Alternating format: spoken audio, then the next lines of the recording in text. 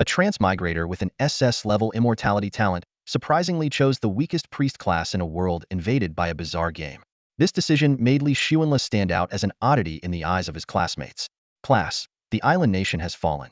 What are your thoughts? Said Yang Yu, the homeroom teacher of Class 2, Grade 12 at Fengchu Academy, her tone calm. Watch it on our phones. Watch it lying down. Or sitting up works too. The classroom immediately erupted in chatter. Yang Yu raised an eyebrow and gestured for silence, and the room instantly quieted.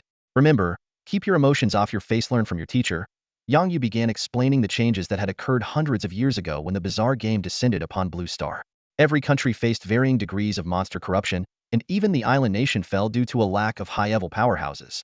20 minutes later, Yang Yu frowned and looked toward the back row by the window. There, a boy had his head hidden behind a book, completely motionless. This boy, Li Xuanle, an orphan and a transmigrator, had actually fallen asleep at such a critical moment.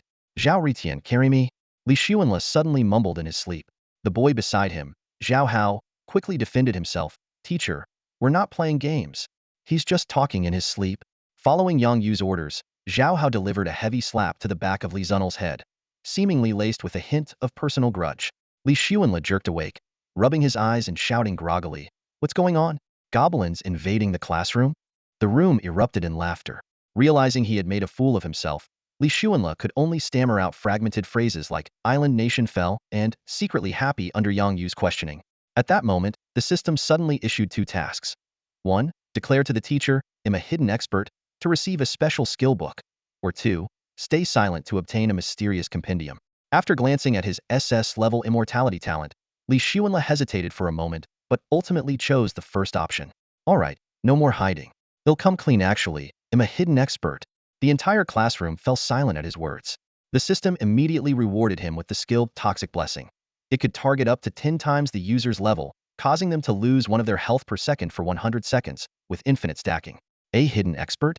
Can you even get into the Super God Academy? Yang Yu said coldly. Why don't you try clearing the Academy's Super Ghost Dungeon first? The classroom exploded in shock. Isn't that a death trap? How's he supposed to challenge it as a priest? Zhao Hao, grinning mischievously, chimed in, good luck, buddy. As much as I'd love to have your back, since Teacher Yang said so, you're on your own. Seeing Zhao Hao's smug expression, Li Xuanle immediately countered, Teacher Yang. Zhao Hao said he'd like to challenge the Super Ghost Dungeon too. Just as Zhao Hao was about to defend himself, Teacher Yang slammed the lectern and said in an indisputable tone, fine, you're going too. Just seeing the two of you makes me angry. Before Zhao Hao could say anything else, the bell signaling the end of class rang at the perfect moment. Yang Yu stood at the lectern, her gaze sharp as she looked at Li Xuanle and said sternly, look at what you've done. Every minute you waste costs the entire class of 40 students 40 minutes collectively. Taking a deep breath, she continued, let me emphasize 2 points again. First, you're all at level 1 now, and there are only 100 days left. You must push to reach level 30 if you want to qualify for the Super Academy entrance exam. This is your best chance. Graduating from there is the only way to secure a good job and decent living conditions. Otherwise, your only options will be to join the Adventurers Guild as frontline adventurers, or become wandering wilderness hunters, both jobs with extremely high mortality rates. Second, starting today, you'll form your own teams to level up and gain experience in the school's low-level dungeons. In 3 days, the wilderness trials will begin. After speaking, her gaze locked onto Li Xuanle and Zhao Hao. You two, come with me to the dungeon building. Without waiting for a response, Yang Yu strode out of the classroom. Li Xuanle glanced at Zhao Hao, who looked utterly defeated, and smirked mischievously. Hey, didn't you say you'd take a hit for me? Let's go. I didn't mean it literally. You're such a jerk. Zhao Hao complained, reluctantly getting up to follow. As they walked, Li Xuanle tried to console him. Relax. Dying in the dungeon doesn't mean you actually die. It's better to get some practice now than to face real death in the wilderness. But it still hurts. Zhao Hao grumbled unwillingly. Zhao Ritian, aren't you the guy who's supposed to conquer the heavens? And you're a swordsman, for crying out loud. What's a little pain to you?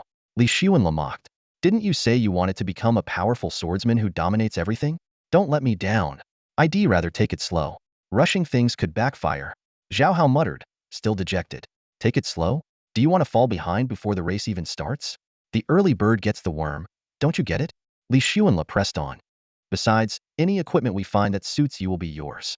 The rest, we'll sell off for some cash to live large. At the mention of cash to live large, Zhao Hao's eyes lit up with excitement.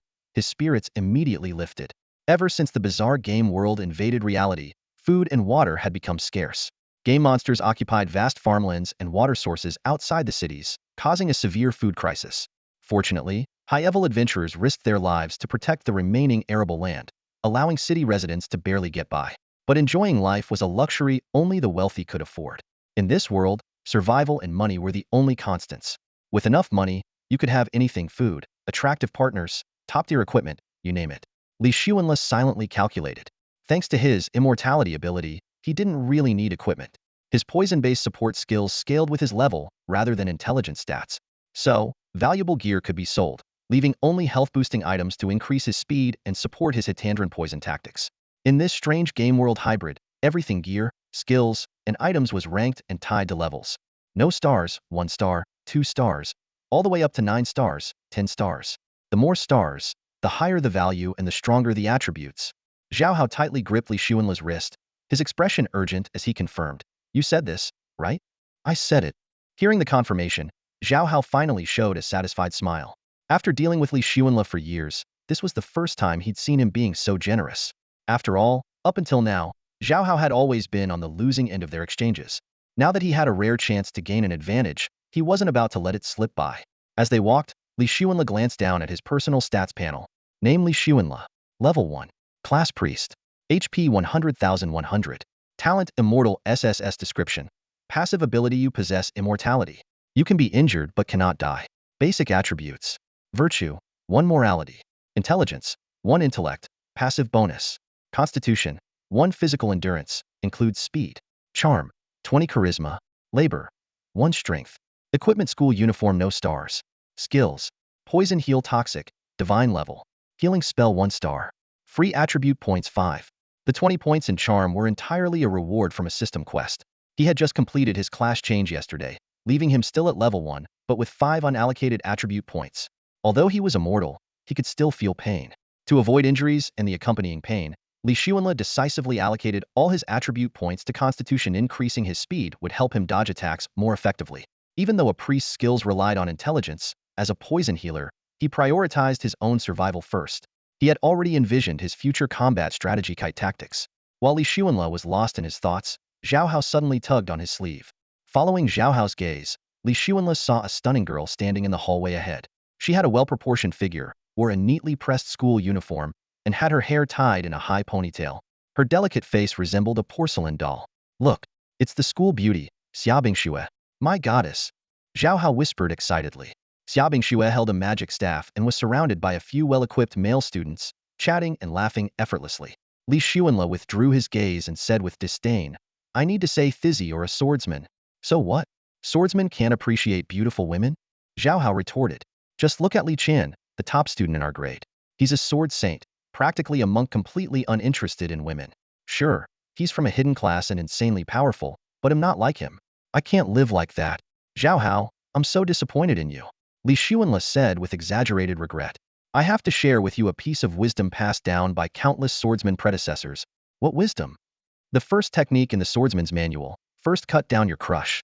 With no woman in your heart, you'll wield your sword like a divine being. Then why don't you cut someone down? Ah, you've hit the nail on the head. That's why I'm a priest, not a swordsman. I didn't read much, but don't try to fool me. Impossible. Absolutely impossible. Li Xuanle declared firmly, his face full of sincerity. We're brothers. How could I possibly lie to you? T. Zhao Hao sneered, his eyes filled with suspicion. Haven't you lied to me enough? Clearly, he had suffered from being tricked one too many times. Faced with the doubt, Li Xuanle chuckled awkwardly and resorted to an old saying. You have to believe that when the heavens assign someone a great mission, they must first test their will, tire their body, and starve their flesh. Is that why you tricked me into losing a month's worth of meal money in a bet? Zhao Hao interrupted bluntly. Li Xuanle patted his chest confidently. Relax, buddy. I'm about to take off. They'll make up for all the times I've tricked you. Take this super ghost dungeon. For example, you just sit back and enjoy the rewards. Leave everything to me. Tisich, rely on you. A healer? All you've got is a healing spell. Zhao Hao shook his head and sighed, already calculating how to die with some dignity. Before long, Yang Yu led the two of them to the entrance of the super ghost dungeon inside the dungeon tower. A middle-aged, bald man was sitting by the entrance, the glow of his phone screen illuminating his face. Director Tang, I have 2 students here who want to try out the super ghost dungeon, Yang Yu said respectfully. The man, Director Tang Wu, was startled by the sudden voice. He fumbled with his phone, swiping frantically as video after video of women in black stockings flashed across the screen. Hastily, he turned off the display and said awkwardly, this phone, haha, it keeps showing me random videos. Don't mind it. Director, those videos are recommended based on your interests. Zhao Hao blurted out bluntly, earning an immediate warning glare from Yang Yu. Tang Wu's face turned red as he cleared his throat and changed the subject. Ahem. So, what brings you here? Yang Yu quickly explained their purpose, and Tang Wu's eyes lit up with an idea. Oh, you want to experience the challenge? Perfect timing. There's another group heading into the Super Ghost Dungeon. You can all go in together. Before he finished speaking, a group of 4 men and 2 women appeared at the entrance. The sight of Xiaobing Xue immediately caught Zhao Hao's attention. He excitedly grabbed Li Zunel's arm but was quickly shaken off in annoyance before he could say anything. Director Tang, hello. My name is Tan Huan. Would like to challenge the Super Ghost Dungeon. One of the girls standing next to Xiaobing Xue said. Tan Huan? Tang Wu raised an eyebrow in surprise. It's rare for anyone to willingly challenge the Super Ghost Dungeon. Are all 6 of you entering? Yes, all 6 of us, Tan Huan replied proudly. We're all ranked in the top 10 of the academy. Tang Wu raised an eyebrow slightly, a hint of approval flashing in his eyes. Ah, the beauty of youth, fearless and bold. He gave Zhao Hao a meaningful glance for 2 seconds before shifting his gaze to Tan Huan, and finally resting it on Xiaobing Xue. Wait a moment, have I seen her before? She's the campus belle of our academy, Xiaobing Xue. Her photos often appear in the academy news, Tan Huan explained. Ah, I see. Tang Wu glanced at the group of fully armed boys behind Xiaobing Xue and chuckled. No wonder she has 4 guardians following her around. Xiaobing Xue nodded politely to Tang Wu. Hello, Director Tang. Good. Very good. Tang Wu couldn't help but sigh as he looked at Xiaobing Xue, radiating youthful energy. He thought to himself, this girl must be the dream of countless young men. If he were a few decades younger, he might have been tempted as well. Clearing his throat, Tang Wu straightened his expression, turning serious. You all understand the situation with the Super Ghost Dungeon, right? 10 levels of difficulty. A near-certain death Ratino student has ever cleared it. I believe we can succeed. Tan Huan said confidently. Haha, Tang Wu laughed. Everyone who failed said the same thing. He turned to Li Xuanle and Zhao Hao. Here's the thing, the Super Ghost Dungeon requires 10 people, and you only have 6. These 2 students also want to try the dungeon. Why not team up? It'll save costs. What do you think? Tan Huan gave Li Xuanle and Zhao Hao a surprised look. You 2 are going in as well? Yes, these 2 reckless kids want to experience the strength of the dungeon's monsters, Yang Yu said, crossing her arms and nodding lightly. Tan Huan noticed their minimal gear and realized they might be here as a form of punishment. All right, but let me make it clear we might not be able to look after you. Don't worry about us, Li Xuanle said, waving his hand. You don't even have proper equipment? Tan Huan asked in astonishment. Just weapons? We haven't prepared anything else yet, Li Xuanle replied calmly, showing no sign of embarrassment. In truth, both he and Zhao Hao only had basic weapons. Li Xuanle was an orphan, while Zhao Hao's parents were an ordinary tailor and chef, so their financial situation was modest. What are your classes? Tan Huan curiously studied Li Xuanle, whose handsome appearance caught her attention. I'm Li Xuanle, a priest. He's Zhao Hao, a swordsman. A priest? Everyone present looked surprised. Even Tang Wu raised an eyebrow in surprise. Didn't teacher Yang Yu tell you how important class selection is? She did, but I think all roles serve the people, Li Xuanle replied casually, not revealing that he chose the priest class due to his unique, undying talent. Since it's your choice, then get ready to enter the dungeon, Tang Wu said as he stood up and pressed a button. A glowing blue vortex appeared in the center of the room. Quickly, enter one by one. Tan Huan and Xiaobing Xue held hands and were the first to jump into the vortex, followed closely by the 4 guardians. Li Xuanle and Zhao Hao brought up the rear, stepping in last. Director Tang, do you think they have any chance of clearing it? Yang Yu asked curiously. Tang Wu replied decisively, based on my experience, absolutely not. How do we proceed? Yang Yu pressed for an answer. Tang Wu released the communication button and spoke gravely. There was a previous year when the top 10 students in the grade came to challenge this. Among them was even a hidden class genius. But in the end, they only made it to the 4th level before failing. His tone carried a sense of lament. This Super Ghost Dungeon, it's less of a game challenge and more of a wake-up call for students. A wake-up call for what? Yang Yu raised an eyebrow slightly. A reminder that these monsters in the game are nearly impossible to defeat. A flicker of unease passed through Tang Wu's eyes, as if he foresaw some ominous fate. Yang Yu recalled the news he had just read and nodded lightly. Yeah, even the nearby small island nation has fallen. Humanity's survival crisis is indeed growing worse. After a dizzying moment, Li Xuanle found himself standing in an ancient coliseum. The ground beneath him was polished smooth and hard, with patches of sunlight streaming down. Surrounding him were towering stone walls, dozens of meters high, leaving no path for retreat. In the center of the arena stood 3 towering watchtowers, 7 to 8 meters tall, appearing unshakable. The stone walls bore 4 dark, ominous openings, clearly exits for beasts. Surveying his surroundings, he noticed Zhao Hao and 6 others, including Xiaobing Xue. Li Xuanla's gaze lingered on the watchtowers for a moment, as though realizing they were climbable. Without hesitation, he grabbed Zhao Hao's arm. "Brother, do you trust me?" Zhao Hao, who had been studying the environment, was startled. Upon seeing it was Li Xuanla, he relaxed. "To be honest, not really. This time, you really can trust me." Li Xuanla asked earnestly, "What did you allocate your attribute points to?" "I'm a swordsman, so of course I added to strength and vitality, representing power, stamina, and speed." Leaning closer, Li Xuanla whispered conspiratorially in Zhao Hao's ear, "Trust me before level 20. Put everything into vitality. I'll carry you." "Are you joking? A swordsman without strength and all into vitality?" Zhao Hao exclaimed in disbelief. "Let me ask you, do you want to survive and thrive or not?" "Of course I do. But vitality only boosts stamina and speed. Without attack power, how can I kill monsters? Think about it, what's more important, killing monsters or staying alive?" Li Xuanla shot him a confident grin. Realization dawned on Zhao Hao. "You're saying I should prioritize speed early on and just run when needed?" "Exactly. You're catching on. But you're a healer. You're not saying you'll also put everything into vitality, are you?" "That's exactly what I'm saying," Li Xuanla replied nonchalantly. Zhao Hao stared at him in disbelief. "But a healer's skills rely on intelligence to be effective, don't they?" "I'm not your typical healer," Li Xuanla chuckled mischievously. "I'm a poison healer." "A poison healer?" Zhao Hao muttered thoughtfully. "A healer who puts everything into vitality. Yeah, you're definitely toxic." Li Xuanla rolled his eyes. "What I mean is, I can deal poison damage." "No way. Poison attack? Never heard of it." Zhao Hao frowned in confusion. "There are always some unique skills that catch people off guard. Trust me on this one, and you'll see something new," Li Xuanla said confidently. Zhao Hao hesitated, but eventually nodded. "All right, so what should I do?"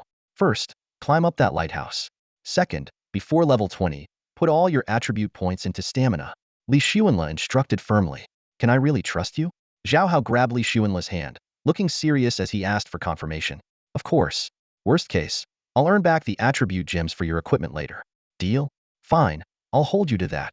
The two quickly found separate lighthouses to climb and settled themselves at the top. Li Xuanla held a staff that looked like a wooden stick, while Zhao Hao drew an ordinary, almost scrap-like longsword. Watching their peculiar actions, Xiaobing Xue looked utterly puzzled. Tan Huan and 4 other well-equipped boys shared the same baffled expression. "Okay, I get why the priest might hide up there, but the swordsman? Hiding too? Isn't that a bit cowardly?" someone whispered. Tan Huan shook his head slightly and began organizing the strategy. "Ignore those two. We'll stick to the battle formation we discussed earlier. Bing Xue, as the mage, stay in the center and focus on dodging. Wang Hao, Chen Yuan, you 2 knights handle the tanking. Li Xiang, you're the swordsman, focus on attacking. Zhang Tian, you're the archer, stay mobile and watch your positioning. I'll be the assassin, taking down high-threat targets." Under Tan Huan's experienced leadership, the group quickly surrounded Xiaobing Xue, forming a well-coordinated formation. Meanwhile, Li Xuanla and Zhao Hao leisurely observed everything from their vantage points. Suddenly, the words "first stage" appeared in the sky. Moments later, deep growls echoed from 4 openings in the stone walls. Emerging slowly from each passage were 2 figure stone giants. Li Xuanla immediately recognized the creatures from the game's monster manual. Their bodies were covered in smooth, rock-like skin, their limbs long and sturdy. Each foot had 5 thick toes, and their hands were armed with sharp claws. Their facial features were chiseled and angular, with deep-set black eyes that radiated resilience. As the stone giants approached, Li Xuanla noted their specific stats. Ordinary stone giant. Level 1. HP 100, 1000. Morality 0. Intelligence 2. Stamina 8. Charisma 0. Strength 10. Attack 20. Defense 16. Skill 1. Boulder Stomp. The stone giant slams the ground, dealing magical damage and slowing all enemies within a 5-meter radius. For the next 5 seconds, its normal attacks cause splash damage to all enemies in front of it. Skill 2. Boulder Throw. The stone giant digs out a large rock from the ground and hurls it at enemies, dealing area damage. This skill can also hit airborne targets. Description: long ago, when the world was still in chaos, ancient gods began shaping the earth. They crafted countless creatures from endless stone and soil, among which the most powerful were the stone giants. These beings possessed indestructible bodies, capable of withstanding any attack. They served the gods' commands, guarding mysterious temples and treasures. Note: watch out.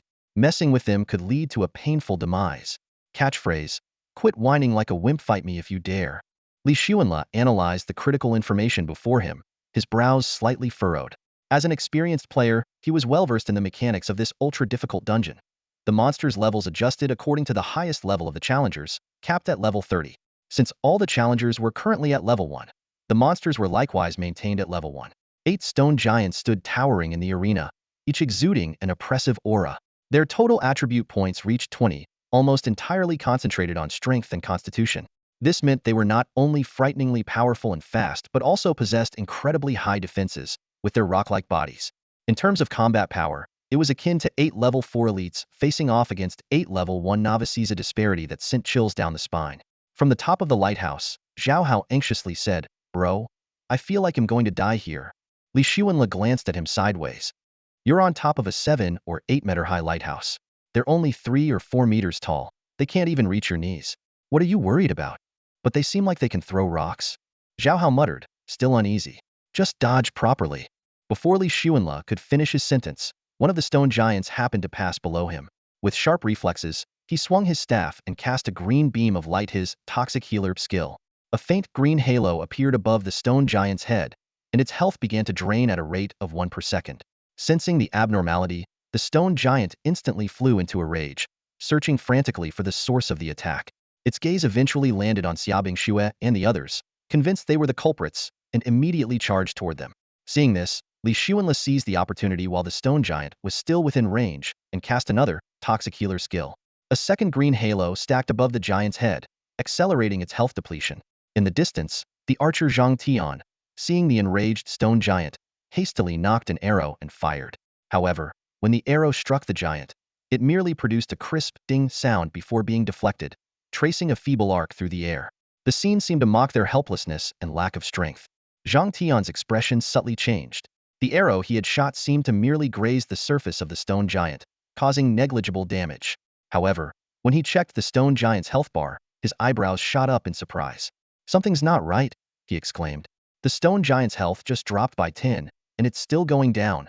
Wild thoughts swirled in his mind. Had his arrow hit a critical spot? Or could it be that he was some kind of chosen one with attacks that carried special effects?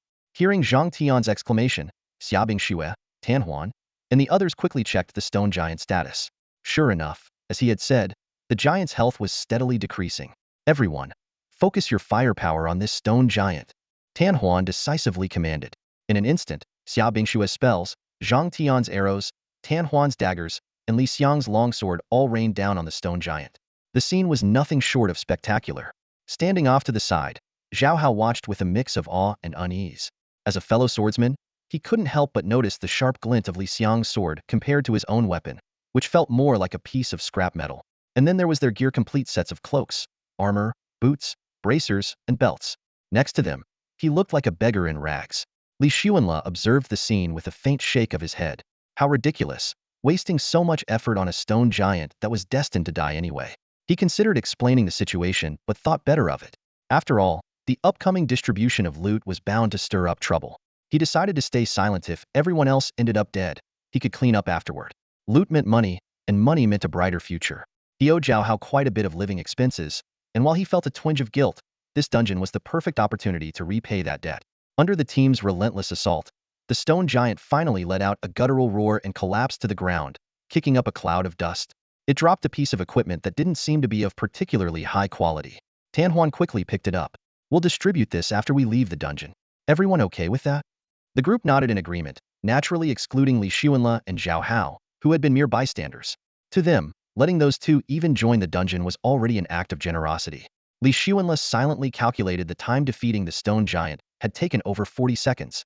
It seemed their attacks hadn't significantly sped up the giant's demise. This suggested that his poison damage had accounted for at least 80 of the health loss. At this point, 7 more stone giants had surrounded them, engaging Xia Bingshue's party in fierce combat. Li Xuanle watched coldly from the sidelines, recalling their earlier remark about everyone handling their own responsibilities. Without a shred of guilt, he continued to observe without intervening. "Hey, big bro, Isn't it a bit wrong for us to just stand here and watch? Zhao Hao whispered nervously. Maybe you should help them out? Forget it. My gear's too weak, I can't take the hits. And you call me a hypocrite. Suddenly, a loud shout echoed from the battlefield. Dragon Knight's sacred shield. Li Xuanle turned toward the voice and saw a figure bathed in a faint golden glow, radiant and striking. Wang Hao, you're a hidden class Dragon Knight? Tan Huan asked in surprise. That's right. Wang Hao replied with a smug grin. Where's your dragon then? Haven't found it yet. Well, good luck finding it, Tan Huan said, frowning slightly. But at this rate, we might only make it through 2 more stages at most. Wang Hao, however, seemed brimming with confidence. What? No faith that we can clear the dungeon? Tan Huan shook his head helplessly. It's impossible. We underestimated this ultra-nightmare dungeon. What a mistake. What a mistake. Tan Huan silently berated himself.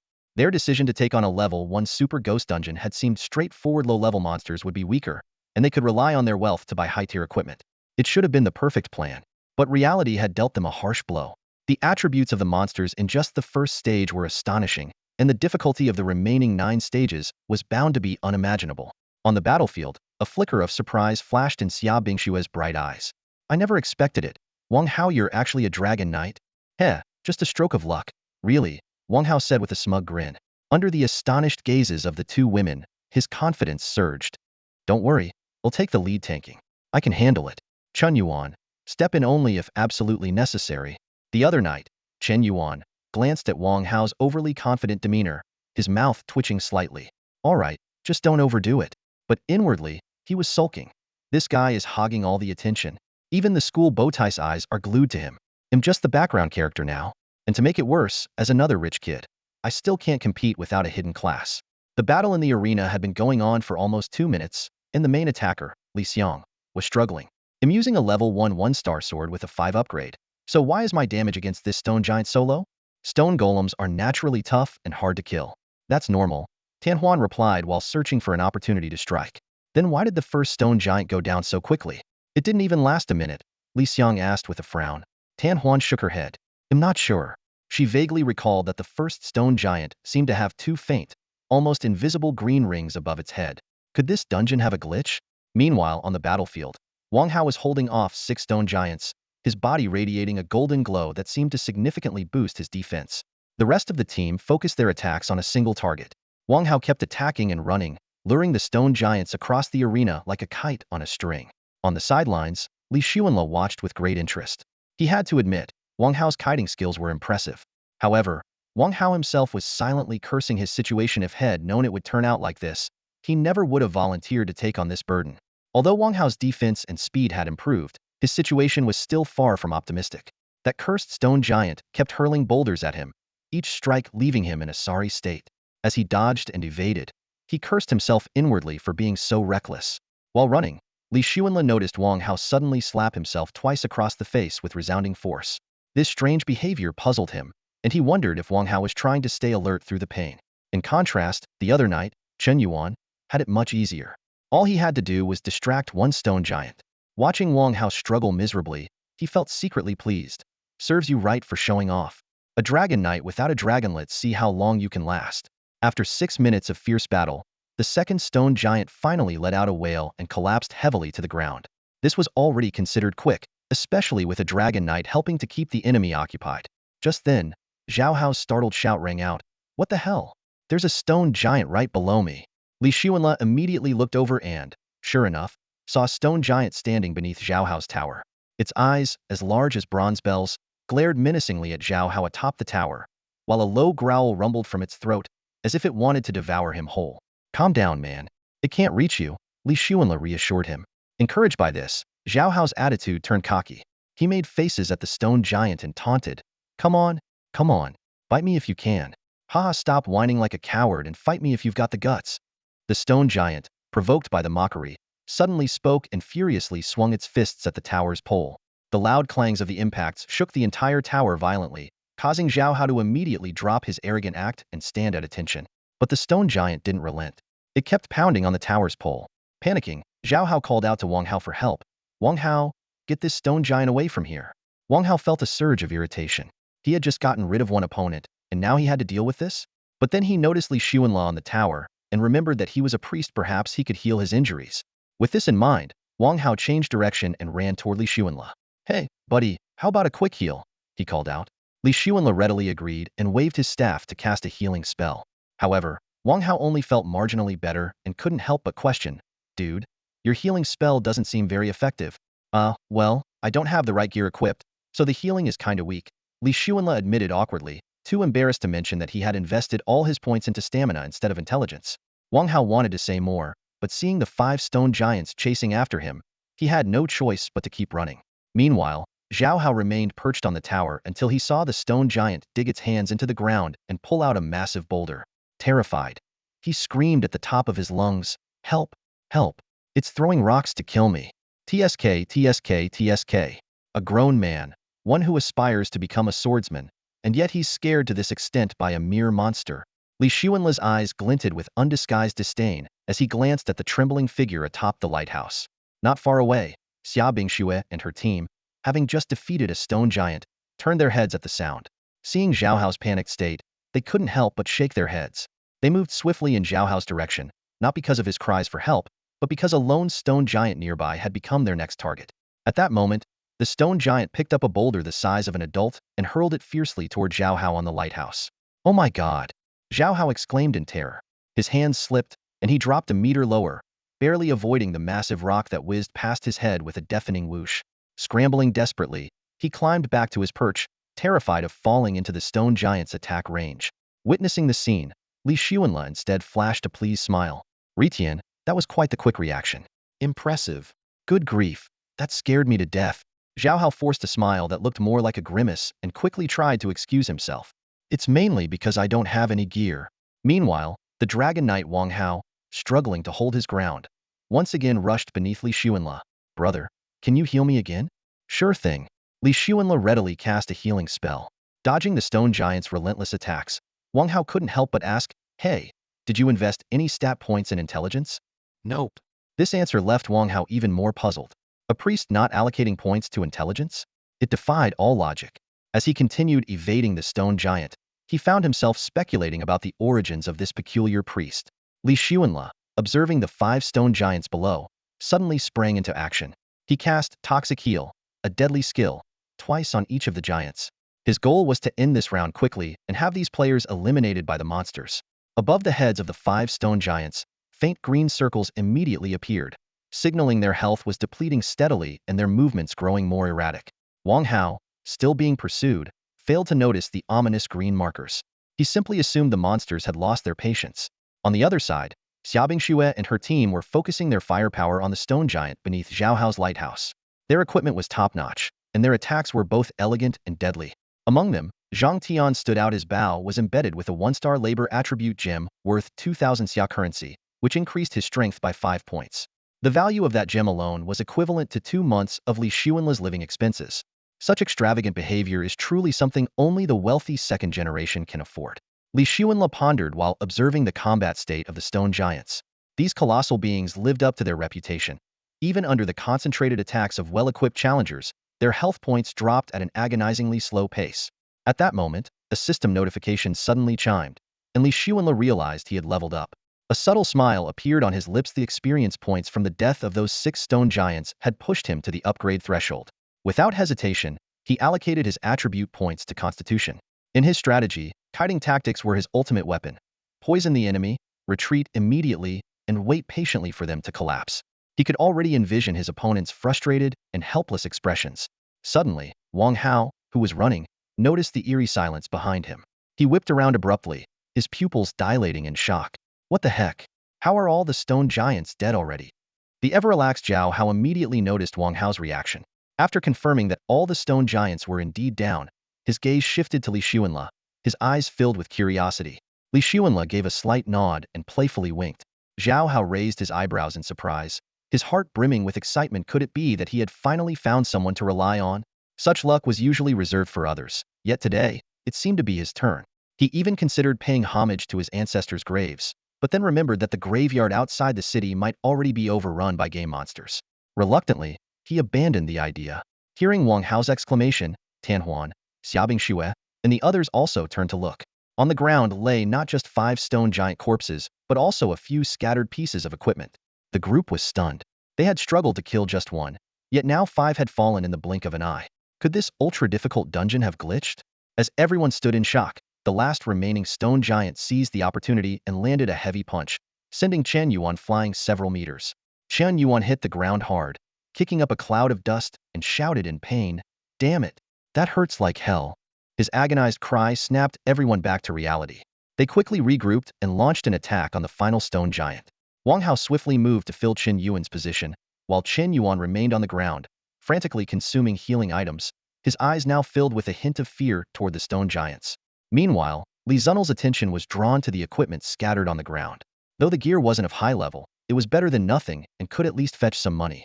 However, considering there were still 9 more stages ahead with better rewards waiting, he dismissed the idea. It wasn't worth losing face over a few pieces of gear. Once everyone else died and exited the dungeon, he could do whatever he pleased. Finally, the last stone giant fell with a thunderous crash. At that moment, Tan Huan suddenly shouted, "Boss, I saw you make a move just now." As soon as these words were spoken, it was like a bombshell had been dropped. Everyone present froze, their expressions instantly solidified. A big shot. The crowd exchanged confused glances, instinctively scanning their surroundings. Apart from the eccentric dragon knight Wang Hao, they couldn't think of anyone else among them who could possibly be a hidden expert. Xiaobing Xue turned to Tan Huan in surprise. "Huan, what do you mean by this?" Tan Huan, however, remained calm and composed. She walked lightly towards Li Xuanle, her gaze fixed on his eyes. "Big shot, drop the act. I saw you make your move." Her words struck the crowd like a thunderbolt. Xiaobing Xue was dumbfounded. Wang Hao and the others gaped in shock, and even Zhao Hao atop the lighthouse appeared incredulous. On the ground, Chen Yuan struggled to prop himself up, eyeing Li Zunle rumored to be just an ordinary priest with a thoughtful expression. "What big shot? I'm not sure what you're talking about," Li Xuanle replied indifferently, though inwardly he was impressed by Tan Huan's sharpness. He had to admit that this ranking master's observational skills were exceptional. Tan Huan smiled faintly, resting her chin on her hand. "Don't forget, I'm an assassin. Keen observation is my specialty. I started suspecting you and that swordsman on the lighthouse the moment the first stone giant mysteriously fell. I've been watching you ever since. That faint green halo above the stone giant's head was that you're doing?" As Li Xuanle pondered how to respond, a system notification suddenly echoed in his mind. System task. Choose one of the following options. 1. Deny your identity and earn the title Master of Persuasion. 2. Admit the truth and receive a 1-star labor attribute gem. 3. Remain silent and gain a bonus to beauty attribute points. Without hesitation, Li Xuanle chose the second option. A 2-House Sand Summer currency gem was far more practical than some superficial title. As for the beauty attribute points, he considered them unnecessary. Clearing his throat, he put on an air of mystery and said, "All right, I admit it. In the hidden big shot. This was nothing more than child's play for me." The moment he spoke, Tan Huan's eyes lit up, while the others looked at him as if they'd seen a ghost. Even Zhao Hao on the lighthouse nearly lost his balance, thinking to himself, "This guy really knows how to bluff. Isn't he afraid of being exposed later?" The system notification chimed in again. "Ding! Congratulations, you have earned a 1-star labor attribute gem." Li Xuanle opened his inventory and saw a faint blue gem with a tiny star faintly spinning within it. Only then did he realize what a 1-star attribute gem looked like. This was the first time Li Xuanle had ever seen a real attribute gem with his own eyes, and it was completely different from the pictures in his textbooks. His heart leapt with excitement. Although he couldn't use the gem himself, he could sell it for 2,000 yuan, a tidy sum that could significantly improve his meals. He was surprised at the system's sudden change in style. In the past, it had only given him aesthetically pleasing but practically useless beauty attribute points. At that moment, Xiaobing Xue, Wang Hao, and the others hurried over, bombarding him with questions. "So it was you who took down the first stone giant? And the other 5? We only managed to deal with 2. How did a healer like you pull this off?" Faced with the barrage of questions, Li Xuanle was momentarily at a loss for words. Just then, the system's notification sounded in his mind. Ding! New task triggered. Please select your reward. 2 options appeared before him. 1. Respond coolly with, "A master has his own methods. Don't pry into worldly matters," and receive a level 2 1-star magic cloak. 2. Answer all questions patiently and kindly to earn a pair of black stockings from the campus bell. After weighing his options, Li Xuanle chose the first. At least the magic cloak could be sold for money, while the stockings were not only of dubious origin but also hard to offload. Feigning an air of mystery, he said, "A master has his own methods. Don't pry into worldly matters." The group fell silent at his words. Zhao Hao, unable to hold back, chuckled. "Bro, You're really pulling off this act. Li Xuanle shot him a glare. Shut your mouth. Zhao Hao shrugged, rolled his eyes, and obediently sat down by the lighthouse in silence. Meanwhile, Li Xuanle secretly rejoiced as he examined the system reward a magic cloak that provided 8 intelligence and 2 beauty attributes. It was shaping up to be a nice profit. Breaking the silence, Tan Huan said, "All right, we won't press you further, but we were thinking of teaming up with you. What do you think?" Hearing this, Xia Bingxue tugged on Tan Huan's sleeve, her expression full of doubt. Tan Huan patted her wrist reassuringly. Li Xuanle raised an eyebrow. Team up? Didn't we agree to go our separate ways? Well, we underestimated you before, Tan Huan explained with a smile. Now I'd like to collaborate. Clearing just one more stage is better than nothing. Ideally, we'd clear the whole dungeon. Clear the whole dungeon? Li Xuanle looked at her in disbelief, and the others seemed equally confused. To them, the idea of clearing this insanely difficult dungeon with just one healer seemed absurd. The first stage had already been a nightmare, and there were 9 more to go. Tan Huan shrugged. Teamwork makes the dream work. You never know what if we actually pull it off? After a moment of thought, Li Xuanle decisively shook his head. I don't want to team up with you. Why not? Because this way, all the loot is mine, and I can sell it. Isn't this a bit inappropriate? Wang Hao said hesitantly, his tone filled with obvious doubt. The expressions on the other people's faces were equally puzzled. Letting a priest armed with nothing but a broken wooden staff take all the equipment? The suggestion sounded utterly ridiculous.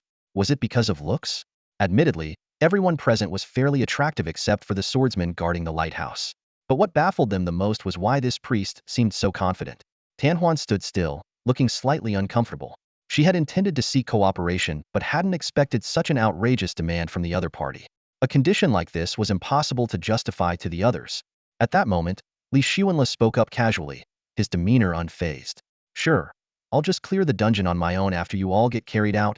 Though his words were delivered nonchalantly, they landed like a bomb, freezing the atmosphere on the spot. Everyone was too stunned to speak until Xia Bingxue broke the silence. Her delicate features were filled with disbelief. Clear the dungeon? Are you sure you can actually do it? She stared intently at Li Xuanle's relaxed expression, trying to discern any hint of falsehood. Wang Hao and the others also fixed their eyes on him, attempting to gauge the truth of his claim. After a brief moment of thought, Tan Huan proposed a new suggestion. Boss, we're only asking for a chance to clear the dungeon. You lead us through, and if there's suitable gear, we'll buy it from you at above market price. How about that? As soon as she finished speaking, the others immediately chimed in. If he really clears it, they'll call him Big Brother. If he can do it, they'll gladly be his lackey. I just hope he's not bluffing. If he pulls it off, they'll eat something disgusting live on stream. Tan Huan quickly turned to explain to the group. If we don't team up, we might not even make it past the 4th stage. But if we follow him and clear it, we'll not only gain reputation but also level up. None of us are short on money, but the chance to clear this dungeon is priceless. Her reasoning was sound, and the group collectively turned their gaze to Li Xuanle, waiting for his decision. After some thought, Xia Bingxue suggested, how about this? If there's equipment we can use, we're willing to pay double the market price for it. Li Xuanle nodded. That works. For him, selling equipment at a high price without having to lure monsters himself was a profitable deal. Losing a bit of experience points wasn't a big issue. He would need to run the dungeon several more times anyway. Seeing no objections, Tan Huan raised her voice. Boss Li Xuanle, we've come to an agreement. You take all the loot. We're just here for the experience. As she spoke, she handed over the equipment they had previously acquired. Wang Hao suddenly asked, Li Xuanle, are you confident about clearing the dungeon? Do you need to borrow any equipment? Li Xuanle shook his head. Borrow equipment? No need. But I'll remind you all while I can lead you through the dungeon. Whether you survive to the end will depend on your own skills. That's natural. Basically, just hide. Right? Wang Hao chuckled carelessly, instantly catching on to the plan. The others suddenly understood, finally realizing why Li Xuanle and Zhao Hao had immediately climbed up the lighthouse poles. Li Xuanle waved his hand and said to Zhao Hao, go down and grab the gear. Zhao Hao's eyes gleamed with greed as he looked at the scattered equipment on the ground. He quickly slid down the pole, running toward the loot while shouting, that lighthouse pole is mine. Nobody better try to take it. The group rolled their eyes helplessly, thinking, who would even want to fight you for a pole? Meanwhile, the archer Zhang Tian quietly climbed up the last remaining lighthouse pole. Seriously, Zhang Tian? Was that really necessary? Wang Hao and the others shot him disapproving looks. Thick-skinned, Zhang Tian defended himself. Everyone knows archers are ranged attackers. The higher I stand, the farther I can shoot. It's not cowardice, it's tactical positioning. Yeah, right? The group clearly wasn't buying it. While such an explanation might seem reasonable under normal circumstances, It sounded like a poor excuse here. Still, they only threw him a few disdainful looks and didn't press the issue further.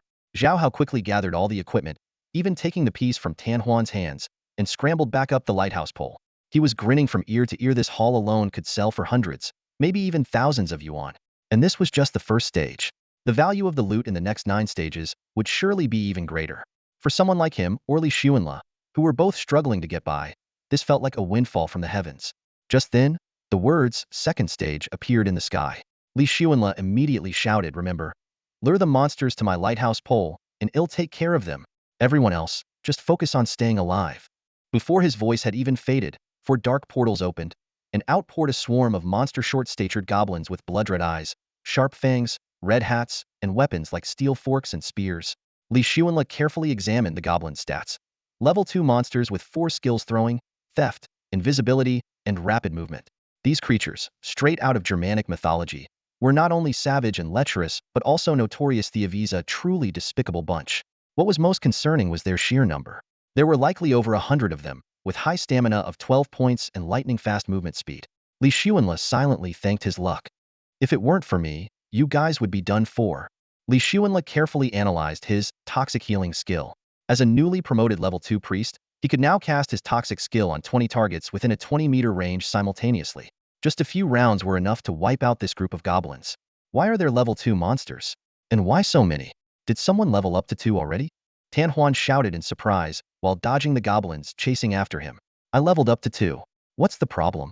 Li Xuanle, sitting calmly on the lighthouse pole, responded in a composed tone. This answer left Tan Huan and the others stunned. A priest being the first to level up? This completely overturned their understanding of the game. Pull the mobs over here quickly so I can take action. Li Xuanle suddenly called out. Wang Hao, Chen Yuan, Li Xiang, Xiaobing Xue, and Tan Huan exchanged glances before abandoning their formation strategy and began luring the mobs toward Li Xuanle. Facing hundreds of level 2 goblins, they all understood that without this unexpected powerhouse, it would be nearly impossible to survive this encounter. Li Xuanle's spellcasting speed was astonishing. Every second, he unleashed his toxic healing onto the goblins below. Green halos stacked continuously. Some goblins had 4 or 5 deadly halos above their heads, while others carried 1 or 2. As they drew the mobs closer, Tan Huan and the others observed the skill's effects closely. They noticed that the skill had an extremely short cooldown, could stack its toxicity, and dealt significant damage. Zhang Tian, are you serious? Even the school beauty is running around pulling mobs, and you're just sitting on the lighthouse? What are you doing? Wang Hao voiced his dissatisfaction as he lured more goblins. Hearing this, Zhang Tian's face flushed with embarrassment, and he quickly slid down the lighthouse to join the task of mob luring. Suddenly, a goblin with blood-red eyes locked onto Xiaobing Xue and shouted excitedly, that pretty girl is ours. Despite the deadly halo above its head, it charged straight towards Xiaobing Xue. Alarmed, she quickened her pace. Don't panic, I've got this, Wang Hao shouted, rushing forward to intercept the goblin and protect Xiaobing Xue. Watching this from the lighthouse, Zhao Hao sneered inwardly, Tisk, Tiske, Tiske. He's really trying to impress her. Although Xiaobing Xue was also Zhao Hao's dream girl, without sufficient gear, all he could do was grumble to himself. 6 figures dashed back and forth in the field, focusing intently on their task of mob luring. For ordinary level 1 challengers, simply surviving the goblins' relentless pursuit would have already been a significant challenge. Li Xuanle and his group were facing 6 escapees who were well-equipped and had impressive attribute bonuses. While they could match the goblins in running speed, their movements noticeably slowed when attempting an attack, leaving them vulnerable to being surrounded and overwhelmed by the goblin horde. They were teetering on the edge of life and death, where the slightest mistake could cost them their lives. Standing on higher ground, Zhao Hao fixated his gaze on the equipment scattered on the ground, his heart itching with desire like a cat scratching at him. Although he was tempted to rush down and grab the loot, the sight of the dense goblin swarm made him suppress the urge. As time ticked by, roughly 5 minutes later, the 100 or so goblins were finally defeated. Apart from Li Xuanle, who remained calm and composed, the others Tan Huan, Xiaobing Xue, and the rest were panting heavily. Fortunately, none of them had suffered serious injuries. After the battle, everyone leveled up. Li Xuanle had reached level 3, while the others advanced to level 2. Without hesitation, he allocated his attribute points to physique, raising it to 16, which allowed his speed to surpass that of the goblins. His poisonous milk is toxic skill range also increased from targeting 20 enemies within 20 meters to 30 enemies within 30 meters. Although he had narrowly dodged a goblin spear during the fight, he managed to escape unscathed. Zhao Hao similarly chose to invest all his attribute points in physique. Witnessing Li Xuanle effortlessly take down 100 goblins with strength equivalent to a level 5 job changer reinforced his belief that he had made the right decision. Ritian, go grab the loot, Li Xuanle instructed. But before he could finish his sentence, Zhao Hao was already swiftly collecting the 8 or 9 pieces of equipment scattered on the ground, surprising him. Soon after, Xiaobing Xue, Tan Huan, and the others began discussing how to distribute the equipment. Xiaobing Xue showed interest in mage gear, while Tan Huan was drawn to physique-enhancing items. Wang Hao and Chen Yuan also expressed interest in physique-boosting equipment, clearly recognizing the importance of speed for survival. At that moment, Li Xuanle remembered he had a level 2 one-star magic cloak in his backpack. It added 8 intelligence and 2 charisma. This slightly feminine piece of gear immediately sparked a heated debate, as Wang Hao, Li Xiong, and Chen Yuan all wanted to buy it to gift to Xiaobing Xue, leaving her momentarily stunned. One-star gear costs a bit more than no-star gear. 1,000 or 800 should do, Li Xuanle remarked casually. 8,000 or 800? How about 600? Wang Hao asked tentatively. Chen Yuan's lips curved into a faint smile as he said, Wang Hao, your vision is too narrow. I think this could easily sell for at least 800 bucks. You're planning to impress the school beauty with something worth just 800? Where's the sincerity in that? Li Xiong immediately retorted. Ignoring Li Xiong's remark, Chen Yuan turned to Li Xuanle. Bring out that magic cloak. I want to see how good it looks. Li Xuanle gave him a puzzled look. A magic cloak? What kind of tricks could it possibly have? Though slightly speechless, he complied. When the azure magic cloak was unveiled, everyone was captivated by its beauty. The cloak shimmered with a mysterious glow, exuding both elegance and brilliance. This cloak looks amazing. It'll definitely suit the school beauty perfectly. I'm bidding 800. Chen Yuan declared without hesitation. 900. Li Xiong immediately followed up. 1,000. Wang Hao refused to back down. Watching this impromptu auction unfold, Li Xuanle was overjoyed. He quickly took on the role of an auctioneer. 1,000 once. 1,000 twice. 1,000. 1,100. Chen Yuan interrupted. 1,200. Li Xiong countered firmly. 1,300. Wang Hao raised the stakes again. Zhao Hao, Zhang Tian, and Tan Huan watched in stunned silence, thinking to themselves how extravagant these guys were. After all, the actual value of the cloak was at most 800 or 900. Any higher bids? Li Xuanle was about to continue when a cool, clear voice suddenly cut through the room. 2,000. I'll buy it myself, Xiaobing Xue said calmly. Everyone gasped in surprise. While they were aware of Xiaobing Xue's wealthy background, they still felt it was unnecessary for her to overpay like this. Several of the guys quickly tried persuading Li Xuanle to offer the school beauty a more reasonable price. But Li Xuanle saw through their intentions. He knew they were trying to pressure him into giving the cloak away for free, so he'd be painted into a moral corner. However, he wasn't some rich second-generation kid. Without hesitation, he declared, all right, 2,000 it is. Deal. Wang Hao and the others exchanged incredulous glances. They hadn't expected Li Xuanle to actually have the nerve to charge the school beauty such a high price. In their minds, this kind of clueless behavior was bound to alienate him from any chance of winning her favor. At least, they felt relieved one less strong competitor in the race to win her heart. Just then, Zhao Hao spoke up in a low voice. Dude, I think 2,000 might be a bit too much. Li Xuanle raised an eyebrow and glared at Zhao Hao, his tone impatient. What's it got to do with you? Stay put on the pole. Before his words had fully settled, he swiftly slid down the lighthouse pole and handed the magical cloak to Xiaobing Xue. Cash or WeChat? Xiaobing Xue accepted the cloak, her cheeks tinged with a faint blush. Can I pay you after we finish the dungeon? Seeing her expression, Li Xuanle immediately understood she was short on funds. Sure. No problem, he replied cheerfully, quickly climbing back up the lighthouse pole. Wang Hao and the others watched Li Xuanle like he was some rare creature. Impressive. That's gutsy. They then secretly felt relieved. Good. One less competitor. They purchased equipment from Zhao Hao and waited for the third stage to begin. In the sky, 3 large words appeared. Third stage. Meanwhile, in front of the dungeon building, a young man with delicate features stood at the entrance to the Super Ghost Dungeon, managed by Tang Wu. The boy, named Lin Yu, looked at Tang Wu with determined eyes. Director Tang, I want to solo the Super Ghost Dungeon. Tang Wu rubbed his ears in surprise. What? Did I hear you right? You want to solo the Super Ghost Dungeon? You heard me correctly. Solo. What's your name? Which class are you in? Lin Yu, class 1 of year 3, also known as the Kunpeng class. Tang Wu pressed further. What's your profession? Summoner. Summoner? Did you summon some kind of powerful creature? Tang Wu's interest was piqued. Lin Yu gave a faint smile. That's correct. What kind of summoned creature?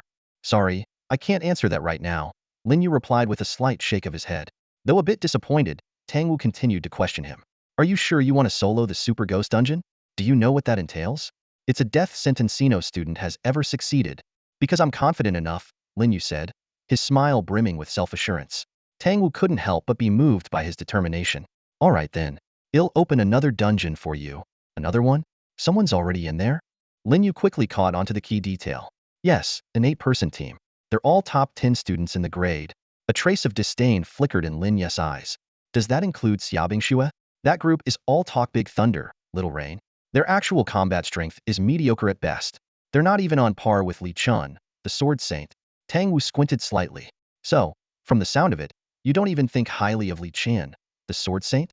He may be the official number one, but I don't particularly care, Lin Yu said, his tone calm but firm. Tang Wu stroked his chin thoughtfully. The sword saint was a hidden profession, an upgraded version of the swordsman, and known for being the strongest in unknown combat. Yet this Lin Yu, what kind of summoned creature could he possibly have to be so confident? Even the swordmaster Li Chin, with all his expertise, hadn't dared to take on the Ultra Demon dungeon solo. Tang Wu frowned deeply, sizing up the confident summoner standing before him. All right then, I don't know where you got this courage from, but I'd like to see a miracle happen, Tang Wu said as he slowly stood up, placing his hand on the softly glowing button on the console. Instantly, a brilliant blue vortex materialized in the air. Lin Yu, step in. Good luck. Thanks. I'll take your blessings. Lin Yu replied, striding boldly into the Ultra Demon dungeon. As Lin Yu's figure vanished into the swirling vortex, Tang Wu quickly withdrew his hand and reached for his phone, dialing a number. On the other end was Guan Shangyue, the headmaster of Fengchu Academy and a formidable level 72 bladesman.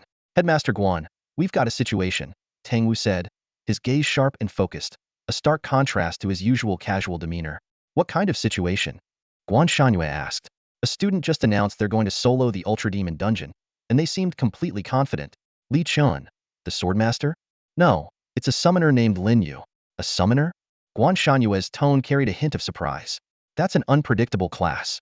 If they can summon a high-growth, powerful beast, they might have real potential. Exactly.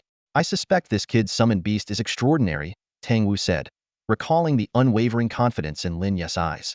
All right, if he manages to pass the 4th stage, notify me immediately, Guan Shanyue instructed, his voice tinged with anticipation. It's been a long time since we've seen a remarkable job changer in Wulong City.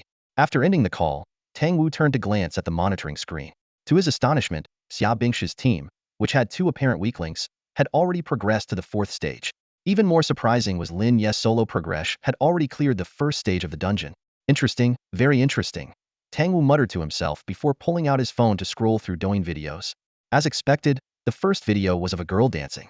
Meanwhile, inside the dungeon, Li Xuanle remained seated atop the lighthouse pole, his expression calm and composed. After reaching level 4, his toxic healing skill saw a significant upgrade, extending its casting range to 40 meters and allowing it to affect up to 40 targets simultaneously. Equipped with the newly acquired level 3 Gale Boots, his capabilities were further enhanced, boosting his constitution attribute directly to 29 points and greatly increasing his movement speed. On the ground, 6 players were still employing their strategy of luring and fleeing from monsters, each of them panting heavily. Someone suddenly had an idea. Maybe we just need to run fast enough? The thought immediately resonated with the group but was quickly dismissed. This tactic only works for Li Xuanle. If we encounter monsters on our own, we can't just rely on running. Plus, once attribute points are assigned, they can't be changed. Zhao Hao, stationed at the top of the tower, was the ultimate cheerleader, shouting, "You can do it! You're the strongest! You're the best!" while simultaneously organizing the 20 pieces of equipment in his backpack and daydreaming about life after clearing the dungeon. Although he had considered going down to help lure the monsters, he ultimately decided to stay safely at the top of the lighthouse. The 4th stage featured 6 ice serpents, each a formidable adversary with high defense and speed. Their thick, elongated bodies could unleash frost venom fangs and icy breath, both carrying freezing effects and dealing significant magic damage. However, this played right into Li Xuanle's strengths, as he excelled at dealing with small numbers of individually powerful monsters. Without hesitation, he stacked 6 layers of toxic healing on each serpent, taking less than a minute to eliminate them all. While Zhao Hao was still immersed in the joy of collecting loot, Tang Wu, inside the dungeon building, was leisurely scrolling through short videos. A glance at the dungeon progress bar made his eyes widen and shock. The 4th stage had been cleared. He repeatedly checked the data and even got up to inspect the equipment. After confirming everything was functioning normally, He immediately called Guan Shangyue. What's going on, Tangwu? Guan Shangyue asked. It's not Lin Yu but Xia Bingshue's team. They've already cleared the 4th stage and entered the 5th. What? They've reached the 5th stage? Guan Shanyue's voice was filled with disbelief. Really? Tang Wu said firmly, his eyes filled with disbelief. They actually made it to the 5th stage. Old Tang, you're not joking, are you? The strongest before only managed to reach the 5th stage, Guan Shanyue said skeptically. Why would I lie to you? They really made it to the 5th stage. Guan Shanyue fell silent for a moment. Then I have to see this for myself. With that, he quickly hung up the phone. Reaching the 5th stage meant that there must be exceptionally talented students in the team. This gave Guan Shangyue a glimmer of hope perhaps Fengshu Academy could truly compete in the upcoming Tri-Academy Friendship Tournament. Despite its name, the tournament was of great significance. The winning academy would receive substantial support from the Wulong City government, including funding, equipment, gemstones, and dungeon resources. Every academy was determined to claim victory.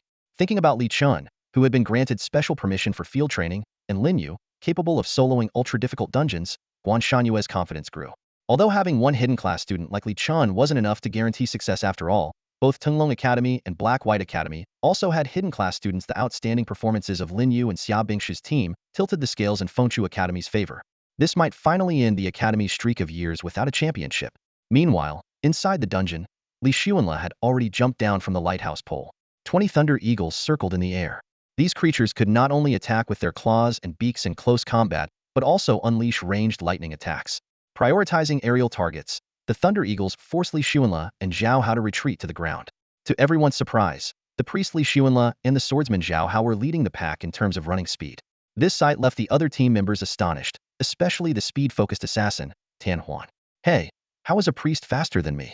Tan Huan shouted while running. My name's not Hey, it's Li Xuanla, he replied. Fine, Li Xuanla, how are you guys so fast? While casting poison spells on the Thunder Eagles, Li Xuanla casually answered, because I maxed out my constitution. Maxed out constitution? Doesn't that make your priest skills useless? Tan Huan asked, confused. Why would my skills be useless? Li Xuanla countered.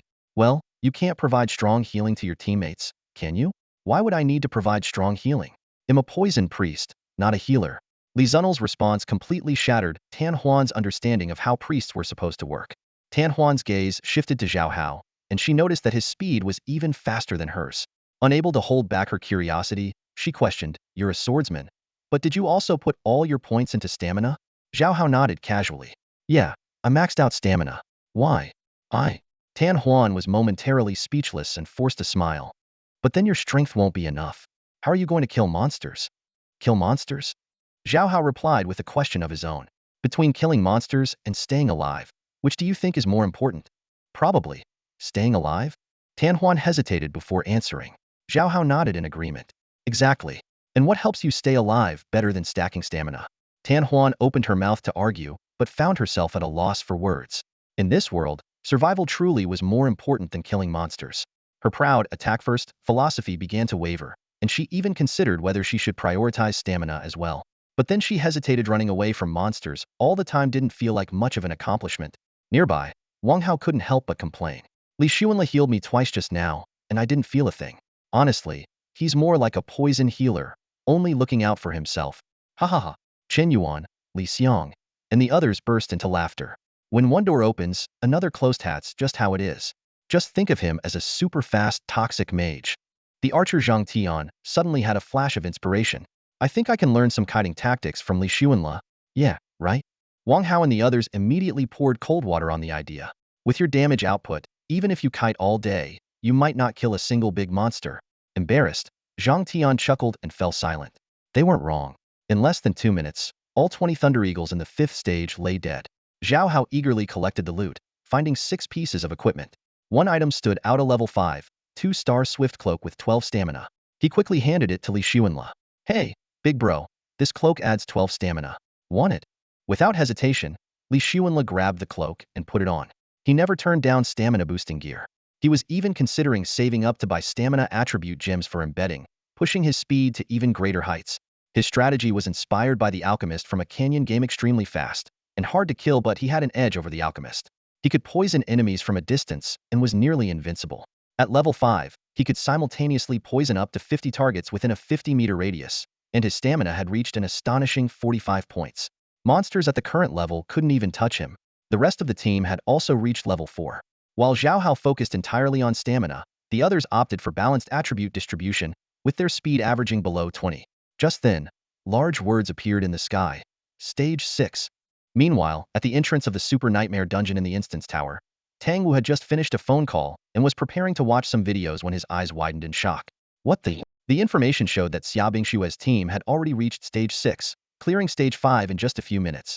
He could hardly believe his eyes. Stage 5 had 20 flying Thunder Eagles.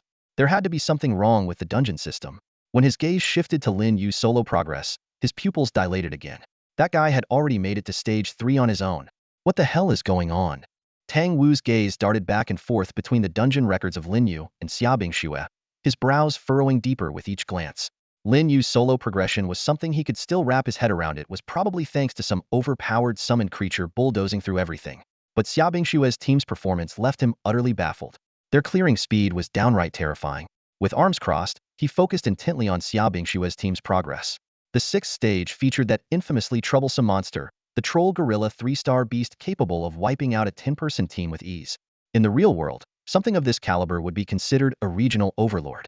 Its perfect combination of high defense, massive health, and overwhelming attack power had claimed the lives of countless adventurers. Just as he prepared himself to witness an intense, drawn-out battle, the dungeon progress suddenly jumped to the 7th stage. Tang Wu slapped his thigh hard. No way.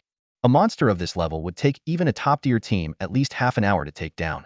And Xia Bingshue's team had done it in just 1 or 2 minutes. He grabbed his teacup and took a large gulp, spitting out a couple of goji berries before shaking his head vigorously. But the scene before him remained unchanged. It was indeed the 7th stage. What the? He cursed inwardly, trembling as he dialed Guan Shanyue's number. Old Tang, I'm on my way. Has anyone cleared the 5th stage yet? Guan Shanyue's deep voice came through the phone. Old Guan, is there something wrong with this dungeon? Something doesn't seem right. Impossible. This dungeon's been in use for just over a decade, practically brand new. Then explain this. How did the troll gorilla get taken down in mere minutes? What? Which team? Xia Bingshue's. There was a brief silence on the other end. Could they have a sword immortal in their squad? Guan Shanyue's tone was filled with doubt. A sword immortal was an even more formidable class than a sword saint, capable of unleashing devastating techniques like sword control or myriad swords convergence skills that could easily deal astronomical damage. Before Tang Wu could reply, Guan Shanyue had already hung up and was sprinting toward the dungeon at full speed. Tang Wu stared blankly at his phone screen. Lin Yu's progress was expected a steady march of dominance. But Xia Bingshue's team? They were completely rewriting the rules. Every stage cleared in 2 minutes flat. Even those infamous boss-level monsters fell like paper before them. He reached for a bottle of medicine, downing a dose in an attempt to calm his nerves. Yet the shock in his heart refused to subside. Just then, Guan Shanyue's figure appeared in the distance, his voice reaching Tang Wu even before he arrived. After the voice reached Tang Wu's ears, a figure appeared before him. It was Guan Shanyue, the headmaster of Fengchu Academy, a level 72 blade master. Although well past his prime, the elderly man still maintained a lean and agile physique, exuding an air of vigor and vitality in every gesture. See for yourself. If you'd been 2 minutes later, they would have cleared it, Tang Wu said, spreading his hands and pointing toward the dungeon information. Guan Shanyue's gaze followed, and when his eyes landed on the words 10th stage, his pupils contracted sharply. The boss of the 10th stage was a 4-star thunder serpent, a formidable entity even in reality. Not only could it unleash deadly lightning strikes, but it also wielded the devastating thunderstorm spell, making its long-range attacks truly terrifying. In the Strange Games monster ranking system, the gaps between star levels were significant. No star represented common monsters, 1 to 3 stars were classified as low-level, 4 to 6 stars as mid-level, and 7 to 9 stars as high-level. As for 10-star monsters, they remained an enigma, never having appeared. Guan Shanyue's eyes flickered with thought. Could it be? Is the legend of the unbeatable Super Ghost Dungeon about to be shattered? His face flushed slightly, clearly overcome with excitement. Tang Wu pointed to another section of the dungeon information. Guan, look over here. Lin Yu has already reached the 4th stage on his own. The 4th stage. Guan Shanyue's eyes widened in astonishment. After a brief moment of contemplation, he exclaimed with excitement, "This Lin Yu must have an incredibly powerful summoned beast." Exactly. Tang Wu nodded repeatedly. That's what I think too. But I wonder what kind of summoned beast it is. As the two continued their discussion, a brilliant blue vortex portal suddenly appeared in the room. Out stepped Tan Huan, Xia Bingshue, Wang Hao, and others, with Li Xuanle and Zhao Hao bringing up the rear. Spotting Tang Wu and Guan Shanyue, they greeted them respectfully. "Good day, headmaster." Tang Wu quickly checked the dungeon's status cleared. They had really done it. Guan Shangyue looked at the group with excitement. Good, very good, excellent. You're the first team to ever clear the Super Ghost dungeon? Stroking his beard, he added with enthusiasm. Let me guess. One of you must have a hidden class, right? When Tanhuan nodded, Guan Shangyue grew even more animated. Don't tell me. Let me guess. Is it one of the girls? Tanhuan shook his head. Then it must be one of the boys. The group exchanged glances, slightly exasperated by the headmaster's overly simplistic deduction. With the school day nearly over, they were now stuck playing along with his guessing game. Just then, Li Xuanle received a system notification. System task triggered. Option 1. Reveal to Guan Shangyue that the hidden class is Wang Hao's Dragon Knight. Reward, 10 attribute gem tier 2 body. Option 2. Stay silent and wait for Guan Shangyue to finish guessing. Reward, 1 beauty attribute. Seeing the appealing 10 attribute gem reward, Li Xuanle didn't hesitate. He immediately said, Headmaster, the hidden class is Wang Hao's Dragon Knight. Guan Shangyue froze, staring at Li Xuanle in frustration. This uninvited interruption had completely ruined his moment of fun. As someone who had weathered countless storms, Dean Guan Shangyue didn't pay much mind to such trivial matters. His gaze swept across the room before he asked, Wang Hao, Dragon Knight? Who's that? Wang Hao immediately stepped forward. Dean, that would be me. A smile appeared on Guan Shanyue's face. I didn't expect a Dragon Knight to be so impressive, managing to clear the ultrademonic dungeon. Truly eye-opening. Wang Hao, however, looked uneasy and quickly responded, Dean, the successful clearance wasn't because of me. Both Tang Wu and Guan Shanyue were momentarily stunned. Tang Wu was the first to speak up. If not you, then who? Guan Shanyue also looked at him with curiosity. Wang Hao raised his hand and pointed toward Li Xuanle. It's because of him that we managed to clear the dungeon. Both deans immediately turned their attention to Li Xuanle. Guan Shanyue's tone carried a hint of doubt. Him? But isn't he a priest? How could that be possible? Tang Wu also sounded incredulous. Standing nearby, Xiaobing Xue chimed in. It's true. Without him, we wouldn't have made it past the 3rd or 4th stage. Guan Shanyue asked with interest. What's his name? Which class is he in? Tang Wu quickly explained. Old Guan. His name is Li Xuanle, a priest from class 2 of year 3. Originally, he was brought in by Yang Yu to experience the harshness of the monsters, but unexpectedly, they cleared the dungeon. Was it his healing that kept you all going stronger and stronger? Guan Shanyue asked further. No, it's because he can use poison, Tianhuan said seriously. Poison? Both Guan Shanyue and Tang Wu looked puzzled. A healer using poison?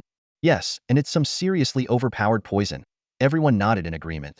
Guan Shanyue turned his gaze to Li Xuanle. So you can both heal and poison? Li Xuanle, who had been inspecting some 2-star attribute gems in his inventory, was caught off guard when suddenly addressed. He quickly stammered, Yes, that's right. Wang Hao added from the side. But his healing is pretty weak. To be honest, calling him a healer is a stretch. He's more like a deadly poison mage disguised as a priest. Guan Shanyue slowly walked over to Li Xuanle, grabbed his arm, and scrutinized him closely. After a moment, he said seriously, I think you're hiding something. Come with me. With that, he was about to lead Li Xuanle away when Tang Wu called out, Hold on, old Guan. Shouldn't we make an announcement about clearing the dungeon? Guan Shanyue paused. Of course, we need to announce it. Every name of those who clear the dungeon should be listed. ITLL inspire other students to take on the challenge. They'll take care of it. Tang Wu responded. Guan Shanyue nodded in satisfaction and added, Oh, and if Lin Yu manages to solo clear the ultrademonic dungeon, make sure to announce that too. Have him come to my office. Don't worry, old Guan, Tang Wu said, patting his belly. As Li Xuanle was about to leave with Guan Shanyue, Zhao Hao hesitated and called out, Big bro, don't wait for me. You go on ahead. Li Xuanle replied before following Guan Shanyue out. Seeing Guan Shanyue leave, Tang Wu turned his gaze to Xiaobing Xue and the others, his face full of curiosity. Tell me, what's going on in there? How much of the progress was due to Li Xuanle's poison? About 99.99. Tianhuan answered without hesitation. What? How is that possible? Tang Wu's brows furrowed instantly. Wang Hao immediately chimed in. Let's put it this way. He could clear the dungeon solo without any issue. Honestly, we were just tagging along for the ride. Xiaobing Xue nodded vigorously in agreement. But how could he manage it all by himself? Just with poison? Tang Wu's eyes were filled with confusion. No, there's also his speed. Tianhuan began analyzing. Director Tang, have you ever seen a priest who puts all their points into stamina? A priest with full stamina? Never. Tang Wu shook his head repeatedly. Li Xuanle is exactly Theta full stamina build. He runs ridiculously fast. How is that even possible? You can play like that? Tang Wu's expression showed that his worldview had been shaken to its core. After a moment of thought, he suddenly realized. So it's a kiting strategy poison and running? Director Tang is sharp. Got it in one. Tan Huan clapped lightly. Hearing that, Tang Wu's lips curved into a small smile as he waved his hand modestly. Ah, just a lucky guess. He quickly shifted the topic. Anyway, congratulations on being the first group in Fengchu Academy to clear the Ultra Nightmare Dungeon. But don't get too cocky, Lin Yu has already entered the Ultra Nightmare Dungeon solo. Hearing this, Xiaobing Xue immediately asked, I just heard Principal Guan mention Lin Yu soloing the Ultra Nightmare Dungeon. How's he doing? He's already reached the 5th stage, Tang Wu replied calmly. Although his speed isn't as fast as yours, it's still impressive. He's a summoner, so he must have summoned a very powerful creature. What? The 5th stage? Solo? Wang Hao exclaimed. Tang Wu displayed a satisfied smile. Looks like our Fengchu Academy has a real shot at winning the championship in this year's 3 Academy Friendship Tournament. He suddenly turned to Wang Hao. Speaking of which, you're a dragon knight. Shouldn't you find a dragon companion to fully utilize your class potential? Wang Hao nodded in agreement. That won't be easy. Even with money, it's hard to achieve, Tang Wu said with a serious expression. He knew well that dragon knights were incredibly rare, and dragons among monsters were at least 8-star or higher, with a minimum level of 80. Even Principal Guan Shanyue was only level 72. Game levels were relatively easy to increase up to level 30, but progress slowed dramatically after that, which was why the Super Academy set level 30 as the entry requirement. When Li Xuanle and his group cleared the dungeon, they were only around level 8. Tang Wu pondered for a moment before saying, but don't worry about it too much. Let's take things one step at a time. Wang Hao nodded in response. In truth, he wasn't overly concerned. With his family's wealth, he was confident they would secure a suitable dragon companion. His family was already sparing no expense in the search. Meanwhile, inside the dungeon, Lin Yu watched as the giant summoned serpent before him continued to grow, a satisfied smile spreading across his face. Little Python, you really can grow by devouring. At this rate, we'll be unstoppable. Hahaha. Sword Saint Li Chun? No chance. He's no match for me. At the wild mountain ridge outside Wulong City, a swift and agile figure was practicing swordsmanship. 2 long swords danced rapidly through the air, perfectly synchronized with the boy's gestures, as though they were extensions of his own arms. This young man was none other than Li Chun, the top student of Fengchu Academy, and the only one granted special permission by Guan Shanyue to leave the city. As a hidden class sword saint, his mastery of swordsmanship had reached an extraordinary level. Just as Li Chun was deeply immersed in his training, he suddenly sneezed. Who's talking about me? He muttered. Meanwhile, in Guan Shanyue's office, Li Xuanle was lounging comfortably in a chair.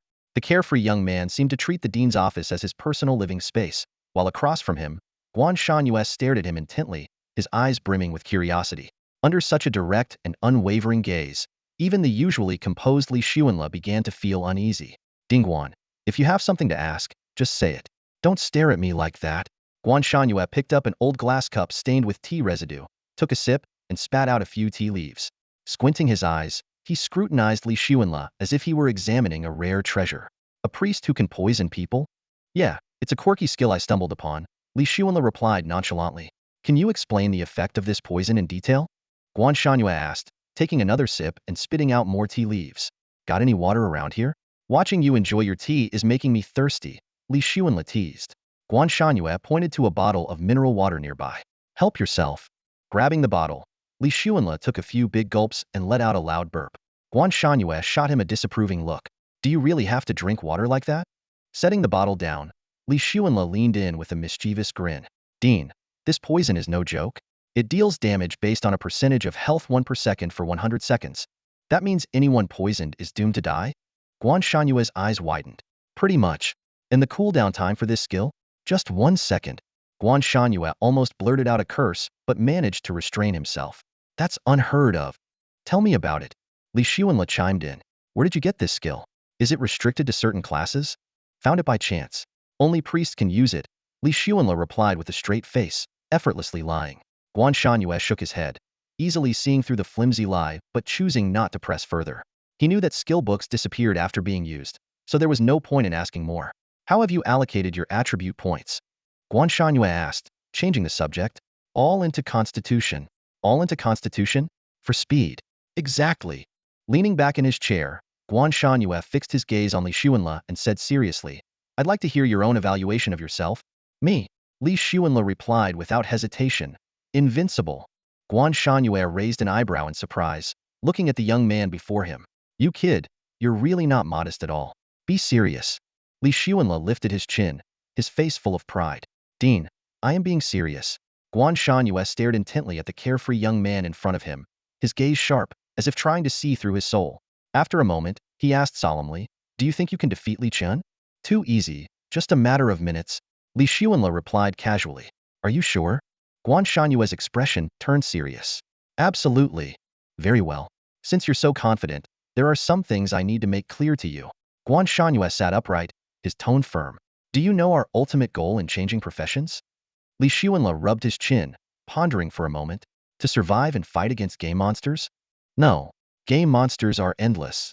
That's not the main reason. Guan Shanyue shook his head. The arrival of this bizarre game is tied to the concept of fortune. Blue Star's fortune is weak, which is why game monsters appear so frequently. All of this stems from the fact that Blue Star's participants in the Cosmic Cube fail to secure enough fortune while competing against other races. The Cosmic Cube? There's such a thing? A hint of surprise flashed in Li Xuanle's eyes. I've never heard of it. Most people don't know about this. We only reveal it to those with potential, Guan Shanyue explained. The reason I'm telling you is because I see potential in you.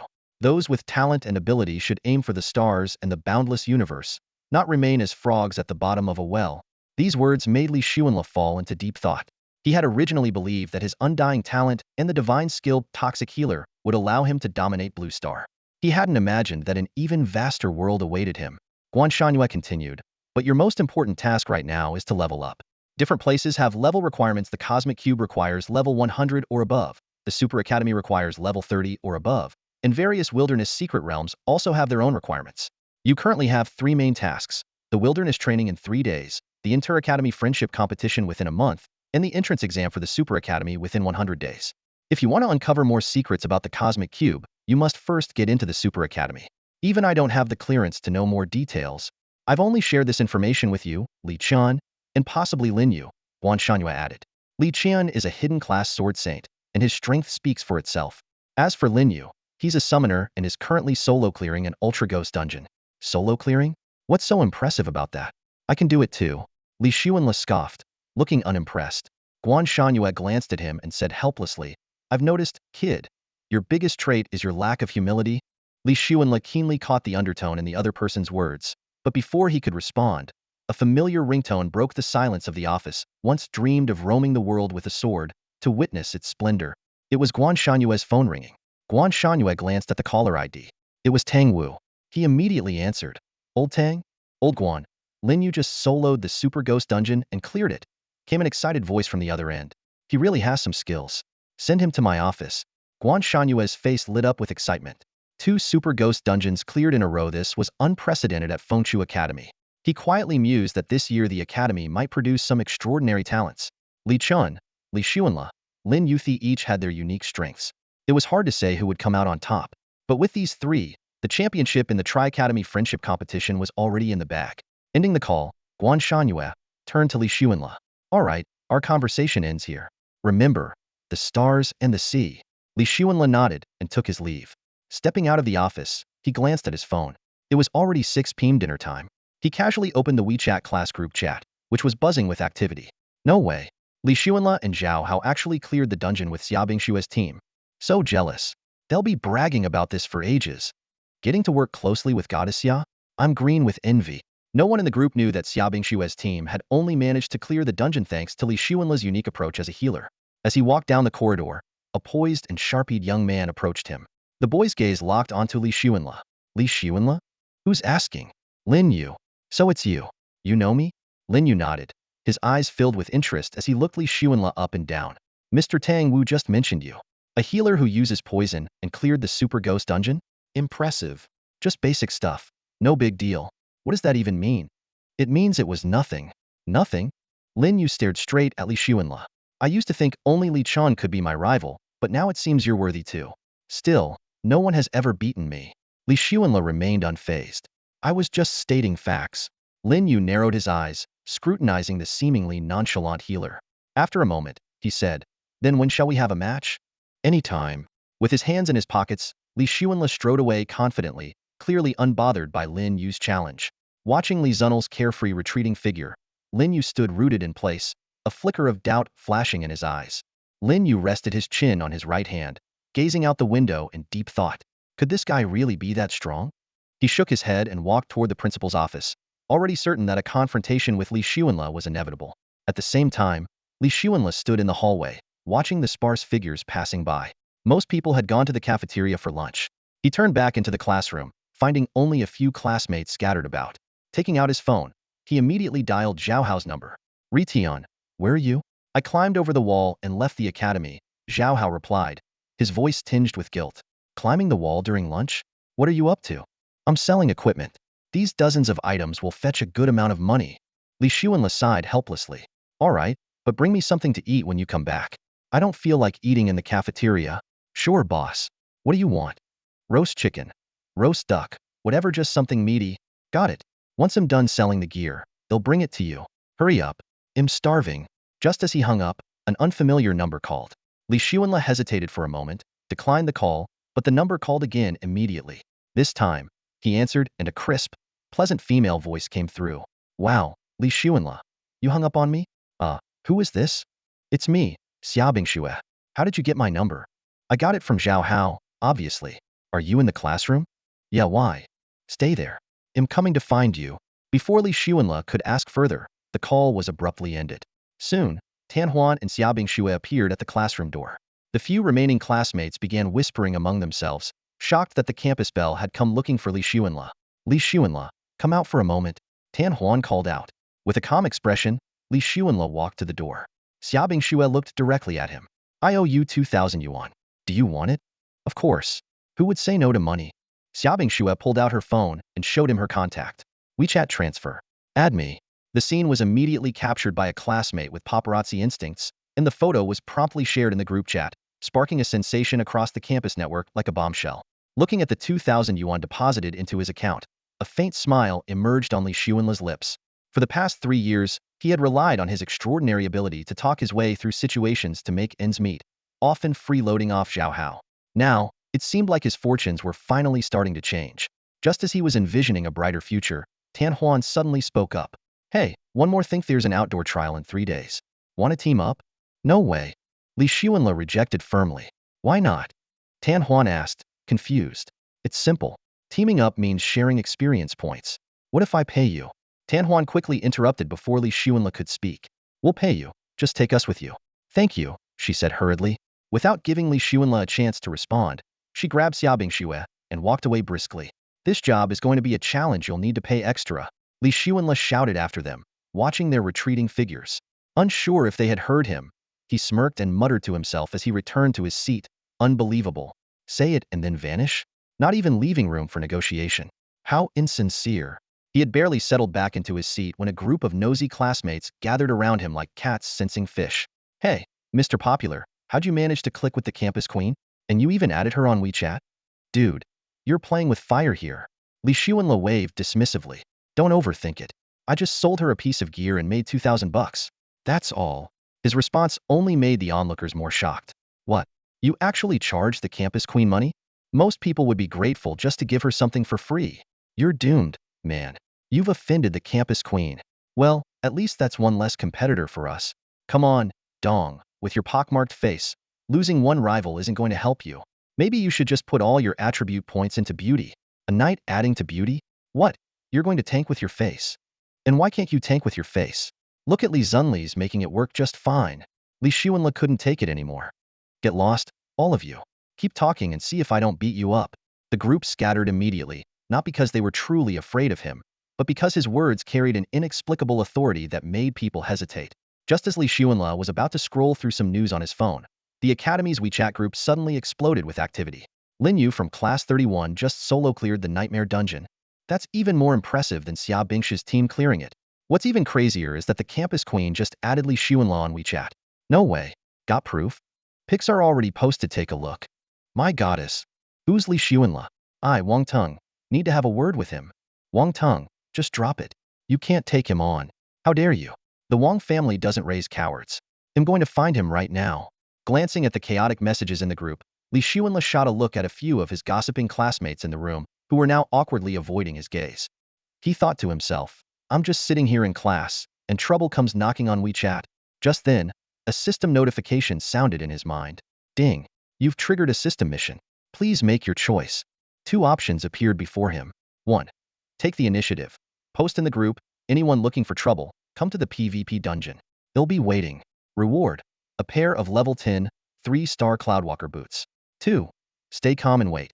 Let them come to you and handle it then. Reward. 2 beauty attribute. Li Xuanle put on his 3-star cloud-walking shoes, feeling the lightness beneath his feet. Since he was already unbeatable, he decided there was no need to keep a low profile anymore. Without hesitation, he sent a provocative message to the group chat. Anyone looking to mess with me, come to the arena dungeon. I'll be waiting. The message caused an uproar in the chat. What? When did Li Xuanle get so cocky? Who is this guy anyway? I heard he's good looking, but he's just a healer. A healer daring to act this arrogant? Is his brain fried? I thought only Lin Yu or Li Chun had the guts to talk like that. Being handsome is useless. Can he even fight? Amidst the heated discussion, Xia Bingshu suddenly chimed in. I think you all should avoid provoking him. The campus bell's comment didn't calm things down, it only fueled the discontent. What is that supposed to mean? The campus bell is defending him? Does she think we're not even capable of beating a healer? Let's go to the arena dungeon and show him what real brutality looks like. Watching the flood of messages in the chat, Li Xuanle leisurely made his way to the arena dungeon. The first floor of the dungeon building housed the arena dungeon, a special area that was open year-round. Here, students could engage in free battles. Though participants could fight fiercely, no real harm would come to them, making it the perfect place to settle disputes and hone skills. Once inside, Li Xuanle casually sat on the edge of the steps, crossing one leg over the other as he waited for challengers. By now, he had reached level 8, enabling him to poison up to 80 targets within an 80-meter radius. His physical attribute, boosted by his gear, had reached an impressive 87 points, 41 base 46 from equipment. In comparison, level 7 assassin Tan Huan's physical attribute was only 32, with additional points allocated to labor attributes to maintain attack power. Mage Xiaobing Xue, on the other hand, had to invest in intelligence to enhance skill damage. While attribute gems could be used to boost stats, their use was limited by equipment star levels. 1 gem for 1-star gear, 2 for 2-star gear, and so on. Moreover, attribute gems were extremely rare, dropped only by true wild monsters, and their quality depended on the monster's star level. Even after grinding through the entire Super Ghost dungeon, Li Xuanle only obtained a single 2-star physical attribute gem 10 as a system reward. As he waited, a sudden roar echoed through the dungeon. Li Xuanle, you scoundrel, where are you? Li Xuanle sat back leisurely, crossing his legs, completely ignoring the arrogant, muscular guy in the distance. To him, speaking to such a rude person was beneath his dignity. He pretended to be graceful as he took out his phone and focused on browsing the news. Everyone, leave now. Something unpleasant is about to go down here. Do me, Wang Tang, a favor, the guy shouted again, raising his voice. Hearing this, Li Xuanle suddenly realized that this was Wang Tang from the group chat. His peripheral vision caught the sight of over a dozen heavily armed lackeys standing behind Wang Tang. The surrounding students began whispering among themselves. Wang Tang, the arrogant rich kid? Yeah, he's practically the school bully. Let's not get involved. No need for trouble, let's go. The students in the arena began to scatter, but at the same time, more people started pouring in. From now on, this arena is for Li Xuanle and whoever's here to beat him up. Wang Tang said through gritted teeth. How dare you hit on my goddess? You must be tired of living. Li Xuanle looked at the growing crowd, his face showing a hint of shock. Hundreds of people? And more were still coming. The influence of the school beauty was this immense? He really had stirred up a hornet's nest. At that moment, a boy focused on training caught his attention. The boy seemed completely unfazed by Wang Tang's shouting, continuing to practice on his own. Hey, are you Li Xuanle? Wang Tang shouted at the boy. No. Are you here to beat up Li Xuanle? No. Then what are you doing here? Training. What's that supposed to mean? You're disrespecting me? Yeah. Oh, you've got guts, huh? Kind of. Brothers, carry him out with sharp blades and knives. Wang Tang barked in anger. The boy let out a cold snort. Just you weaklings? Before his words even finished, his demeanor shifted dramatically. He transformed into something like an unsheathed sword, exuding an imposing aura. Li Xuanle watched in fascination, thinking to himself that this guy might have some real skills. Oh, a skilled fighter? What's your name? Wang Tang asked with interest. Tang Xiaosan. Never heard of you. Brothers, take him down. 7 or 8 guys, armed with weapons, charged toward Tang Xiaosan. How dare you? Tang Xiaosan roared, his voice so loud it made everyone's ears ring. The charging group hesitated briefly, exchanging uncertain glances. But under Wang Tang's urging, they resumed their attack. To everyone's astonishment, Tang Xiaosan was effortlessly carried away in just one exchange. Li Xuanle was dumbfounded. The reversal was so sudden. It turned out he was just all show and no substance. All right, we found the main target. Wang Teng's gaze finally locked onto Li Xuanle. You're Li Xuanle? Yeah. Nobody interfere later. I'm going to personally teach this healer a lesson. Wang Teng glared at Li Xuanle, his fury so intense it seemed he might tear him apart. Outside the competitive arena, large screens broadcast the live action happening inside. Students eagerly pulled out their phones, scrambling to share the footage in the Academy's WeChat group.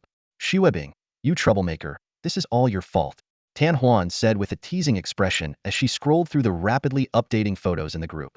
Xiaobing Xue blinked innocently. It wasn't intentional, I swear. Still, Tan Huan mused thoughtfully. With his skills, I doubt anyone can take him down. If anything, they'll end up being countered by him. Xiaobing Xue covered her mouth with a faint smile. Well, the number of people on site has already exceeded 200. You never know. In the dean's office, Guan Shangyue glanced at the messages with a smirk tugging at his lips. Li Xuanle? Hahaha. Good. Youth should be bold and daring. Let's see what you're capable of. Class teacher Yang Yu asked anxiously. What's going on with this Li Xuanle? He clears a dungeon with Xia Bingshi's team and suddenly thinks he's invincible? Should I step in and handle this? Let's wait and see, Guan Shangyue replied, leaving her puzzled as she watched the situation unfold. Inside the arena, Wang Teng glared at the leisurely seated Li Xuanle and roared, Li Xuanle, get over here and face your death. Without a word, Li Xuanle raised his staff and waved it. Instantly, faint green halos appeared above Wang Teng and his team. Bro, there's a green ring above your head. You're the one with a green ring. Wait, no, it's 3. For rings now, and they're multiply. Before they could react, they were inexplicably teleported out of the arena. Wang Teng stood outside, utterly bewildered, unable to comprehend what had just happened. Inside, the situation changed rapidly. Groups of students were teleported out one after another. Finally, someone realized, those green halos are the problem. Li Zunel's playing dirty. Archers, ready. Focus fire on him. Charge. At last, Li Xuanle stood up and began to run. Stop running if you've got guts, someone shouted in frustration. Are you crazy, or am I? Why wouldn't I run if you're trying to kill me? Li Xuanle retorted while sprinting. Then run slower. Are you out of your mind? Run slower? What nonsense are you spouting? Don't let me catch you. If you're good enough to catch me, I'll let you die slower. Li Xuanle darted through the crowd like a breeze, swift and untouchable. Unnoticed by his pursuers, 2 or 3 green halos appeared above each of their heads. How is a healer running this fast? Did he put all his points into stamina? Can't hit him with arrows, can't blast him with magic. Damn it, this sneaky little find. I'm impressed. In less than a minute, all the pursuers were teleported out of the competitive arena.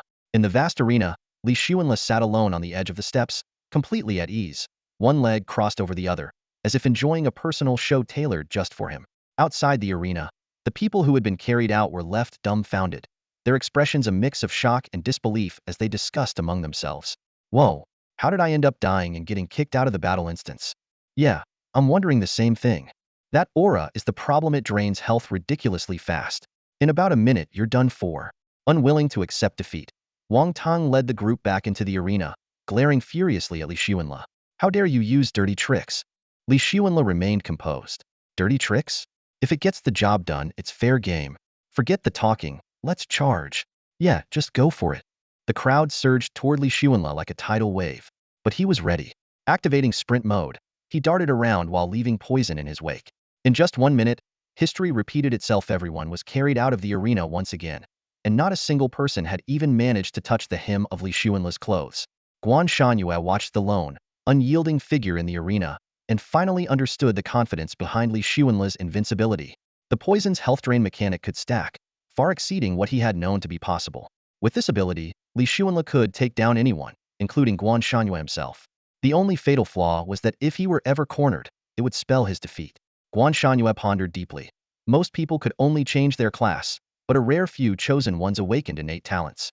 Li Xuanle's poison ability was likely a talent, not just a regular skill. Yang Yu, having witnessed the entire scene, initially thought it was a coincidence. But the second time confirmed it beyond doubt. The eerie pale green aura could kill in mere moments. Even more terrifying was the fact that this ability worked in the real world as well. No wonder Director Guan had said to wait and see. The truth behind Xiaobing Xue's team's success in clearing the Super Goss level instance likely held deeper secrets. Xiaobing Xue and Tan Huan were watching the live broadcast through their group chat. He's as strong as I expected, no. even stronger. 200 people can't even touch him, Tan Huan marveled. That poison is practically a god-tier skill for taking down super bosses. No wonder you're interested in teaming up with him, Tan Huan said, giving Xiaobing Xue a knowing look. I thought it might have been because of his looks. Of course, not, Xiaobing Xue denied, her face turning red. Meanwhile, the Academy's group chat on VChat had completely exploded. Oh my gosh, this healer is terrifying, gasped someone in the crowd. Over 200 people got taken out in a minute, and it happened twice. Shocked murmurs rippled through the audience. Who would dare mess with Li Xuanla after this? I'd rather provoke Li Chun or Lin Yu than cross someone who can mark you with a green ring. In the arena, Li Xuanla stood at the center, his voice calm but carrying across the entire space. Anyone else dissatisfied? Step in now.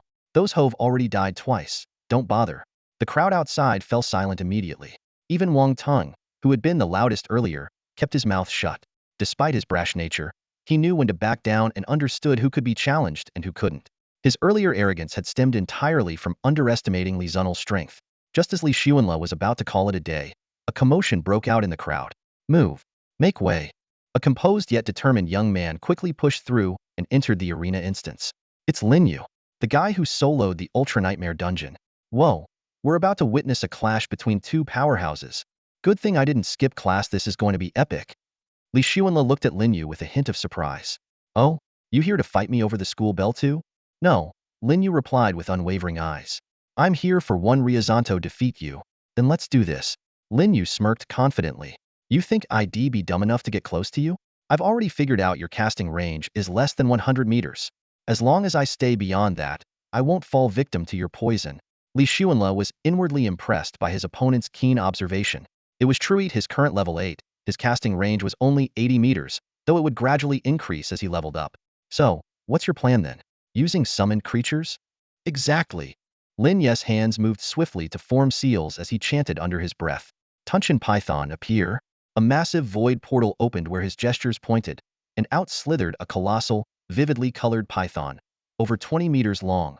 Its entire body shimmered with a metallic sheen, its scales resembling intricate armor, and its vibrant patterns exuded an imposing aura.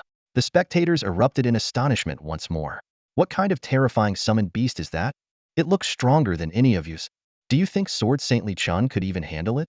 Meanwhile, in the headmaster's office, Guan Shanyue observed the scene with great interest. The Tunshin Python? That's indeed a fearsome beast. Its ultimate form is at least 8-star. Even at its current level of 11 or 12, its potential is extraordinary. Li Xuanla, too, was taken aback by the summoning. You can summon something like that? No wonder you clear dungeons so effortlessly. Of course, Lin Yu said steadily, locking eyes with him. You're not exactly an easy opponent either. Then let's get started, Li Xuanla said with a confident grin. What are we waiting for? Outside the arena, the students watching were buzzing with excitement, their heated debates filling the air. Who's stronger? I bet on the devouring python. Yeah, Lin Yu is the first person to solo clear the Super Nightmare dungeon. That python must be insanely fast. Can Li Xuanla outrun it? Want to place a bet on it? Meanwhile, Xiaobing Xue and Tan Huan were following the action in real time on their phones. Huan, who do you think is stronger? Xiaobing Xue asked. It all comes down to speed, Tan Huan analyzed. Let's see who's faster. Li Xuanla's kiting tactics are pretty famous. How about we make a bet? Loser treats the winner to a month of meals. Deal. I'm betting on Li Xuanla. Then he'll go with Lin Yu, Xiaobing Xue said with a smile. The odds seem about even anyway. Inside the arena, the battle erupted in an instant. Li Xuanla swung his staff, and a faint green poisonous aura immediately enveloped the devouring python. Lin Yu wasted no time, commanding the python to charge at Li Xuanla. He was confident if the massive python could just touch the healer, the match would be decided. Lin Ye's trump card was the devouring python's absurd healing ability, regenerating one of its health per second for 50 seconds. While it couldn't stack, the skill could be reactivated after just 10 seconds. It was this ability that fueled his confidence, making him dismissive of Li Zunel's chances. Li Xuanla moved with agility, darting like the wind. Though the python was slightly faster, it still needed time to close the gap. If not for the fact that the python was still in its juvenile stage, its speed advantage would have been far greater. Li Xuanla, Lin Yu taunted confidently, my devouring python has an unbeatable healing skill. Your poison is nothing. Li Xuanla smirked coldly as he ran. Then he'll just stack a few more Reaper's Grasp spells. His staff moved in a flurry, and the green aura above the python began to multiply to 3, 4, 5, 6. The health bar started plummeting at an alarming rate. Lin Ye's expression darkened. Devourer's restoration? A mysterious glow enveloped the python, but its healing couldn't keep up with the overwhelming poison.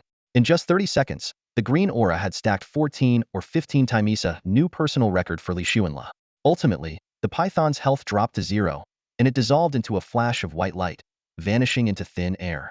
Lin Yu stared blankly at Li Xuanla, unable to believe the outcome before him. How is this possible? Your poison. How could it be this potent? My poison is indeed a bit strong, Li Xuanla replied calmly. Care for another round? No way. You win. Lin Yu stood frozen in place, his gaze fixed on Li Xuanla for a full 10 seconds. Finally, he gritted his teeth and said, Don't celebrate too soon. I'll defeat you one day. With that, he turned around and left with a dark expression, the crowd parting to make way for him. Though he had lost this battle, no one dared to underestimate the young man who commanded a juvenile devouring sky python. Everyone knew that once the python matured, it would become a force to be reckoned with. Outside the arena, the atmosphere erupted. Students who had placed bets were either ecstatic or devastated, their voices creating a chaotic symphony. Ugh, I bet half a month's worth of meals and it's all gone. Good thing I only bet a week's worth if I cut back. I can manage. Hahaha. I bet one day's meals and won enough for a whole month. I wagered a week's worth on Li Xuanla and made a fortune. Meanwhile, in the dean's office, Guan Shanyu sipped tea leisurely, as though he had anticipated this outcome all along. Li Xuanla was bound to win. His poison can stack, making it nearly impossible to counter. Even a fully grown devouring sky python would struggle to withstand it without external help. On the other side of the room, Xia Bingxue appeared unbothered. A month's worth is just a month. I don't care. Tan Huan chuckled from the side. Bingxue, sorry about that. Looks like you'll be footing the bill next time. You just got lucky, Xia Bingxue thought to herself, annoyed. I should have bet on Li Xuanla, but Tan Huan beat me to it. Back at the arena, Li Xuanla left with a carefree air, casually smoothing his black hair from his forehead and giving it a light blow. Instantly, his hairstyle fell perfectly into place. The crowd parted for him, acknowledging his newfound title as Phoenix Academy's #1 poison healer. The nickname had already become common knowledge, though Li Xuanla himself was still oblivious to it. As he walked toward the classroom, Li Xuanla began analyzing his poison healing technique. A single poison ring could be countered with blood-staunching medicine, healing potions, or a healer's intervention. But with 2 poison rings stacked, recovering double the health within 50 seconds was nearly impossible unless multiple healers worked together, which was rare since so few chose the healer profession. Even Lin Yu's devouring sky python, with its powerful regenerative abilities, couldn't survive under multiple poison rings. Note to self, don't accidentally stack 2 poison rings on someone, Li Xuanla reminded himself. He had already devised a strategy to use multiple poison rings for enemies, but just 1 poison ring and a quick heal for teaching someone a lesson. As he mulled over his tactics, a hand suddenly grabbed him. Turning to look, he saw Zhao Hao. Ritian, you're back? Zhao Hao nodded excitedly, practically bouncing. Guess how much I sold it for? 2,000? 3,000? 4,000? Haha, I sold it for 36,000. In his hands were 2 beggar's chickens wrapped in lotus leaves. Brother, let's eat. One for you, one for me. Say chicken, not duck. Let's keep it civilized. Li Xuanla grabbed the beggar's chicken and hurried toward the classroom. Along the way, the two joked about the topic of rap. Bro, your words rhyme pretty well. Have you ever tried being a rapper? What do you mean by being a rapper? Do you mean trying rap? Isn't it the same thing? A rapper is someone who raps, and rap is the art of rapping. So, have you ever tried being someone who raps? What nonsense are you talking about? While walking, Li Xuanla tore open the packaging, releasing a rich, savory aroma that made him swallow hard. Man, it's been ages since I last had this. Back then, life was so tight. Finally, I can enjoy it now. How much did it cost? He asked, inhaling the enticing aroma deeply. 88 yuan for one. Wow, that's a bit pricey, isn't it? Pricey? This is already cheap. Food is scarce these days, and the chickens have to be brought in from the neighboring city, Zhao Hao said casually. Listen to the shopkeeper brag. Next thing you know, pigs will be flying. Li Xuanla rolled his eyes at him. Taking advantage of the walk, Li Xuanla checked the Cloudwalker shoes in his backpack, a rare 3-star item requiring 10 stamina, 21 strength, 5 intelligence, and 5 charisma to equip. They sparkled brilliantly and could bring lightning-fast speed, making them extremely valuable.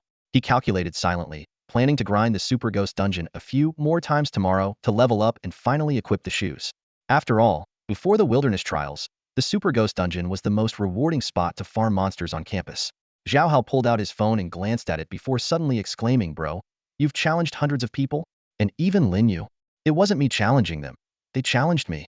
Li Xuanla replied nonchalantly. And you took them all down? Of course. Bro, you're so badass. Zhao Hao gave him a thumbs up. Anyone who dares to mess with me will pay the price. Li Xuanle declared firmly. Zhao Hao hesitated for a moment before finally speaking up. Actually, selling the gear didn't bring in 36,000, it was 38,000. Oh? Li Xuanle looked at him in shock. Don't get mad. I saw an orphan who looked so pitiful, so I gave him 2,000. Are you serious? You're broke yourself, and you're helping others? From now on, don't make decisions like that without discussing it with me first. Li Xuanle said with a tinge of exasperation. Got it, bro. I promise I won't do it again. Zhao Hao assured him repeatedly. I'll let it slide this time. Soon, the two arrived at the classroom. After devouring the roasted chicken, they were ready to move on. Li Xuanle's eyes lit up as he saw the latest announcement from their homeroom teacher, Yang Yu, in the class group chat. The message stated that there would be a wilderness trial in 3 days, and students were allowed to freely enter and leave the academy beforehand to prepare. Yang Yu specifically emphasized the need to prepare food supplies for half a month, as well as recovery potions. She also mentioned that after the trial, some students might be selected to participate in the Tri-Academy Friendship Tournament. Let's go, Ritian. We're heading out to hunt for gear. Li Xuanle exclaimed excitedly, patting Zhao Hao on the shoulder. Zhao Hao looked puzzled. Bro, aren't we already pretty well equipped? I told you to study more, but you never listen. Li Xuanle shook his head dramatically. Equipment can be upgraded and even star enhanced, as long as you have upgrade stones and star enhancement stones. Wait, are you planning to upgrade the gear, enhance its stars, and then embed attribute gems too? Zhao Hao asked, his eyes widening. Relax, we're just going to check things out first, Li Xuanle said with a grin. In that case, sure. Zhao Hao finally nodded in agreement. Meanwhile, inside the dungeon tower, what? You're planning to solo the Ultra Demon dungeon again? Tang Wu rubbed his eyes, staring in disbelief at the determined Lin Yu. That's right. Lin Yu replied firmly. You do realize that as challengers level up, the monsters in the dungeon also become much stronger, don't you? I know. Lin Yu nodded seriously. Tang Wu pondered for a moment. Is this because you lost to Li Xuanle in the competitive dungeon and can't let it go? He's part of the reason, Lin Yu said with a resolute gaze. But he did teach me an important lesson that there's always someone better out there. Looking at the stubborn young man before him, Tang Wu couldn't help but admire him. Young man, knowing how to bounce back from setbacks is admirable. Li Xuanle may have defeated me, but that doesn't mean he can beat Li Chun, Lin Yu muttered to himself. Besides, there's the Wilderness Trial, the Tri-Academy Tournament, and even the Super Academy entrance exam ahead. These are monumental challenges. But I will overcome every obstacle and set foot in the Super Academy. Moved by Lin Yu's determination, Tang Wu nodded emphatically. Well said. You're even inspiring me with your ambition. I have high hopes for you. Keep it up. With that, he pressed the button for the Ultra Demon dungeon. A swirling blue vortex appeared instantly. Lin Yu walked into it with his head held high. His confidence stemmed from his strength talent, ancient contract technique. This ability allowed him to form contracts with ancient beasts. Although he could only attempt one contract per month, with uncertain success rates, over time, he could potentially contract multiple beasts. This was his greatest weapon and his most closely guarded secret. In the future, there will undoubtedly be a place for me, Lin Yu. Outside Fengchu Academy, Li Xuanle draped an arm around Zhao Hao's shoulder, his face full of curiosity. Ritian, I don't think I've ever seen you use any skills before? Skills? Zhao Hao scratched his head awkwardly. I only have one right now, swordsman charge. It's just a 3-meter dash that deals damage to the target. Li Xuanle stroked his chin thoughtfully for a moment. A 3-meter dash? Doesn't sound all that impressive. Yeah, it's not great. Zhao Hao shrugged. The other skills require skill books to learn. Don't waste your money on that, Li Xuanle advised as they walked along. It's better to buy some gear that boosts your stats, much more practical. Zhao Hao protested, unwilling to yield. Why? I'm planning to dominate the battlefield someday. Are you serious? Li Xuanle rolled his eyes. You're such a coward, and you're talking about dominating the battlefield? With gear, you still won't even dare to face off against wild monsters. You're even more timid than I am. No way, it's just that I haven't had the chance to show my skills, Zhao Hao muttered defensively. Cut the excuses, Li Xuanle said nonchalantly. With your personality, you're better off running away. Forget about grand fantasies of slaying your enemies, it's just a dream for you. As someone who dreamed of becoming a great swordsman, Zhao Hao felt a bit defeated. He had always envisioned himself unleashing awe-inspiring skills and cutting down enemies left and right, but Li Xuanle had completely dismissed his potential as a swordsman. Suddenly, Li Xuanle's eyes lit up. Wait, swordsmen have that sword control technique, don't they? Exactly. Zhao Hao perked up instantly. Sword control technique is insanely cool, but it's tough to get. It's a 6-star skill book, super rare and expensive. Don't worry, Li Xuanle said with a grin. One day, They'll get you a copy, and you'll be able to run away even faster. A vein popped on Zhao Hao's forehead as he thought to himself. Most people learn the sword control technique to dominate the battlefield. How did it turn into a fleeing skill just for me? In this world, skills for those who had transitioned into specific professions could only be learned through skill books. Once a skill book was used, it would disappear, and demand far exceeded supply, driving prices sky high. 5-star and 6-star skill books, in particular, were near impossible to find unless you got lucky defeating monsters in the wild. Hidden professions, however, were a special case. Their skills were often vastly enhanced, and some people could even automatically acquire high-level skills entirely based on luck. Eventually, the two arrived at a gear shop just outside Fengshu Academy. The shopkeeper, a glamorous woman with heavy makeup, greeted them warmly as they stepped inside. "Welcome, handsome gentlemen. Looking for anything in particular?" Li Xuanle felt a little uncomfortable under her intense gaze. "Sure, I'm good-looking, but is this really necessary?" he thought. He quickly scanned the store but didn't see any decent gear that boosted stats. Seeing the two about to leave, the beautiful shop owner couldn't help but speak up. "You're leaving already?" "Yeah. Can't you stay a bit longer?"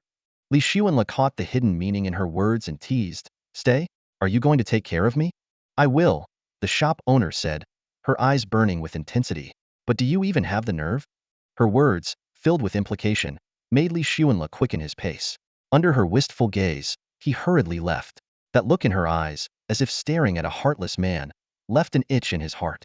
"Big bro, that shop owner just now seemed to have a thing for you." Zhao Hao couldn't help but remark. With this face of mine, plenty of people are interested in me. Then why do you seem so indifferent towards women? Are you not capable?" "Shut up. What nonsense are you spouting?" Li Xuanle snapped angrily. Deep down, he knew the reason he had ended up in this world was because of a bowl of longevity noodles his girlfriend had made. That had left him wary of women ever since. Zhao Hao quickly backed down. "Just joking, man. I had a friend," Li Xuanle said nonchalantly, "poisoned to death by the longevity noodles his girlfriend cooked. So, it's better to keep a distance from women." The two continued visiting several gear shops, but the prices were outrageous, and the quality was poor. None of it met Li Xuanle's standards. As for skill books, they were nothing but common garbage. In the end, they only bought some basic food and potions before heading back to school. As they walked, Li Xuanle pondered. It seems that high-quality gear and skill books can only be obtained by hunting wild monsters. A bold idea began to take shape in his mind during the upcoming wilderness trial. He would aim directly for high-level beasts and bosses. 3 days passed in the blink of an eye. During that time, Li Xuanle took Zhao Hao through the Super Ghost dungeon 9 times. Zhao Hao essentially rode along, leveling up to 27, while Li Xuanle reached level 28, second only to Lin Yu, who had hit level 30. Lin Yu wanted to keep grinding dungeons, but Director Tang Wu pointed out that after level 30, experience requirements doubled, making dungeon grinding less efficient. Instead, he suggested hunting real wild monsters in the wilderness, which could yield more experience, better gear, and valuable gems. Since the first clear of the Super Ghost dungeon, it had become almost trivial, as if downgraded to a beginner's dungeon. However, only Li Xuanle and Lin Yu could clear it with ease, perhaps Li Chan the Sword Saint as well. For everyone else, it remained a formidable challenge, highlighting the stark differences in strength between individuals. On a crisp morning, the Fengshu Academy sports field was packed with hundreds, if not thousands, of students. Guan Shanyue stood on the podium, holding a microphone and announced, I'll keep this brief. The wilderness training begins now, and will last for half a month." He rambled on about safety precautions, warning students to be wary of the wilderness environment, other academy students, and adventurers. Li Xuanle yawned in boredom until he finally heard the words he had been waiting for. "Students, set out." Half an hour later, the group passed through the teleportation hall and stepped into a forest shrouded in gray mist. The sky above was a somber gray, as if weeping a hue that had persisted ever since the eerie forest descended upon Blue Star. In the wilderness, visibility was particularly poor, amplifying the ominous atmosphere. This gray mist forest, with its strong concealment, had become the ideal backyard entry point for field trials. Not only Fengshu Academy, but also Tunglong Academy and Heibai Academy had established teleportation arrays here, albeit in different locations. While the forest's outskirts were teeming with powerful and unknown monsters, the interior had been thoroughly cleared of threats by highly skilled academy instructors, making it relatively safer. Within a 1-kilometer radius of the teleportation array, 20 teachers stood guard vigilantly. This area served as both a camp and a safe zone. Li Xuanle was well-versed in the trial rules. Upon entering the gray mist forest, participants could form teams and move freely, with the only requirement being to return to this location within half a month. Without hesitation, he grabbed Zhao Hao's arm and pulled him forward. "Ritian, it's hunting time." Let's go find some powerful beasts to practice on. His voice was brimming with excitement, and his energy was like that of a wild horse unleashed. His face glowed with exhilaration as he finally had the chance to engage in real combat in the wilderness.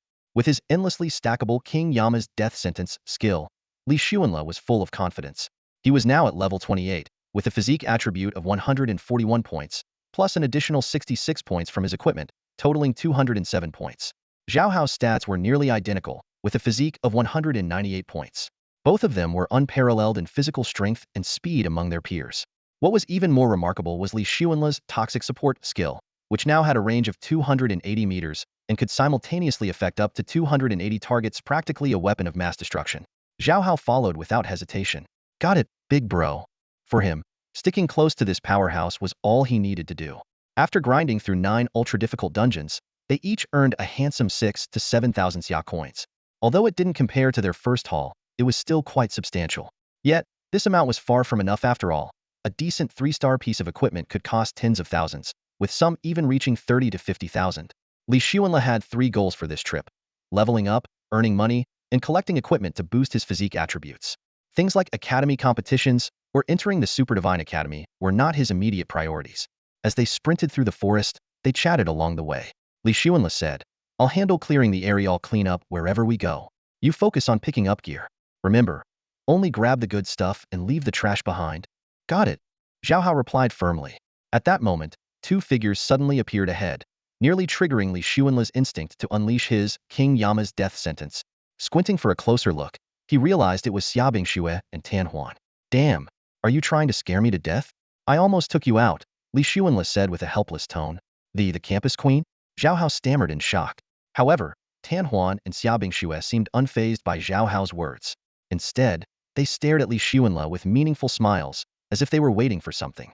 Xiaobing Xue stood in front of Li Xuanle, her face adorned with a sincere smile. We've been waiting for you for a while. Hey, team up with us, will you? Li Xuanle glanced at Xiaobing Xue and Tan Huan indifferently and replied curtly. Tan Huan walked forward with a smile, leaving without even saying hello. Why should I? We're not related or anything, Li Xuanle said as he grabbed Zhao Hao, ready to leave. Xiaobing Xue quickly followed, her voice tinged with a pleading tone. Li Xuanle, we greeted you before. For this wilderness trial, could you take us along? Hearing the school beauty speak so earnestly, Zhao Hao appeared a bit flustered. He glanced at Li Xuanle and asked in a low voice, Boss, did you agree to this? I never agreed, Li Xuanle replied firmly. So, are we taking them or not? We're not. Why not? Li Xuanle lowered his voice. Women can be troublesome sometimes. You're the boss. Whatever you say. Zhao Hao muttered awkwardly. Tan Huan quickly interjected. Li Xuanle, we've switched all our gear to boost stamina. We just want to tag along for some experience points. All the loot will be your sway, don't want anything. Hearing, all geared for stamina, a flicker of surprise flashed through Li Xuanle's eyes. That meant these 2 girls were essentially useless aside from being able to run fast. While they were undeniably beautiful, beauty wouldn't help in a fight against monsters. Just as Li Xuanle was about to refuse again, Zhao Hao pulled him aside and whispered, Boss, I think we can consider this. Zhao Hao, not you too. Boss, hear me out first. They can run fast, so they probably won't slow us down. Over the next 2 weeks, we'll be killing so many monsters that our backpacks definitely won't be enough. With 2 extra people, they can help carry loot. Isn't that perfect? Li Xuanle looked at Zhao Hao in surprise. His reasoning actually made sense. 2 additional backpacks could hold 500 more items. Even after accounting for their own belongings, there would still be room for at least 400 more pieces. At a minimum of 5,000 each, that added up to 2 million. And higher level gear could easily go for tens of thousands. After a moment of contemplation, Li Xuanle turned back to the 2 girls and said, You might not realize this, but gear and experience are like lifeblood to me. So it'll cost extra. Plus, there are conditions. Let's hear it, Tan Huan said, sounding a bit surprised. Xiaobing Xue's eyes lit up as she stared at Li Xuanle. Go on, tell us. We'll borrow your backpacks to pick up loot and gems. Payment is negotiable, but not less than 200,000, Li Xuanle stated his terms. Picking up loot and gems? 200,000. Xiaobing Xue mulled over. Money's not an issue, but can we buy some of the gear from you? Li Xuanle pondered for a moment, weighing the pros and cons in his mind. If they could obtain hundreds of high-quality pieces of equipment within half a month, giving away a few wouldn't hurt. All right, that's not an unreasonable request, Tan Huan said softly. Xiaobing Xue nodded slightly. Okay, I agree. She had initially thought the conditions might be harsh, but it turned out to be just about picking up equipment. Besides, her family already ran a business dealing in equipment. If she could secure a large supply of high-quality items, her standing within the family would certainly rise. Tan Huan turned to Li Xuanle with a puzzled look. Don't tell me your backpacks aren't big enough? To her, carrying 400 or 500 items should be more than sufficient. But then, she reconsidered. Given Li Xuanle's strength, those bosses that might take an average person half a day to defeat could probably be taken down by him in just 2 minutes. In that case, the equipment could indeed pile up quickly. Zhao Hao immediately explained, "My big brother plans to clear the area. He'll only pick up the good equipment and leave the junk behind." Li Xuanle remained silent, but secretly appreciated having a younger brother speak on his behalf. It did add a bit of flair. He finally understood why the leaders in movies always had their subordinates do the talking. Xiaobing Xue and Tan Huan both raised their eyebrows, clearly not expecting Li Xuanle to have such an appetite. "Let's go," Li Xuanle said casually, chewing on a piece of gum. "We'll start in the south, clearing out the monsters on the southern edge of the gray mist forest, and then move through the east, west, and north." "You're planning to clear out monsters in every direction?" Tan Huan's eyes widened in disbelief. "Of course," Li Xuanle replied nonchalantly. "We'll probably encounter some powerful bosses along the way, which might drop great equipment and gems." With his undying talent and the ability to infinitely stack poison damage, he truly had no reason to hold back. Xiaobing Xue and Tan Huan exchanged glances, clearly surprised by the scale of Li Xuanle's plan. "Let's move out. Stay safe," Li Xuanle said before striding swiftly toward the southern part of the gray mist forest. "I'll guard the rear," Zhao Hao offered, taking on the responsibility of protecting the two girls.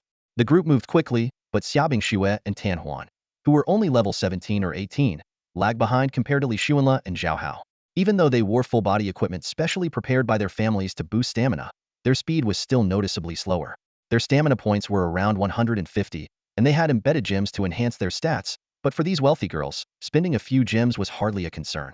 Despite Xiaobing Xue and Tan Huan putting in their best effort to keep up, they still couldn't completely match the pace of Li Xuanle and Zhao Hao.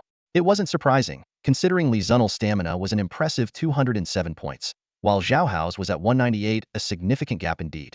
The group trekked about 5 or 6 kilometers through the gray mist forest, where the frequency of monster encounters noticeably increased. Goblins, skeletons, and twisted treants of levels over 10 appeared one after another, but under the influence of Li Zunel's singing, none lasted longer than the duration of a single song. By the time they emerged from the forest, Zhao Hao's backpack was stuffed with 20 to 30 1-star equipment pieces and 3 1-star attribute gems, leaving the 0-star items completely ignored. "You guys are being way too wasteful," Xiaobing Xue and Tan Huan couldn't help but complain. "Leave them for someone else who might need them," Li Xuanle replied casually. Before they realized it, both Xiaobing Xue and Tan Huan had leveled up once. This unexpected speed of leveling up surprised them. It wasn't often you gained a level right after exiting the gray mist forest. After some consideration, they decided to allocate their points to stamina first, planning to distribute points to intelligence and labor later. Clearly, they were aware that their slower pace somewhat affected the team's progress. Standing at the forest's edge, Li Xuanle carefully scanned the group, his gaze moving from Zhao Hao to Tan Huan and Xiaobing Xue. "We might encounter tougher opponents ahead. Remember, staying alive is the top priority. Don't try to save anyone, just focus on keeping yourself safe. If you die, that's it." "Got it, boss," Zhao Hao immediately responded, and Xiaobing Xue and Tan Huan nodded seriously. Li Xuanle took the lead, walking ahead in his white cleric robe and holding a wooden staff, looking harmless and unassuming. His level 10, 3-star Cloudwalker boots on his feet shimmered brilliantly. In contrast, Zhao Hao looked far more ordinary, giving off the vibe of a complete rookie. As they exited the forest, the light grew slightly brighter. Li Xuanle chewed on a piece of gum as he led the group southward. "Boss, I think there's something up ahead," Zhao Hao said, pointing toward faint black shapes looming in the mist ahead. "You all stay here. I'll go take a look," Li Xuanle instructed. "You're a cleric. Why don't I go instead?" Tan Huan hesitated, but volunteered nonetheless. "No need. Just keep an eye on the surroundings. The mist is too thick. Remember, if you see a monster, just run." "Be careful," Xiaobing Xue reminded him. "Wow, I didn't expect the school beauty to be concerned about me," Li Xuanle teased. "It's no big deal," Xiaobing Xue replied nonchalantly. Beside them, Zhao Hao gulped and chimed in awkwardly. "Boss, why don't I go instead?" "Sure, go ahead," Li Xuanle said. Boss, I was just being polite," Zhao Hao muttered weakly. Li Xuanle shot him a glare before cautiously approaching the black shapes. When he finally got a clear view, he couldn't help but exclaim, "Holy crap! A level 30, 2-star porcupine. It's bigger than a pig." Li Xuanle quickly pulled up the detailed information panel of the hedgehog-like monster and studied it carefully. Giant hedgehog. Level, 2-star monster level 30. Attributes: HP 150,000, Intelligence 100, Stamina 30, Charisma 60, Strength 10, Attack 70, Defense 140. Skills: 1. Piercing spike shot. Fires its body spikes like arrows, dealing significant damage. 2. Invincible spin dash. Rolls into a ball and charges forward, using its spikes for a powerful collision. 3. Quick steps. Increases movement speed. The description mentioned that this was an ancient civilization's guardian beast, possessing both formidable magical attack abilities and a cautious, cunning nature. A special note warned about its incredibly deadly spikes. The most amusing detail was its catchphrase: "Who doesn't know how to roll like a baby?" Li Xuanla eyed the 3 to 4 dozen giant hedgehogs in front of him, strategizing his next move. These creatures could not only roll and ram but also fire spikes from a distance, making them a tough adversary. He quickly stepped back a few paces and shouted to his companions behind him, "Fall back! I'm about to release poison." With that, he swung his staff and cast the Toxic Healing is Toxic skill on the hedgehog swarm. As the poison effect stacked, their health began to drop, and they became visibly agitated. Soon, the hedgehogs locked onto Li Xuanla's position. Some of them started waddling toward him on their disproportionately short, thin legs. Their awkward gait was both comical and unsettling, as if they might collapse under their own weight at any moment. Meanwhile, the other hedgehogs stayed in place, charging up their attack. In the next instant, countless spikes shot through the air, densely packed like a rain of arrows aimed straight at Li Xuanla. Seeing the barrage of spikes flying toward him, his scalp tingled as he dodged backward, his mind wandering for a split second. Doesn't it hurt them to fire their own spikes? But there was no time for idle thoughts. Some of the hedgehogs had already curled into balls and were rolling toward him at high speed. He had to dodge their attacks while continuing to cast poison spells.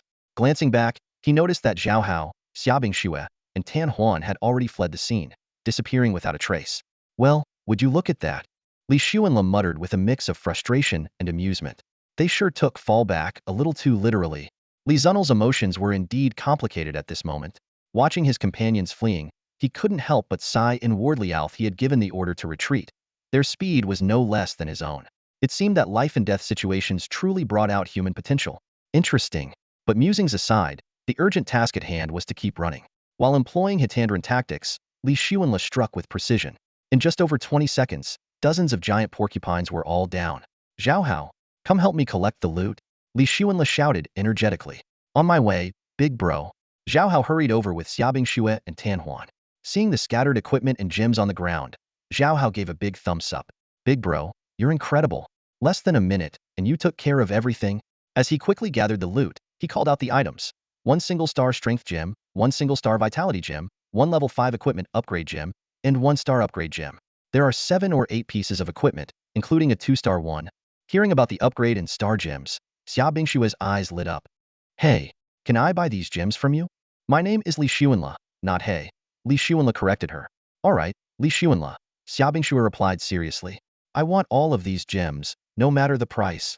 Can you even use them all?" Li Xuanla asked, scrutinizing her thoughtfully. Tan Huan quickly explained. "Li Xuanla, Bingshue's family is in this line of business." This information raised Li Xuanla's eyebrows. So, she was a rich girl, no wonder she was so generous. But he shook his head. "Sorry, I have to go with the highest bidder."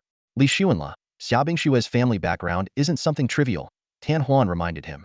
"What background? What's the name of this land?" Tan Huan teased. "The Xia Kingdom," Zhao Hao blurted out. "And what's Xiaobingxue's surname?" Tan Huan continued to guide. Li Xuanla suddenly realized. "Are you saying she's connected to the rulers of the Xia Kingdom?" Tan Huan smiled without confirming. But Li Xuanla remained indifferent. "I'm an orphan. I don't care about such things. If people don't mess with me, I won't mess with them. But if they do, I'll eliminate them no matter how far they are." His bold declaration left Zhao Hao stunned. "Big bro, you're amazing. Who isn't just a humble, scrappy survivor?" Li Xuanla replied jokingly. Seeing that intimidation wouldn't work, Xiaobingxue changed her approach. "How about this? They'll buy your equipment at market price, and as a gesture of long-term cooperation, they'll also give you a Xia Commerce VIP card." "A Xia Commerce VIP card? What's it good for?" "You get a 50% discount at all Xia Commerce affiliated businesses." Zhao Hao immediately started jumping for joy. "Whoa, that's a big deal. Half price." Li Xuanla pondered for a moment. Xiaoshang, as a state-owned enterprise giant in Xia Nation, had its business spanning across various sectors such as dining, real estate, equipment, clothing, and jewelry. If he could get his hands on this VIP card, it would undoubtedly prove useful in daily life. "Bingxue, You never gave me a Xiaoshang VIP card, Tianhuan said, casting an envious glance, her tone carrying a hint of grievance. Xia Bingxue looked troubled. Huan, this card is really hard to apply for. Each one requires a solid reason. I'll try again next time. All right, Tianhuan nodded in response. Xia Bingxue turned to Li Xuanle, her eyes filled with anticipation. Li Xuanle, as long as we can establish a long-term partnership where you provide equipment, gems, and skill books, I promise I can get you this card. She knew deep down that securing this deal would elevate her standing within her family.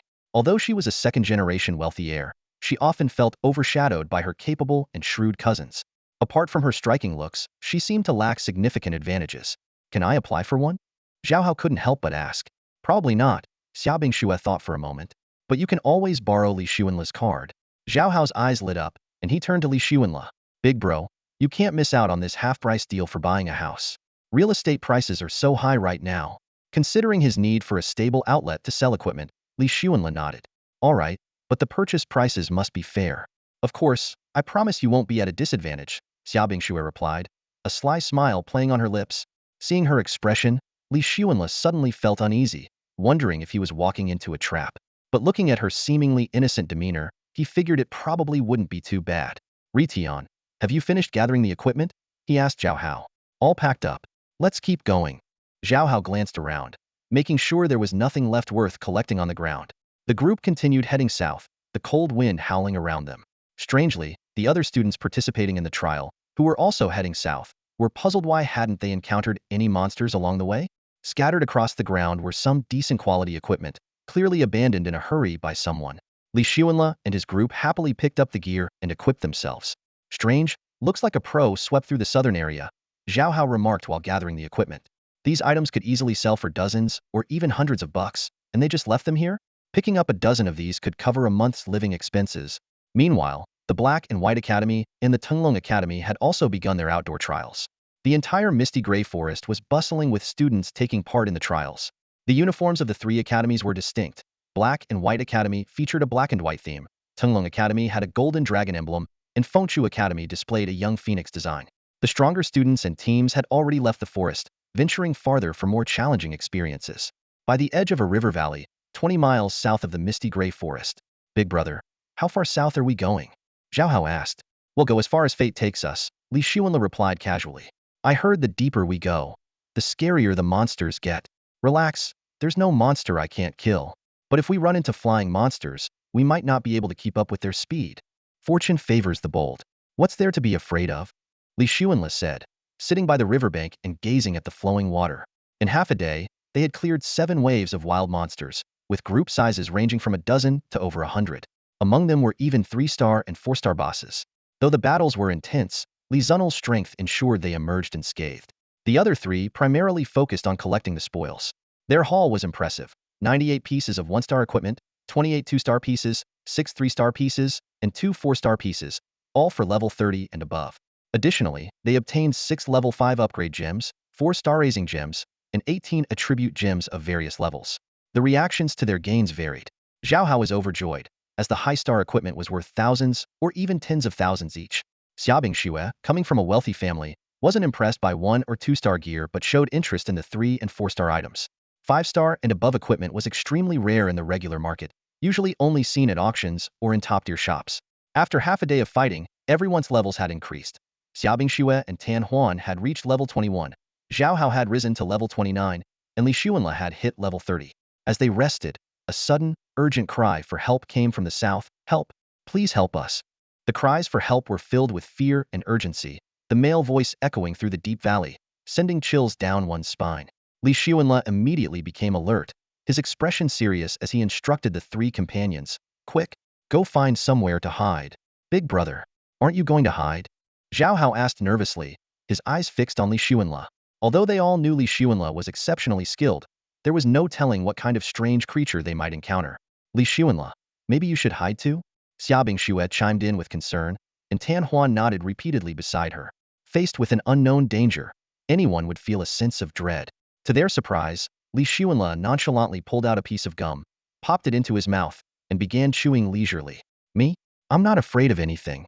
Don't worry about me. As someone with an immortal body, he indeed had no fear, though he did find the pain from injuries annoying. This was precisely why he had prioritized developing his physical resilience to the maximum. While Zhao Hao and Xia Bingxue hesitated, Tan Huan had already spotted a hiding place. Over there, behind that big rocket has a hollow area. Let's hide there, she said, pointing to a spot not far away. You guys go ahead. Don't worry about me. I'm tough to kill, Li Xuanle said with his arms crossed, exuding confidence. The three crouched low and cautiously made their way toward the large rock. On the way, Xia Bingxue whispered to Zhao Hao, your big brother is quite something.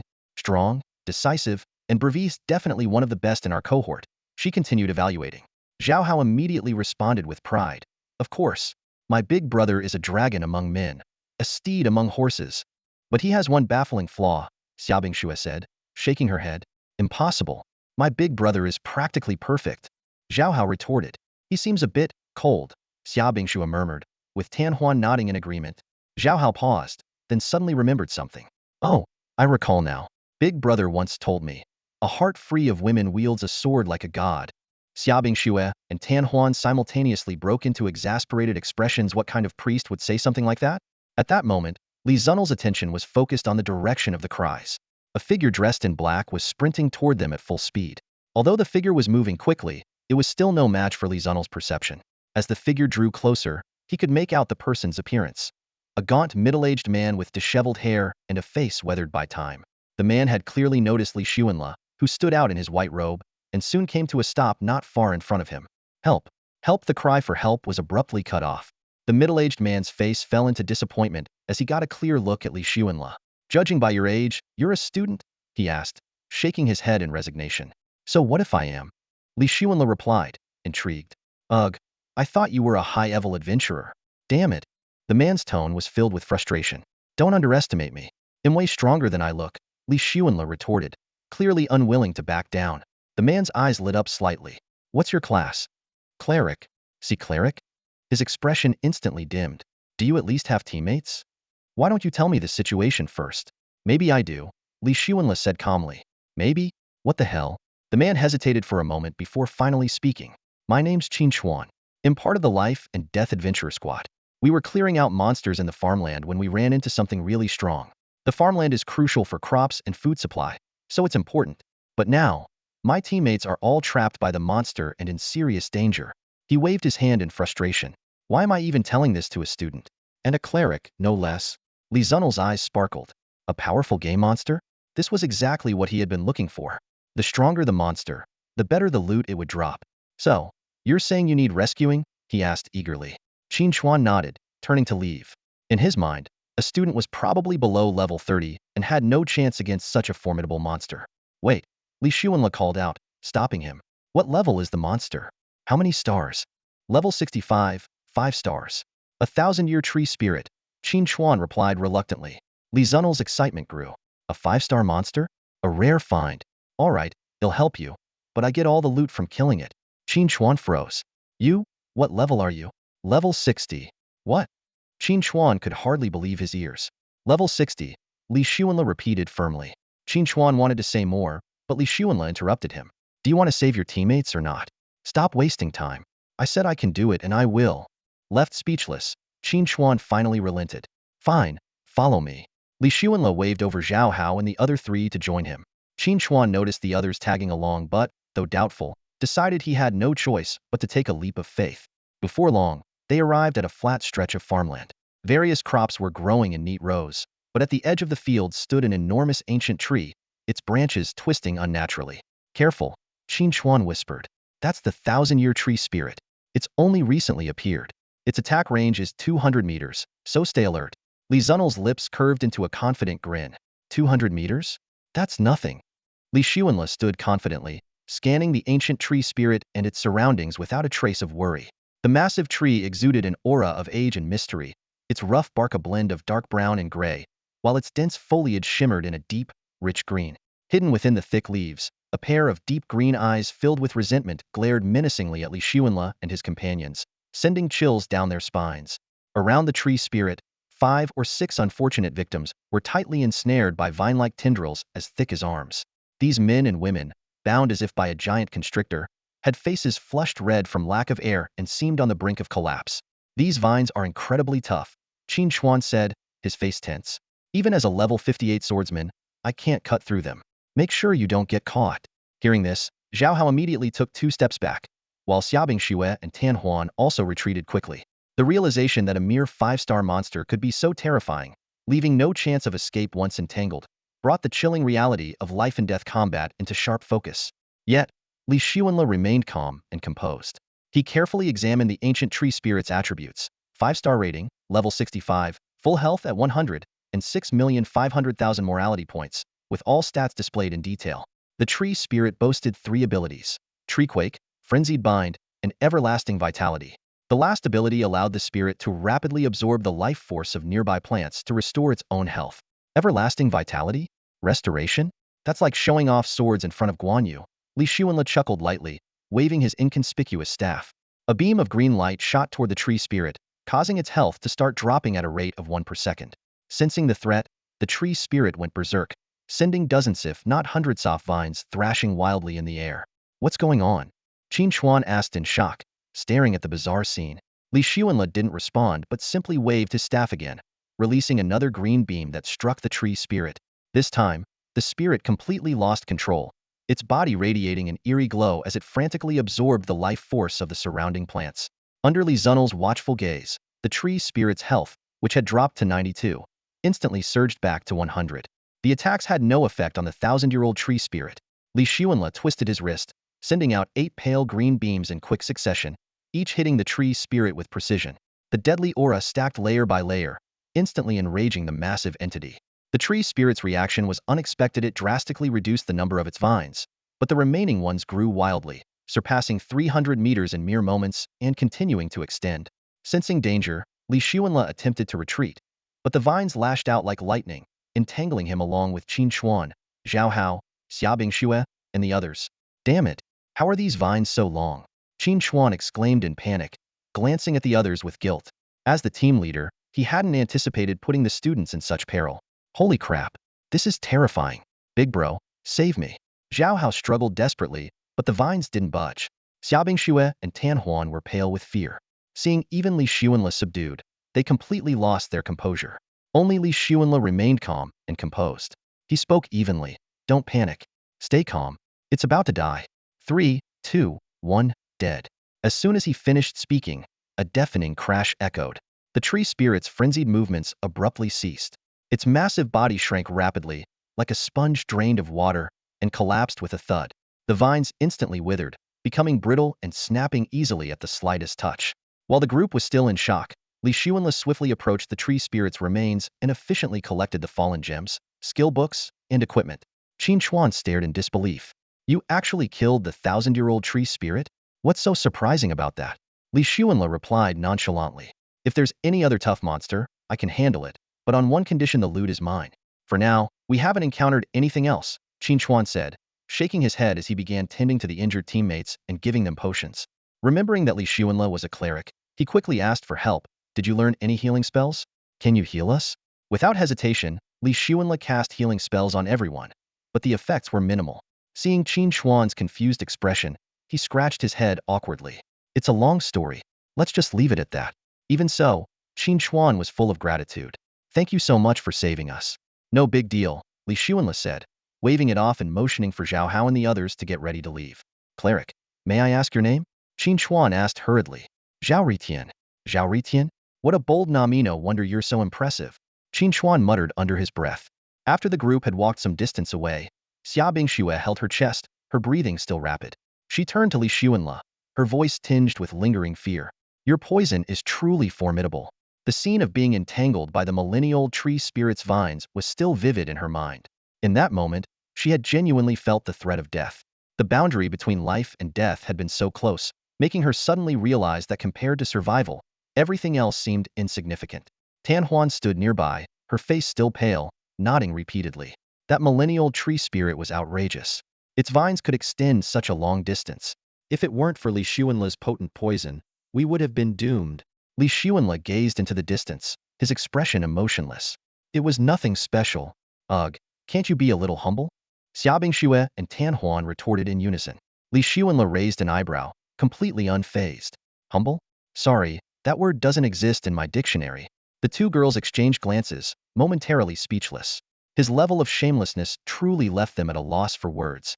At this moment, Zhao Hao couldn't hold back any longer and asked the question that had been bothering him for a while. Bro, why did you use my nickname when that person asked for your name? Chewing his gum, Li Xuanle's lips curved into a mysterious smile. Take a guess. I can't guess. Zhao Hao shook his head. I just think my nickname sounds pretty badass. Seeing the amused look in Li Xuanle's eyes, Zhao Hao pursed his lips, realizing he was being teased. Quickly changing the subject, he asked, Bro, did that millennial tree spirit drop anything good? Hold on, let me check. Li Xuanle took a look and then broke into a delighted smile. 2 5-star pieces of equipment, a 5-star earth attribute gem, and a 5-star skill book. What kind of equipment? And what's the skill book about? Xiaobing Xue and Tan Huan asked eagerly. Li Xuanle immediately displayed the equipment details. A Millennium Willow Staff and a Millennium Willow Necklace, both crafted from the tree spirit's body, capable of enhancing magical power. The skill book, named Wind of Revival, was a healing skill that could restore the health of multiple targets, with its effectiveness scaling with the user's intelligence. Looking at the skill book, a glint of excitement flashed in Li Xuanle's eyes. As a healer class, he had only possessed a weak healing spell before, but this Wind of Revival was far more powerful. Without hesitation, he used the skill book. After all, even a poison healer needed sufficient healing abilities. 5 stars. And it's a group healing skill. Li Xuanle looked at the staff in his hand, a glimmer of joy flashing in his eyes. He gently waved the staff, and a soothing breeze swept over everyone, instantly lifting their spirits. Big bro, this breeze feels amazing. I feel completely refreshed, Zhao Hao said with a satisfied grin. Of course, this is the 5-star skill, Winds of Renewal, Li Xuanle calmly explained. Zhao Hao suddenly understood. No wonder it feels different. Nearby, Xiaobing Xue stared intently at the staff and necklace in Li Xuanle's hands, her throat moving slightly. As a mage, she knew all too well the value of these 2 5-star items. Such high-tier equipment was already rare on the market, let alone pieces that could each be embedded with 5 attribute gems.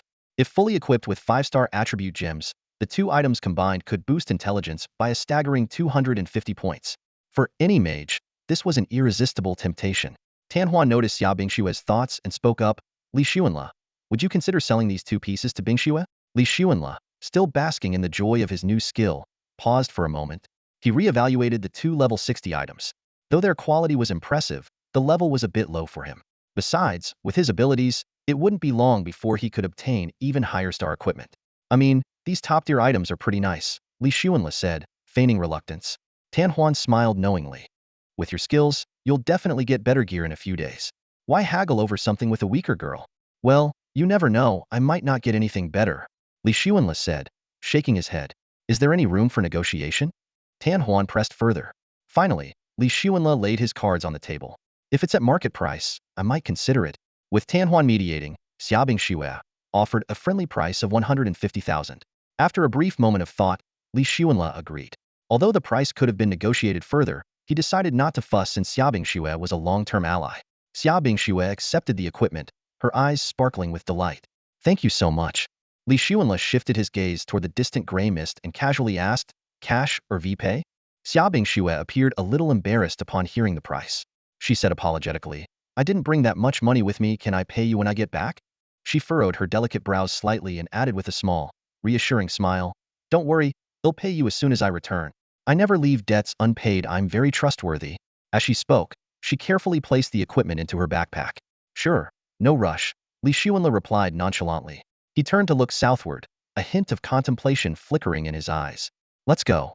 Well, keep heading south, fortune awaits us. With that, he strode off in long, confident steps toward the south. Seeing this, Xiaobing Xue and Tan Huan quickly followed, while Zhao Hao casually brought up the rear, chuckling to himself. Along the way, they occasionally checked the messages in the Academy's chat group. The group was buzzing with photos from students encountering all kinds of monster skeleton creatures, zombies, ghostly specters, ferocious beasts, and more.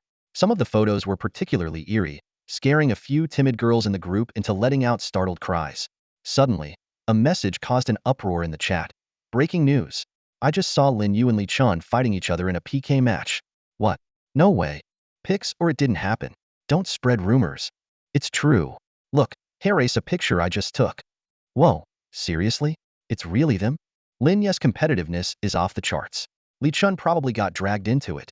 Bro, what's the outcome? We're waiting for updates. Not sure they moved out of sight while fighting, but get this, I saw Li Chun flying on a sword. What? Sword flying? Like actual swordsmanship? If I remember correctly, Li Qin's family isn't wealthy. How could he afford a 6-star sword flying skill? Don't forget, he's a hidden class sword saint. There's a chance he could automatically learn advanced skills. During the wilderness trials, the academy didn't forbid fighting but explicitly prohibited killing without cause. If someone attempted to kill another, the victim was allowed to retaliate, even to the point of eliminating their attacker, as long as there was evidence. Otherwise, the offender risked being arrested by the Xia Nation's enforcement team, which could lead to severe consequences. Only those with overwhelming strength who could fend off the enforcement team or those willing to hide long-term in the harsh wilderness could escape such a fate. Hey, big bro, Zhao Hao said as he walked. The group is saying Lin Yu and Li Chun are going at it. And apparently, Li Chun knows sword flying. Li Xuanle slowed his pace, raising an eyebrow. He knew more about Lin Yu, having crossed paths with him before, and was aware of his relentless obsession with winning. In contrast, Li Chan had always struck him as someone calm and ascetic, like a monk unassuming before his transition to a hidden class. Thus, Li Xuanle's understanding of Li Chun was indeed limited. However, judging by Guan Shanyue's high regard and recognition of Li Chun, this opponent was undoubtedly skilled. Still, it didn't alter Li Xuanle's assessment no matter who it was, they couldn't possibly match him. Xiaobing Xue and Tan Huan, on the other hand, reacted quite differently. Upon hearing the news of Lin Yu's duel with Li Chun, their brows furrowed. Both instinctively glanced at Li Xuanle, silently weighing who was stronger between Li Chan and him. Li Chun was a master of swordsmanship, with incredible speed. In comparison, Li Xuanle might not have the edge in speed. They speculated that if the two fought, Li Chun could potentially deliver a fatal blow to Li Xuanle. However, before dying, Li Xuanle would undoubtedly unleash his poisonous ring to ensure Li Chen's demise as well. The key lay in whose attack range was greater, Li Chen's swordsmanship or Li Xuanle's poison. Only Li Xuanle himself knew that such speculations were pointless.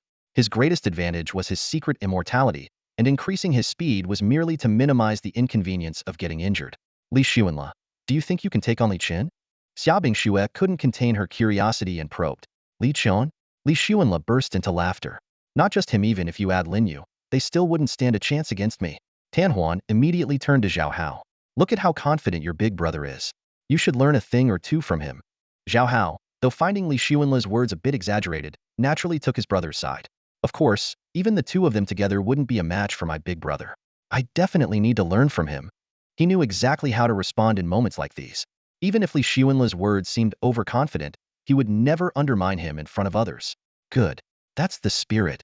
Li Xuanle laughed, praising him. Isn't making bold claims like this just setting yourself up to fail? Tan Huan muttered under her breath. Impossible. Li Xuanle replied with unwavering confidence. Time passed quietly as they continued clearing out monsters. Along the way, they encountered a 5-star beast, which was defeated in less than 2 minutes. The beast dropped 3 pieces of 5-star equipment and a star upgrading gem, yielding a bountiful harvest. By this point, their inventory was filled with spoils. 198 pieces of 1-star equipment, 68 2-star, 26 3-star, 9 4-star, and 5 5-star items, along with various gems. Xiaobing Xue was overjoyed, already imagining the scene of presenting these spoils to her father. Their levels had also seen significant improvement. As teacher Tang Wu had mentioned, leveling up was relatively easy before level 30 but much harder afterward. Xiaobing Xue and Tan Huan had reached level 27, while Zhao Hao and Li Xuanle had hit levels 31 and 32, respectively. At this pace, reaching level 40 within half a month seemed uncertain, given the exponentially increasing experience required for each level. The sun set in the west, and darkness began to envelop the sky. Li Xuanle, we've traveled 50 miles south. Shouldn't we find a safe place to spend the night? Tan Huan asked, her concern evident. Zhao Hao quickly chimed in. Of course, we need to find a sheltered spot. Half an hour later, they discovered a stone cave that could accommodate 7 or 8 people. Though the entrance was small, the interior was spacious, surrounded by solid stone walls. It was a natural shelter. As long as they guarded the 2 to 3 person wide entrance, it would be completely secure. After a moment of consideration, Li Xuanle decided, this is the spot. Just as they were about to settle down, a sudden flash of light appeared outside the cave. The light was blindingly intense. Li Xuanle and the others instinctively retreated deeper into the cave, turning their heads away to avoid direct exposure. Minutes passed, and silence enveloped the area outside the cave. Zhao Hao, Xiaobing Xue, and Tan Huan looked visibly uneasy, their faces filled with concern. Only Li Xuanle remained calm, cautiously observing with his peripheral vision. He noticed that the light outside was still present, but its intensity had diminished. You all stay here. I'll go take a look, Li Xuanle said after a moment of thought. Big brother, are you sure you want to go? Zhao Hao asked hesitantly. Yes, I'll be fine. Stay put and don't move, Li Xuanle replied firmly. With Xia Bingxue and Tan Huan watching him anxiously, he stepped out of the cave. The two girls stared at his retreating figure, their emotions a mix of admiration and worry. Every time danger arose, it was always this seemingly carefree, straightforward guy who stepped up without hesitation. Outside the cave, a spherical wall of light, glowing with a jade-like white hue, encompassed an area about a mile in radius. Li Xuanle quickly approached the edge of the light wall and picked up a stone, hurling it with all his strength. With a crisp clang, the stone rebounded as if it had struck solid steel. Damn, are we trapped here? He muttered, his expression turning serious as he scanned the surroundings. Suddenly, he noticed a vivid blue vortex suspended at the center of the glowing sphere. Moving closer to inspect it, he murmured to himself, isn't this the entrance to a secret realm? It's exactly as described in the textbooks. Secret realms were unique phenomena in the eerie game-like world they inhabited, filled with immense danger and opportunity. Once caught within one, the only way out was to either clear the challenges or break through the light wall. However, history had shown that almost no one could shatter a secret realm's light wall, leaving clearing it as the sole viable option. Standing before the vortex, a message abruptly appeared before Li Xuanle. 100th-floor Demon Tower, 6-star secret realm.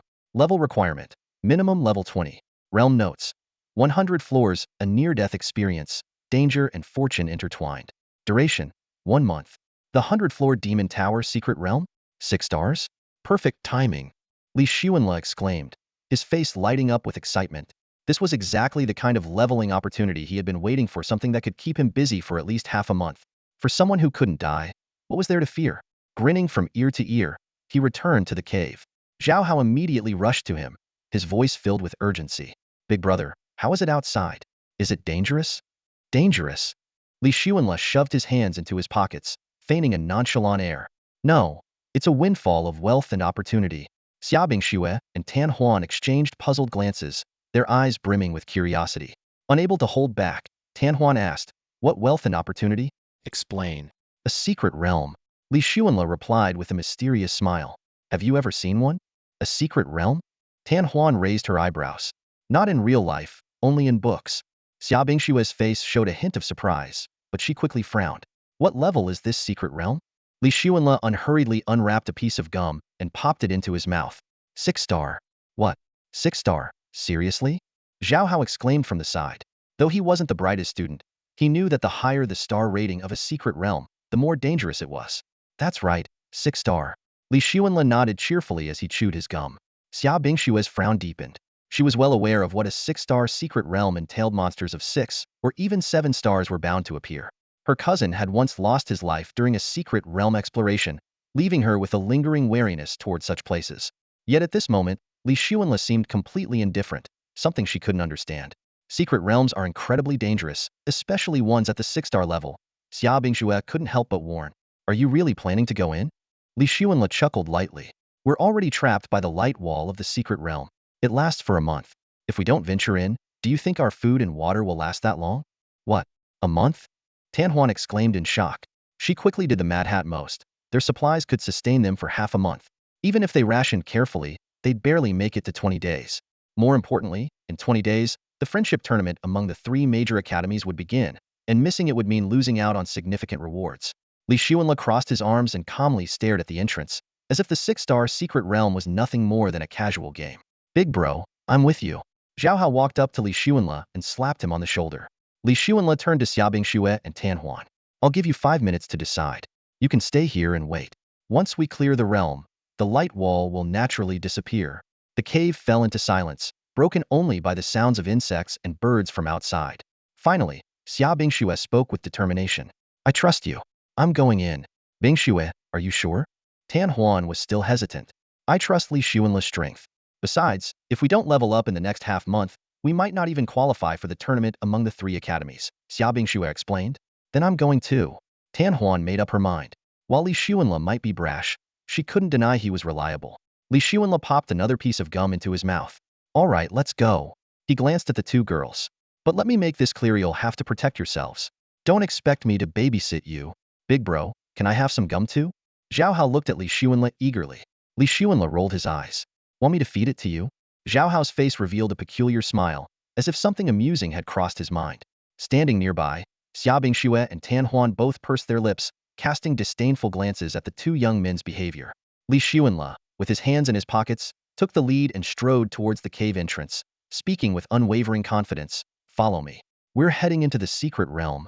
Chewing gum, Zhao Hao imitated Li Xuanle's posture as he followed, only to draw even more contemptuous looks from Xia Bingxue and Tan Huan. Not even close. Tan Huan muttered under her breath. Li Xuanle's got some style when he walks, but you look like a total fool.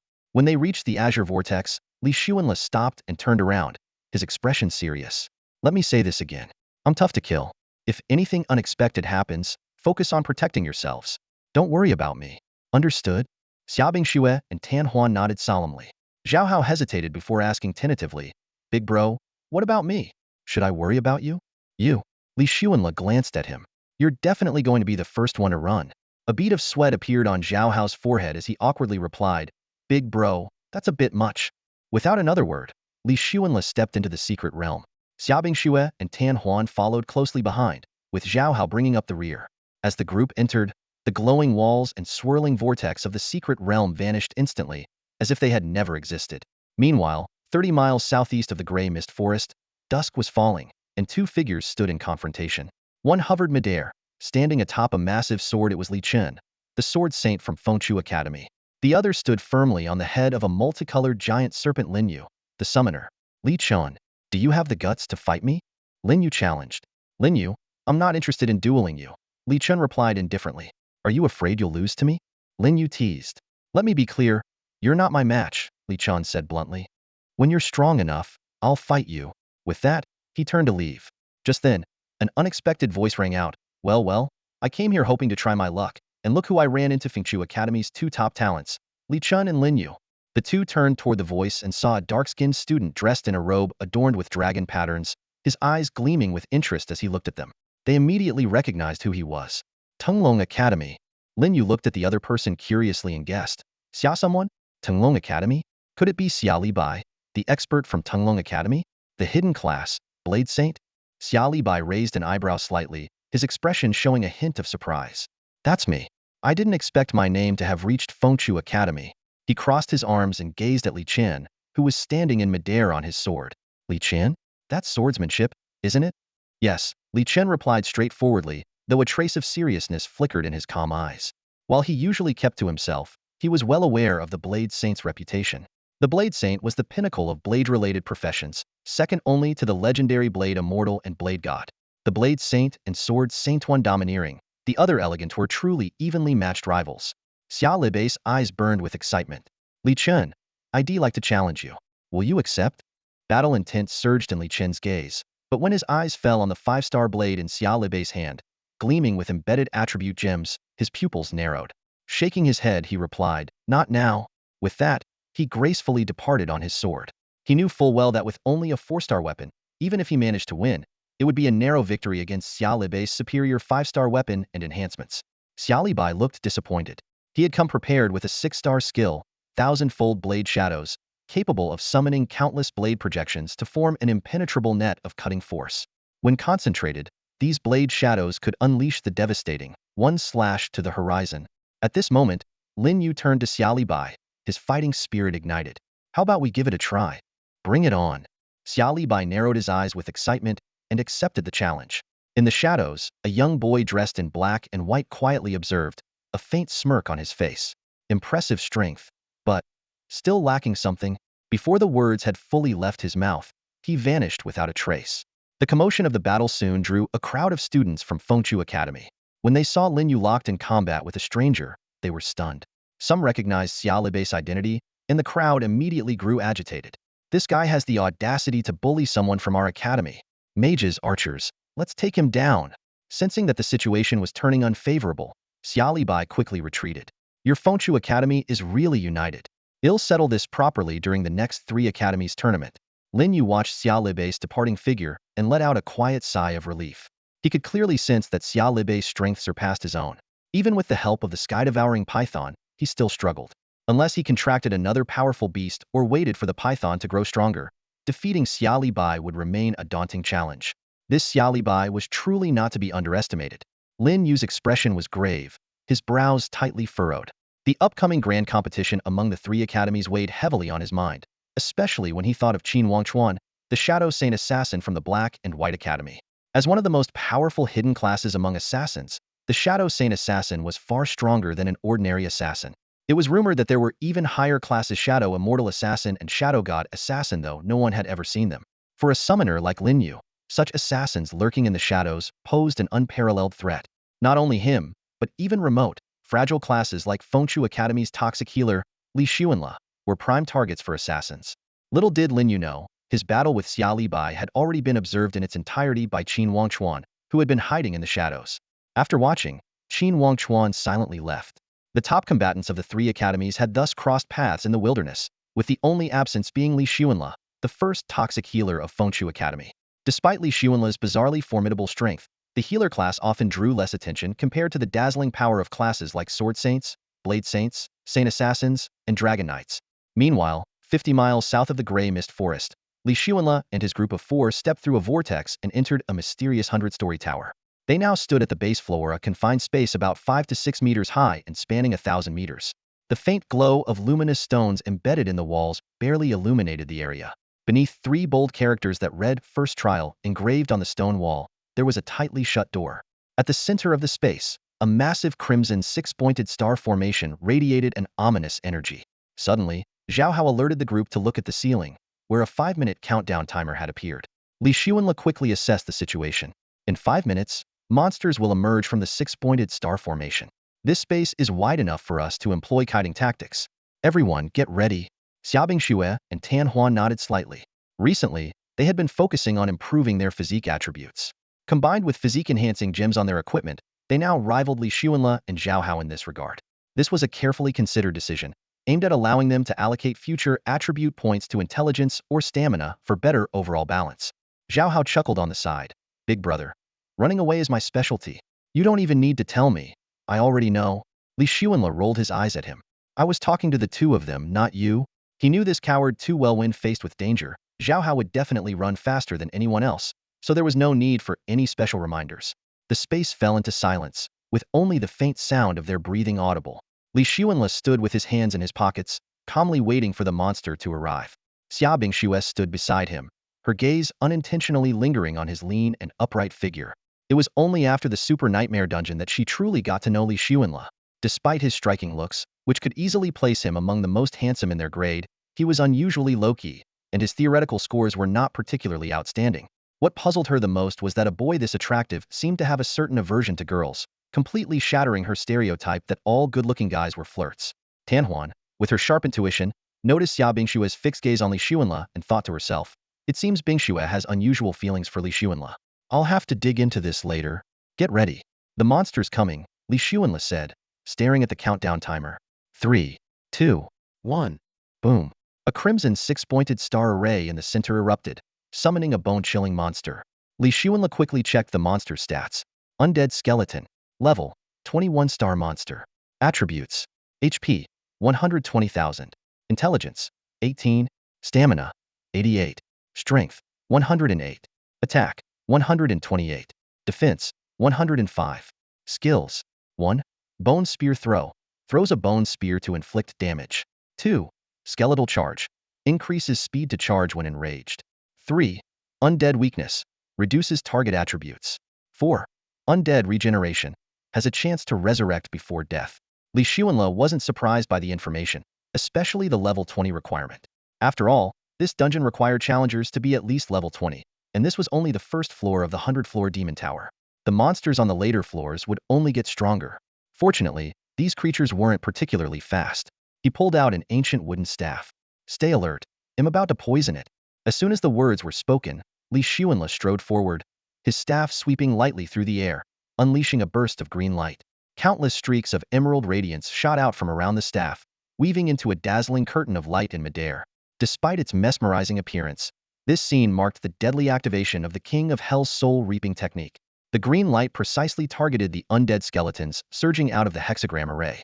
With his level 32 strength, Li Xuanla could simultaneously cast his poisonous healing curse on up to 320 targets within a 320-meter radius. Every second, a new wave of green light blanketed the battlefield, and none of the undead, be they warriors, archers, or mage scowled escaped the fate of being marked with a faint green deathly halo. Some monsters even had 3 or 4 halos stacked on them, and even with just 1 or 2, their health continued to drop steadily. The undead clearly sensed the threat and immediately launched a counterattack. Bone spears, spells, and arrows rained down on Li Zunel's group. Facing such a dense assault, Li Xuanle led his team in employing his signature kiting strategy, never engaging Hedon, perfectly embodying the principle of retreat when pursued, chase when they flee. At that moment, Zhao Hao suddenly cried out, "Oh crap! Big bro, help! I've been shot." Li Xuanle turned to look and saw an arrow sticking out of Zhao Hao's pants leg. Strangely, there was no blood. Rushing over to check, Li Xuanle couldn't help but exclaim, "Zhao Ritian, it's your pants leg that got hit, not your leg. Why are you yelling?" "Huh, really?" Zhao Hao felt around carefully and laughed awkwardly. "I thought it hit my leg. If it hit your leg, it would hurt. Do you feel any pain?" Li Xuanle gave him a disdainful look. "I didn't have time to feel it yet. Are you serious? Just run already." Li Xuanle yanked out the arrow and tossed it aside before continuing to sprint. Meanwhile, Xiaobingxue and Tan Huan had become quite adept at running, especially Tan Huan, whose agility as an assassin far surpassed that of the mage Xiaobingxue. Time passed, and after 10 minutes, the monsters were still pouring out in endless waves. "How many of these things are there?" Zhao Hao muttered while running, his eyes gleaming with greed as he eyed the pile of equipment and gems accumulating on the ground. They had already taken down around 600 monsters, yet the hexagram array continued to spawn roughly 60 new undead every minute. "Big bro, you're the real deal," Zhao Hao exclaimed sincerely. If it were anyone else, they'd have failed at the first stage.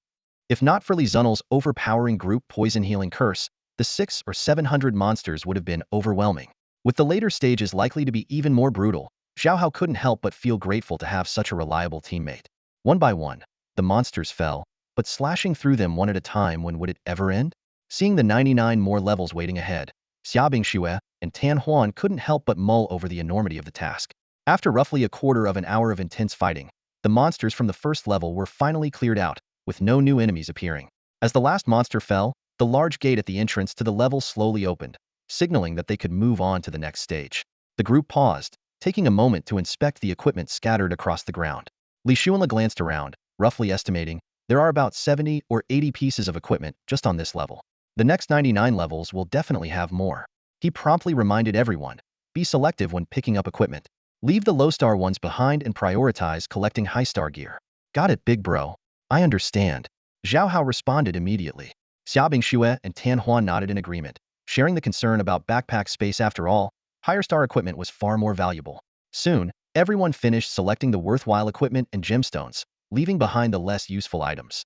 Just as Li Xuanle was about to ask if they should move on, Xiaobingxue suddenly spoke up, "Let's rest for a bit. I'm feeling a little tired." Her face indeed showed signs of fatigue, and Tan Huan looked equally worn out. "Yeah, big bro, we've been at it all day. Let's take a break," Zhao Hao chimed in. Li Xuanle nodded in agreement and walked toward the entrance to the next level to scout ahead. Inside, he found a spiral staircase leading upward. Following the stairs to the top, he came across a tightly shut iron door with a red button next to it. He guessed it was the mechanism to open the door and couldn't help but admire the practicality of the design. Returning to the resting area, Li Xuanle leaned against the wall, chewing gum as he closed his eyes to relax. Zhao Hao quickly followed and sat beside him, asking about what he saw upstairs. Li Xuanle lazily described the situation, assuring him that the area was safe. Xiaobingxue and Tan Huan rested on the opposite side of the doorway. Tan Huan suddenly opened her eyes and half-jokingly warned the two guys not to try anything while they were asleep. Li Xuanle opened one eye, glancing at the two women. "Can you stop being so full of yourselves?" Tan Huan refused to back down. "We are two beauties, so it's only fair to give a reminder, don't you think?" Li Xuanle didn't bother to respond and shut his eyes again. Zhao Hao, however, quickly reassured them, "Don't worry, would never do that." He even added, "Last time, a beautiful boss wanted to keep Big Bro as her boy toy, and he still didn't agree." "Zhao Hao, can you stop spouting nonsense?" Li Zunel's face darkened as he scolded him. Zhao Hao awkwardly fell silent. Tan Huan observed the exchange, thinking that Zhao Hao might be bold but harmless, while Li Xuanle seemed completely uninterested in them. This left her and Xiaobingxue wondering, could it be that they weren't attractive enough? Li Xuanle closed his eyes again to rest. After passing the first level, his level had risen to 33, Zhao Hao reached level 32, and Xiaobingxue and Tan Huan both advanced to level 29. He quickly calculated that he had killed approximately 900 monsters. The number was indeed astonishing, but the level progression was not as satisfying as he had hoped. He speculated that it might be due to the shared experience points from being in a team. Solo players like Li Qian and Lin Yu had already reached levels 36 and 35, respectively. However, this didn't worry him. Level progression mainly affected casting range and the number of targets, while his poison-based healing damage remained consistent. The poison effect could stack infinitely, and with 99 more levels waiting for them in this tower of 100 floors, the number of monsters wasn't a concern at all. Suddenly, a thought struck him. Stacking infinitely. He realized he might have been trapped in a fixed mindset. If poison could stack, what would happen if multiple green beams hit the same target simultaneously? The idea made him snap his eyes open, his breathing quickening with excitement. Previously, he had always followed the conventional MMORPG logic of applying a new poison stacked to the same target every second. But if he could unleash 330 green beams at the same target all at once, that would be damage on a nuclear scale. Excited by the thought, he slapped his thigh, the sound startling Zhao Hao, who had just fallen asleep. "Big bro, what was that noise?" Zhao Hao asked warily. Nothing, nothing. Go back to sleep," Li Xuanle said, struggling to contain his excitement, though his flushed face betrayed his emotions. Noticing the curious glances from Xiaobing Xue and Tan Huan, he quickly closed his eyes, pretending to rest. But he couldn't calm down. This new discovery filled him with exhilaration. He was almost certain the idea was feasible. "I can't sleep." He suddenly stood up and headed toward the spiral staircase. "Big bro, where are you going?" Zhao Hao asked hastily. "I need to clear another level before I can sleep." "What? Another level?" Xiaobing Xue and Tan Huan looked surprised. "It'll help you lure the monsters." Zhao Hao immediately followed. Xiaobing Xue and Tan Huan also got up quickly. "We'll go with you." Seeing the three insist on joining him, Li Xuanle didn't say more and led the way to the next floor. Well, it didn't matter. If his theory proved correct, Li Xuanle thought, not only would his unknown combat abilities become overwhelmingly powerful, but his speed at clearing monsters would also increase dramatically. Eagerly, he pressed the red button beside the iron door. With a crisp click, the lock disengaged. With a gentle push, the four of them quickly stepped into the second stage. In the center of the arena stood a crimson six-pointed star magic circle, while the stone wall bore the large inscription, "Second Stage." Beneath it was another iron door, and a 5-minute countdown timer flickered on the ceiling. Suddenly, a sharp click sounded from behind them. The iron door had locked itself automatically. "What the heck? The door locks the moment we step in?" Zhao Hao couldn't help but complain. Now there's no way out. Still, with Li Xuanle leading the way, they felt no panic. All they had to do was follow and ride on his coattails to victory. As seconds ticked by, massive monsters began to emerge from the crimson magic circle. Li Xuanle quickly checked their stats. Rock Behemoth, 2-star monster. Level, 24. HP, 100. Intelligence, 120. Stamina, 100. Charisma, 0. Strength, 120. Attack, 138. Defense, 150. Skills, 1. Rock Throw, hurls a boulder to deal damage. 2. Rockquake, stomps the ground, creating a 5x5 earthquake that knocks back and stuns targets. 3. Rock Shield, summons a protective barrier of stones, increasing defense. The description noted it as an ancient guardian of nature, protecting mountain valleys and buried treasures. A warning tag read, "If you're tired of living, feel free to challenge it." The rock behemoth let out a deep roar and charged at the group. Each step it took seemed to weigh 1,000 pounds, causing the ground to quake and dust to swirl. Its heavy footsteps felt like a drumbeat against their hearts, making Zhao Hao, Xiaobing Xue, and the others tense with unease. More rock behemoths continued to emerge from the magic circle. Yet Li Xuanle remained calm.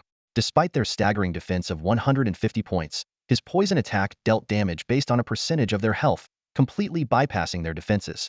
With a wave of his staff, over 300 green lights shot toward the 4 rock behemoths.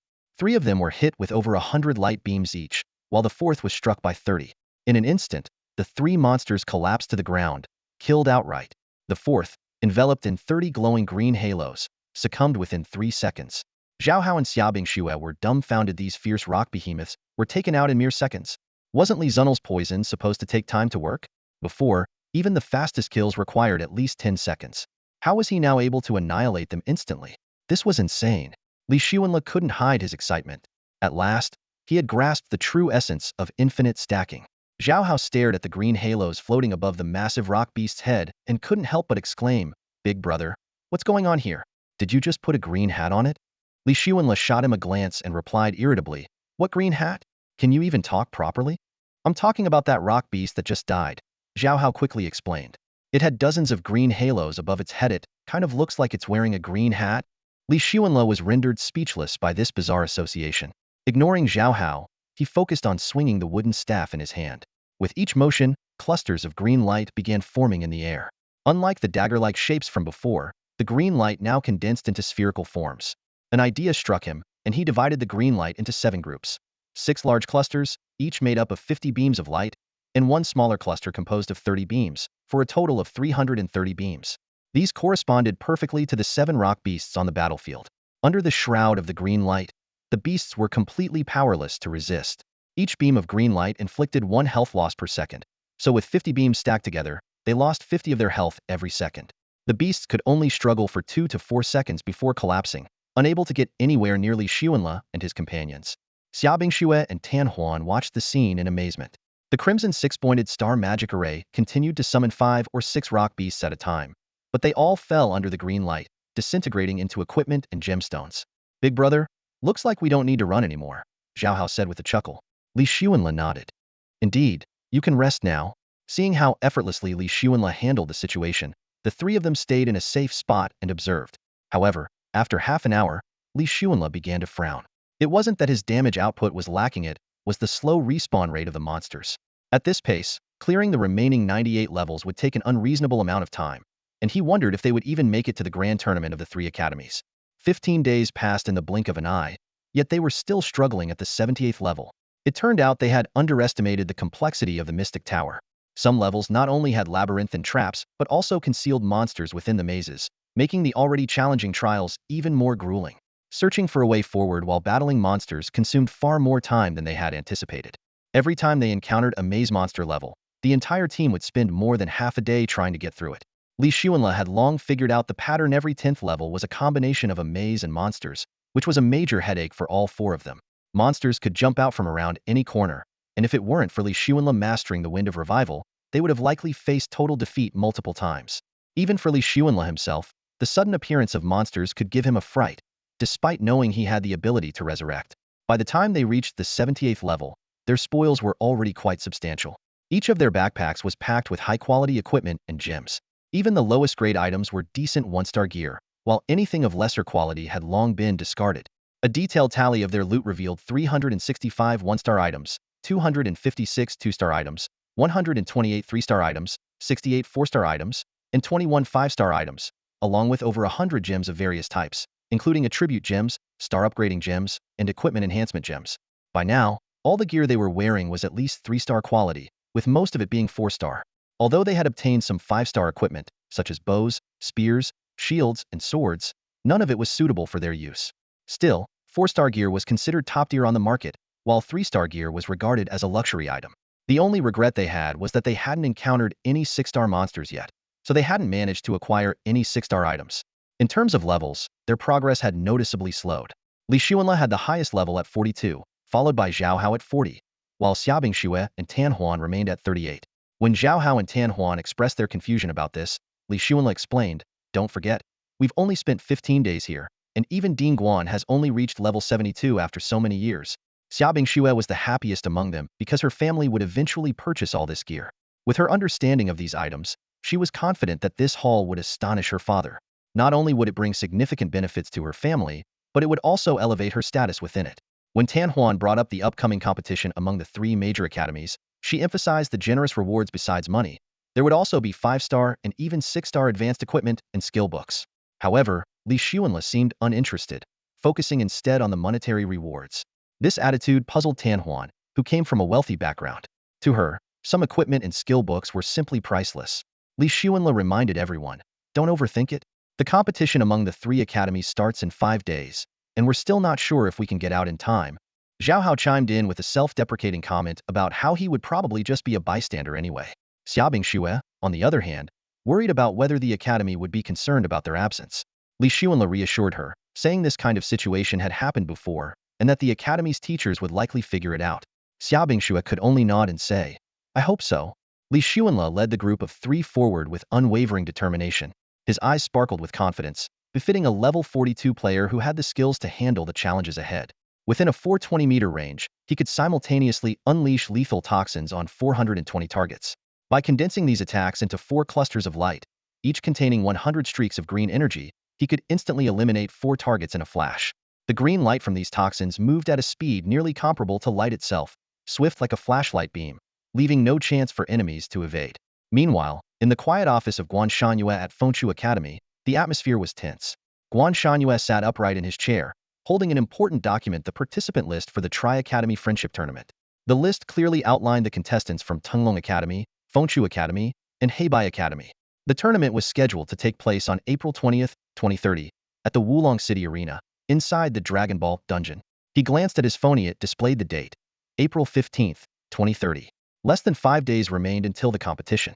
This long-standing tradition among the 3 academies required each institution to send its top 50 combat-ranked elite students to compete. In this Dragon Ball-themed dungeon, participants needed to collect all 7 Dragon Balls and defend them for over 5 hours. Though the dungeon was filled with formidable game monsters and ferocious beasts, it was a virtual environment, ensuring no real-world injuries. Guan Shanyue was brimming with confidence for this tournament. Several outstanding talents in the academy bolstered his optimism. Li Qian, Lin Yu, Li Xuanle, and Wang Hao, who possessed a hidden class as a Dragon Knight. Although Wang Hao had yet to acquire a dragon companion and his current strength was limited, once he secured one, his power would undoubtedly surge exponentially. As Guan Shanyue pondered, a sudden, urgent knock on the door interrupted his thoughts. "Come in." Yang Yu entered hastily, her expression anxious. "Dingguan, something's happened. What is it?" "During today's wilderness trial, Li Xuanle and Zhao Hao from my class, along with Xiaobing Xue and Tan Huan from Class 3A, haven't returned." Guan Shanyue's gaze immediately shifted to the participant list. These 4 were all listed, and the list had already been submitted. Li Xuanle, in particular, was a crucial member of the team. "Teacher Yang Yu, have you tried contacting them?" "I did. But their phones are unreachable." Guan Shanyue fell into deep thought. He was no stranger to such situations. An unreachable status often indicated that the individuals had entered a dungeon or hidden realm. Based on his understanding of Li Xuanle, this guy definitely put all his attribute points into physique and moves as swiftly as the wind. More importantly, he's sharp and clever. It's unlikely he'd lose his life so easily. Guan Shanyue looked at Yang Yu thoughtfully. "What do you think Li Xuanle and Zhao Hao are up to right now?" Yang Yu hesitated for a moment before replying. Li Xuanle has always done things his own way, never following conventional logic, and with Zhao Hao being his close buddy. Her words trailed off halfway. Guan Shanyue immediately saw through her concern. "So, you think they might be in danger?" Yang Yu seemed conflicted, nodding and shaking her head at the same time. Given Li Xuanle's carefree and arrogant personality, the chances of him running into trouble did seem higher. But Guan Shanyue shook his head and said, "That kid is as sly as they come. He won't get into trouble that easily. For all we know, he could be enjoying himself in some dungeon or secret realm right now." "Dingguan, about this matter." Yang Yu stood to the side, looking troubled. "No rush. Let the dust settle for a bit." "So, you mean we just leave it alone for now?" "Exactly. But the 3 academies tournament is in 5 days. Yang Yu suddenly remembered. "I have my plans. You can go for now." "All right." Yang Yu left the office, still full of doubts. Meanwhile, the competitive dungeon at Fengchu Academy was bustling with activity. After returning from the wilderness trials, most students had leveled up to around level 20, with noticeable improvements in both equipment and battle experience. The dungeon was now filled with people eager to spar and test their skills. "Anyone who can defeat me, Wang Teng, will win 10,000 bucks." A cocky voice rang out across the arena. This bold declaration immediately drew everyone's attention. For an average student, 10,000 bucks was a highly tempting reward provided they had the strength to claim it. Wang Teng stood proudly at the center of the arena, acting as though he were the center of the universe. At level 31, he was far ahead of the others, who were mostly around level 20. His gear, all 3-star or higher, adorned him with over 20 golden stars that sparkled brilliantly. His outfit alone was a testament to the hefty amount of money he'd spent, all in preparation for the upcoming 3 academies tournament. Scanning the crowd and seeing no sign of Lin Yu, Li Qian, or Li Zunle, 3 of his toughest rivals, Wang Teng felt even more confident. Just as he was basking in his smugness, a loud shout suddenly erupted. "Wang Teng, your grandpa's here to teach you a lesson." The shout caused an immediate commotion in the arena. Everyone turned toward the source of the voice, and a flurry of whispers broke out. "No way. Isn't that Tang Xiaosan, the guy who failed at showing off last time? His gear looks pretty impressive though. Are you kidding? There's no way he can beat Wang Teng. If he does, I'll livestream myself eating dirt." Wang Teng's gaze slowly swept toward his opponent, his eyes blazing with barely contained fury. It seemed as though flames were about to erupt from his pupils. With a resounding clang, he drove his long blade into the ground. This guy, Tang Xiaosan, dared to challenge him so brazenly in front of everyone. Thinking back to their last encounter, This guy was defeated with a single move, and now he had the audacity to spout such nonsense? Grandpa is here. Tang Xiaosan stood in the center of the arena, his confidence unshaken. His gear was brand new, with faint golden stars swirling around him. He held a radiant, glowing staff in his hands, facing Wang Tang from a distance. You're all talk and no bite. Let's see if your skills match that mouth of yours. Wang Tang spat through gritted teeth. Cut the crap and bring it on. Tang Xiaosan shot back without hesitation, completely unfazed by Wang Tang's intimidating presence. The onlookers began whispering among themselves. This Tang Xiaosan has some guts, huh? From the looks of his equipment, he might be someone important. Let's just sit back and enjoy the show. Suddenly, Wang Tang made his move. He gripped his gleaming blade as it scraped across the ground, throwing sparks into the air. His figure was like a flash of lightning, swift and fierce. The wind howled, and dust swirled in his wake. Let's see what you've got. Wang Tang roared as he swung his blade down. At that critical moment, Tang Xiaosan gently waved his staff. A miraculous scene unfolded centered around him. A spherical space with a 5-meter diameter appeared, filled with intricate, silver threads. The moment Wang Tang entered the space, his fierce demeanor vanished. He froze in place, his eyes glazed over, and his blade lost its direction. Come on, dance for Grandpa, Tang Xiaosan said smugly. To everyone's astonishment, Wang Tang actually started moving his body, breaking into an absurdly comical dance. Everybody let's go, he shouted as he danced, completely oblivious to how ridiculous he looked. The crowd erupted in chatter. What kind of mental skill is this? That's a rare ability, isn't it? It's like how Li Zunel's healer can poison people. Maybe a mage being able to control minds isn't so far-fetched. Wang Tung's lackeys couldn't stand it any longer. Watching their boss make a fool of himself in front of everyone had them hopping mad, but they didn't dare charge forward, afraid they'd suffer the same fate. All they could do was shout anxiously, Tang Xiaosan, do you have any idea what kind of trouble you're stirring up? Let go of Brother Tang right now, or you'll regret it. Tang Xiaosan showed no concern, a hint of provocation glimmering in his eyes. Fight when you say fight. Stop when you say stop. Doesn't that make me look like I have no dignity? He glanced around the crowd, a playful smile curling at the corner of his lips. Do you guys want to hear Wang Tang sing? The surrounding crowd fell silent, as if someone had pressed the mute button. No one dared to respond. Everyone knew full well that someone outside could be recording a video at any moment.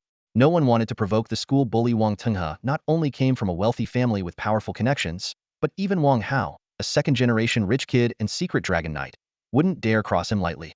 Sing a song for Grandpa. Tang Xiaosan suddenly raised his voice. As soon as the words left his mouth, Wang Tang stopped mid-dance and began to sing. After just 2 lines, Tang Xiaosan clutched his ears in agony, regret written all over his face. For the love of shut up, he yelled. You humiliated me last time, so this time I'm humiliating you.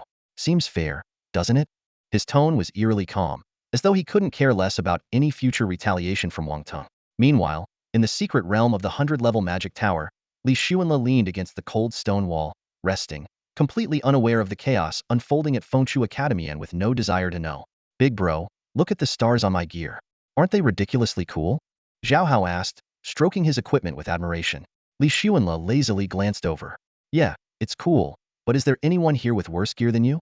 As he spoke, he instinctively reached into his pocket. Damn, no gum left. A few meters away, Xiaobing Xue and Tan Huan overheard the mention of equipment and turned their heads simultaneously. Rubbing his temples, Tan Huan explained, 3-star gear starts at 20,000, 4-star at 30,000, and 5-star is priceless. Your gear? Easily worth over 150,000. Hearing this, Zhao Hao immediately hugged Li Xuanle's leg. Big bro, hugging your leg feels a bit embarrassing. If you're embarrassed, then wear cheaper gear, Li Xuanle replied with a look of disdain. Big bro, why be so formal between us? When we get out of here, I'll treat you to roast chicken from my family's shop, Zhao Hao said with a grin. Hearing the promise of free roast chicken, Xiaobing Xue suddenly chimed in. Your big brother's worth at least a few million after this, and it'll get him a Xiaoshang VIP card. He can get discounts at high-end restaurants. Zhao Hao's eyes lit up. Big bro, don't forget to lend me that VIP card when I'm buying a house. As Li Xuanle stared at him speechlessly, Xiaobing Xue softly added, by the way, Li Xuanle owes me a little, don't you think? What? Li Xuanle looked puzzled, wondering if he might have done something inappropriate while drunk. But no, he had never even touched alcohol. Zhao Hao widened his eyes in disbelief, staring at Li Xuanle. Big bro, you and her. A trace of sadness appeared on Zhao Hao's face, as if he had recalled some heart-wrenching memory. He stammered, big brother, you should give a guy some time to mentally prepare. Li Xuanle stood to the side, watching Zhao Hao's performance with a teasing look in his eyes. Meanwhile, Xia Bingxue looked completely puzzled, having no idea what Zhao Hao was talking about. Hey, what nonsense are you spouting? Xia Bingxue quickly interrupted. Hearing the goddess speak, Zhao Hao immediately stopped and turned to her. What's wrong? What are you rambling about? Xia Bingxue rubbed her temples, feeling a headache coming on. I mean, Big Brother should have given me a heads up before getting you. Zhao Hao cautiously explained. Getting me? I'm warning you. Watch what you say. Xia Bingxue's tone turned stern. Huh, but didn't you just say Big Brother wronged you? Zhao Hao looked utterly confused. Xia Bingxue hurriedly clarified. I didn't mean anything serious, just complaining a bit. He made a lot of money off me selling that magic cloak, and later, I ended up losing a month's living expenses because of him. Li Xuanla raised an eyebrow. I admit I did make an extra 1,000 off you. But what's this about losing a month's living expenses? I made a bet with Tan Huan about who would win the competitive dungeon run between you and Lin Yu. You won. So I lost a month's living expenses, Xia Bingxue explained. Li Xuanla gave her a peculiar smile. You actually dared to bet against me? And now you're telling me this? Xia Bingxue suddenly realized she might be at fault. Li Xuanla said slowly, why didn't you bet on me winning? We thought the odds were about even, and Tan Huan bet on you winning, so? Xia Bingxue glanced at Tan Huan, her words trailing off. Li Xuanla said seriously, remember this, I'm unbeatable. Never bet against me. He paused and added, otherwise you'll lose. Zhao Hao immediately chimed in with flattery. Exactly, Big Brother. If I hadn't been out at the time, I would have bet everything I had on you winning. Xia Bingxue pouted but said nothing more. Li Xuanla stood up, dusting off his pants. Let's go. We've rested enough time to keep clearing the dungeon. The three got up and followed him. Ever since Li Xuanla had mastered the art of infinite stacking, his speed at clearing monsters had skyrocketed. If not for the restrictions of the maze's monster mechanics, he might have already cleared the dungeon. But maze exploration required Cauciano room for impatience or recklessness. 5 days passed in the blink of an eye. On the training field at Fengchu Academy, Guan Shangyue stood with a serious expression, gazing at the 40 to 50 students before him. Among them were top-tier talents like Li Qian, Lin Yu, Wang Hao, Wang Tong, and Tang Xiaosan, students ranked in the top 50 of their grade. However, Li Xuanla, Xia Bingxue, and Tan Huan were still missing. Guan Shanyu's heart was filled with anxiety, especially when he thought about Xia Bingxue's unusual background. If something truly happened to her, the consequences would be unimaginable. Taking a deep breath to steady himself, he turned to Yang Yu. Try calling them one last time. If we still can't reach them, well, depart. Yang Yu immediately pulled out his phone and dialed the number. As expected, the call still couldn't go through. Yang Yu shook his head at Guan Shangyue, his face filled with helplessness. Guan Shangyue gritted his teeth in thought for a moment before raising his head and shouting to the group, classmates, let's move out. Even without Li Xuanla, with Li Qian and Lin Yu here, we're still strong contenders for the championship. Meanwhile, at the final level of the 100th-floor magic tower, Li Xuanla was staring intently at the fiery phoenix before him, its body engulfed in blazing flames. The intense heat washed over him, forcing him to step back involuntarily. This was the most powerful game monster he had encountered so far, a level 87-star flame phoenix with an astounding 80 million health points. Before the phoenix could launch its attack, Li Xuanla raised his hands, and 4 emerald green orbs of light shot out, striking the phoenix with precision. The massive bird didn't even have time to let out a cry before collapsing to the ground in a burst of radiance, leaving behind a dazzling array of equipment. One-shot kill. Level cleared. His toxic support skill proved particularly lethal against such a formidable foe. Li Xuanla quickly organized his inventory, picking up all the equipment the phoenix had dropped. Gazing at the exit ahead, he murmured to himself, finally cleared it. Spent a whole half-month stuck in here. Zhao Hao, Xia Bingxue, and the others, unfazed by the scene, followed closely behind him through the exit. After a dizzying transition, they found themselves outside a stone cave. Taking out their phones, each of them discovered over 20 missed calls. Ritian, call Teacher Yang back, someone suggested. Got it, big bro, Zhao Hao replied, immediately dialing Yang Ye's number. Just as Yang Yu was growing increasingly worried about the students, his phone suddenly rang. Who's this? He asked. Teacher Yang, it's Zhao Hao. We just came out of the secret realm. That's fantastic. Yang Yu exclaimed eagerly. Hurry back. There are teachers stationed at the teleportation array in the Grey Mist Forest. The inter-academy competition starts in 2 hours. Understood, Zhao Hao replied curtly before ending the call. The 4 of them turned into streaks of light, speeding toward the Grey Mist Forest. Along the way, Li Xuanla found time to inspect his spoils of war, 2 pieces of 7-star equipment, 2 pieces of 6-star equipment, and 2 7-star skill books. While the equipment didn't particularly excite him, the skill books caught his attention. He began examining the details of the first skill book. Skill name, Nirvana Resurrection. Class requirement. Priest. Level requirement. None. Skill effect. Revives a target who has been dead for no more than 1 hour. Cooldown. 24 hours. Casting range increases by 1 meter per skill level. Skill rating. 7 star. Resurrection. Li Xuanle's eyes widened in disbelief as he stared at the skill book in his hands. A resurrection skill that could be used once every 24 hours. This was practically a divine ability. In a game where even healer classes were often overlooked, a healer with a resurrection skill was nothing short of a priceless treasure. Without hesitation, he learned the skill, a smile creeping onto his face. This meant he now held the power over life and death, and people would have to show him some respect. After all, who wouldn't want a second chance at life after an unexpected demise? His gaze then shifted to the second skill book. Skill name. Nanming Lihua. Class requirement. Mage. Level requirement. None. Skill effect. Summons a 10-meter diameter flame of Nanming Lihua, one of the primal flames, embodying pure strength and masculinity, dealing immense damage. The higher the intelligence stat, the greater the damage. Skill cooldown. 10 seconds. Casting range. 100 meters x 100 meters. Skill tier. 7 star. Li Xuanle glanced at Xiaobing Xue beside him and asked, "How much is a 7-star mage skill book worth?" "What skill book?"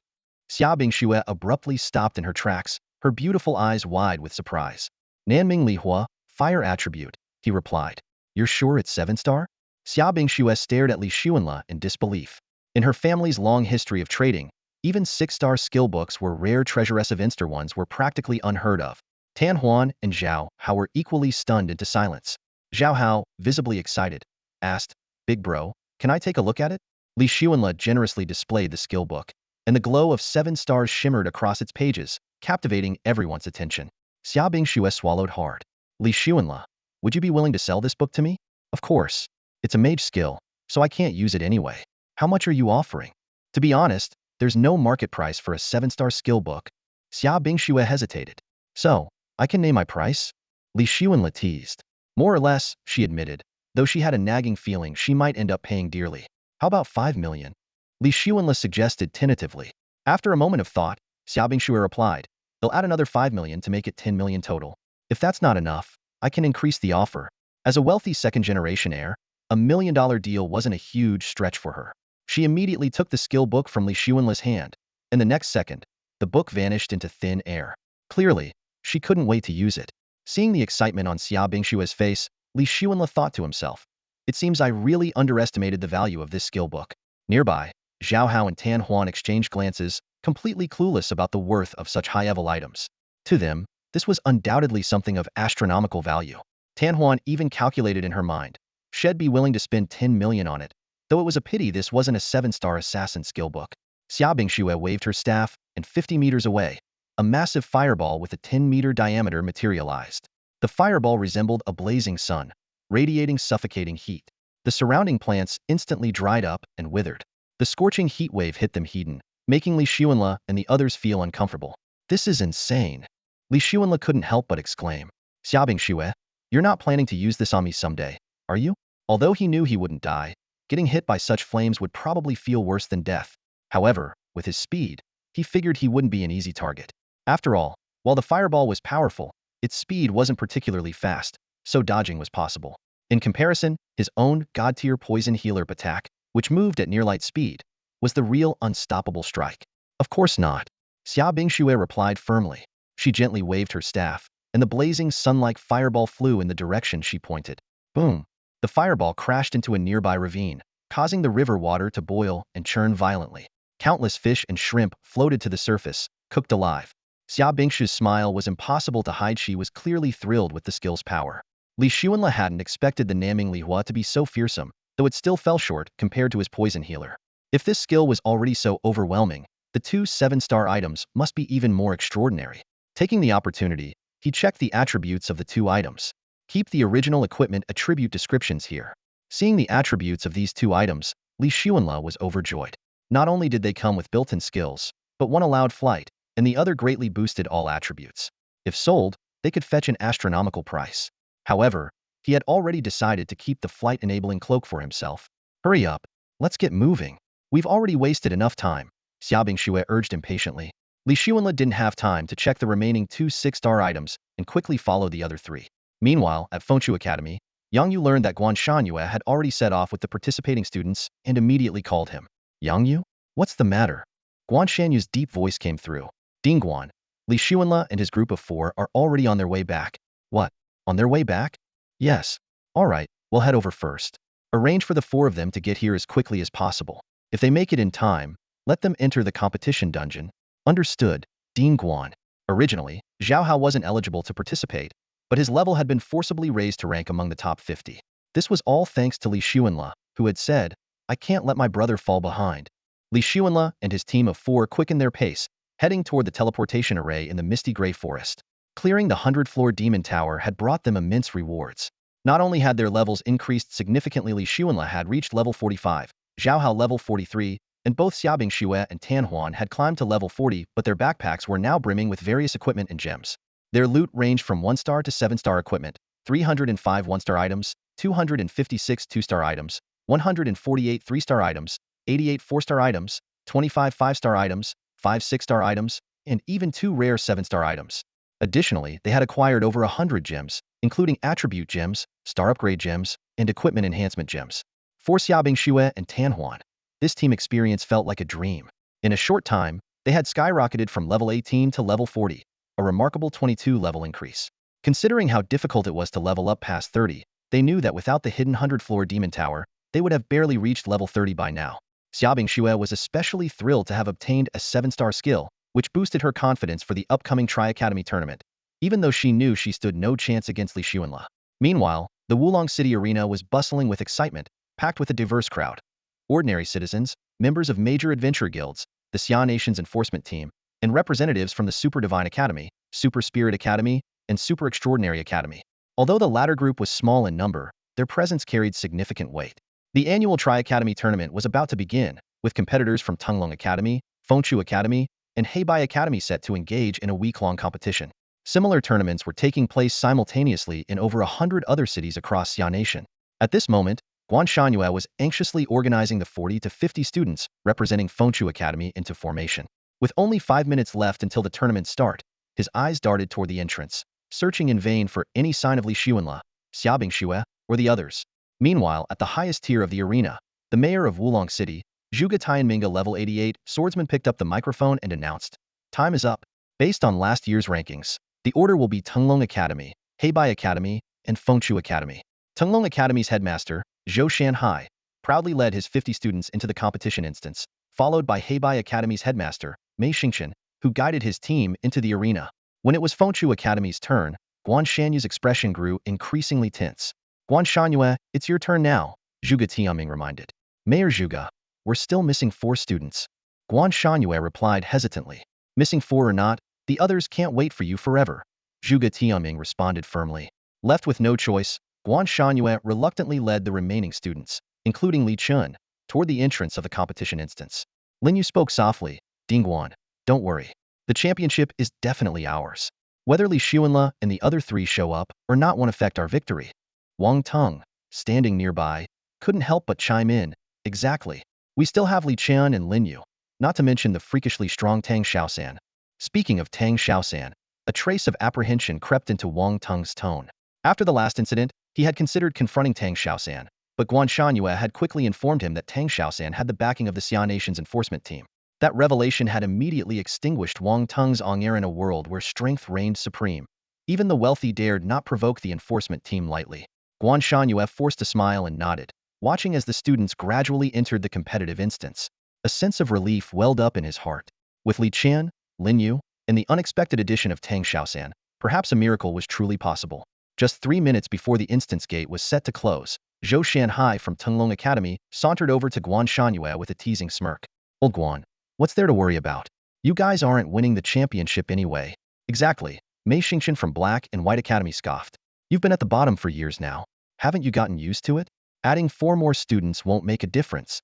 Guan Shanyu's face flushed red as he stubbornly retorted. This time, it might be different. Mei Xingqian waved dismissively.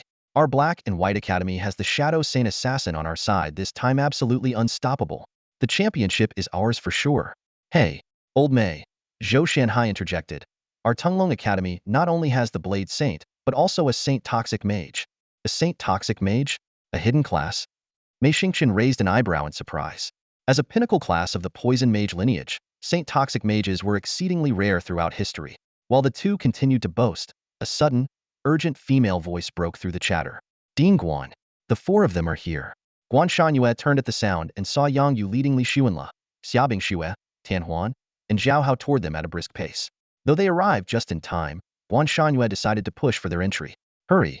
Hurry! He called out, waving them forward, his eyes involuntarily drawn to the dazzling glow of their equipment. It was clear they had gained significant rewards recently. With the approval of Mayor Zhuge Tianming and the other deans, the four finally entered the instance at the last possible moment. Li Xuanle was the last to step through the portal. Just before disappearing, he turned back to Guan Shangyue and said firmly, "Sorry for being late. The championship is ours." As soon as he finished speaking, he confidently stepped into the dungeon. Guan Shangyue felt a mix of relief and worry upon hearing Li Xuanle's last confident words. While it was comforting to see his determination, past experiences had taught him to be cautious. There were always unexpected twists. The recent news about a Saint Poison mage appearing at Tunglong Academy only added more uncertainty to the situation. Zhuge Tianming picked up the microphone and announced, "Time's up. The dungeon entrance is now closed. Everyone, please turn your attention to the big screen and enjoy the upcoming competition." His gaze shifted to the massive projection screen in the arena's hall, which was now displaying real-time footage of the dungeon's details. Based on previous years, the competition could end quickly within a day or two, or stretch out to a full week. After a dizzying whirl, Li Xuanle opened his eyes and found himself standing by a wide riverside. The surroundings were completely empty, except for the sound of rushing water and the distant chirping of insects and birds. Looking around, he saw a vast landscape dotted with mountains, rivers, forests, and all sorts of monsters and beasts. Glancing at the sky, he noticed translucent numbers reading 150150, clearly indicating the number of challengers. Suddenly, a message appeared on his character panel. "Welcome, the 150th challenger to enter the survival of the fittest dungeon. Congratulations on randomly obtaining the final Dragon Pearl. Please proceed to the 7 Dragon Pearl Tower in the far east. Gather all 7 pearls, activate them, and defend them until the end." Looking down, he saw a glowing golden dragon pearl in his hand. Even after placing it in his backpack, the radiant golden light continued to shimmer around him, making it obvious that he possessed the pearl. However, his confidence in his abilities left him unfazed. An idea crossed his mind. If he didn't head to the Dragon Pearl Tower, would that mean no one could collect all 7 pearls, let alone activate them? With this thought, he chuckled to himself, casually putting his hands in his pockets. He began strolling leisurely toward the east, taking in the scenery as though on a relaxing walk. It was clear that each participant's starting point in the dungeon was random, and whether they encountered enemies or monsters, battles were inevitable. Meanwhile, outside the dungeon, the audience was closely observing the ever-changing scenes on the projection screen. Some challengers were locked in fierce battles with monsters, others faced off against fellow competitors, and some were sprinting at full speed. In stark contrast, Li Zunel's laid-back demeanor drew a wave of discussions among the spectators. "Why is this guy so relaxed? Look at that golden glow, definitely has a dragon pearl. How can he be so nonchalant? I don't get it. He looks like he's on vacation. Just wait. He's bound to mess up sooner or later." Inside the dungeon, Li Xuanle pulled out a 5-star staff. It was a piece of equipment he had acquired from the 100th-floor magic tower, with outstanding stats in every aspect. According to Xiaobing Xue, the staff was worth tens of thousands. Though he already had plenty of gear, he thought about selling this collection to Xiaobing Xue's family after the dungeon ended. Envisioning a life of financial freedom, lost in his pleasant daydream, he was suddenly interrupted by the sound of a heated argument up ahead. Well, isn't this the loser from Fengshu Academy?" A sneering voice shattered the silence of the examination grounds. Li Xuanle turned towards the sound and saw 2 students dressed in Tunglong Academy uniforms ganging up on a student from Fengshu Academy. Always at the bottom of the rankings. "If it were me, I'd be too embarrassed to show up again," one of the Tunglong students mocked while landing punches. "Don't think your Fengshu Academy is anything special. This year, you're in for it. Huh. You're nothing but weaklings. Get out of here. I'll fight you to the end." The fight grew more intense. Hearing someone insult his alma mater, Li Xuanle's anger ignited. No matter how bad his school might be, only he had the right to criticize it. Outsiders had no say. He quickly pushed through the waist-high wild grass and charged towards the scene. What he saw only fueled his fury. 2 Tunglong students were ganging up on one of his schoolmates. Without hesitation, Li Xuanle stormed into the fray. "Tunglong Academy scum, come face your doom." His roar silenced the scene. All 3 froze. The Fengshu student looked stunned. "No way. The infamous first poison healer? Li Xuanle?" The 2 from Tunglong Academy exchanged incredulous looks. First poison healer? What kind of ridiculous title is that? They burst into laughter. Poison healer? What kind of lame profession is that? We've got a sacred poison mage in our academy. Li Xuanle didn't waste words. He immediately cast Wind of Renewal, instantly healing his schoolmate's injuries. Seeing this, the two opponents finally understood. Oh, so you're just a healer. Hahaha. Who even picks a healer these days? No wonder Fengshu Academy is such a joke. If you're a healer, we'll take you out first. They raised their weapons and charged at Li Xuanle. Li Xuanle, watch out, his schoolmate shouted in alarm. No big deal. Li Xuanle replied calmly. Step back. Time to show them what I've got. With a wave of his staff, two green orbs shot out, hitting the opponents squarely. 10 glowing green rings appeared above each of their heads. The two looked at each other, utterly baffled. Hey, don't their heads look like they're wearing green hats? Li Xuanle asked with a smirk. They totally do. It's uncanny, his schoolmate replied. The two Tenglong students finally noticed the strange phenomenon above their heads and looked at each other in shock. Bro, you've got a green hat on your head? Wait, so do you? What the heck is this? This is called the Reaper's Mark, Li Xuanle declared, crossing his arms. 3, 2, 1, die. Whoosh, whoosh. Two flashes of white light later, the opponents vanished. The numbers in the sky shifted, 150148, then quickly changed to 150,144, indicating fierce battles in other areas. Li Xuanle, my name's Zhang Peng. Thank you for saving me, the rescued student said gratefully. Zhang Peng? No problem. We're all on the same team here. Zhang Peng noticed something unusual about Li Xuanle and asked curiously, Li Xuanle, is that a Dragon Ball on you? Li Xuanle nodded without hesitation. Yes, the Dragon Pearl is with me. That's a relief. Among the top experts in our academy, I think you're the strongest. Zhang Peng quickly flattered him. Your words have some charm, much better than Zhao Hao's attempts at flattery. Oh no, boss, I'm just speaking the truth. Do you say that to every expert you meet? Li Xuanle looked at him with a faint smile. Zhang Peng rubbed his hands nervously. Hehe, no. Li Xuanle saw through his thoughts, but chose not to expose him. Waving his staff casually, he cast a reviving wind spell, restoring some of Zhang Peng's health. So, what's your plan next? Heading east all the way. Mind if I join? I'm afraid I might hold you back. Zhang Peng said cautiously. My legs are strong. You can't drag me down, Li Xuanle replied nonchalantly. Zhang Peng's eyes lit up. If anyone else said that, I'd argue. But since the first poisonous healer said it, I believe it without hesitation. With that, he eagerly followed. A chance to stick close to someone so powerful? He wasn't going to let it slip. Like Zhao Hao, being a loyal follower didn't seem like a bad deal. Li Xuanle strolled eastward in a carefree manner, with Zhang Peng following excitedly. However, Li Xuanle's pace was so slow that Zhang Peng began to wonder if he was here on vacation. Boss, isn't our speed a bit too slow? Zhang Peng finally couldn't help but ask. You just don't get it, Li Xuanle replied. Why not? Sometimes, you need to slow down and have an eye for beauty, to appreciate the finer things in life. An eye for beauty? Zhang Peng was puzzled. The profound mindset of the first poisonous healer was far beyond what a rookie focused on leveling up and making money could comprehend. Suddenly, Zhang Peng froze in place. I see beauty. Huh. Over there. A Butino, two beauties. Li Xuanle rolled his eyes and followed Zhang Peng's gaze. Sure enough, in the distance, two beautiful women were locked in battle. One was wearing the black and white uniform of the academy, while the other donned the attire of Tenglong Academy. Their looks and figures were on par with Xiaobingshu's. Boss, according to the rules, any challengers from outside our academy have to be sent away, Zhang Peng whispered. No rush. Let's watch for now. When the time comes, I'll deal with them, Li Xuanle said with a laid-back attitude. At that moment, the two women's voices reached them. How bold of you, Ouyang Qing. As the campus belle of the Black and White Academy, you start fighting at the slightest disagreement? And you're no pushover, Lin Xiao. I thought you were just a pretty face, but you actually have some skills. Li Xuanle suddenly understood. These were the campus belles of the Black and White Academy and Tenglong Academy. Including Xiaobingshu, he'd now encountered 3 campus belles. This trip was proving to be worthwhile. Most eyes were drawn to the close-up battle between the two school beauties. On screen, the two swordswomen engaged in a graceful back and forth, their blades flashing with elegance in every move. Their striking features combined with their heroic demeanor made the fight exceptionally captivating. Principal Mei Xingqian and Zhou Shanhai quietly observed the scene. Compared to the other contestants' fights, this duel was indeed more spectacular, naturally attracting more attention. Suddenly, someone spotted 2 sneaky figures hiding in the corner of the screen. Li Xuanle and Zhang Peng. The audience immediately erupted. What are those 2 guys sneaking around for? Ha, pervs. If I find out who they are, I'm gonna teach them a lesson. Among the audience were students from the three major academies. The students from Fengshu Academy instantly recognized Li Xuanle and Zhang Peng, their faces turning red with embarrassment. Oh no, those two idiots are from our school. How humiliating. What's the point of hiding? If you want to watch, just do it openly. Why not just kick them out of the match? Kick out the two school beauties? Are you trying to get yourself hated by everyone?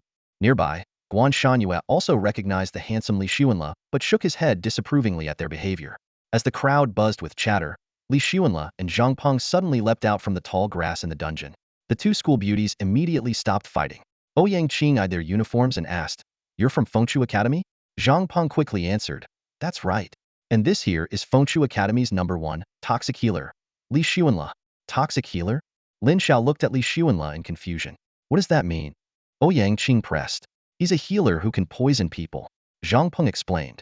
Hearing this, Lin Xiao took 2 steps back, recalling a sinister poison mage from her own academy. Ouyang Qing's expression darkened. So, we've been poisoned? Li Xuanle waved his hand dismissively. You're overthinking it. I haven't done anything yet. The two school beauties exchanged a glance, then suddenly pointed their swords at Li Xuanle in unison. Seeing this, he turned and bolted, running at an impressive speed. Outside the dungeon, Zhou Shanhai and Mei Xingqian glanced at Guan Shangyue, who deliberately avoided their gaze. The audience erupted with cheers. Take down that so-called toxic healer. Who cares if he's good-looking? Get him out of here. At that moment, Li Xuanle suddenly raised his staff, and 2 green beams instantly struck the two school beauties. The audience was stunned. Did he just poison the school beauties? 3 seconds later, Ouyang Qing and Lin Xiao vanished from the dungeon in flashes of white light. The entire crowd was in shock. No way.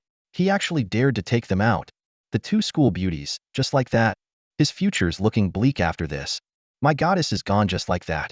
This ruthless Li Xuanle must be taught a lesson. Angry murmurs erupted from the audience.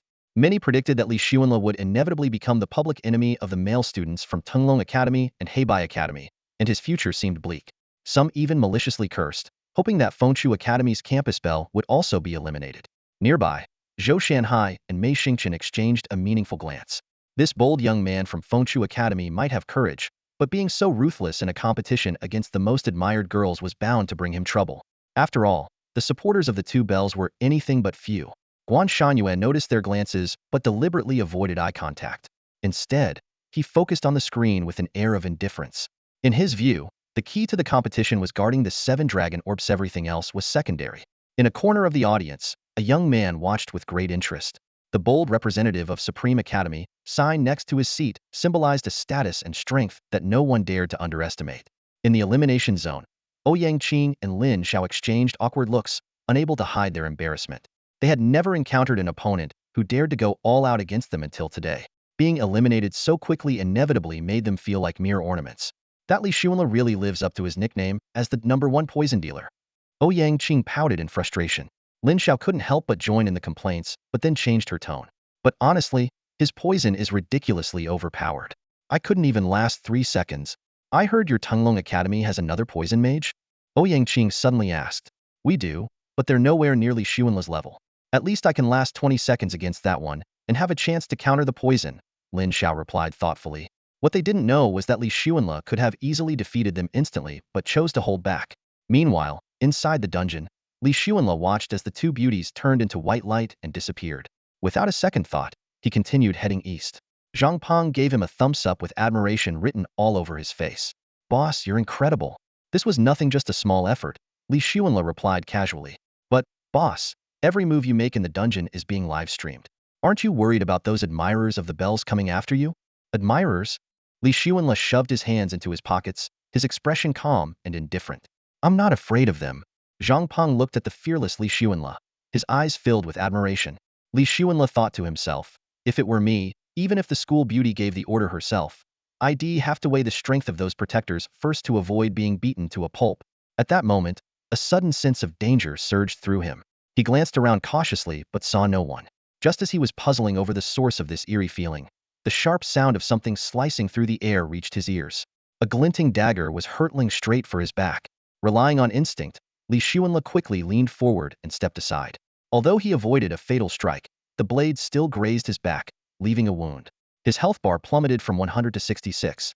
An assassin! He shouted, breaking into a sprint. Who's the sneaky bastard? even sneakier than me? A deep voice emerged from the shadows.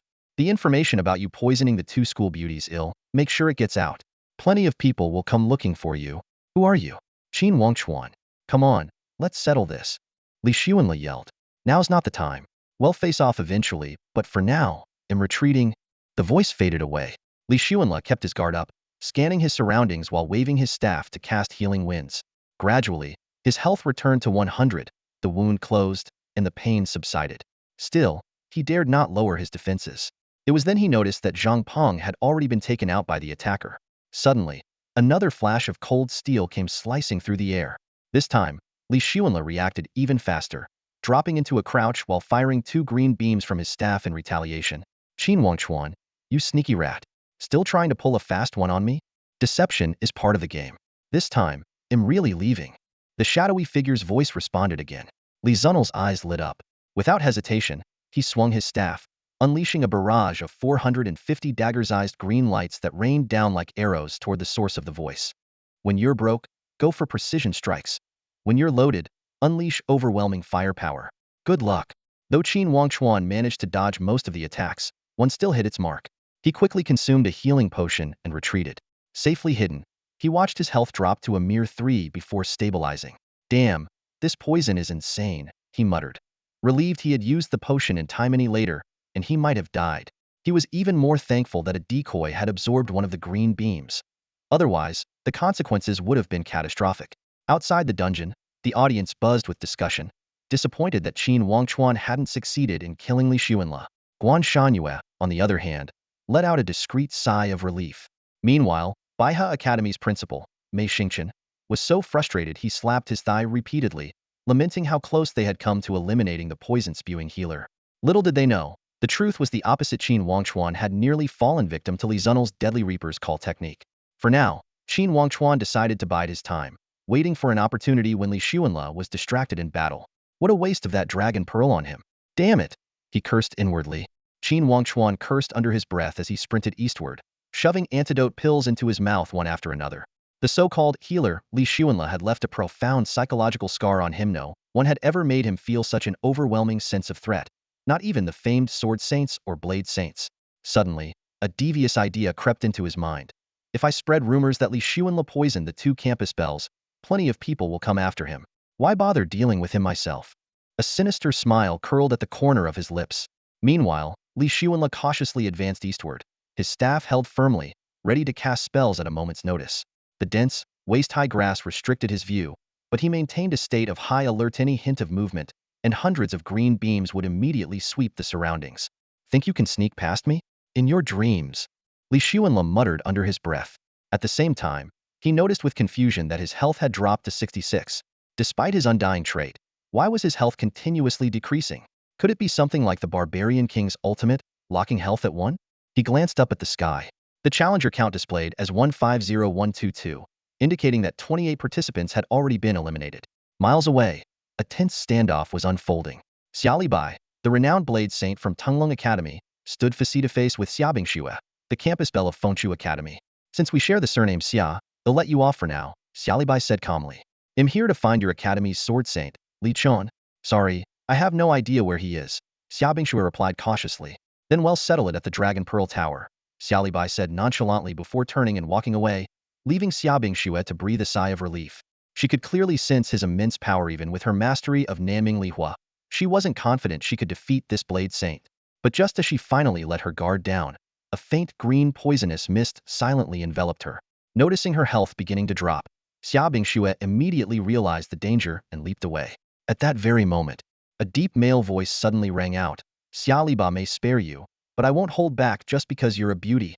A dark-skinned teenage boy emerged slowly from the bushes, his eyes filled with a mischievous glint as he studied Xia Bingxue. Xia Bingxue quickly swallowed an antidote pill and warily asked, "Who are you? Are you the one spreading poison?" "I'm Feng Wuqing. As a Saint Poison Master, isn't it perfectly normal for me to use poison?" the boy replied casually. "Feng Wuqing? Saint Poison Master?" Xia Bingxue noticed the insignia on his uniform. "You're from Tunglong Academy." Outside the dungeon, the audience erupted in uproar. What the heck? Are all 3 school bells about to die from poison? These poison users are so despicable. If I catch that so-called Saint Poison Master, I'll teach him a lesson myself, Even Fengchu Academy's school bell got poisoned now, that's fair. Guan Shanyue's face reddened slightly, clearly not expecting his academy school bell to get poisoned as well. Zhou Shanhai and Mei Xingqian, on the other hand, exchanged knowing smiles as if to say, what goes around comes around. Guan Shanyue pretended not to notice their expressions and kept his eyes fixed on the big screen. Inside the dungeon, Xia Bingxue, realizing she had been poisoned, silently fumed at how Feng Wuqing was even more treacherous than Li Xuanle. At least Li Xuanle poisoned people openly, whereas this guy struck from the shadows, leaving no room for preparation. She stomped her foot angrily and waved her staff, instantly conjuring a massive fireball 10 meters in diameter. The Southern Bright Flame skill, a 7-star ability, radiated an intense glow, its heat so fierce that the surrounding grass turned to ash in an instant. Feng Wuqing's expression changed drastically. That skill of yours, it doesn't look ordinary. All that matters is it can kill you, Xia Bingxue said coldly before hurling the fireball at him with a swing of her staff. Realizing the danger, Feng Wuqing turned and fled. Since his opponent was already poisoned, there was no need to stick around. With a thunderous explosion, the fireball slammed into the ground, leaving a massive crater and reducing the nearby vegetation to cinders. As her health continued to drop despite the antidote, Xia Bingxue was on the verge of despair when she suddenly felt a familiar spring breeze brush past her.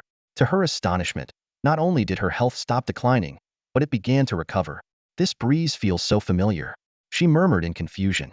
Just then, a familiar voice called out, well, fancy meeting you here. Xia Bingxue immediately recognized it. Li Xuanle.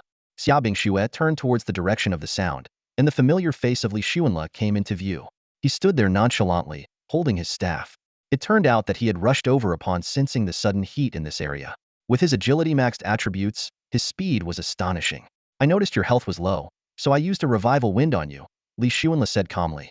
Only then did Xia Bingxue realize that her steadily decreasing health had not only stopped but was slowly recovering.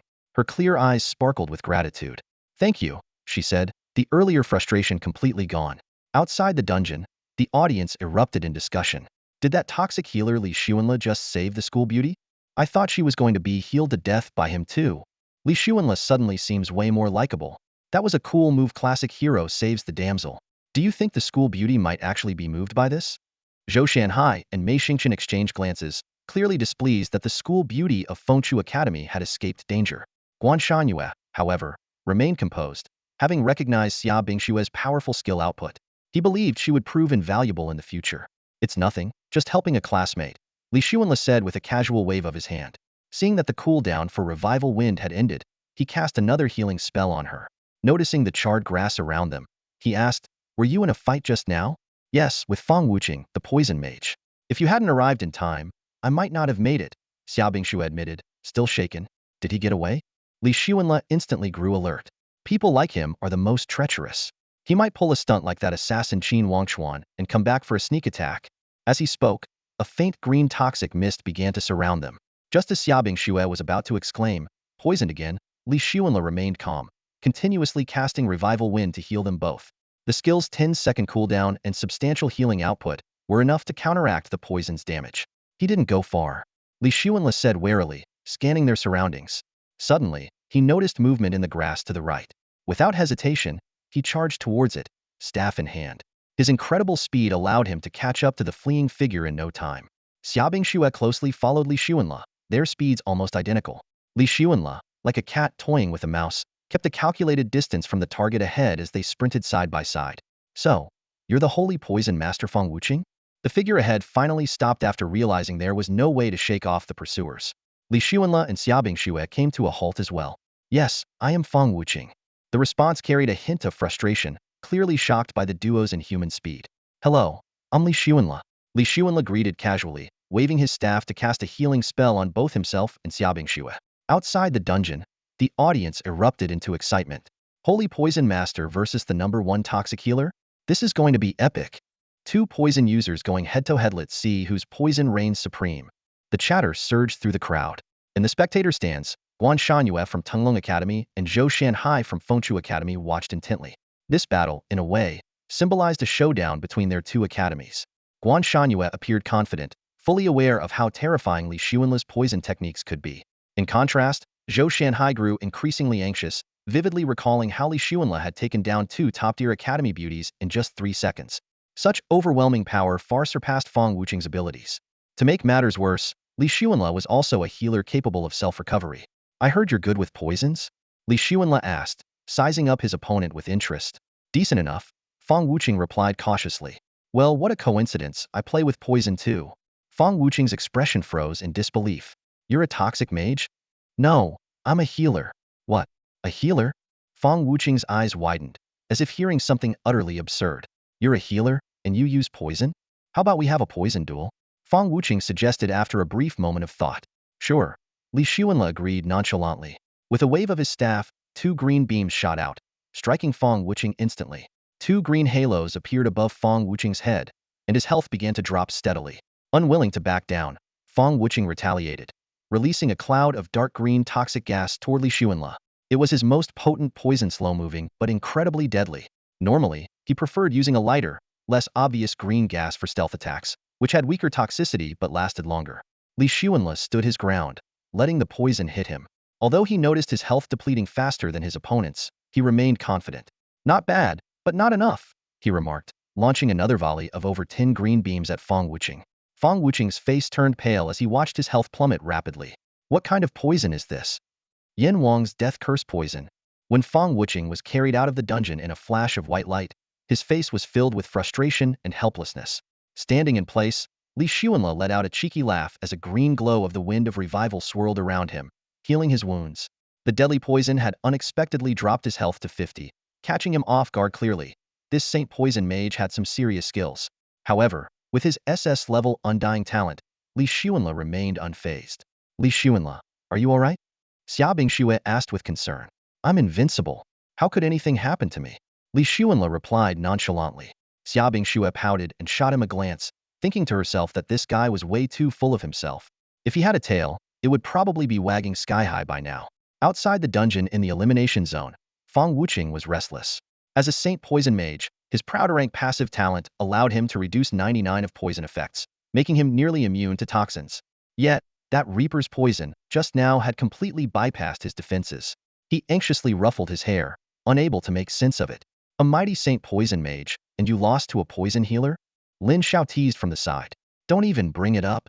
Fang Wuqing snapped, turning away in irritation. Watching this scene, Guan Shangyue couldn't help but feel secretly delighted. As expected, Li Xuanla didn't disappoint him. This major wildcard had finally been eliminated. However, Zhou Shanhai, the headmaster of Tenglong Academy, wore a conflicted expression. One of their key players had been taken out so easily. In the audience, the crowd buzzed with discussion. Unbelievable. A Saint Poison mage, losing to a healer? This Phoenix Perch's top poison healer is something else. Look, Xiali Bai and Lin Yu are fighting. Meanwhile, Li Xuanla and Xia Bingxue had already set off eastward together. Elsewhere, Blade Saint Xiali Bai, who had been searching for Sword Saint Li Chen, unexpectedly ran into Lin Yu. With 2 battle-hardened fighters crossing paths, a clash was inevitable. Lin Yu immediately summoned his multicolored sky-swallowing python. The massive serpent had visibly grown stronger, its overwhelming presence making the air around them feel stifling. Xiali Bai, gripping his long sword, moved with an elusive grace, preparing himself for the confrontation. Your python seems to have gotten a lot stronger, Xiali Bai remarked gravely. Of course it has. Lin Yu replied smugly. As the 2 men and the beast drew closer, the battlefield seemed to ignite with tension. The long blade in Xiali Bai's hand gleamed with a chilling light, each swing accompanied by a sharp, ear-piercing whistle through the air. Facing his relentless assault, the devouring python opened its massive, blood-red maw, spewing a foul, venomous breath, while its thick tail swept across the ground, sending debris flying in all directions. The battle quickly escalated into a fierce clash.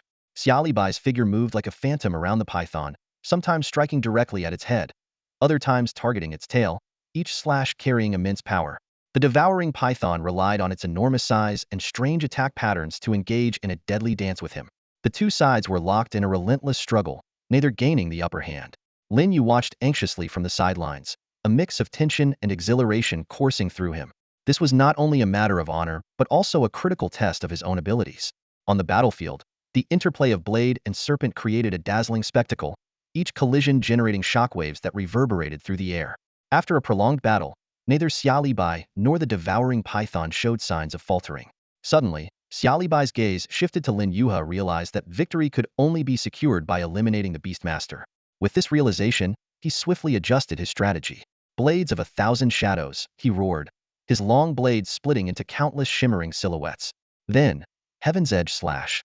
Hundreds of blade shadows merged into a single, massive, 10-meter-long blade of energy, radiating deadly intent as it hurtled toward Lin Yu. Recognizing the devastating power of the attack, Lin Yu immediately commanded the devouring python to move closer to him while he dodged toward the serpent's direction.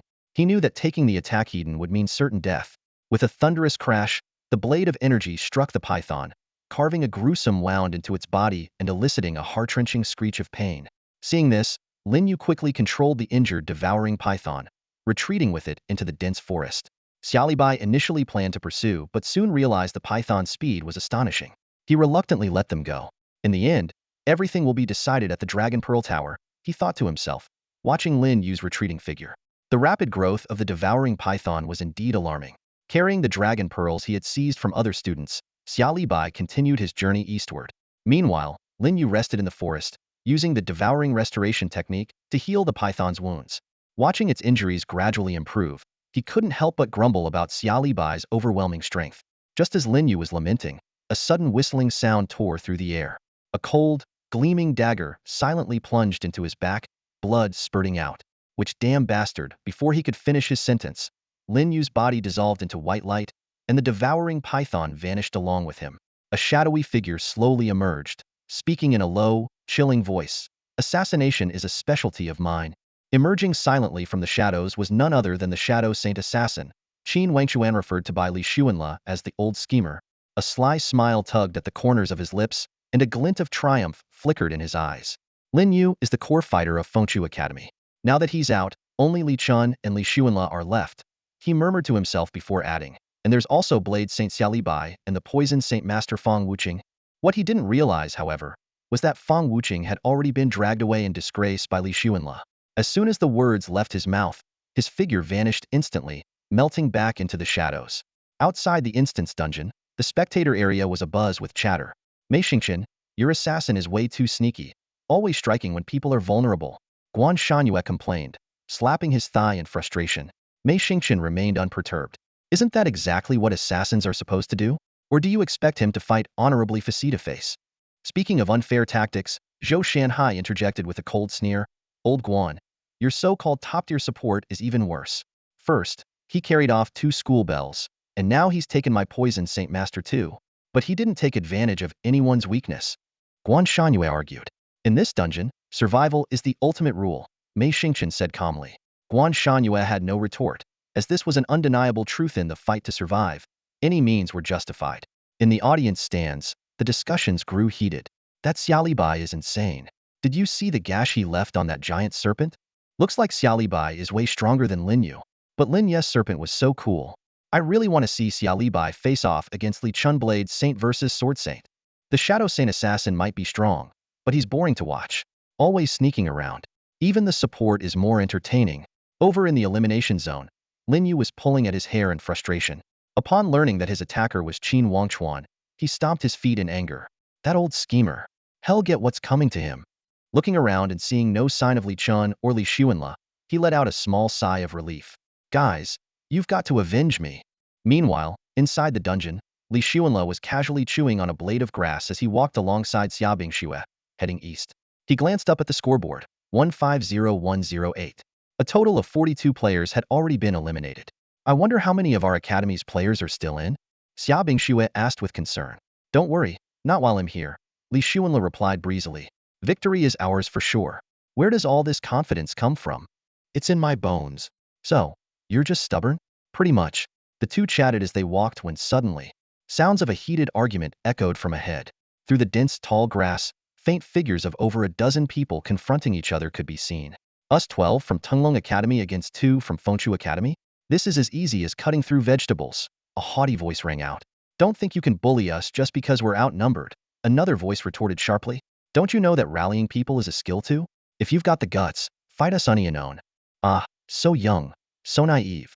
Where's the fun in that? Hand over your dragon pearl now. Call me grandpa, and he'll think about it. Hearing the words dragon pearl, Li Xuanla and Xia Bingxue immediately quickened their pace, pushing through the tall grass to reach the scene. What lay before them was exactly what they expected. 12 students in Tunglong Academy uniforms surrounding 2 students from Fengshu Academy with an imposing air. Li Xuanla instantly recognized the two Fengchu students Wang Hao and Li Xiang, the dragon knight and swordsman he had encountered in the Super Ghost dungeon.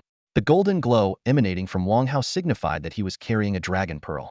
Upon seeing Li Xuanla and Xia Bingxue arrive, Wang Hao and Li Xiang's faces lit up with relief, as if their saviors had appeared. Finally, the boss is here, Wang Hao exclaimed, quickly pulling the dragon pearl from his bag and tossing it to Li Xuanla. Boss, you'll leave this dragon pearl in your hands. I can't keep it safe anymore. Li Xuanla caught the dragon pearl and reluctantly rummaged through his overstuffed inventory, pulling out a rather ordinary one-star item to make room for it. His bag, already crammed with various equipment, made every new addition a painful decision. Li Xuanla, they've got another dragon pearl. Wang Hao pointed at a burly Tunglong Academy student across from them, whose body also emitted the distinctive golden glow of a dragon pearl. Boss? What boss? The burly student sneered at Li Xuanla with disdain. At best, he's just a pretty boy. Li Xuanla blinked, momentarily unsure whether to take it as a compliment or an insult. Shaking his head, he raised his staff with a calm expression. 5 orbs of green light instantly shot out, striking 5 opponents. 4 collapsed on the spot, while the 5th struggled for a couple of seconds before falling as well. Before anyone could react, another 5 orbs of green light streaked out. The same scene repeated itself, and 5 more opponents dropped.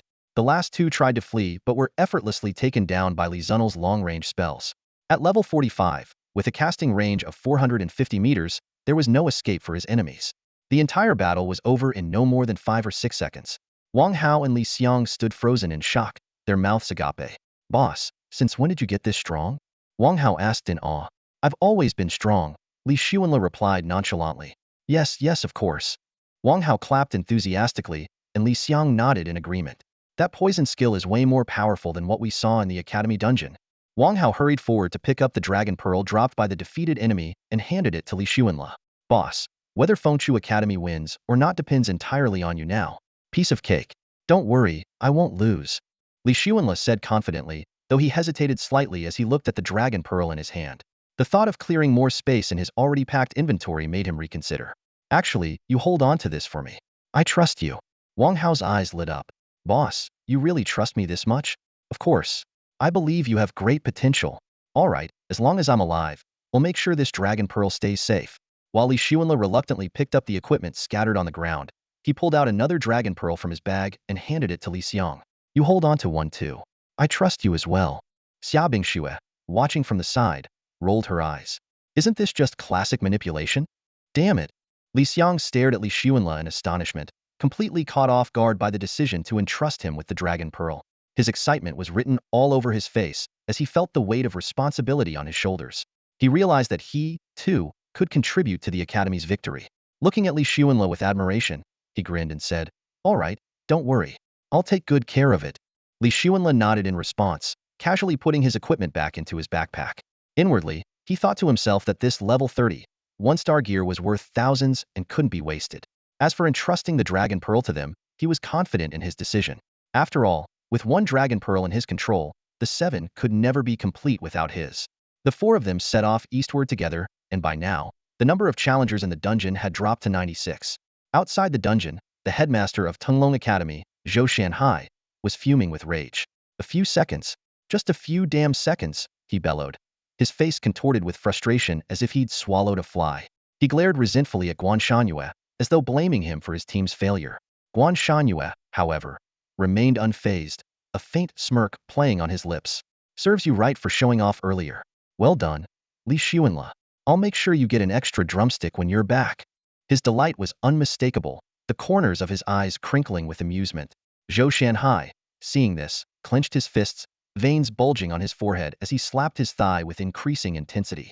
Meanwhile, Mei Xingqian from Heibai Academy leaned casually against a nearby pillar, watching the drama unfold with a faint smile. As the academy with the least losses, he was more than happy to watch Tunglong and Fengchu tear each other apart. Inside the dungeon, Qin Wangchuan moved like a phantom, slipping through the shadows and relentlessly eliminating students from the 2 rival academies. Aside from the dangerous green light from Li Xuanla earlier, he had encountered little resistance. Now, he stood silently in the shadow of a hill, his gaze fixed on the valley ahead. There, 2 figures were locked in a tense standoff, the hidden class sword saint, Li Chun, and the hidden class blade saint, Xia Li Bai. Both of them radiated the glow of dragon pearls. Li Chun gripped his long sword, its blade gleaming with a cold light, his eyes deep and focused. Opposite him, Xiali Bai held his straight-edged blade, its iron-like sharpness exuding an imposing aura. "So, you found me after all," Li Chen said, slightly surprised that Xiali Bai had been tracking him all this time. "We were destined to clash sooner or later," Xiali Bai replied, his fighting spirit soaring. The duel between the Sword Saint and the Blade Saint would finally determine who was superior. The two wasted no time on unnecessary words. They clashed immediately. Xiali Bai was the first to strike, his long blade carving a fierce arc through the air, the shrill whistle of its edge slicing through the silence. Li Chen's eyes narrowed sharply, and his figure vanished in an instant, leaving only a faint afterimage in his place. Though Xiali Bai's strike missed its mark, he calmly adjusted his stance, ready to counter any retaliation. Unexpectedly, Li Chen did not attack from the side as anticipated. Instead, he appeared directly behind Xiali Bai, his long sword thrusting forward like a venomous serpent aimed at his opponent's back. Xiali Bai reacted with lightning speed, leaning back while raising his blade horizontally to block the attack. The collision of metal produced a crisp, resonant clang. Their exchange was as swift as a raging storm.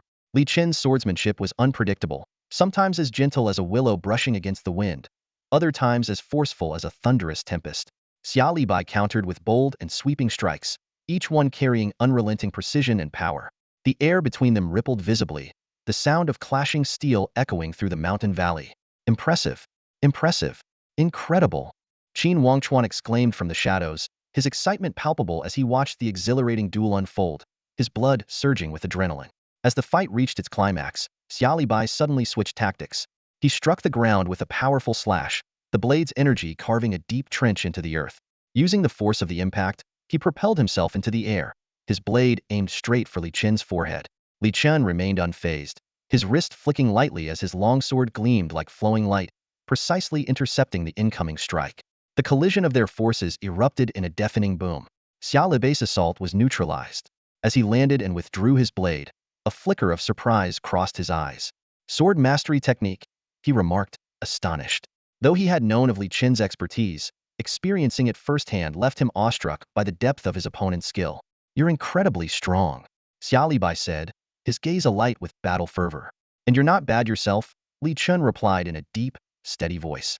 Outside the battlefield, the spectators held their breath in suspense. As the two paused momentarily, the crowd erupted in chatter. "Blade Saint versus Sword Saint, this is insane. Now this is what I call a real showdown. Don't stop.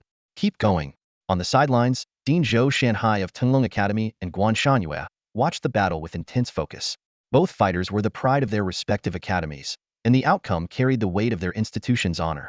Guan Shanyue, in particular, was desperate for a victory to restore the reputation of Fengchu Academy, which had suffered years of defeats. Back in the arena, Xiali Bai and Li Chen stood at a distance, their expressions solemn. Suddenly, Xiali Bai raised his blade and swung it, conjuring a dense flurry of blade shadows. "Thousandfold blade shadows. Li Chen, take this." He then leapt into the air with a thunderous cry, "Heaven's edge slash." Li Chen's eyes gleamed like lightning as four longswords spun in front of him. Forming a hand seal, he called out firmly, "Sacred sword mastery technique." From the shadows, Qin Wangchuan's jaw dropped. "Sacred? Sacred sword mastery?" Qin Wangchuan's expression was solemn as he carefully pondered the fundamental differences between the sword mastery technique and the sacred sword mastery technique. Though the two names differed by only one word, the gap between them was as vast as the heavens and the abyss. Ordinary swordsmen, given enough money, might have a chance to purchase a sword mastery technique skill book. However, the sacred sword mastery technique was a rare and almost unattainable skill, with only a handful of individuals in the entire world capable of wielding it. The last known master of this technique was Mei Changshu from Langya Academy, who was said to have entered the cosmic cube to fight for the human race. Qin Wangchuan rested his chin on his hand, his brows furrowed deeply. He speculated that Li Chen had likely acquired the sacred sword mastery technique either by triggering the hidden sword saint class or due to some extraordinary innate talent. While the exact reason remained unclear, one thing he was certain of: Li Chen's strength had likely surpassed that of Xiali Bai. Outside the dungeon, the audience erupted in excitement over this earth-shattering revelation. A student who could wield the sacred sword mastery technique was nothing short of a groundbreaking sensation. Guan Shanyue was so thrilled that his face trembled with emotion. He had always known Li Chen was strong, but he never imagined he could be this formidable. In Wulong City, Mayor Zhuge Tianming's eyes widened in shock, his expression betraying his disbelief. The emergence of the sacred sword mastery technique could not only elevate Wulong City's status in the Xia Kingdom, but might also influence the distribution of the fortune crystals. These crystals, capable of repelling game monsters, were crucial to the survival of every city. Zhao Chongqing, the representative of the Supernatural Academy, sat in the audience with a peculiar glint in his eyes. As a talent scout specializing in identifying prodigies, he was extremely impressed by Li Qin's performance. Even the mysterious yet powerful skills displayed by Li Xuanle had piqued his interest. Meanwhile, Zhou Shanhai, the headmaster of Tunglong Academy, and Mei Xingqian, the headmaster of Black-White Academy, both wore expressions of deep concern. Given the current situation, it seemed the championship was all but certain to go to Fengshu Academy. In the arena, Li Chen controlled 4 long swords, which spun at high speed, creating layers upon layers of sword shadows that made the very air tremble. A massive sword shadow streaked across the sky, shooting straight towards Xiao Bai. Xiao Bai's Sky's End Slash was imposing in its own right, but compared to Li Chen's sword shadow, it seemed slightly lacking.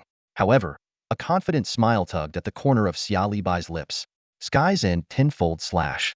With Xiao Bai's low growl, the singular blade shadow instantly multiplied into 10, each carrying astonishing power. This was the effect of his rank talent tenfold amplification, which could increase a skill's power tenfold for a short duration.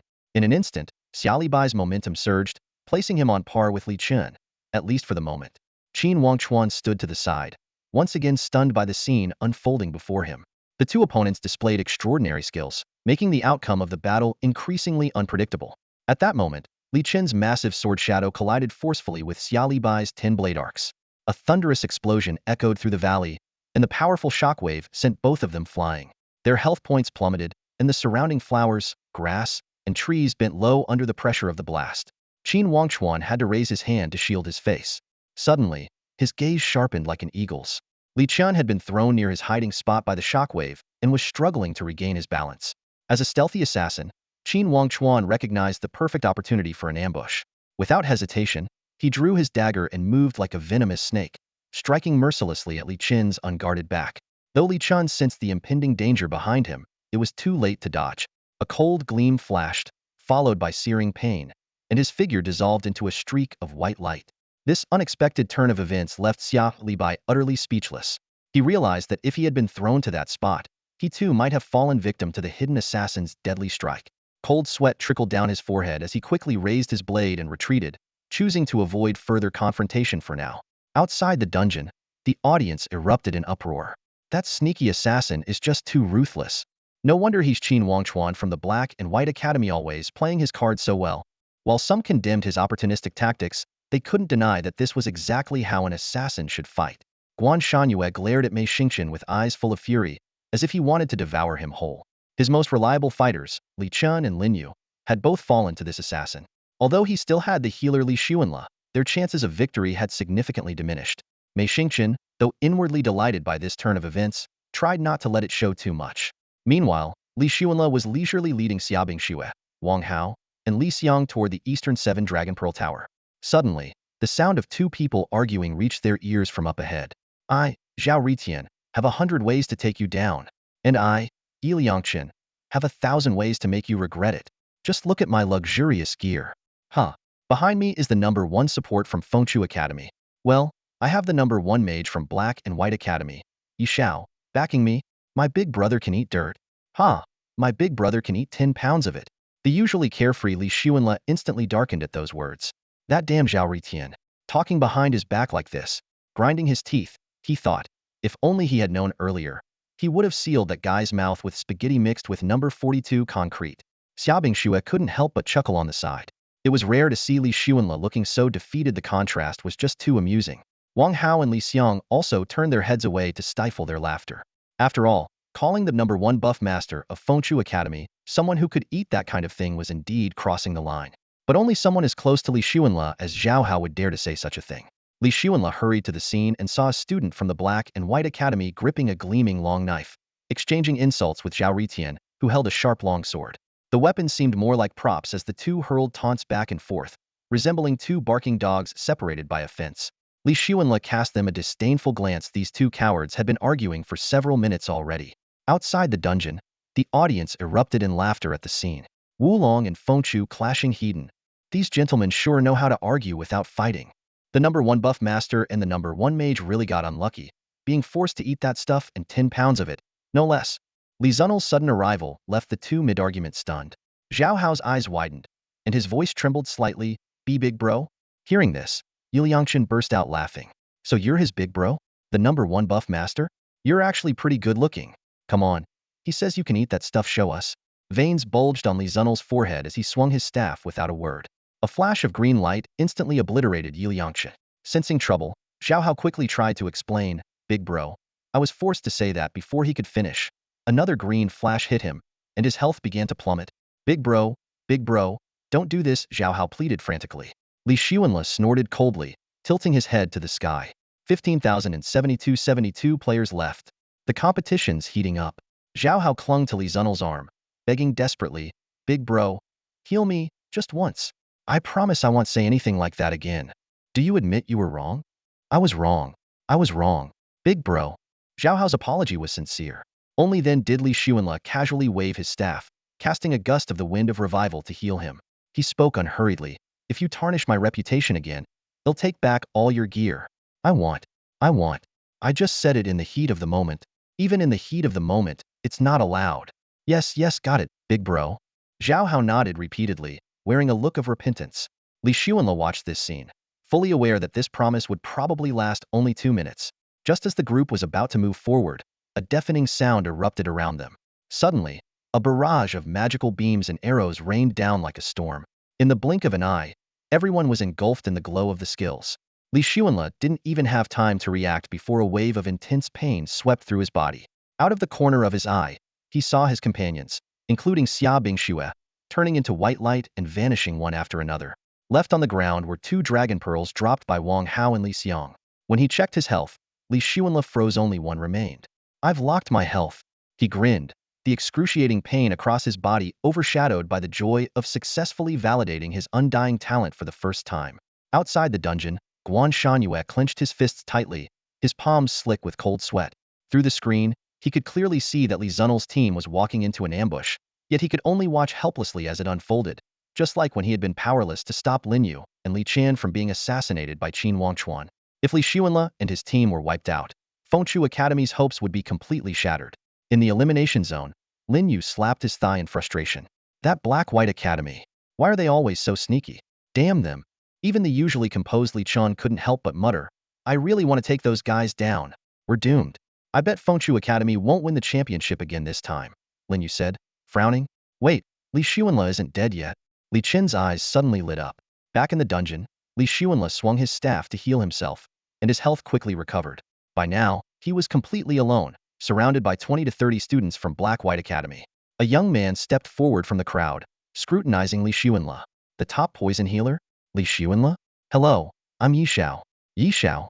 Li Xuanle found the name vaguely familiar, and then it hit him. Oh, right. You killed my little brother earlier. You're the one related to Liangshan, the guy who can eat 10 pounds of crap, right? A vein popped on Yishao's forehead as he cursed Liangshan internally for spreading such ridiculous rumors and ruining his reputation. Steadying his emotions, he responded mockingly, if you believe what they say, does that mean you can eat crap too? Li Zunel's mouth twitched, and he quickly changed the subject. Let's not talk about that. Why is it that your Black-White Academy always resorts to such underhanded tactics? Only the results matter. The process doesn't, Yishao replied with an indifferent expression. So you're saying you endorse using any means necessary? Of course. Haven't you heard our school motto? Your school motto?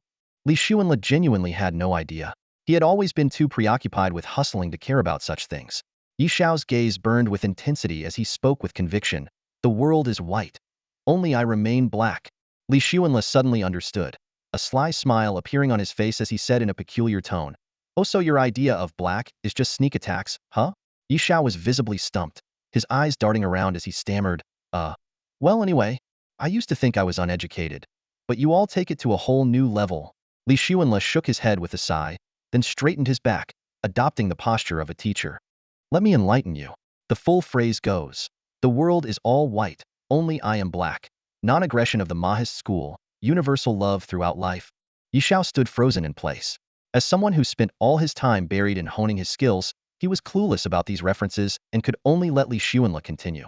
Li Xuanle glanced around the crowd, raising his voice. You all took half the phrase and ran with it, clearly lacking cultural knowledge. This black isn't about playing dirty. It means being willing to guard the darkness for the sake of the light. Outside the dungeon, Mei Xingqian, the headmaster of the Black and White Academy, was restless. Being lectured on culture in front of so many people was an unbearable humiliation. Clenching his teeth, he seethed internally. Why haven't those useless fools taken action yet? Are they just going to let him keep rambling? Meanwhile, watching Li Xuanle confidently speaking on the big screen, Zhuge Tianming couldn't help but nod in approval. Beside him, Guan Shangyue lightly clapped and deliberately spoke in a perfectly audible tone. Well said. The remark floated right into Mei Xingqian's ears, causing his face to flush bright red. The Black and White Academy students in the audience seemed lost in thought, beginning to reinterpret the meaning of black. It was a stark contrast to their previous understanding of it as sneaky and underhanded. As their leader, Yishao felt utterly humiliated and roared, "Enough! Your time is up." Yet Li Xuanle remained unfazed. His expression relaxed. "It seems my words have struck a chord in your soul. You can't wait to make a move on me, can you?" The moment Yishao raised his staff, Li Xuanle swiftly waved his own. In an instant, 20 to 30 green orbs shot out, each hitting a member of the Black and White Academy. Without missing a beat, Li Xuanle turned and bolted, moving with unbelievable speed. The group left behind stood dumbfounded.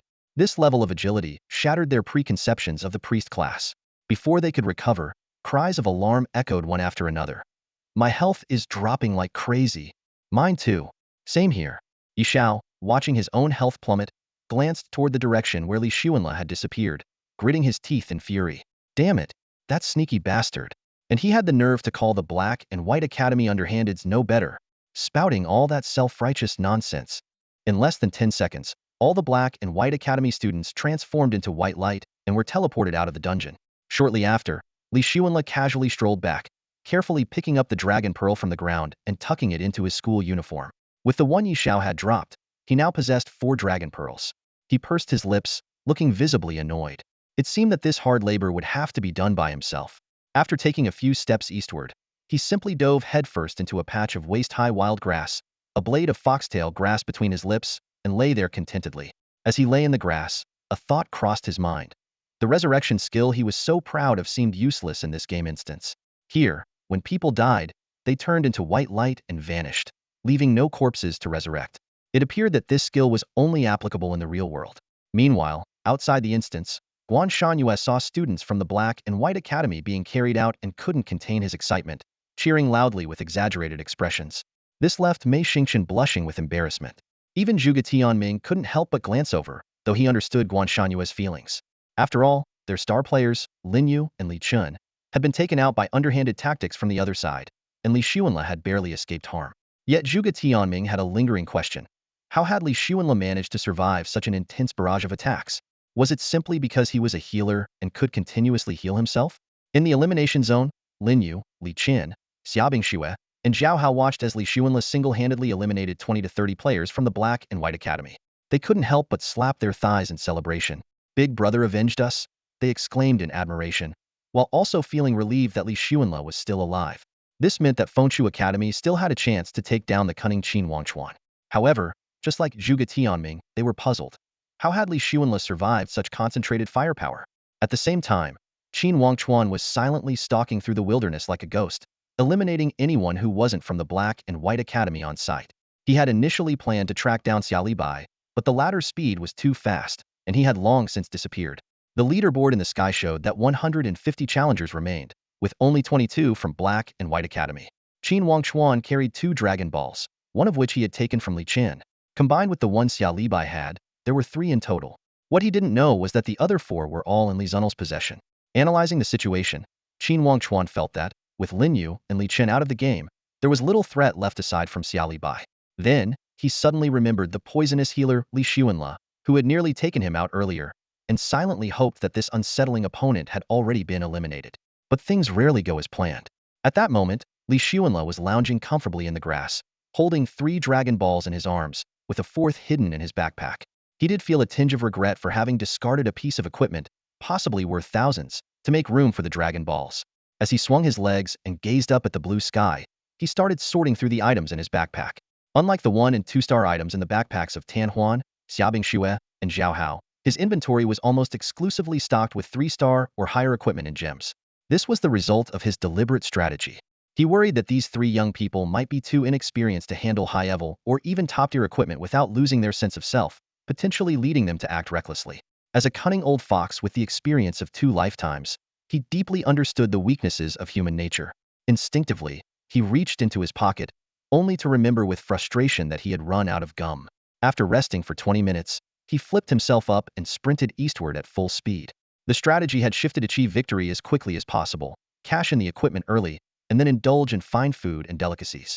Xiaobing Xue and Zhao Hao were already eliminated, but the status of Tan Huan remained uncertain. The clock ticked past 4 p.m. without notice, and more than half the day had passed since the competition began. Li Xuanle dashed forward, keeping a vigilant eye on his surroundings. Thanks to his physical attributes, his speed was lightning fast, leaving a faint blur in his wake. The further east he went, the more ferocious beasts and monsters he encountered. They kept leaping out from the shadows, attempting to block his path. However, these obstacles were trivial to him. Even level 100 monsters posed no real threat. After slaying several waves of monsters, he realized they all seemed to covet the dragon pearl in his possession. A thought struck him suddenly. The dungeon's mission required activating and guarding the 7 dragon pearls until the end. Could it be that the true threat wasn't from other challengers, but from the monsters within the dungeon itself? The mission description was intriguing. It only stated that the pearls needed to be guarded until the end, but didn't specify that success was mandatory. Could this imply that no one had ever truly succeeded in guarding them to the end? With this question lingering in his mind, he continued his swift journey forward. Finally, a towering white tower came into view. As he closed the distance, the details of the tower grew clearer. Its entire surface was pristine and smooth like jade, as if carved from a single massive gemstone. The structure soared into the sky, with a golden disk embedded at its peak, gleaming brilliantly under the sunlight. Surrounding the tower was a lush meadow teeming with life, dotted with wildflowers in hues of red, yellow, blue, and purple, creating a breathtakingly beautiful scene. This place is surprisingly pleasant, Li Xuanle remarked as he marveled at the surroundings, carefully inspecting the white tower. The tower had only one large door, approximately 5 to 6 meters tall and 3 to 4 meters wide. Above the door hung a plaque inscribed with the words, 7 Dragon Pearl Tower. Holding his staff in one hand and clutching the garment containing the dragon pearl in the other, he strode boldly through the entrance. Inside, he was greeted by 7 cylindrical stone pillars, each about a meter tall, neatly aligned.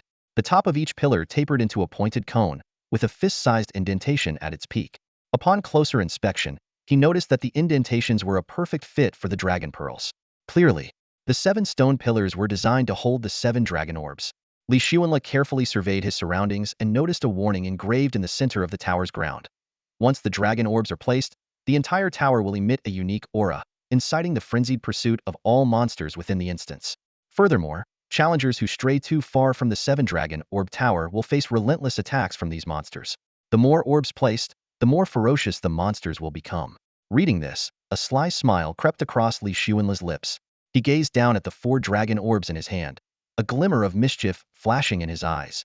Approaching the entrance of the white tower, he looked up at the sky and muttered to himself, 15018. So there are still 17 others besides me. His eyes darted around as he pondered for a moment, then broke into a mischievous grin. Sorry, but you're all too slow. You'll have to let the monsters motivate you a bit. With that, he unhesitatingly placed the 4 dragon orbs onto the stone pillars one by one. Buzz, a vast and mysterious energy erupted from the tower, sweeping across the entire instance in an instant. All the monsters and beasts, as if responding to some kind of signal, immediately went berserk and began surging toward the 7 dragon orb tower. Simultaneously, all the surviving challengers received 4 consecutive system notifications, all conveying a similar message. Warning: the dragon orbs have been placed, initiating monster frenzy. Seek refuge in the 7 dragon orb tower immediately, or face endless pursuit. The final notification revealed that 4 dragon orbs had already been placed. This sudden turn of events caught all the challengers off guard, especially Qin Wangchuan, the Shadow Saint assassin, who was nearing the white tower. He stared at the system notifications in disbelief. How could someone place 4 dragon orbs at once? After all, he only had 2 in his possession. What shocked Qin Wangchuan even more was the discovery that his stealth skill had suddenly stopped working. After some testing, he realized that dropping the dragon orbs from his possession would reactivate his stealth. It turned out that once the dragon orbs were activated, they interfered with the invisibility abilities of other orb holders. As he hesitated over whether to temporarily abandon the orbs and investigate the tower, a familiar figure caught his eye. Xia Libai, the Blade Saint, was approaching quickly. A sharp glint flashed in Qin Wangchuan's eyes as a plan instantly formed in his mind. He swiftly kicked 2 dragon balls onto Xia Libai's inevitable path and then disappeared into the shadows. The entire action was seamless, as if he had never been there. Silently, He approached the 7 Dragon Balls tower and concealed himself in the shadows outside, like a hunter patiently waiting for the perfect moment to strike. Li Xuanle stood casually at the entrance of the tower, hands in his pockets, his gaze scanning the vast expanse of the open field in the distance. Even though he was aware of the possibility of assassins lurking nearby, he remained completely unfazed. With his strength, there was no need for trick, she just needed to be cautious enough to avoid getting hurt. Above the sky, a number displayed 15:05, 5 people left. Only 5 players remained in the game. Li Xuanle rested his chin on his right hand, deep in thought about the identities of the other 4. He was almost certain that the cunning Qin Wangchuan was one of them, perhaps even hiding nearby. He casually pulled a staff from his backpack. The staff gleamed with 5 faint golden stars, radiating a brilliant light. Yet in his hands, this precious 5-star artifact was treated as nothing more than an ordinary walking stick. Only someone like Li Xuanle could handle such a divine weapon so nonchalantly. Looks like it's almost over, he muttered to himself softly. Just then, a slender figure suddenly appeared in the distance. Upon closer inspection, it turned out to be Tan Huan. Li Xuanle was slightly surprised. Out of the remaining 5 players, 2 were from Fengshu Academy. Li Xuanle, let me in, Tan Huan shouted as she approached quickly. Li Xuanle nodded and stepped aside, allowing his trusted companion to enter. You've got some real skills to survive this long. Thanks to my heavily boosted vitality attribute, Tan Huan replied with a smile. But I know you're far sharper than Mayo, just don't bother to show it.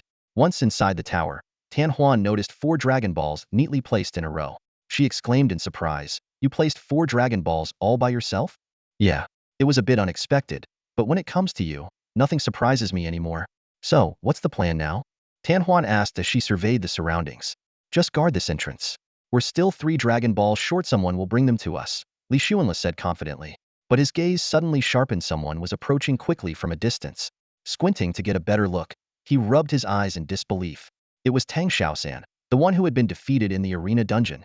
Li Xuanle had no idea Tang Xiaosan had already taken down Wang Teng, so he was genuinely surprised to see him still alive. Who would have thought? Out of the final 5, at least 3 of us are from our academy, Li Xuanle remarked thoughtfully. Hearing this, Tan Huan immediately went to the entrance to confirm. Is that Tang Xiaosan? Yeah, that's him. Meanwhile, the audience outside the dungeon grew excited, buzzing with anticipation. As soon as a Dragon Ball was placed into the 7 Dragon Balls tower, the pace of the match would accelerate. It seemed that this game would reach its conclusion within the day. Only 5 contestants remained, with all 3 academies still represented. Guan Shanyu focused on the remaining competitors, feeling a surge of anticipation as Fengshu Academy held the advantage with 3 participants. Although Li Chen and Lin Yu had been eliminated, Li Xuanle, Tang Xiaosan, and Tan Huan were all formidable competitors, keeping their hopes of winning alive. The only person who gave him concern was Shadow Saint assassin Qin Wangchuan. This assassin posed a lethal threat to the ranged combatants Li Xuanle and Tang Xiaosan. Even though Tan Huan was also an assassin, her strength paled in comparison to Qin Wangchuan's. What made him even more uneasy was that Qin Wangchuan had yet to unleash his ultimate move. The deans of the 3 academies were also closely monitoring the situation. Mei Xingqian, the dean of Black and White Academy, appeared rather relaxed. He was well aware of Qin Wangchuan's talent as an assassin and, more importantly, the hidden potential of the Shadow Saint profession. Mei was confident that if everyone else fell, Qin Wangchuan would undoubtedly be the last one standing and the ultimate champion. This thought brought an involuntary smile to his face. In contrast, Zhou Shanhai, the dean of Tunglong Academy, while confident in Sword Saint Xia Libai, was less optimistic about their chances of victory. The unpredictable Qin Wangchuan, along with the enigmatic Li Xuanle and his 2 allies, made Zhou cautious about placing too much hope on winning the championship. As Tang Xiaosan was about to greet Li Xuanle, a sudden change occurred. A massive blade shadow tore through the air with terrifying force, slicing straight toward Tang Xiaosan. Instinctively, he turned his head and immediately paled, realizing the strike was fatal. He rolled forward in desperation, narrowly avoiding the attack. Li Xuanle quickly cast a healing spell on Tang Xiaosan upon seeing this, while Tan Huan silently entered stealth mode, swiftly approaching the source of the blade shadow. Her dagger, faintly glowing with concealed energy, was poised for a critical strike. The thought of securing the top 2 spots for Fengshu Academy made her heartbeat quicken. Xia Libai, surprised that Tang Xiaosan had evaded his initial strike, let out a low shout, blade shadow thousandfold. His long blade morphed into countless shadows, enveloping the battlefield as they rained down upon his opponents. Facing the inescapable web of blades, Tang Xiaosan felt a bitter helplessness. A close combat swordsman launching a ranged attack left him completely defenseless. If the opponent had been within range, he could have used his mental chains to control them, but now all he could do was vanish into white light. The scoreboard in the sky updated instantly. 15:04. Xiao Bai was still basking in his triumph when a sharp sound of something cutting through the air reached his ears. Out of the corner of his eye, he caught a glint of cold steel heading straight for his back. He immediately rolled forward, landing in a puddle of murky water, but his back was still grazed by the attack. As he steadied himself and turned to look, the sight before him stunned him. A strikingly beautiful woman had emerged from stealth, blood trickling from the corner of her mouth, with a dagger embedded in her own back. The dagger in Tan Huan's hand was stained with blood, clearly the weapon she used to harm herself.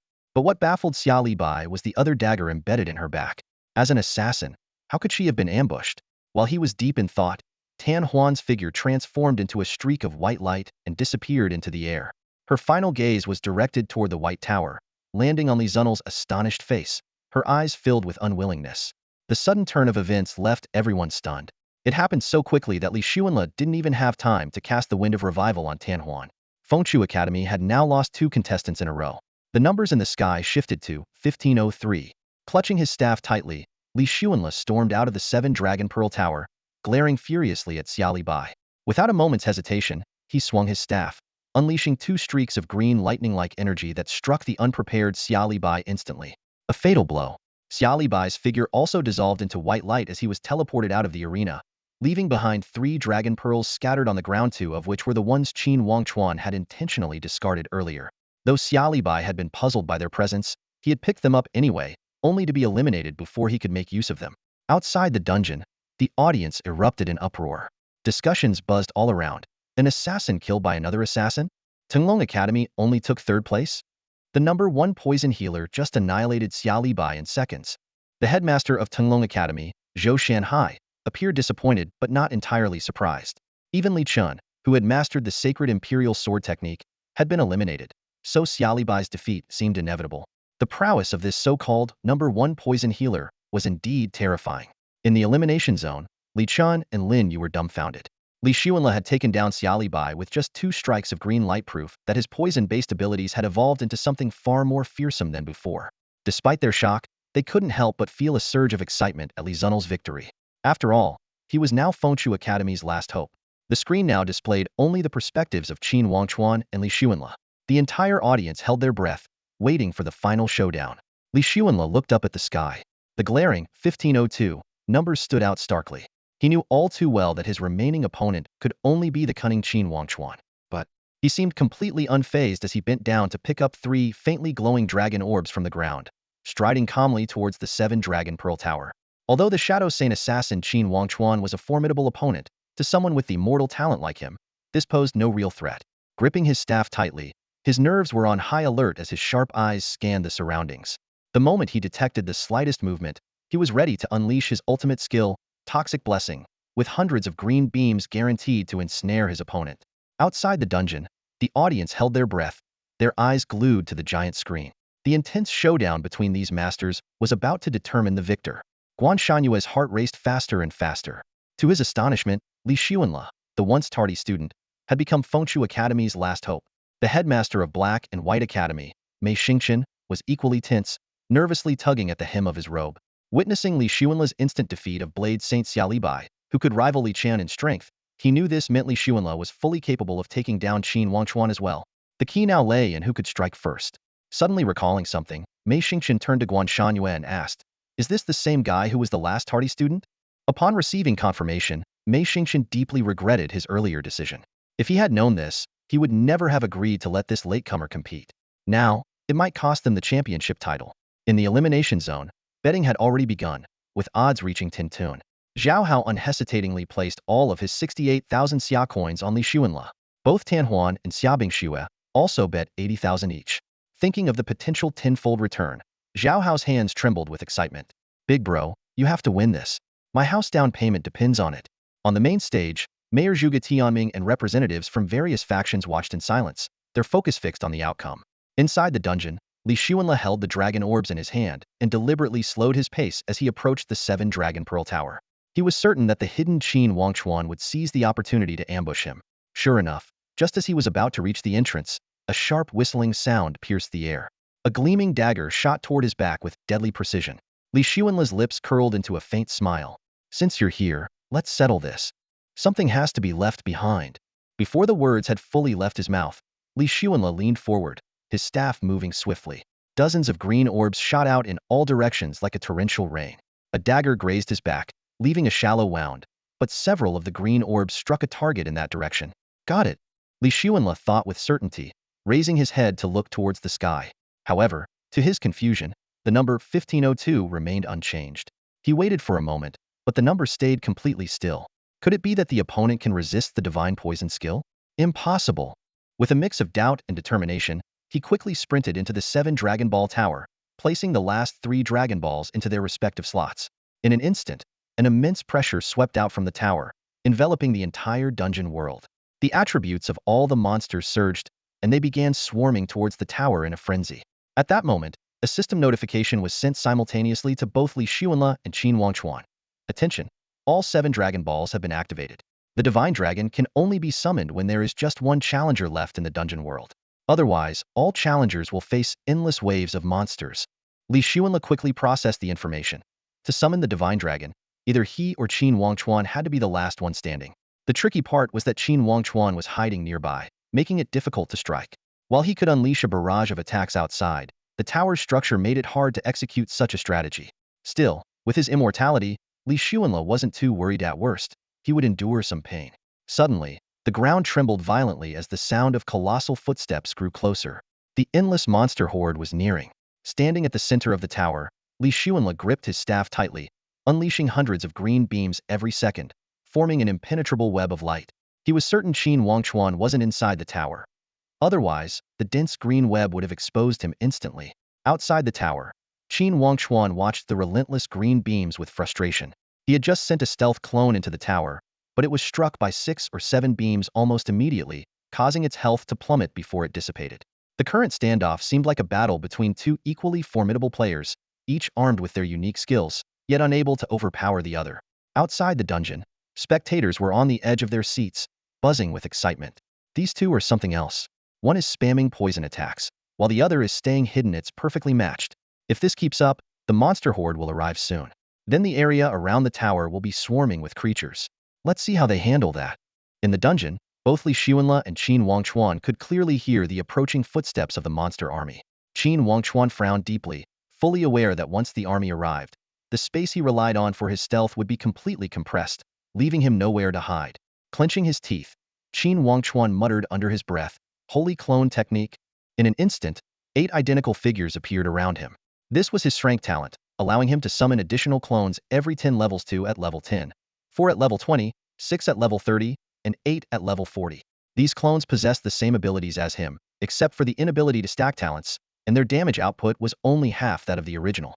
The audience outside erupted into cheers at the sight. 8 clones? That's practically a 9-on-1 fight. Amazing! What an incredible move! Exclamations of awe filled the air. As the dense swarm of monsters surged toward him like a tide, Qin Wangchuan knew that relying solely on stealth was no longer enough. Wave after wave, 10 waves, even hundreds of waves of monsters would soon flood the area within a 10-mile radius, leaving no room to maneuver. It was evident that this dungeon had been designed to counter the unique properties of stealth abilities.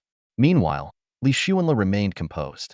When he noticed the green light he fired being absorbed, he immediately became alert. Suddenly, sharp whistling sounds came from all directions as 7 gleaming daggers simultaneously hurtled toward him.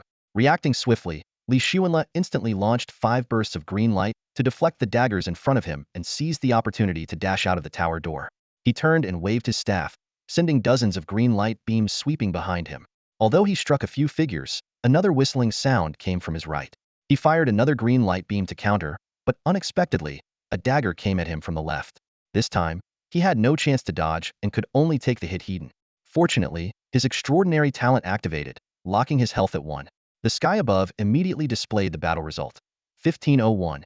While casting Revitalizing Wind to restore his health, Li Xuanle couldn't help but admire Qin Wangchuan's mastery of the clone technique. 7 clones launched a frontal assault. One lay in ambush on the right, and the original body delivered the final strike from the left. The coordination was nearly flawless. At the same time, Qin Wangchuan, now in the elimination zone, was utterly baffled. Why had he been the one to fall in the end, and not his opponent? He questioned himself, believing he had planned everything flawlessly and executed his skills to perfection, yet victory still eluded him. What puzzled him even more was that he had clearly seen his weapon pierce the opponent, but the opponent remained alive. His face was filled with confusion, his brows furrowed deeply. To ensure there were no mistakes, he even sent his own body into the fray for the assassination, but the result was still unexpected. The opponent must have an astonishing trump card hidden away.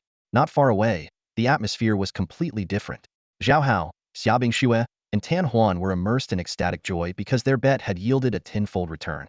Zhao Hao's face flushed red as he muttered excitedly under his breath, "Now I've got the down payment covered. Big Brother is truly Big Brother. Sticking to him was totally worth it." Lin Yu was even more overjoyed, practically dancing with excitement as he slapped his thigh repeatedly. That sneaky bastard finally fell. Li Xuanle, well done. As an eliminated contestant, he had been watching Qin Wangchuan's performance from the spectator zone, holding a grudge in his heart. He never expected that this cunning opponent, who had managed to survive until the end, would ultimately face defeat. Even Li Chun let out a long sigh of relief, as if a heavy burden had been lifted from his shoulders. Although his proud sacred imperial swordsmanship had been defeated by a sneak attack, Li Zunle's victory felt like justice served on his behalf. However, everyone present, including Li Qian, Lin Yu, and Xiaolibi, had to admit that Qin Wangchuan's display of Shadow Holy Stab and Holy Clone technique was truly terrifying. They quietly pondered to themselves that, if they were in his place facing such an assassination combo, they might not have been able to fend it off either. Only Li Chun thought inwardly that perhaps only by using the sacred imperial swordsmanship to form a protective barrier could one possibly withstand such an attack. Guan Shanyu's face was filled with excitement, his hands trembling slightly. As the head of Fengshu Academy, he was finally witnessing the academy break free from its years-long streak of finishing at the bottom. Yet, he still harbored doubts about Li Zunle's victory. Recalling Li's confident claim of winning the championship earlier, he wondered whether it was due to some hidden trump card or just sheer luck. Meanwhile, Mei Xingqian from Heibai Academy and Zhou Shanhai from Tunglong Academy wore grim expressions. Mei Xingqian, in particular, was filled with regret, going as far as pinching his thigh in frustration. If he hadn't agreed to let those late students enter the instance, the first-place title would have belonged to Qin Wangchuan. At that moment, inside the 7 Dragon Pearl Tower, the 7 Dragon Pearls suddenly rose into the air, spinning in a mysterious trajectory. A shimmering golden dragon silhouette gradually solidified in the sky. Its size was astonishingly massive, and its entire body was covered in dazzling, radiant golden scales. Its gem-like eyes sparkled with intelligence, and its powerful tail swung with the force of a golden whip. With a sudden movement, the dragon slammed its tail onto the ground, creating a shockwave that seemed to shake the heavens and earth. This wave carried an aura of some universal law, sweeping across the entire dungeon world. All the monsters trembled under its overwhelming presence, as if encountering their ultimate nemesis. In the blink of an eye, the monster army retreated like a receding tide. The sight made Li Xuanle chuckle as the phrase, "everyone going back to their own homes and mothers," came to mind. At that moment, the system's notification sounded.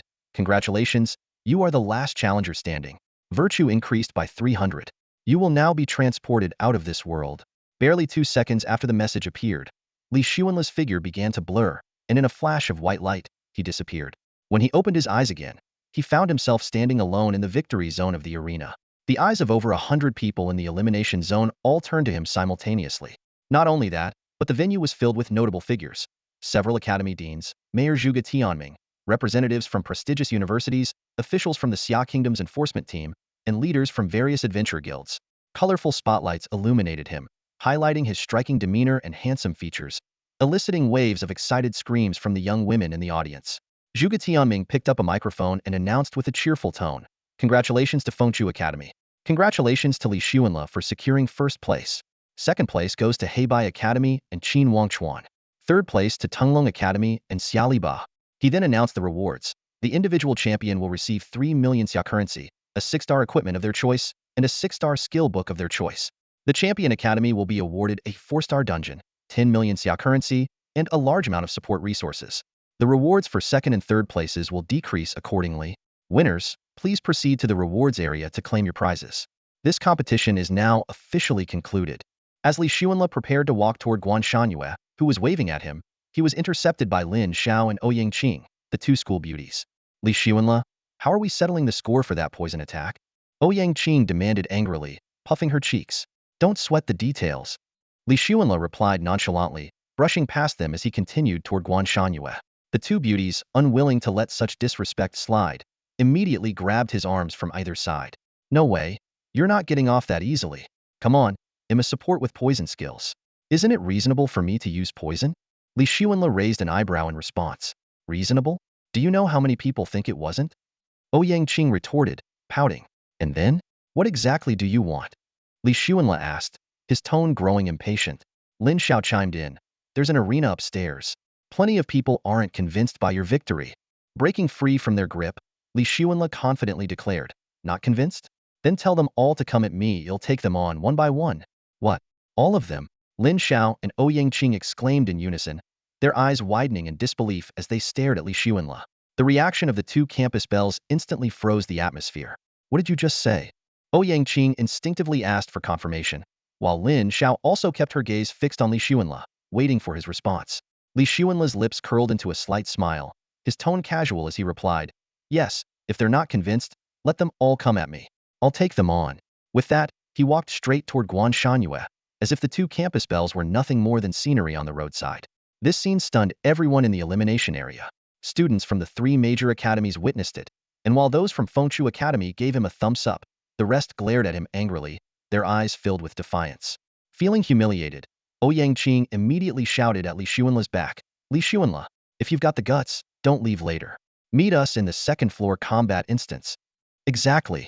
We need to teach him how cruel the real world can be. Lin Xiao added, her delicate face tinged with fury. We'll see how I feel. Li Xuanla called back without turning his head, his stride unbroken, leaving the two campus belles fuming in place. Nearby, Zhao Hao watched the entire scene with his jaw dropped, admiration brimming in his heart. What a role model for our generation, he murmured. Soon, Li Xuanla followed Guan Shanyue to the rewards area, only to find that the mayor, Zhuge Tianming, was personally presenting the awards. Zhuge Tianming's gaze shifted between Guan Shanyue and Li Xuanla before finally settling on Li Xuanla. I must say, it's quite surprising that the champion turned out to be someone from the priest class, Zhuge Tianming remarked meaningfully. Just a stroke of luck, Li Xuanla replied nonchalantly. They call you a poison healer, and it seems your poison is indeed extraordinary, Zhuge Tianming said with a chuckle. Guan Shanyue quickly explained, Mayor Zhuge, his poison is truly remarkable, even I didn't see it coming. Zhuge Tianming gave Guan Shanyue a knowing look. Old Guan, your Fengshu Academy is brimming with talent this time. The Fate Crystal of Wulong City will rely on all of you in the future. What's a Fate Crystal? Li Xuanla asked curiously. Guan Shanyue explained solemnly, the Fate Crystal can repel invading game monsters, and is the key to the survival of the 9 districts of Wulong City. However, it depletes over time and needs constant replenishment. So, as long as there's a Fate Crystal, the area is safe. Li Xuanla pressed further. Zhuge Tianming chimed in. That's why outstanding students like you along with Li Qian, Lin Yu, Xiali Bai, and Qin Wangchuan must strive to secure more Fate Crystals for Wulong City if you ever get into the Super Divine Academy. Does the Super Divine Academy have Fate Crystals? Li Xuanla asked, puzzled. No. Zhuge Tianming shook his head. The Super Divine Academy doesn't have Fate Crystals, but they know how to obtain them. The specific details are only known to those within the academy. Zhuge Tianming appeared hesitant, clearly not well informed about the specific details. Li Xuanla nodded thoughtfully, waiting for him to continue. As the mayor of Wulong City, my priority is to consider the city's situation, especially the dire state of District 9, Zhuge Tianming said after taking a deep breath. In fact, over 100 other cities across Xia also need Qi Luck crystals to sustain their lifelines. He paused briefly, his tone becoming more solemn. With great power comes great responsibility. I hope the younger generation, like you, can shoulder this burden and ensure enduring peace and stability for Xia. Guan Shanyue and Li Xuanla nodded earnestly in agreement. Zhuge Tianming then seemed to regain his energy and handed a suitcase to Li Xuanla. This is your reward, 3 million Xia dollars in cash. Li Xuanla's eyes lit up as he immediately accepted the case. Next, Zhuge Tianming brought out 2 large boxes. One contained several pieces of equipment radiating a 6-star glow, and the other held a few 6-star skill books. You can choose one item from the 6-star equipment and one skill book. To everyone's surprise, Li Xuanla showed little interest in the 6-star equipment. He casually picked a long sword that appeared to be the most valuable and shifted his attention to the skill books. This behavior left Guan Shanyue and Zhuge Tianming exchanging puzzled glances. Why didn't you choose a priest's staff that suits your class? Why a long sword? Zhuge Tianming asked, puzzled. Because the sword might be worth more, Li Xuanla replied bluntly. I plan to sell it. Zhuge Tianming raised an eyebrow, inwardly surprised. 6-star equipment was incredibly rare, yet Li Xuanla treated it so nonchalantly. Little did he know that Li Xuanla's inventory already contained 6 or 7 6-star items, and even 2 7-star ones. Finally, Li Xuanla's attention was drawn to a particular skill book. He carefully examined its attributes. Skill name, sacred shield, class requirement, priest, level requirement, none, skill effect, creates a shield around the target for 30 minutes. The higher the intelligence, the stronger the shield. Cooldown, 20 seconds. Casting range, 100 x 100 Skill level, 6 star.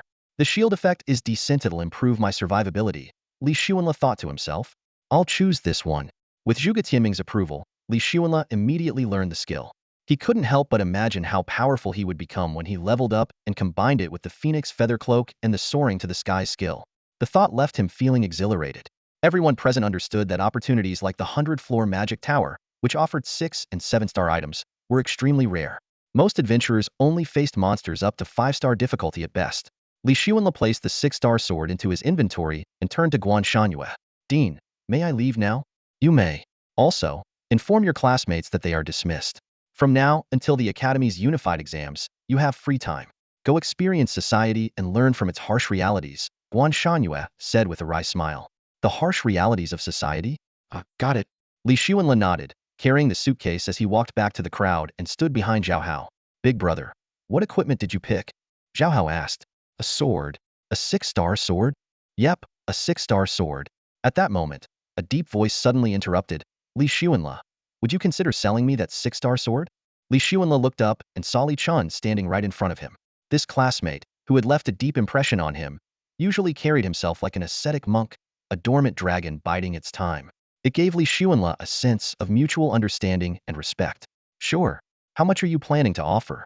500,000. Li Xuanle nodded. As classmates, of course. But I'll need a little time to pay you back. Li Chen's tone carried a hint of embarrassment. Li Xuanle frowned as he studied him, puzzled. A swordmaster who had mastered the miraculous sacred swordsmanship, capable of earning a fortune just by slaying monsters and collecting loot. How could he be short on money? You don't seem like someone who'd lack money. I wasn't, originally, Li Chun sighed. But my sister is in a vegetative state and relies on nutritional fluids to survive. The expenses are astronomical. I just paid a huge sum recently, so? Li Xuanle gazed at Li Chen for a moment and then nodded lightly. I trust you wouldn't joke about something like your sister. With that, he handed the long sword to Li Chun without hesitation. Don't worry, I'll pay you back as soon as I can. Li Chen accepted the sword, his eyes filled with gratitude. It's not urgent. Pay me back when you're able to. I'm not short on money right now. Li Xuanle shook the briefcase in his hand. Li Chun froze for a moment. Is there 3 million summer coins in there? Exactly. You really aren't short on money? Li Chun asked hesitantly. Not at all. Li Xuanle replied casually, already thinking about how he was about to sell some equipment and make a big profit. Li Chun pulled Zhao Hao aside and looked at Li Xuanle earnestly. Then could you lend me some of it for an emergency? I'll pay you back within a month. Within a month? Li Xuanle frowned slightly. Yes. I'm planning to visit a mysterious place to make some serious money. A mysterious place to make money? Hold on. Li Xuanle quickly walked to the crowd. Everyone, Ding Guan said that from now until the Academy's unified exams, your time is your own. Go out, experience society, and face its challenges. Dismissed. After saying that, he immediately dragged Li Chen to a corner. Do you really need the money that badly? Yes, my sister's hospital bills alone cost 10,000 a day, Li Chun said helplessly. What about your parents? They were adventurers. 6 months ago, they were killed in battle with monsters, and all their savings have been spent. Li Xuanle was taken aback. He hadn't expected Li Chen's situation to be so dire. Compared to himself, an orphan, Li Chen's plight was even more heartbreaking, losing both parents and having to care for a vegetative sister. All right, I'll lend you the money to get through this. Li Xuanle handed over the briefcase without hesitation. If it were anyone else, he wouldn't have been so generous. But Li Chun was different. Not only was his character trustworthy, but with his sacred swordsmanship, his future achievements were bound to be extraordinary. This amount of money would be trivial in the long run. Li Xuanle was about to leave to sell some equipment when a question suddenly stopped him in his tracks.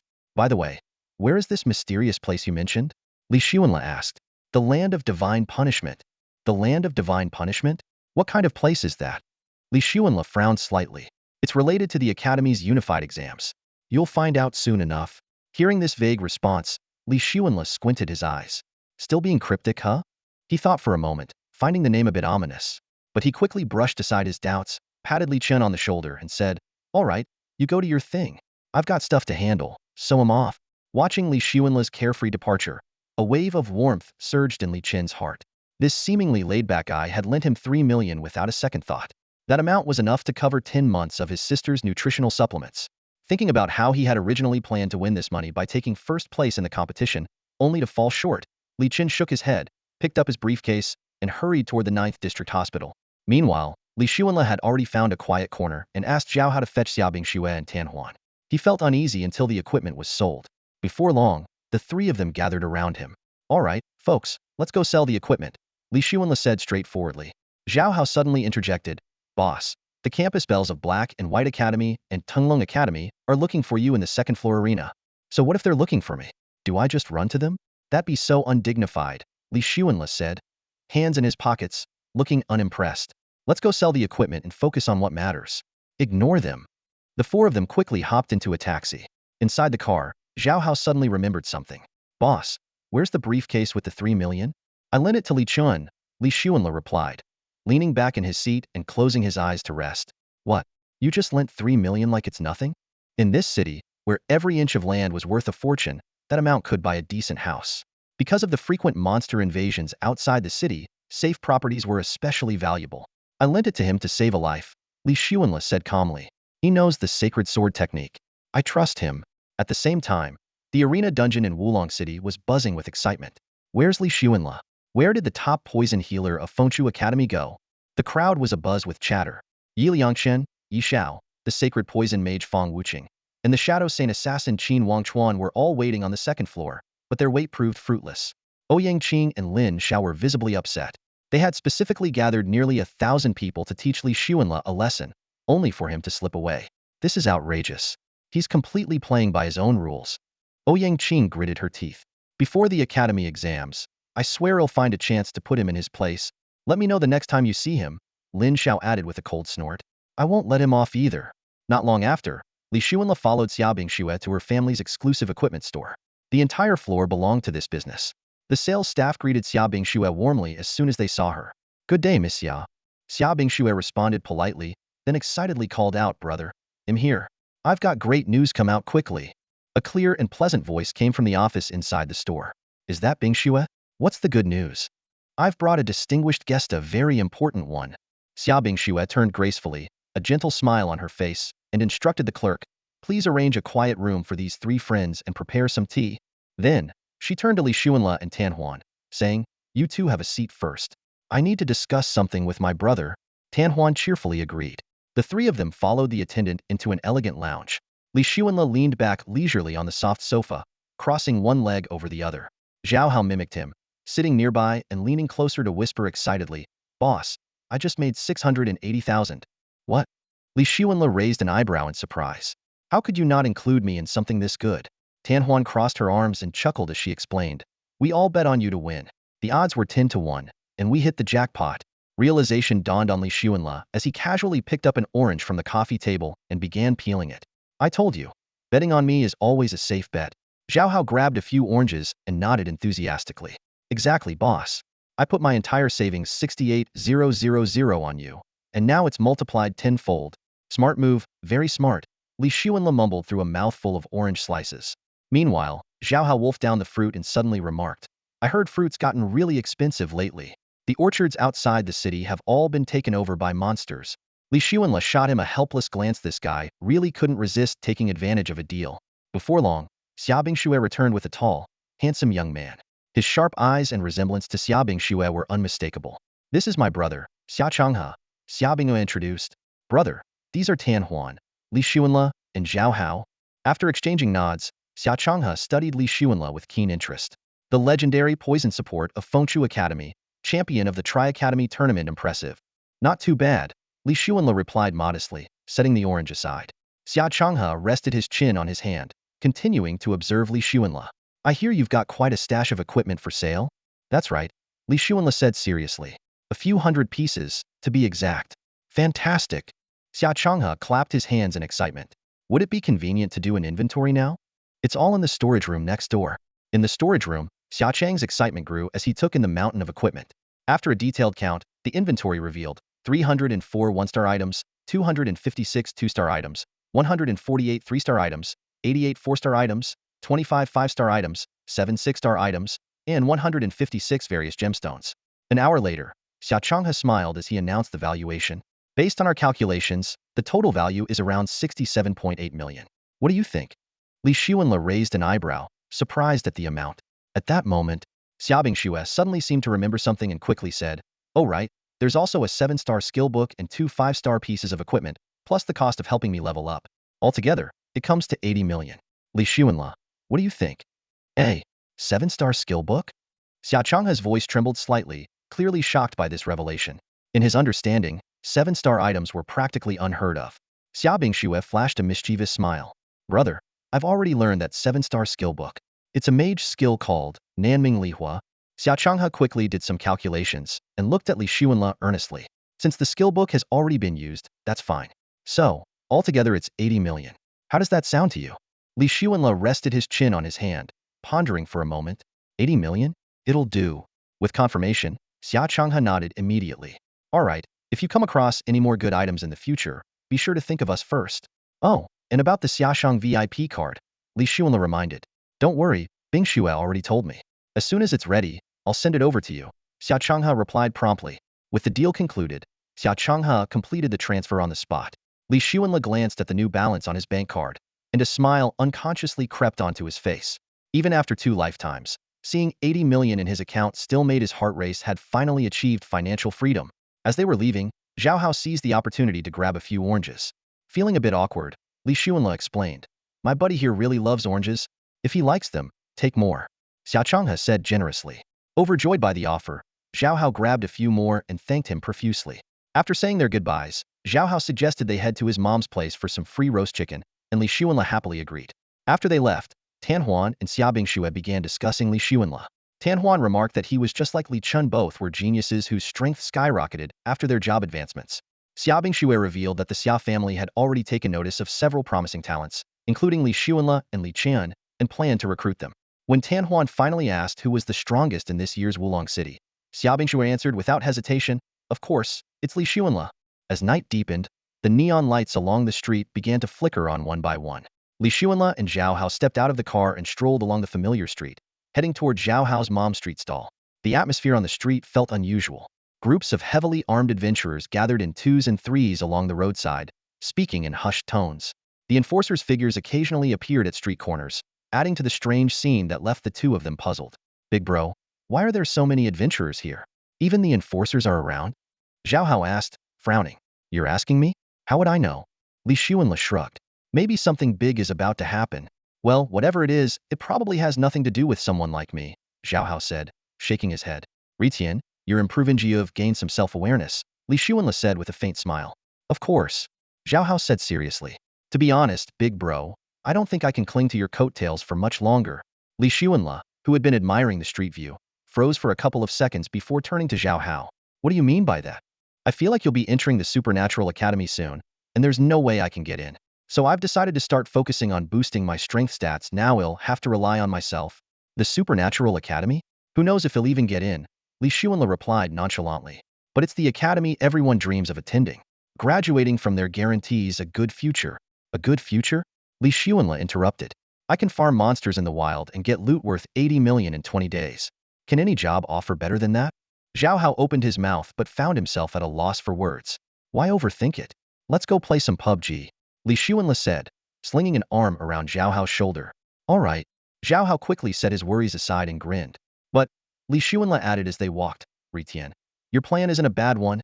"Big bro, which plan?" "Boosting your strength stats. Your speed is already good enough. In the end, people have to rely on themselves." "True. I can't always depend on you after all." "Ritian, you're growing up fast." "Come on, big bro, I've been hanging out with you for a while now," Zhao Hao said proudly. Li Xuanle looked at Zhao Hao, a flicker of satisfaction in his eyes. He reached into his backpack, took out 24-star strength attribute gems, and handed them to Zhao Hao. "I saved some attribute gems instead of selling them. These should give you 400 strength points. Use them wisely." Zhao Hao took the gems in shock. Over the past 3 years, Li Xuanle had managed to survive partly by living off the snacks tucked into the love letters he received, but mostly by shamelessly mooching meals off Zhao Hao. Even though Zhao Hao's family wasn't well off, he never complained. For this reason, Zhao Hao held a special place in Li Zunel's heart. Whenever he sold loot from high-level dungeon runs, he always split the earnings 50-50 without hesitation. Before long, Zhao Hao spotted his mother's stall and eagerly ran over to help her. Li Xuanla stayed where he was, quietly observing the heartwarming scene. On the side of a small alley, a woman in her 40s was busy at work. Her hands and face bore the marks of time, and her worn-out clothes hinted at the hardships of life. In front of her was a mobile barbecue cart, neatly arranged with various grilling ingredients and poultry. "Mom, give us 2 of the biggest roast chickens," Zhao Hao called out excitedly. "This is my best buddy, Li Xuanla. Today, we're going to have a proper feast." Zhao Hao's mother noticed the unusual outfit her son was wearing and looked at him with surprise in her eyes. "You're back, son. This outfit of yours looks quite extraordinary. My buddy got it for me. It's worth at least a couple $100,000. Zhao Hao said proudly, flashing a grin. "A couple $100,000? That's so expensive." Zhao's mother was stunned and momentarily at a loss for words. "Mom, my bro is super capable. This kind of thing is nothing to him," Zhao Hao said with pride. Li Xuanla, usually unruly and carefree, stepped forward respectfully and greeted her. "Hello, auntie. I'm Li Xuanla. Good. Such a handsome young man," Zhao's mother said with a warm smile. "Take a seat. I'll roast 2 big chickens for you right away." "Thank you, auntie," Li Xuanla replied, uncharacteristically putting away his usual playful demeanor. As he looked at the humble barbecue stand, he suddenly realized that Zhao Hao, who had always been there for him, came from a family that wasn't well off and relied on hard work to make ends meet. This realization stirred a hint of guilt in his heart. Zhao's mother busied herself enthusiastically. "Son, don't worry about this. Go keep your friend company, and grab a couple of sodas while you're at it." As Li Xuanla sat down, he noticed a middle-aged man nearby, smiling as he observed him. In front of the man was a sewing machine and a simple stall. Zhao Hao noticed and explained, "This is my dad. He does some tailoring work." "Hello, uncle," Li Xuanla greeted respectfully. Hello. Zhao's father responded warmly, then called out to his wife. "Hey, get them 2 of the big ones. They're already on the grill." Zhao's mother replied cheerfully. The 2 young men sat on small stools, chatting casually. Zhao Hao suddenly asked about the adventurers who had recently gathered nearby. Zhao's mother said she wasn't sure but mentioned that they had been around for several days. Li Xuanla glanced around, his eyes moving from the barbecue stand to the sewing machine, and finally landing on Zhao Hao. "You mentioned before that you wanted to buy a house. How much would that cost?" "I haven't looked into it specifically yet. Probably at least 2 million for starters. But thanks to you, big bro, I've already got the down payment covered," Zhao Hao said happily. 2 million? What kind of place would that get you? A 2-bedroom, Tullivingram apartment, maybe. A 3-bedroom would be at least 3 million. Way too expensive. And what about when you get married and have kids? We'll cross that bridge when we get to it. Right now, just getting by is hard enough," Zhao Hao said with a bitter smile, shaking his head. Without another word, Li Xuanla pulled out his phone and started tapping away. He said mysteriously, "Check your WeChat, Ritian." Zhao Hao opened his phone, and his eyes widened. His breathing quickened. The screen was showing a transfer of 5 million. He was so shocked he couldn't speak. Li Xuanla took Zhao Hao's phone, casually hit accept, and handed it back to him. "I told you I'd repay what I owe you sooner or later. It might not be early in the morning, but hey, it's a perfect time tonight. Big bro this," Zhao Hao stammered, staring at the transfer amount displayed on his phone.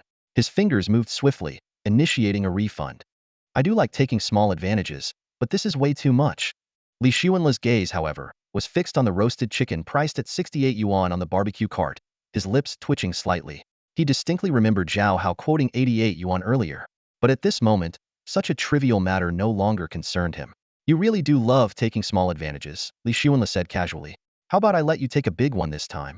Zhao Hao had just completed the transfer and was about to grab Li Xuanla's phone to confirm the receipt when he realized Li Xuanla was one step ahead. With a quick move, Li Xuanla dodged and promptly refunded the amount back to Zhao Hao. "This money," Li Xuanla said, looking at Zhao Hao with a meaningful expression, "use it to buy a big house. That way, you won't have to worry about getting married and starting a family." Zhao Hao stared blankly at the 5 million yuan balance now displayed on his phone, as if he'd just won the lottery. He looked at Li Xuanla with a serious expression and said, "Big bro, from now on, I..." "Stop right there." Li Xuanla immediately interrupted him. "No need for any cheesy talk. Just keep it to yourself." All right," Zhao Hao said awkwardly, scratching the back of his head. The two shifted their focus to enjoying the roasted chicken.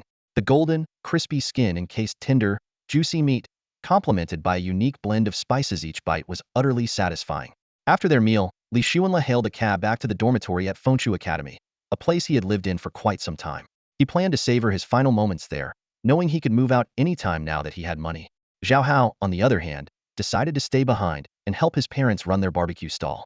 Once Li Xuanle had left, Zhao Hao pulled his parents aside with a mysterious look. Mom, Dad, my buddy just transferred me 5 million yuan. What? 5 million? Zhao's father and mother exclaimed in shock. We've worked our whole lives and never seen that much. Son, you can't accept this money, the two said in unison. I wanted to return it, but he insisted I use it to buy a house, saying it's for marriage and having kids. Zhao Hao explained helplessly. A complex expression flashed in his parents' eyes as they gazed in the direction where Li Xuanle had left. This friend of yours, he looks out for you better than we do.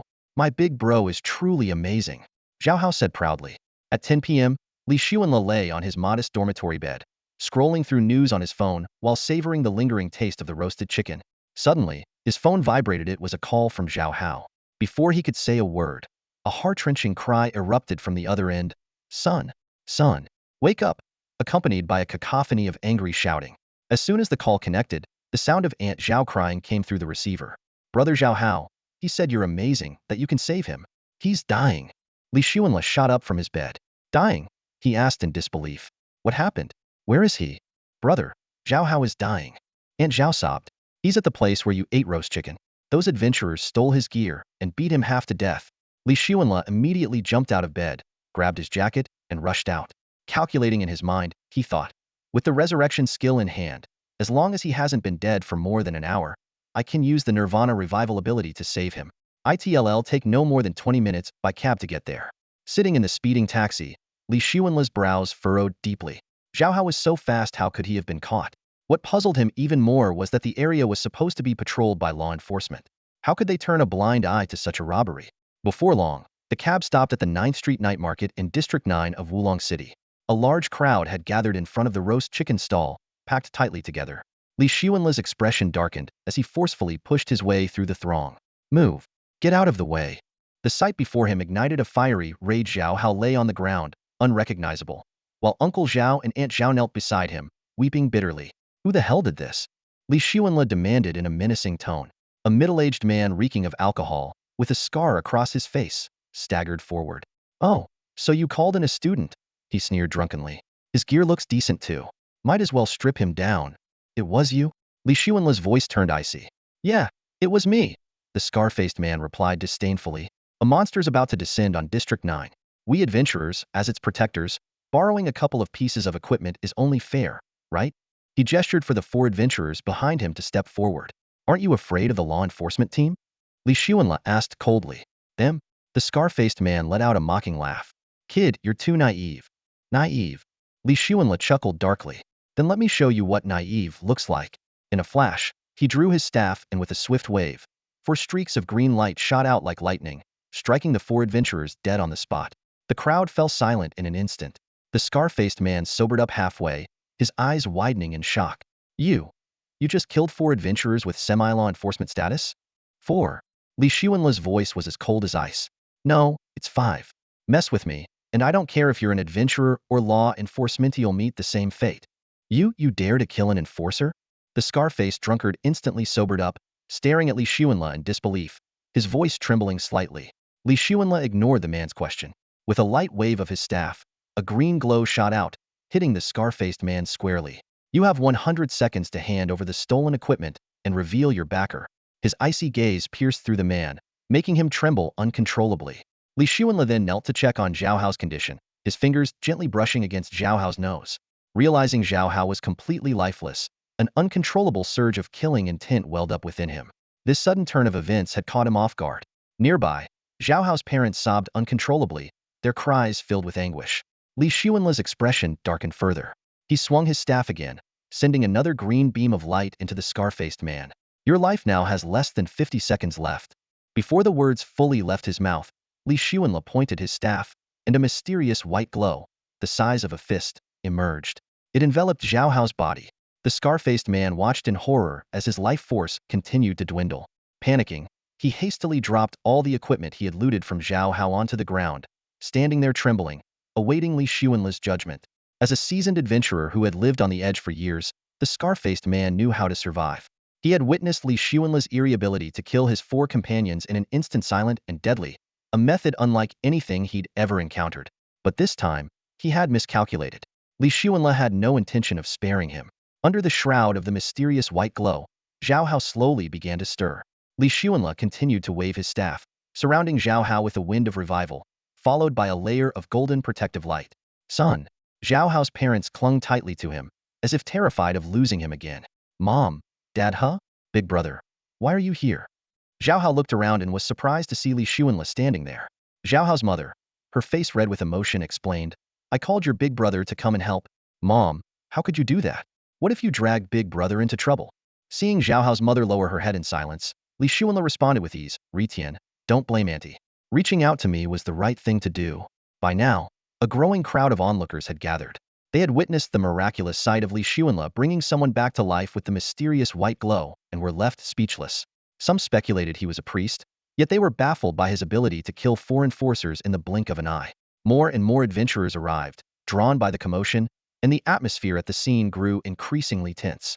Li Xuanle saw that Zhao Hao was unharmed and immediately asked, Ritian, what just happened? Zhao Hao's face still showed anger and frustration. A few adventurers came to eat roasted chicken, but after eating, they refused to pay. Of course, I didn't agree. Then they noticed my equipment was decent and tried to attack me. They even threatened me using my parents.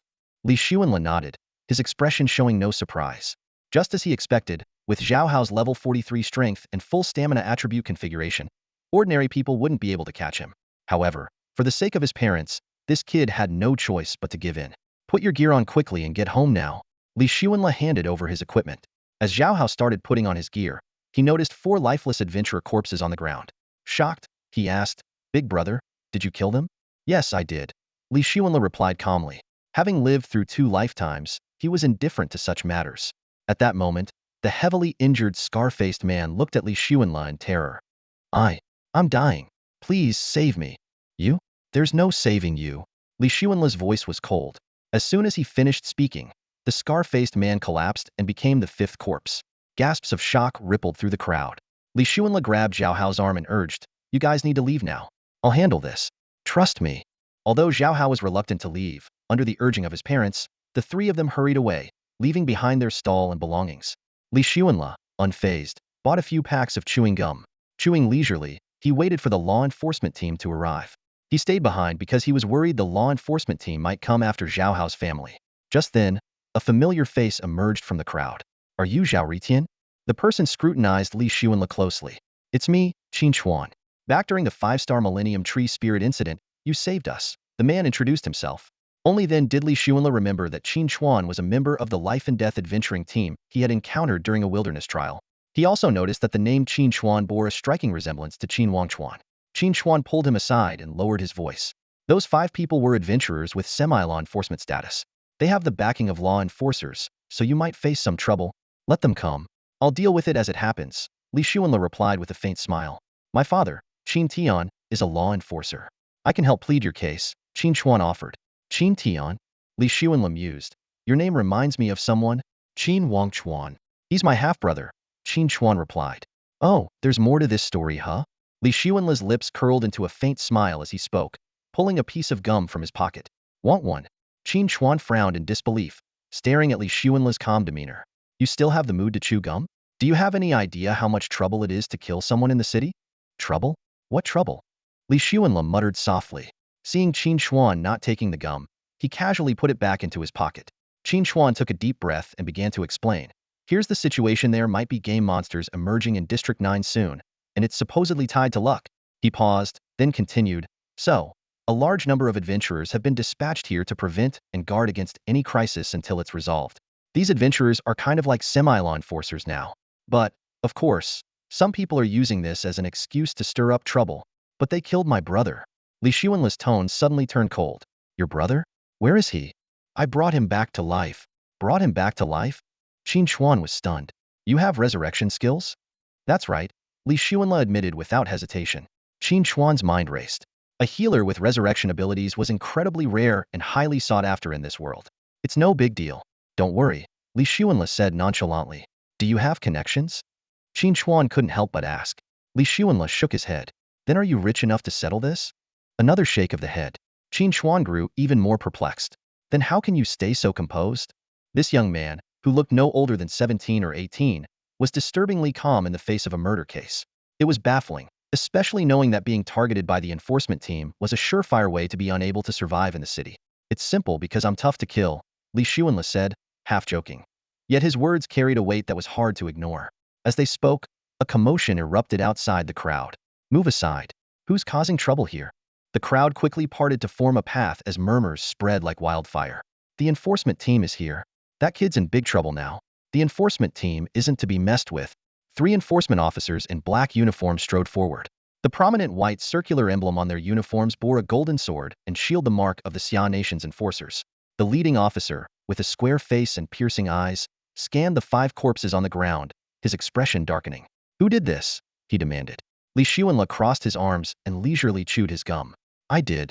This reaction made the enforcement captain suspicious. He scrutinized Li Xuanle's gear, noting its impressive quality.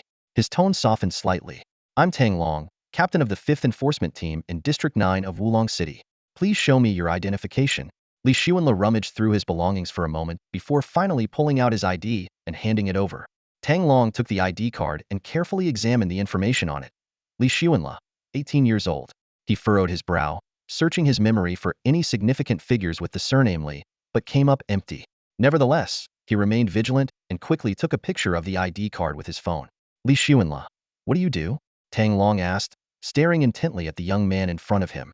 I'm a student at Fengshu Academy, Li Xuanle replied calmly.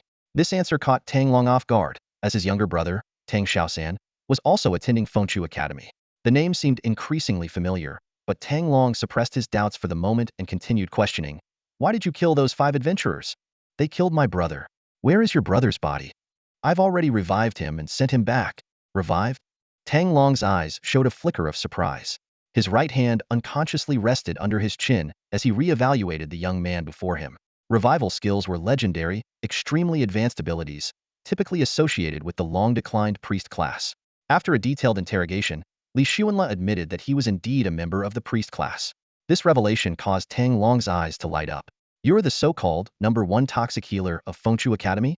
Li Xuanle hadn't expected the nickname to come up but gave a slight nod to confirm. Tang Long went on to explain, my younger brother, Tang Xiaosan, mentioned you before. As their conversation deepened, Tang Long brought up Li Zunel's reputation as a standout figure at the academy.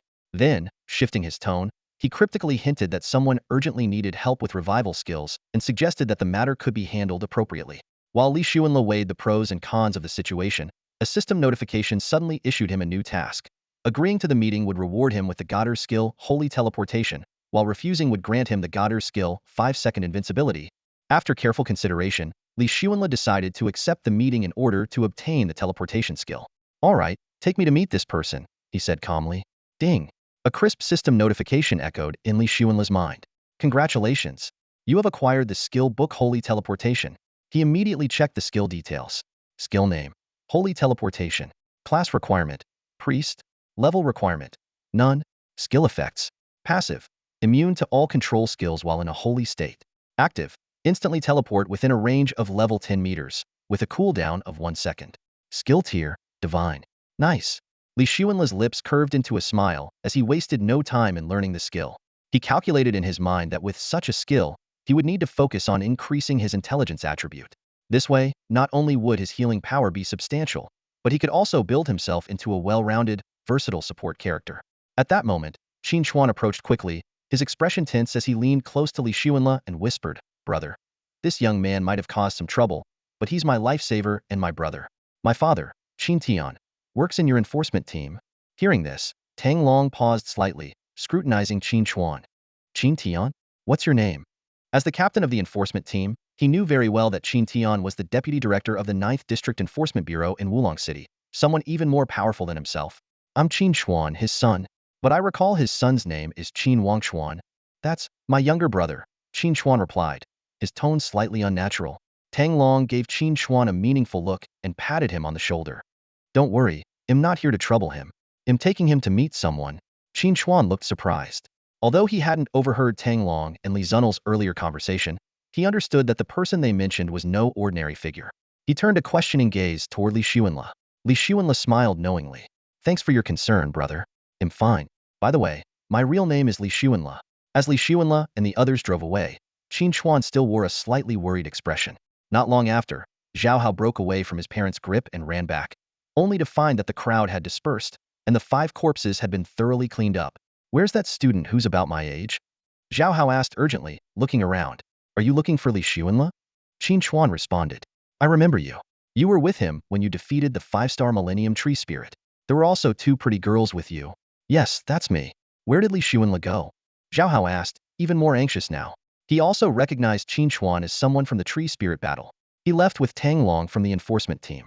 They said they were going to meet someone, but he told me he's okay. So don't worry. Meet someone? Who? Probably some big shot, Qin Chuan said with a meaningful tone. Hearing this, Zhao Hao's eyes flickered with a thoughtful glint. Did he really say that? Yes, he did.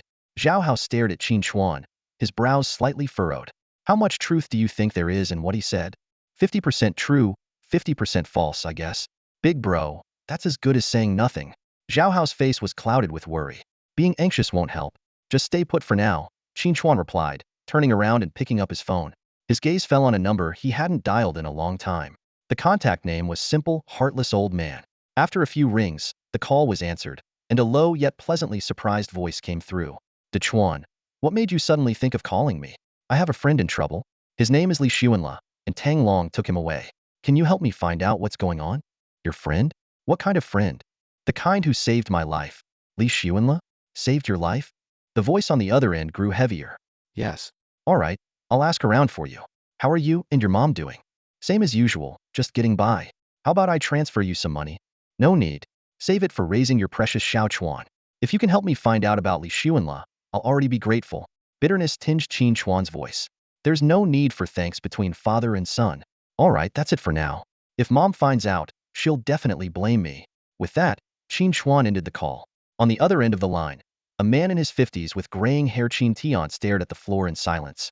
As the deputy director of the Law Enforcement Bureau in District 9 of Wulong City, he was both the Shadow Saint assassin Qin Wangchuan and the estranged father of adventurer Qin Chuan.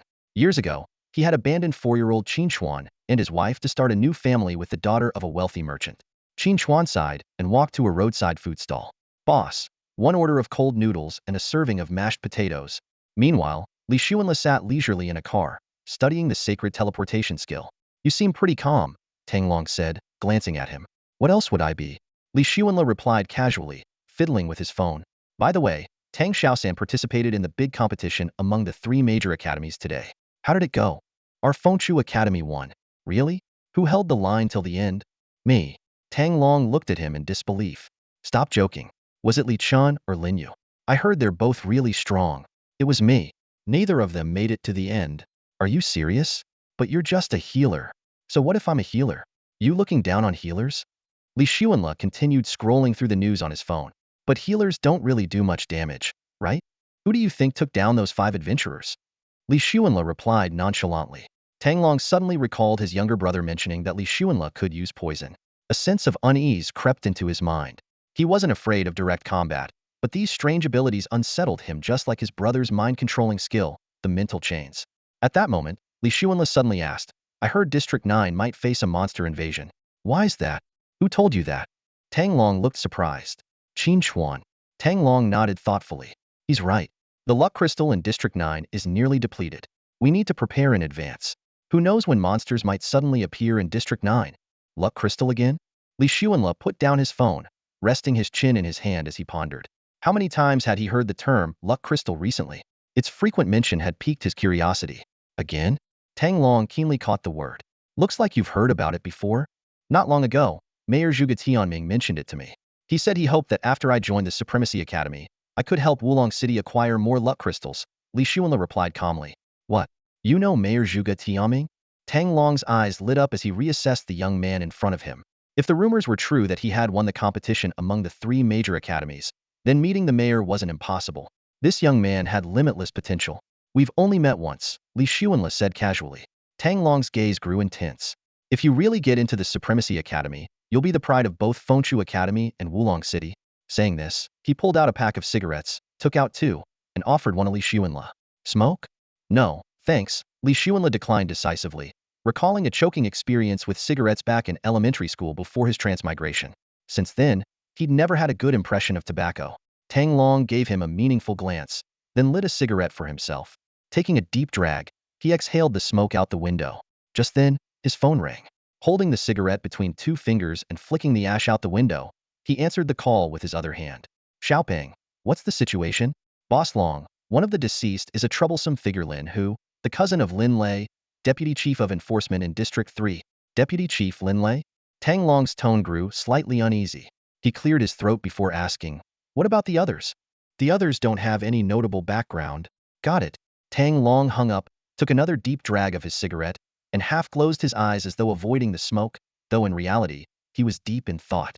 Lin Lei, the Deputy Chief of Enforcement in District 3, was no ordinary person.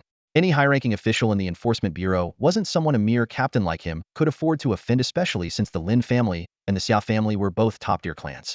Turning to Li Xuanle, who was fiddling with his phone, Tang Long said, if it weren't for Director Wang doing me a favor and always looking for someone with resurrection skills, I wouldn't want to get involved in this mess. Li Xuanle stopped scrolling through his phone and glanced at Tang Long. What's the problem? Is it tricky? Dealing with the Deputy Chief of Enforcement is definitely a headache. As he spoke, Tang Long accidentally burned his fingers on the nearly finished cigarette, causing his hand to twitch slightly. Li Xuanle gave a casual smile and glanced out the window with a calm expression. Seems like this matter is a bit tricky, huh? But never mind. I can handle it myself. Never mind? How exactly do you plan to handle it? Tang Long stared at Li Xuanle, his eyes burning with curiosity. It's simple. Li Xuanle's young face showed an uncharacteristic steadiness. If gods come, I'll slay gods. If demons come, I'll slay demons. That statement sent a chill down Tang Long's spine. He fell silent for a moment, resting his chin on his hand as he carefully examined Li Xuanle. The records say you're an orphan, so I guess you can afford to act that way. But what if you had people you cared about? Like your brother, can you protect him forever? Li Xuanle frowned slightly. I can't. There will always be times when we're apart. Just being good at fighting isn't enough, Tang Long continued. Out in the world, having connections is what really matters. Unless you truly have no ties to anyone, it'll be tough to get out unscathed. Li Xuanle fell into deep thought. He had indeed been unattached for most of his life, but in recent years, he'd formed a brotherly bond with Zhao Hao. If Zhao Hao were in danger, there was no way Li Xuanle would stand by idly. However, compared to himself, the Lin family clearly had far more vulnerabilities. Seeing Li Xuanle's silence, Tang Long added, without a network of connections, people can easily target you in the shadows. They could hire a few assassins to wipe out your brother's entire family, then silence the assassins afterward. Who would you turn to for justice? Li Xuanle remained unfazed. What gave him the confidence to challenge anyone wasn't connections or protection, but the godlike skills granted to him by the system. Soon, the two arrived at a brightly lit building, the Law Enforcement Bureau of Wulong City's 9th District. Tang Long led Li Xuanle to the second floor and stopped in front of an office. Knock, knock, knock. Tang Long rapped on the door. Come in. A low voice called from inside. Inside the office, a middle-aged man in his 40s with short hair sat with his eyes closed, a troubled expression on his face. This was Wang Hong, the director of the 9th District Law Enforcement Bureau and an 82-level bladesman. Director Wang, I've brought you a suitable candidate, Tang Long said directly. Wang Hong opened his eyes, his sharp gaze sweeping over the two of them. You found someone? Yes. This is Li Xuanle, the top poison healer from Fengshu Academy and the champion of the Tri-Academy tournament, Tang Long introduced briefly. Poison healer? Champion of the Tri-Academy tournament? Wang Hong raised an eyebrow in surprise. Tang Long continued. But he's gotten himself into some trouble and needs your help to clean it up. He killed 5 semi-law enforcement adventurers in the city, including Lin Hu, the cousin of Lin Lei, the deputy director of the 3rd District Law Enforcement Bureau. Wang Hong's brows furrowed tightly. The 3rd District held a higher status than the 9th District, and Lin Lei had an extensive network of connections. Moreover, the Lin family was a top-tier family, with influence spanning over 100 cities. They could strike from the shadows at any time. Do you really have a resurrection skill? Wang Hong scrutinized Li Xuanle closely. I do, but it has limitations. I can only use it once every 24 hours. The target must have died within the last hour, and I can only revive one person at a time. In that case, Wang Hong leaned back in his chair, his eyes flickering with thought. I'm willing to take the risk. May I ask? Li Xuanle said nonchalantly. Why do you need a resurrection skill? To protect someone? Who? My nephew, Wang Hao. He's a hidden class dragoon. I know him. He's my classmate. He needs my protection? Yes, because he's about to form a bond with a dragon companion. Dragon pet? Li Xuanle raised an eyebrow, his face showing surprise. As a healer, he was well aware that while Wang Hao was a hidden class dragon knight, his strength was only slightly above that of a regular knight due to the absence of a dragon. However, if he were to obtain a dragon pet, his power would skyrocket. perhaps even rendering Lin Yu's heaven-swallowing python insignificant.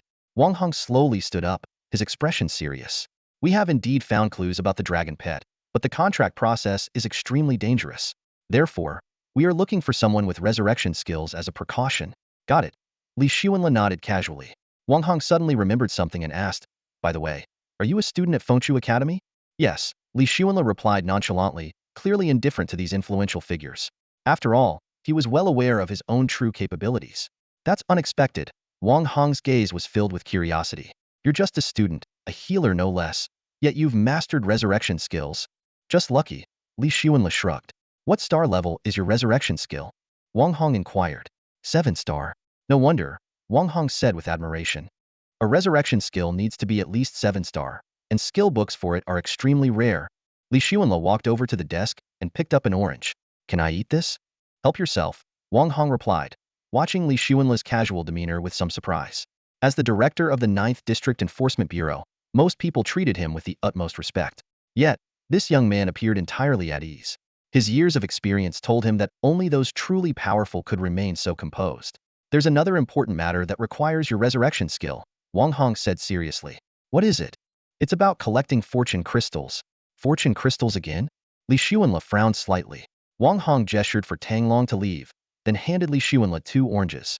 Don't just stand there, have a seat. Li Xuanla took the oranges and casually flopped onto the sofa, crossing one leg over the other. Wang Hong observed his defiant posture and asked curiously, is there anyone you truly fear or respect? While peeling an orange, Li Xuanla thought for a moment. Respect, yes. Fear, no. With that, he gently tossed the orange peel into the trash can. Wang Hong's pupils contracted slightly. So, you're saying no one can pressure you into submission? That's right. I don't need anyone to, Li Xuanla replied calmly, his tone entirely unapologetic. So, what's your request? Or rather, what do you want? Wang Hong asked while lighting a cigarette, his gaze thoughtfully fixed on Li Xuanla. Li Xuanla slowly swallowed the last slice of his orange, cleared his throat, and said, I have a brother. Normally, I can look after him myself, but I can't always be there. Since we're already talking, I thought I'd bring it up. Your brother? Wang Hong frowned slightly. Is this about the person he killed? Exactly. Li Xuanla stood up, his tone calm as he continued. You don't need to take any risks. They just run a small business and need someone to keep an eye out so they don't get bullied. As for Lin Hu and Lin Lei, if they come looking for trouble, just tell them I did it. Make it clear it has nothing to do with my brother. Simple. Wang Hong was momentarily stunned. He hadn't expected Li Xuanla to show no fear towards Lin Lei and his group. No wonder he carried the same indifferent attitude toward him. Having a brother like this was indeed a blessing. All right, you've got loyalty. I admire that, Wang Hong nodded. What's your brother's name? Zhao Hao, 3rd year, Class 2 at Fengshu Academy. A timid swordsman. Having a brother like you, he's indeed lucky. Wang Hong smiled faintly but couldn't help feeling a bit uneasy. But are you sure you can handle it if Lin Lei comes after you?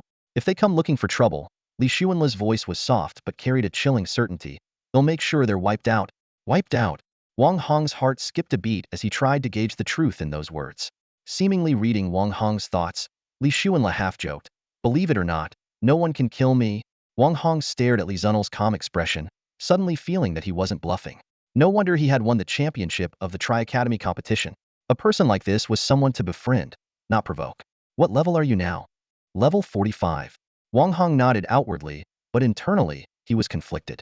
A level 45 healer being this audacious either had immense confidence or was putting on a show, but the current situation could work to his advantage. He had been worrying about how to help Wang Hao obtain a dragon pet. If Li Xuanla could assist, it would be ideal. After all, Wang Hao was the family's sole dragon knight, a hidden class. If successful, their family could rise to the top tier. With this in mind, Wang Hong smiled and said, Don't worry. They'll take care of your brother's matter. In return, they'll need your help with 2 things. Helping Wang Hao get the dragon pet and gathering fortune crystals. You handle 1 thing for me, and I handle 2 for you. Doesn't sound like a fair deal, Li Xuanla said with a faint smile, peeling another orange. Wang Hong hadn't expected him to be so shrewd and quickly amended. All right, they'll promise you 1 more favor. How about that? No rush, Li Xuanla replied leisurely, still peeling the orange. Tell me more about gathering fortune crystals. That sounds intriguing. Wang Hongli stood by the window, a deep worry etched across his face. He explained slowly, any area covered by the luck crystals is safe from the invasion of game monsters, allowing the people to live in peace. However, the energy within the crystals gradually depletes. Once it's exhausted, monsters will appear unpredictably, bringing devastation. Worse yet, these monsters cannot be completely eradicated. Defeating one group only leads to another emerging shortly after. I know that. Li Xuanla nodded in understanding. Wang Hongli began pacing as he continued. There are mainly two ways to obtain luck crystals: allocation or active collection. Allocation? Who is responsible for that? Li Xuanla perked up at the mention of this key information. Wang Hongli stroked his chin and replied, naturally, the city authorities. But I've already applied, and there are currently no extra luck crystals available for allocation. Li Xuanla appeared thoughtful. Then we can only collect them ourselves. But I've heard that only the Supernatural Academy has access to luck crystals. Wang Hongli gave Li Xuanla a surprised look, silently noting that he had already gathered some intelligence. He nodded lightly. That's correct. The Supernatural Academy holds the secret key to the spatial teleportation array leading to the cosmic cube. In that vast world, you can find complete luck crystals, though obtaining them involves fierce competition against countless races. Complete luck crystals? Li Xuanla raised an eyebrow. Does that mean there are incomplete ones? Of course. What we're collecting are fragments of luck crystals. This exchange piqued Li Zunel's curiosity. He had only heard about the cosmic cube from Guan Shangyue before, but the teleportation array key and luck crystal fragments were entirely new concepts to him. Noticing Li Zunel's interest, Wang Hongli couldn't help but remark, with your abilities, getting into the Supernatural Academy should be a breeze. Li Zunel's enthusiasm waned. Let's not talk about it. I'm not too interested. I'd have to take some ridiculous assessment. Wang Hongli picked up his transparent glass filled with goji berry tea, took a sip, and said unhurriedly, the assessment shouldn't be difficult for you.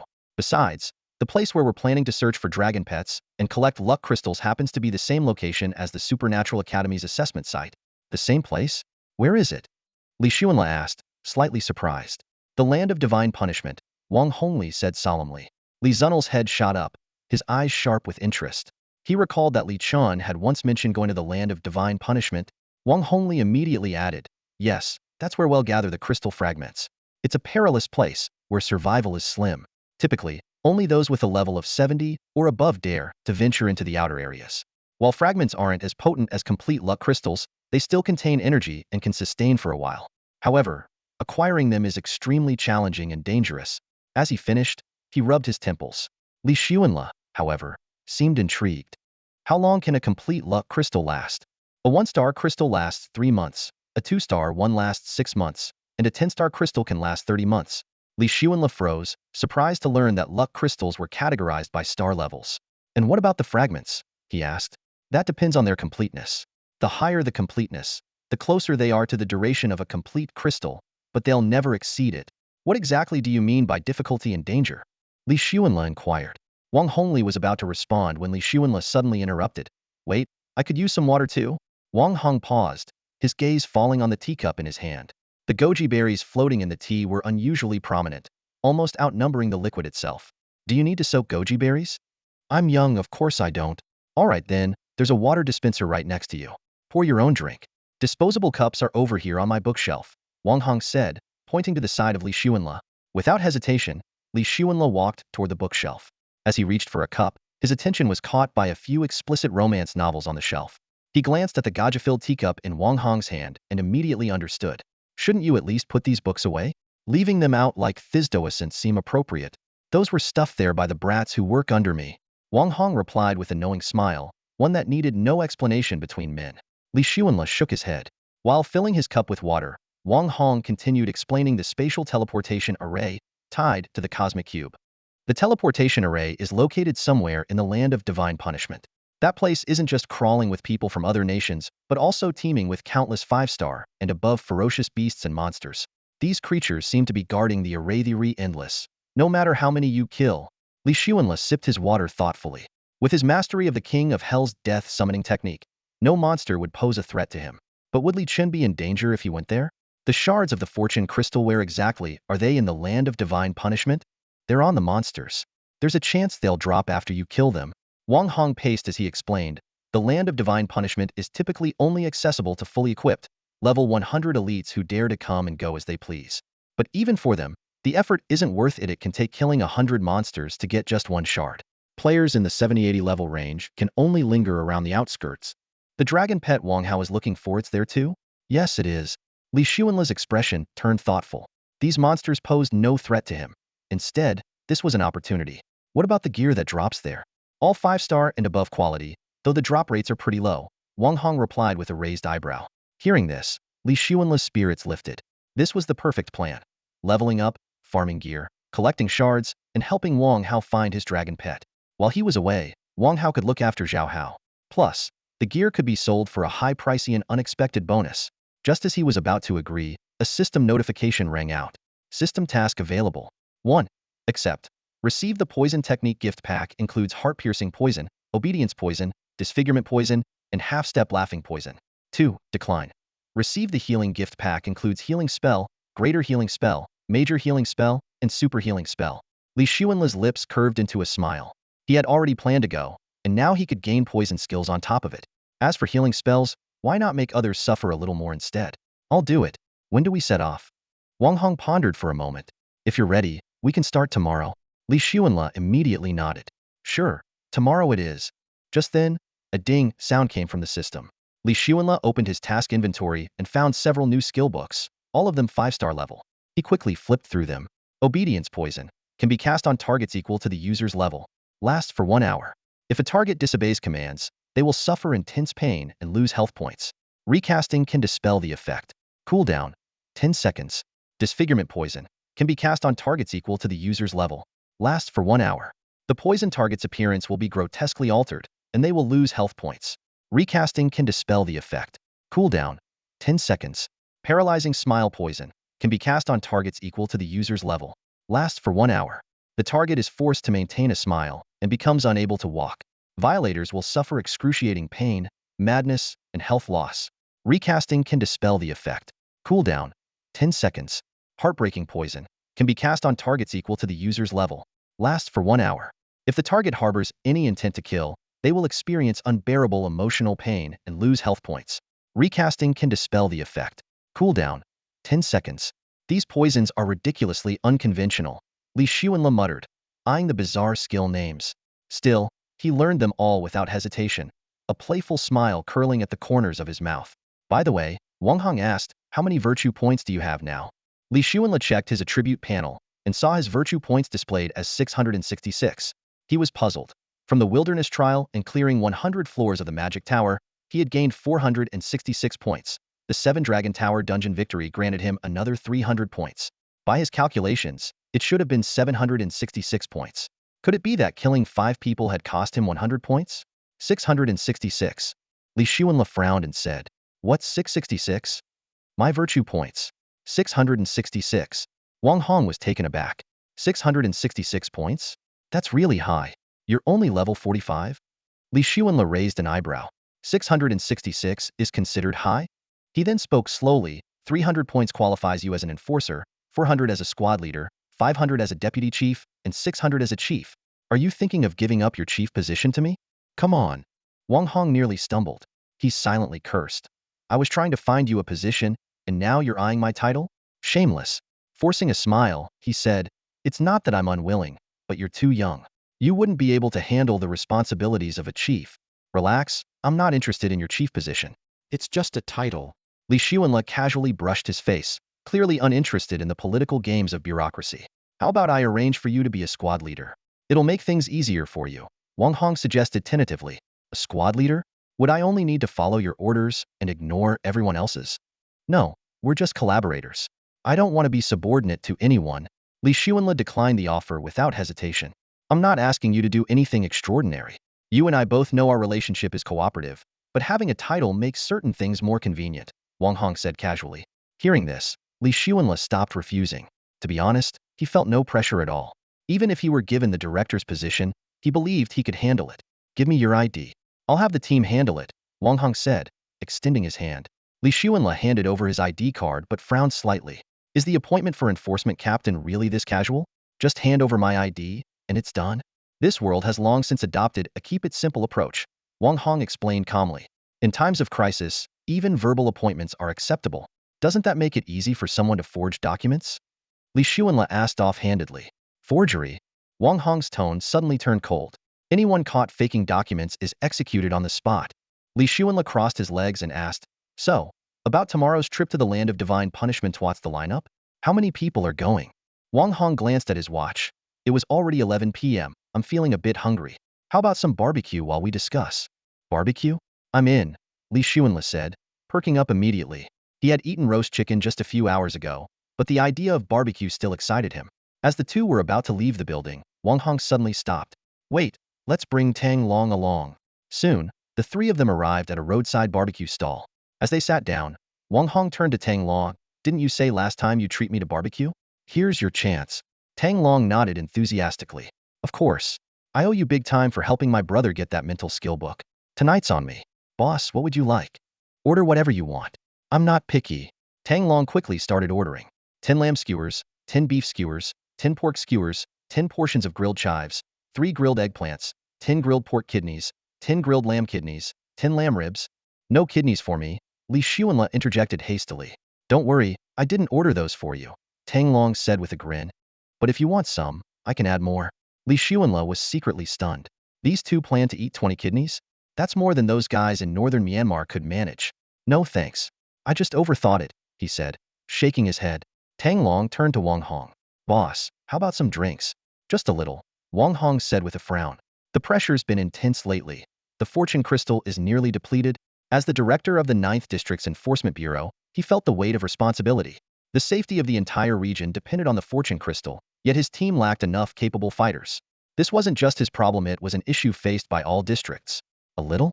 2 cases, then, Tang Long said, immediately ordering beer from the stall owner. He then tried to console Wang Hong. Boss, there's not much we can do about it. Every city and district is in the same boat. Until the Guardians of Xia Nation bring back new fortune crystals, we'll have to rely on collecting fragments ourselves. Guardians of Xia Nation? Who are they? Li Xuanle asked curiously. Tang Long explained. They're the super-strong individuals who can enter and exit the cosmic cube. Their main job is to collect fortune crystals. Big names like the level 100 Sword Saint Mei Changshu and the level 100 Blade Saint Hu Yidao. Aside from finding crystals, they also protect national security and even have a say in the succession of ruling families. How many guardians are there in total? Officially, there are 11. They're the strongest 11 in Xia Nation. And unofficially? No one knows. Tang Long shook his head. Li Xuanle returned to the topic. So, who's going to the land of divine punishment tomorrow? Tang Long suddenly looked worried. With Wang Hao and Li Xuanle being such low levels, won't they? Wang Hong replied confidently.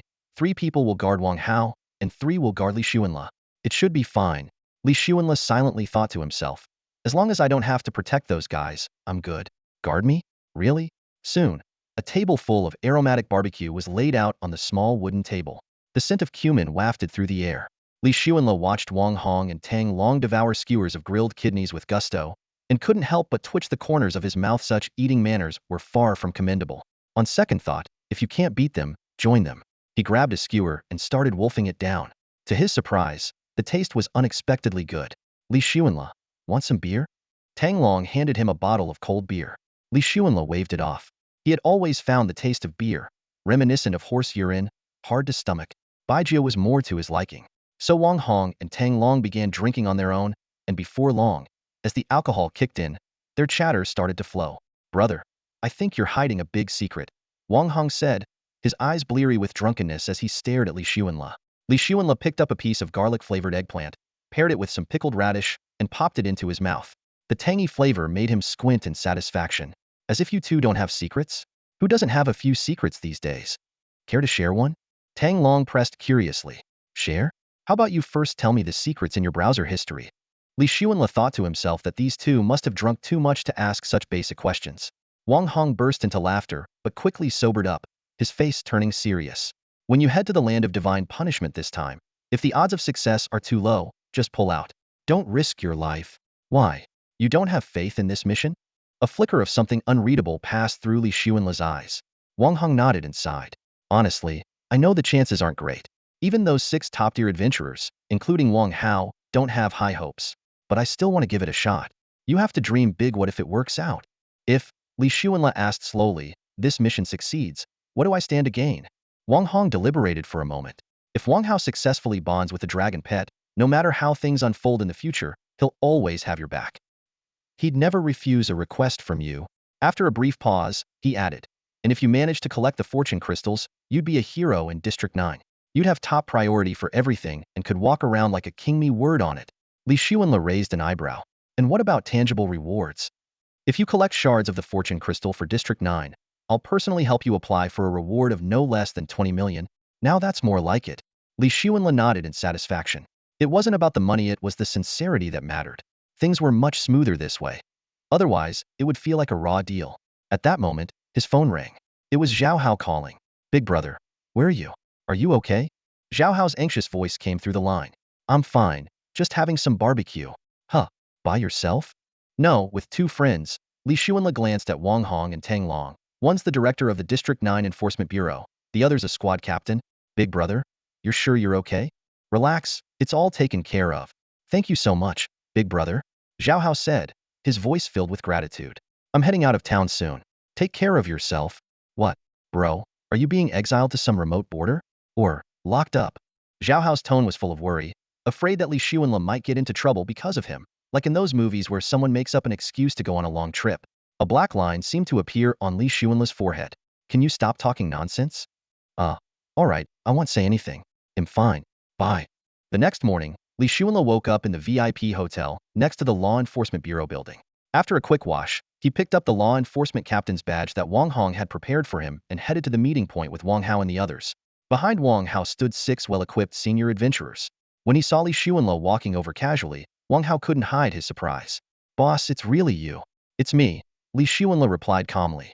Wang Hao excitedly grabbed Li Zunel's hand. Last night, he had received a call from Wang Hong, who informed him that not only would Li Xuanla accompany them to the land of divine punishment, but he also possessed a resurrection skill. This news left him utterly shocked. This was Fengshu Academy's #1 poison healer, the champion of the 3 Academy Grand Tournament, a jack of all trades who could poison, kill, heal, and resurrect. In other words, he was someone who practically held their lives in his hands. The 6 top-tier adventurers curiously studied Li Xuanla.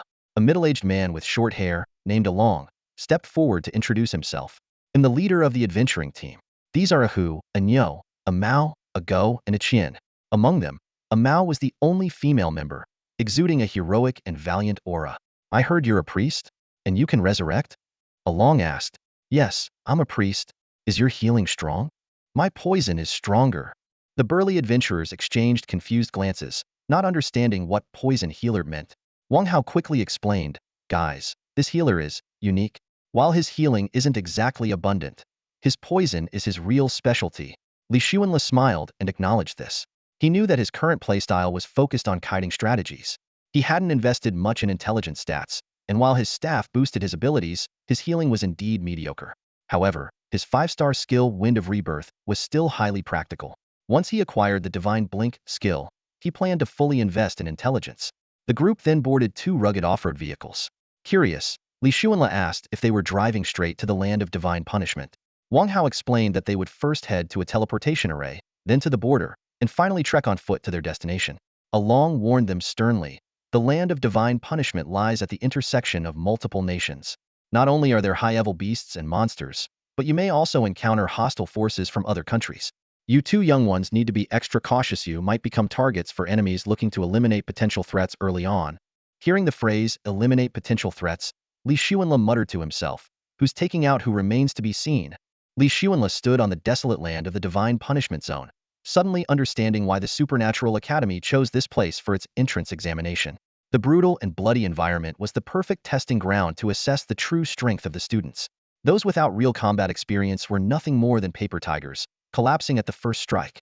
Of course, he was an exception. His seemingly cheat-like abilities ensured he remained undefeated from the very start. Honestly, the chances of this plan succeeding are slim, Along said with a furrowed brow. Finding fragments of the fortune crystal is something almost no one has ever accomplished. Deputy Chief Qin Tian said the fortune crystal in District 9 can only last for another 30 days. Along added, his voice heavy with concern. Wang Hao, standing nearby, chimed in, that's true. Quite a few people in District 9 have already started transferring their assets. Li Xuanla fell into deep thought. A 1-month deadline night should be feasible to return within 20 days. He resolved to gather as many fortune crystal fragments as possible during this time to avoid having to undertake this perilous journey again. Just in case, he immediately took out his phone and sent a message to Zhao Hao, instructing them to temporarily relocate to another area. Tell me about your dragon contract. Li Xuanla turned to Wang Hao, his eyes glinting with curiosity. Wang Hao nodded and explained, because I have the hidden class of Dragon Knight, I come with a built-in dragon contract skill. However, this contract can only bond with one dragon creature. Only one. Along and the others nearby rolled their eyes. You should be grateful. The rest of us don't even have hidden classes. We've had to rely solely on raw strength to climb our way up. Li Xuanla didn't seem envious and continued his questioning. What happens if you want to bond with a second dragon? The contract with the first one will be nullified. Wang Hao shrugged, his face full of helplessness. He elaborated, explaining that the requirements for the contract were extremely strict.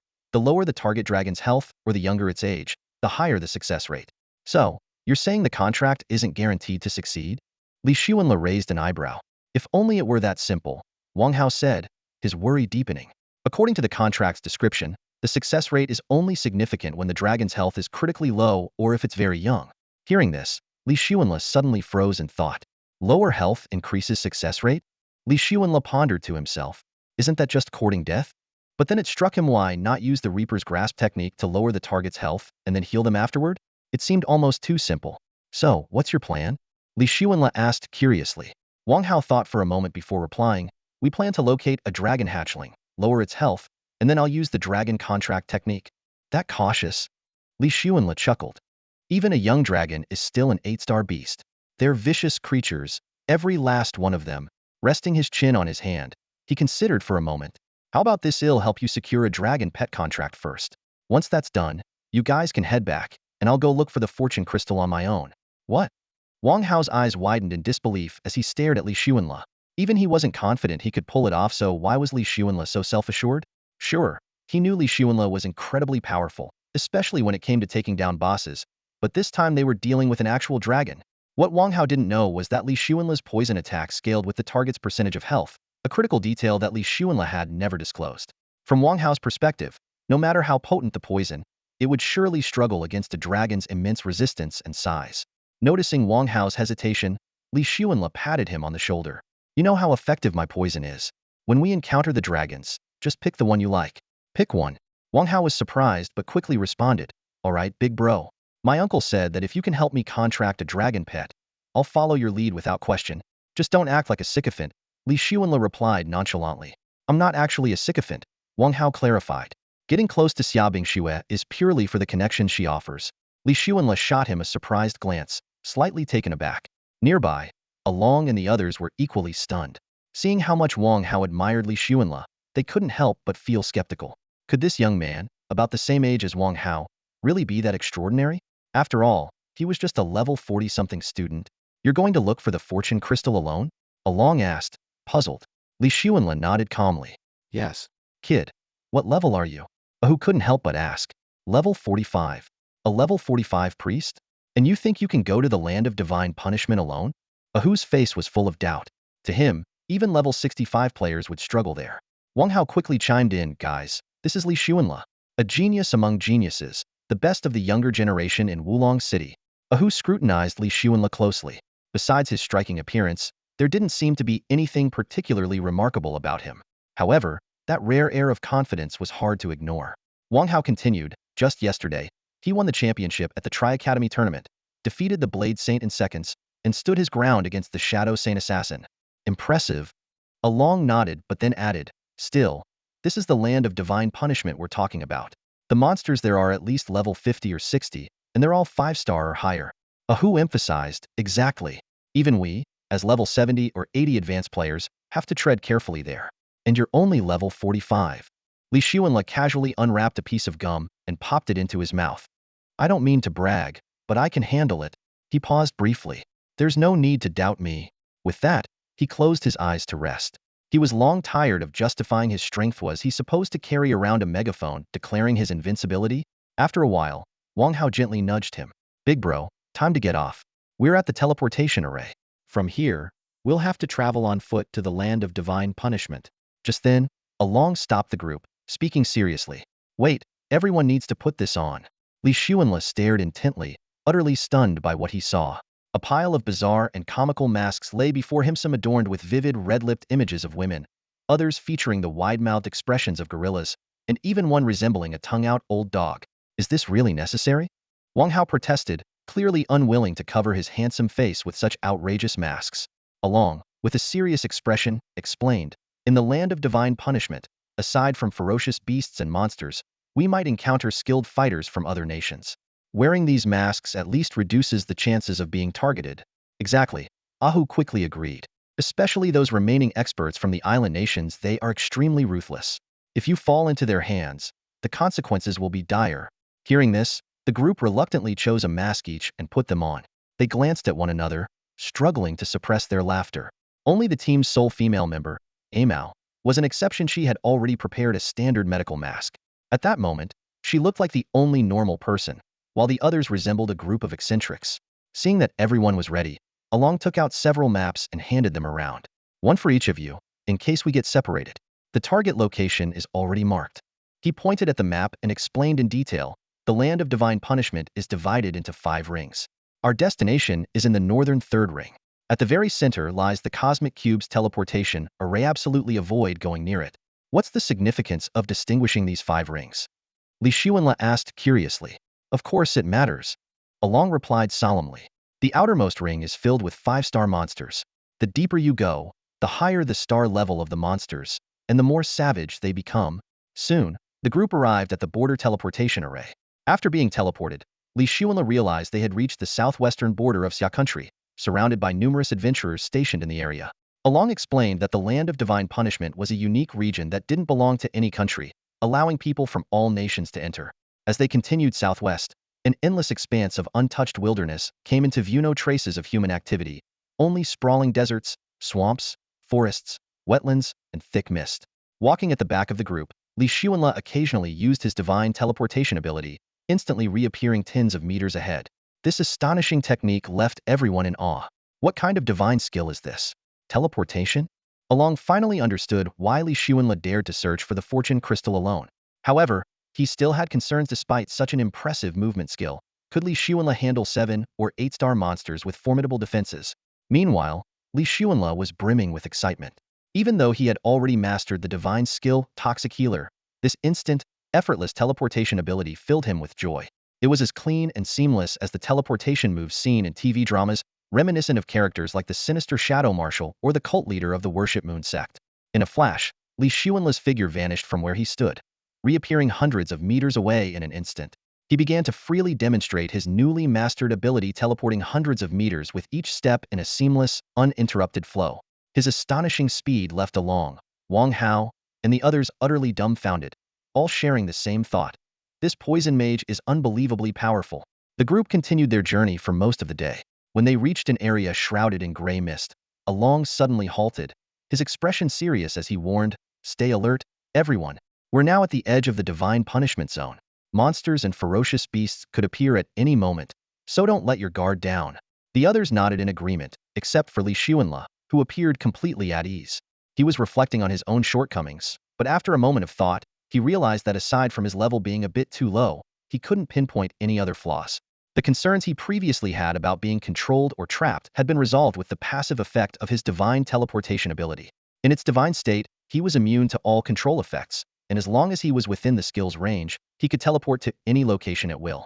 Most impressively, the skill had only a 1-second cooldown. A god-ear skill is on a whole other level. Li Xuanla marveled to himself. Now, all he needed to do was focus on leveling up to grow stronger. Even his signature alchemical poison running strategy had undergone a qualitative leap, evolving into a far deadlier teleportation poisoning technique. He was confident he could now deliver poison directly into an enemy's mouth. Watching Li Xuanla move effortlessly back and forth ahead, Wang Hao couldn't help but shout, "Big brother, what kind of godly skill have you mastered now? It's amazing." Li Xuanla teleported right in front of Wang Hao, startling him. "What did you just say?" he asked, puzzled. Wang Hao was about to respond when his expression suddenly changed. There's a ferocious beast over there." Everyone turned to look and saw a massive wolf-like creature emerging from the grass about 100 meters away. Its body was a pale, inky green, shrouded in eerie, distorted light. Its glowing green eyes locked onto the group, and drool dripped from its mouth. "Nether wolf!" Along exclaimed in shock. Without so much as blinking, Li Xuanla raised his staff, and a green beam of light instantly struck the nether wolf. As expected, the beast collapsed on the spot, dropping a 5-star leg guard. Teleporting over, Li Xuanla picked up the equipment without hesitation, added it to his inventory, and teleported back to Wang Hao.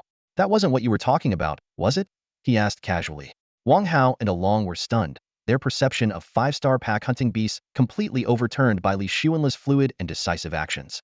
Pack hunting. Along suddenly realized. This is bad, everyone. Stay alert. Nether wolves are pack hunters, so there must be more of them nearby. The group immediately prepared for battle, drawing their weapons and scanning their surroundings. Only Li Xuanle remained unbothered, leisurely pulling out a piece of gum and chewing it. He gazed out at the edge of the so-called divine punishment zone without a hint of fear, instead filled with anticipation. Finally, he had reached a place where he could truly unleash his potential, a place brimming with high-level gear waiting to be claimed. With a faint, knowing smile, Li Xuanle's lips curled upward. He could already envision the massacre that was about to unfold. Li Xuanle gracefully gripped his staff, standing ready for battle. However, the surroundings were eerily quiet. Only the occasional chirp of crickets hopping on the ground and distant calls of insects and birds broke the silence.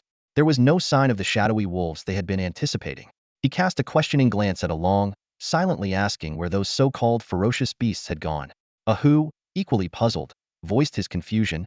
Didn't you say they were pack animals? So where's the pack? Along shook his head, his face full of bewilderment. I have no idea. This is definitely unusual. Let's not waste any more time, Li Xuanle said, putting away his staff and brushing the dust off his sleeves. Let's move on and find the dragon first. Once we're done, you can return, and I'll go search for the fate crystal. Unfolding the map, he examined it carefully. They had already been trekking for most of the day, and their destination, the Longya Valley, was still 30 kilometers away. The group continued their journey, clambering over mountains and through valleys. Wang Hao, being the lowest level among them, was the slowest. In stark contrast, Li Xuanle, who had maxed out his physical attributes, moved with incredible speed. Combined with his sacred blink skill, he was as swift as lightning, capable of crossing hundreds of meters in an instant. He calculated silently to himself. If he reached level 100, the range of his blink would increase to 1,000 meters. Covering 30 kilometers would take just 30 blinks, or 30 seconds.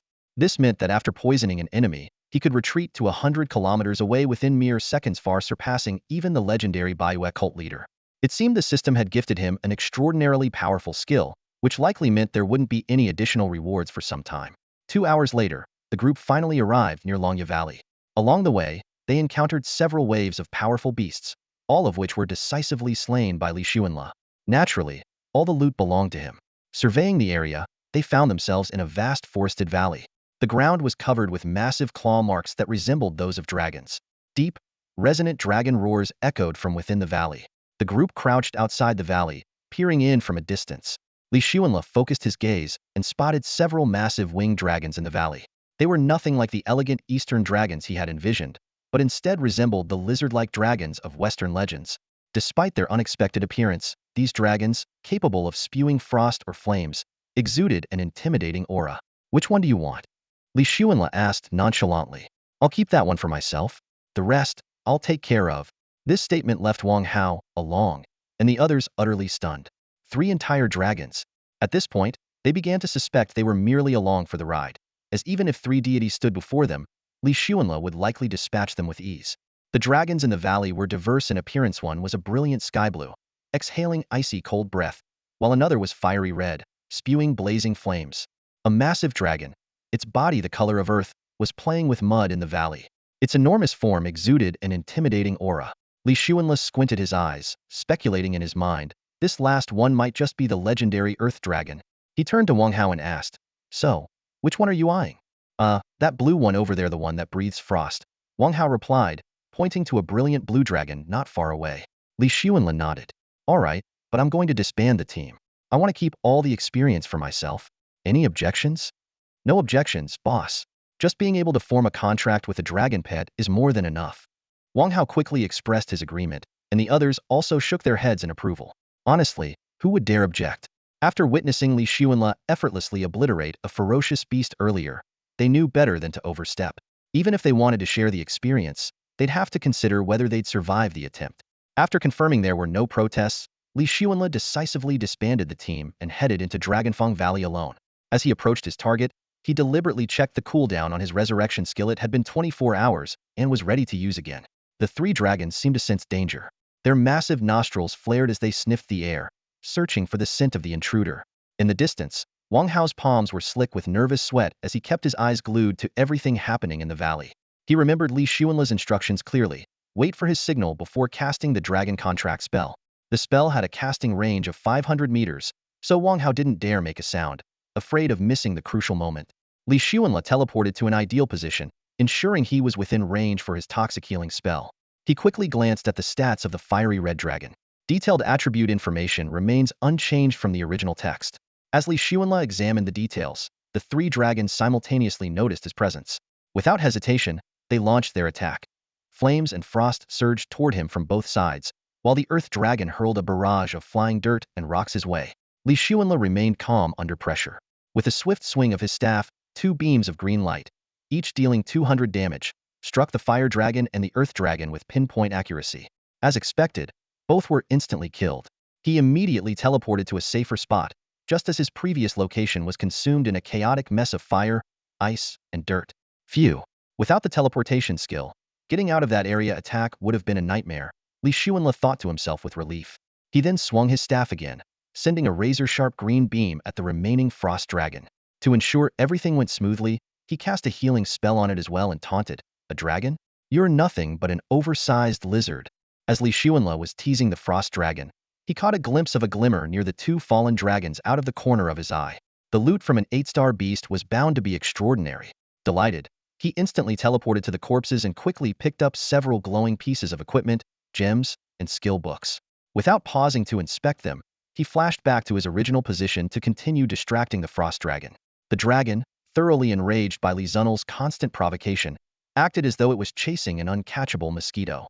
Its lunges and frost breath all missed their mark, as Li Xuanle managed to vanish at the last possible moment each time.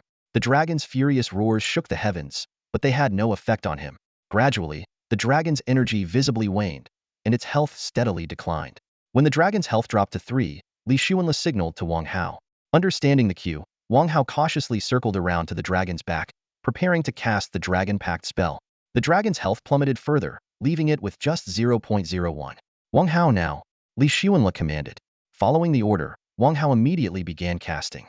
A mysterious white light emanated from within him, striking the frost dragon in an instant. The dragon froze in place, its gaze becoming vacant as though it had entered a mystical trance. 10 seconds later, its eyes regained focus. Though it no longer looked defiant, it still carried an air of majesty. "I did it!" Wang Hao shouted excitedly. The dragon turned to look at him with a gentle expression. Li Xuanle, however, sighed and shook his head. "What a pity," he said. "What's wrong, big brother?" Wang Hao asked, puzzled. "If we had killed this dragon, it would have dropped some great loot." "You owe me for this," Li Xuanle said with a faint, wistful tone. Realizing what he meant, Wang Hao laughed. "Don't worry, big brother. Name your price and me family isn't short on money. Forget the money. Promise me one thing instead." "Sure, just say the word. When I'm not in the 9th district, you'll protect Zhao Hao and his family. Consider it done. With this frost dragon by my side, once I level up, who in Wulong City could possibly stand against me?" Wang Hao agreed without hesitation. Li Xuanle nodded, then suddenly looked at the dragon with a puzzled expression. "Why is this frost dragon still at level 80? Shouldn't its level be suppressed by yours?" "Apparently not. I'm level 36, but it's still level 80, Wang Hao replied, equally baffled. They had both assumed that a pet's level would align with its owner's, just like Lin Yes heaven-swallowing python. The two fell into deep thought. Li Xuanle pondered for a moment and said, "That works too. You could head to the edge of the land of divine punishment and level up quickly with the frost dragon. Or, to play it safer, you could just return to Wulong City. After all, there might be foreign adventurers in the land of divine punishment, and it's not exactly safe." Wang Hao's eyes flickered with thought. "I plan to return to Wulong City first. The 9th zone has been unstable lately, and game monsters could appear at any moment. My uncle instructed me to finish my task and return quickly to help out." "That's a good idea. You guys should head back first. What about you, big brother?" Li Xuanle casually slid his hands into his pockets and replied calmly, "To address the root of the problem, you'll need luck crystal fragments. You'll focus on collecting those while leveling up and farming gear." As he spoke, he immediately opened his inventory to check the skill book dropped by the dragon.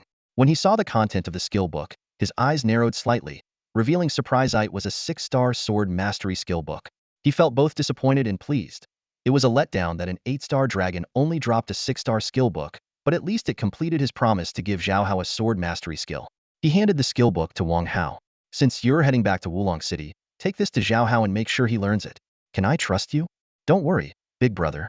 I wouldn't have this 8-star dragon without your help," Wang Hao declared confidently. Li Xuanle nodded and handed him the book. "All right, get going. Take care, big brother." Wang Hao said as he leaped onto the frost dragon's back. His commanding presence made even Li Xuanle feel a tinge of envy, though he knew such a fate wasn't meant for him. With a wave, Wang Hao and his group, including the dragon, departed for Wulong City. Watching their figures fade into the distance, Li Xuanle felt a sense of relief. Gazing out at the vast expanse of the land of divine punishment, his heart surged with determination. Now, the slaughter begins.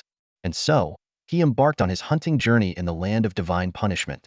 Although slaying 2 dragons earlier had only boosted him 1 level, he resolved to venture from the 3rd ring into the 2nd ring, and even the inner 1st ring. The stronger the monsters, the higher the drop rates, and the greater the chance of obtaining luck crystal fragments. He feared neither adventurers from enemy nations nor high-level players. The land of divine punishment had become his personal hunting ground, where even the most formidable beasts couldn't last more than 2 seconds against him. Time flew by, and half a month passed in the blink of an eye. Meanwhile, the arena instance in Wulong City was bustling with noise and excitement. 2 opposing teams stood ready for battle, one led by Lin Xiao and Ouyang Qing, and the other by Lin Yu and Wang Hao, with Tang Xiaosan and Wang Tang among their ranks. Ever since Li Zunel's disappearance, Ouyang Qing and Lin Xiao had been mocking him as a coward, even extending their insults to the entire Fengchu Academy, calling them spineless turtles. Proud Lin Yu and diehard fan Wang Hao could no longer tolerate the slander, and challenged them to a showdown in Wulong City's arena instance. The higher-ups tacitly approved of this unofficial PK match between students from the 3 major academies, believing that competition among the youth would help them grow stronger. Meanwhile, deep in the jungle of the land of divine punishment, Li Xuanle heard the sounds of an intense battle up ahead. With a few quick teleports, he arrived at the edge of the battlefield, where he saw a lone figure surrounded and attacked by several opponents, their body covered in wounds. Upon closer inspection, his eyes widened in shock. It was none other than Li Chun. Li Chen's expression was grim as several flying swords hovered protectively around him, shielding him from an unexpected ambush. For Blacklad, masked assassins had encircled him, each moving with unnerving agility. Worse still, judging by the advanced level of their ninjutsu, it was clear they were above level 80 or 90, far surpassing Li Chen's current level of 55. For an ordinary adventurer, such an assault would have been a death sentence. But Li Chun had a trump card: holy swordsmanship. With a thunderous roar, the flying swords around him began spinning at high speed, emitting a sharp, piercing hum. A terrifying sword shadow, tens of meters long, materialized before him. With a sweeping motion of his hands, the shadow descended like divine retribution upon his attackers. Mei Changshu, one of the assailants' masks was torn away by the sword's energy, revealing a young face with features typical of Xia's people. No, he's not Mei Changshu. Mei's holy swordsmanship is far more overwhelming. This kid is a rising force. We must eliminate him. We've already fallen. How can we let them live in peace? With a deafening crash, the sword shadow struck the ground, leaving a gaping, jagged scar in its wake. Yet, in an eerie twist, the 4 attackers vanished without a trace. Damn it! Ninjutsu stealth again. Li Chun cursed under his breath. This group's tactics were insidiously calculated. Every time he attempted to escape using his sword, they would reappear to deliver a lethal strike before vanishing once more. Their strategy was even more vexing than Qin Wangchuan's relentless methods. Summoning a massive sword, Li Chun prepared to ride it and flee. But before he could act, the 4 black-clad figures materialized like phantoms, leaping at him from all directions, their blades glinting with cold light. It was their signature strategy to strike with deadly precision whenever their prey attempted to escape. In the nick of time, Li Chen managed to block 3 of their attacks with his sword shadow. But the 4th attack struck true. An assassin's blade pierced his back without hesitation, this time with full force. With a sickening sound, the gleaming blade emerged from his chest, blood dripping from its edge. As searing pain overwhelmed him, fragmented thoughts flashed through Li Chen's mind. His sister waiting in the hospital, the looming deadline for his 3 million yuan debt. He had planned to sell his equipment to repay the debt, but never had he imagined he would encounter such a well-trained group of assassins at this critical moment. His vision went dark, and his health dropped to 0. In his final moments, Li Chun used his last ounce of strength to roar, "Damn you, island scum." Then, he breathed his last. The 4 adventurers from the island nation smirked coldly. One of them kicked Li Chen's corpse and sneered, "Finally got rid of this guy. He sure was tough. So young and already skilled in the sacred sword technique. We couldn't let him live. If it weren't for Mei Changshu's sacred sword technique, our nation wouldn't have fallen." Exactly. He killed our top expert who entered the cosmic cube. This grudge had to be settled. Just then, a figure silently appeared before the 4 of them. It was a strikingly handsome young man with long black bangs brushing against his eyebrows. A faint, almost teasing smile played on his lips, as if he were eyeing prey. A Xia Kingdom warrior. The four adventurers were startled, but before they could use their ninja techniques, the young man raised his staff slightly. For green orbs of light shot out instantly, striking them dead on the spot. The one who had appeared so suddenly was none other than Li Xuanle. He glanced at the bodies on the ground and smirked. Trash will always be trash, he remarked with disdain. Turning to look at Li Qin's lifeless body, Li Xuanle frowned slightly. Li Qian was covered in wounds, evidence of a fierce battle. Li Xuanle silently thanked his holy teleportation skill. Without it, facing such cunning enemies would have been a nightmare. Without hesitation, he waved his staff, and a fist-sized orb of white light flowed into Li Qin's body. Moments later, Li Qin's eyes fluttered open. His entire body tensed, as though he was still caught in the heat of battle. Li Xuanle used the wind of revival to heal him. Now at level 66, thanks to his holy teleportation skill, he'd allocated all his stat points to intelligence, resulting in exceptional healing abilities. Li Qian rubbed his eyes, staring in disbelief at the figure in front of him. Li Xuanle? It's me. Here to collect the debt you owe. Mayo can't escape that easily, Li Xuanle joked. You revived me? Li Qian asked, still in shock. Li Xuanle pulled a pack of gum out of his pocket. Want a piece?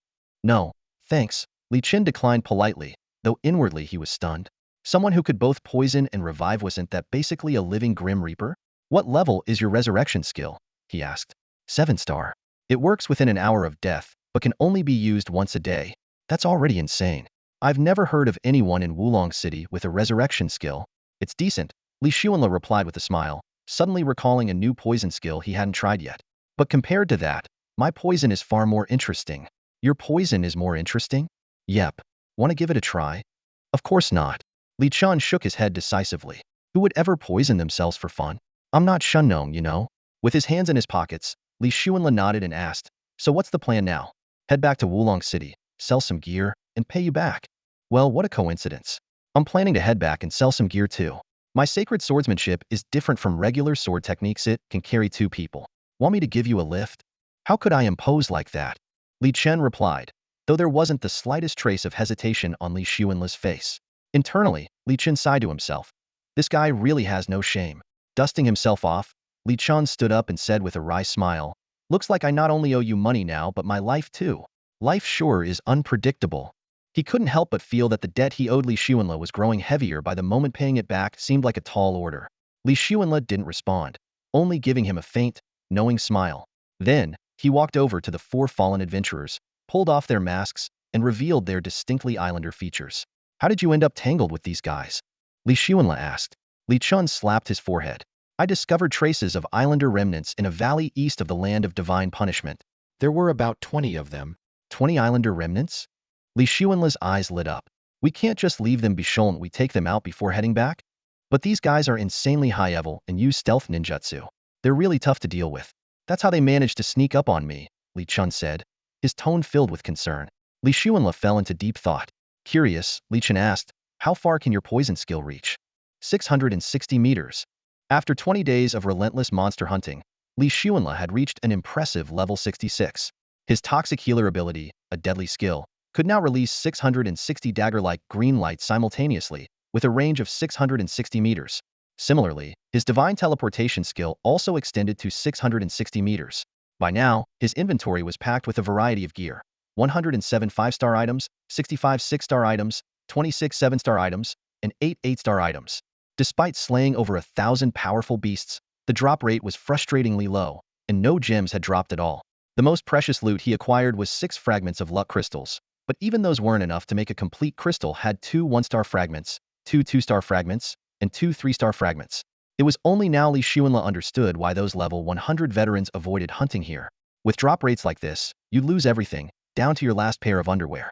He never expected that the fortune crystal shards dropped by the 8 and 9-star monsters would only be of 1 or 2-star quality.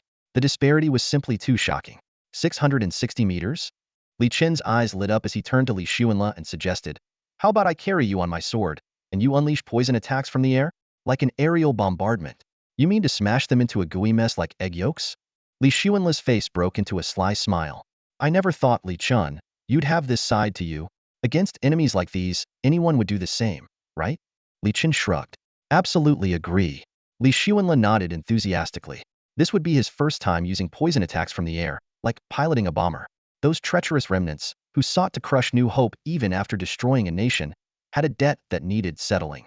With a wave of his hand, Li Chun summoned a giant sword out of thin air. The blade shimmered with a solid, radiant glow. Don't worry, this light is as sturdy as steel. You can stand on it. Li Chun leapt onto the sword and extended his hand to Li Xuanle. Come on up. Li Xuanle followed, landing on the sword and testing its stability beneath his feet. This was true airborne suspension. Hold on to my clothes so you don't fall off, Li Chun reminded him. Li Xuanle hesitated, eyeing Li Chun's waist, neck, and shoulders, unsure where to grab. Just grab the back of my shirt. All right, no need for formalities between us guys. Li Xuanle decisively grabbed the hem of Li Chun's shirt. The sword rose silently, swiftly heading in the direction of the island remnants. Aside from the sound of the rushing wind, everything was quiet. Your sword riding technique is seriously impressive, Li Xuanle praised sincerely. Of course, this is the sacred sword technique. My talent is strength. The angrier I get, the stronger my attacks become, with no upper limit. Not bad, Li Xuanle replied in an indifferent tone. This left Li Chun secretly surprised. How could someone be so nonchalant about his strength talent? Clearly, Li Xuanle's own abilities must be even stronger. Meanwhile, Li Xuanle was pondering a question. Would divine teleportation still work in midair? If it did, even if he fell, he could teleport back onto the sword. Better yet, he could teleport upwards 666 meters every second. Even with freefall dropping him 10 meters, he could repeat the process endlessly. Wouldn't that mean he could keep flying higher and higher? The thought made him chuckle to himself. He really was a bit of a maniac. Li Xuanle gazed ahead, marveling inwardly at the seemingly overwhelming extent of his own power. Yet, a voice echoed within him. This is only natural after all. Traversing through worlds was no easy feat. Shaking off these stray thoughts, he focused intently on the terrain ahead. At this moment, Li Chun was carefully maneuvering his sword, carrying the two of them at high speed toward their destination. A secluded valley. In this land of divine punishment, even the slightest mistake could attract airborne beasts or monsters, leaving no room for carelessness. Meanwhile, in the competitive dungeon of Wulong City, tensions were running high. Feng Wuqing, the poison mage from Tunglong Academy, sneered, with Fengchu Academy's mediocre strength apart from Lin Yu, who's slightly better, they actually dare to challenge the combined might of our two academies? Feng Xiao, the top mage from Black-White Academy, joined in mockery. They even had the audacity to say, bring everyone if you dare. If we don't respond, it would make us look like we're afraid. At the rear of the two academies' camps, Xiaolibai and Qin Wangchuan lounged casually. Neither had intended to join the fight, but they had been persuaded to come. Even so, they had made their stance clear. They wouldn't intervene unless Li Chun and Li Xuanle were present, as it would be beneath them otherwise. Wang Hao retorted sharply, winning is one thing. Having the guts is another. Lin Yu chimed in. Exactly. You called us cowards today. We'll show you what courage looks like. Yi Liangchen snorted in disdain. Since you're here, you might as well go die and call Li Xuanle and Li Chun to take your place. Before his words had fully landed, Wang Hao had already summoned an 80-level, 8-star frost dragon. The massive creature's presence filled the arena, leaving everyone in awe. Lin Yu, not to be outdone, immediately summoned a colossal devouring python to confront the frost dragon. But that wasn't the end. Lin Yu cast another spell, summoning the fiery, crimson Bifong. The divine bird, slightly smaller than the frost dragon, spread its flame-like wings and hovered in midair, exuding an oppressive, heart-stopping aura. Xiaolibai and Qin Wangchuan took in the scene before them, involuntarily drawing sharp breaths. The simultaneous appearance of three immensely powerful beasts made them question whether this battle was even worth continuing. Scanning their own camp, they couldn't find a single beast capable of matching these adversaries. The two campus bells, Lin Xiao and Ouyang Qing, were utterly stunned. This is completely over the top. The sight before them left everyone with one realization: Fengchu Academy's strength far exceeded all expectations. Lin Yu's lips curved into a faint smile as he spoke boldly. As you wish. Since we're here, let's go. The battle erupted instantly. Wang Hao commanded the frost dragon as it soared through the air. The dragon opened its massive jaws, unleashing a torrent of icy breath that cascaded down like a waterfall. At the same time, Lin Yu directed the sky-swallowing python and the Bifong bird straight into the enemy ranks, creating chaos among their formation. Xia Bingxue didn't hesitate. Her staff traced a graceful arc through the air, and the 7-star spell, Southern Bright Flame, coalesced into a massive, intimidating fireball. It roared forward in the direction her staff pointed. With a deafening explosion, the flames engulfed a large group of enemy students, leaving behind charred remnants and suspicious puddles on the ground. Feng Xiao, the top mage of the Black and White Academy, joined the fray. His water magic materialized into enormous ice boulders, which he hurled with precision at the students of Fengchu Academy. Meanwhile, The Saint Poison Mage from Tunglong Academy stealthily released toxins amidst the enemy ranks, silently claiming lives without a sound. The battlefield was filled with all kinds of shouts and curses. Damn it, if you're gonna fight, just fight. Why stab me in the crotch? Seriously? Even Monkey steals the peach? That's low. Who pulled down my underwear? Give it back. Your dagger's so thin it looks like a needle. Are you some kind of granny? I swear, they'll take you down if it's the last thing I do. Meanwhile, in the land of divine punishment, Li Chen flew on his sword and pointed into the distance, saying to Li Xuanla, "Do you see that valley ahead?" Following his gesture, Li Xuanla spotted a massive, basin-like valley. Right at the eastern edge of the valley, Li Chun said firmly, "Let's go and take out those bastards." The two pressed forward. Li Xuanla placed one hand on Li Chen's shoulder for balance and held his finest 7-star staff in the other. Though he had an 8-star staff in his bag, he couldn't use it yet due to his level restrictions. When they reached their destination, they saw over a dozen tiny figures on the ground, resembling ants, engaged in conversation. Suddenly, someone noticed the flying sword and the two figures in the sky, and panic spread among them. The sword streaked overhead, emitting a green light that swept across the group. As they looked at each other, they realized that glowing green halos had appeared above their heads, resembling mocking crowns of shame. This is bad. Our health is dropping rapidly. It's poison. Quick, take an antidote. It's no you. Curse those sword-wielding fiends. As the toxin took effect, their frantic cries gradually faded into silence, leaving the valley eerily quiet. Seconds later, every living creature in the valley collapsed, lifeless. The air was thick with the scent of death. Li Chen hovered above the valley, sword in hand, carrying Li Xuanla as they looked down at the chilling scene below. Perfect. A satisfied smile curled on Li Chen's lips. Those despicable schemers who had used underhanded tactics to kill him were now facing the same fate. The retribution felt just and timely, and the resentment in his heart began to dissipate. Turning to Li Xuanla, Li Chen asked curiously, "Your poison?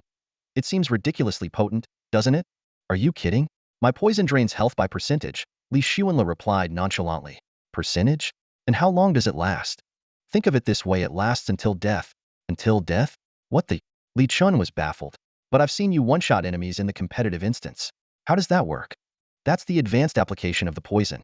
To put it bluntly, I can absolutely destroy everything land, sky, and even air," Li Xuanla explained with a calm demeanor. Hearing this, Li Chun gained a deeper understanding of Li Xuanla's abilities. Suddenly, a thought struck him, and his eyes lit up. "I recently spotted a ferocious beast at least 9 stars. Do you think you can take it down?" 9 stars? Li Zunel's tone remained steady. "I've already killed more than 10 of those. Even if it's a 10-star beast, it's no problem. Lead the way." It turned out Li Xuanla had already slain over a dozen 9-star beasts, though they hadn't dropped anything valuable. He couldn't help but sigh. Killing high-level monsters in the land of divine punishment wasn't worth the trouble for most people. Only someone as overpowered as him could afford to do it. "All right, let's go." Li Chun nodded. "But the beast is in a cave. It might take half a day to get there." "Half a day? That's manageable." Li Chen mentally calculated his fortune crystal could last another 10 days, so time wasn't a concern. Meanwhile, back in the competitive instance of Wulong City, the battle had reached a fever pitch. Only 3 contestants remained: Lin Yu, Wang Hao, and Xiali Bai. Qin Wangchuan had long since vanished. At that moment, the captain of the 9th District Enforcement Squad, Tang Long, burst into the instance in a rush. "Wang Hao, Lin Yu, stop fighting!" Tang Long shouted, breathless. "The 9th District has fallen. Monsters have arrived. We need your beasts to fight them." Lin Yes Devouring Python and Bifong Bird had already reached level 55, evolving into 7-star beasts with power far beyond that of ordinary adventurers. Wang Hao's 8-star Frost Dragon had propelled him to level 56 in just over 10 days, giving him a slight edge over Lin Yu in overall strength. Hearing Tang Long's urgent plea, both of them immediately ceased their battle. Wang Hao abruptly turned to Tang Long, his face filled with shock.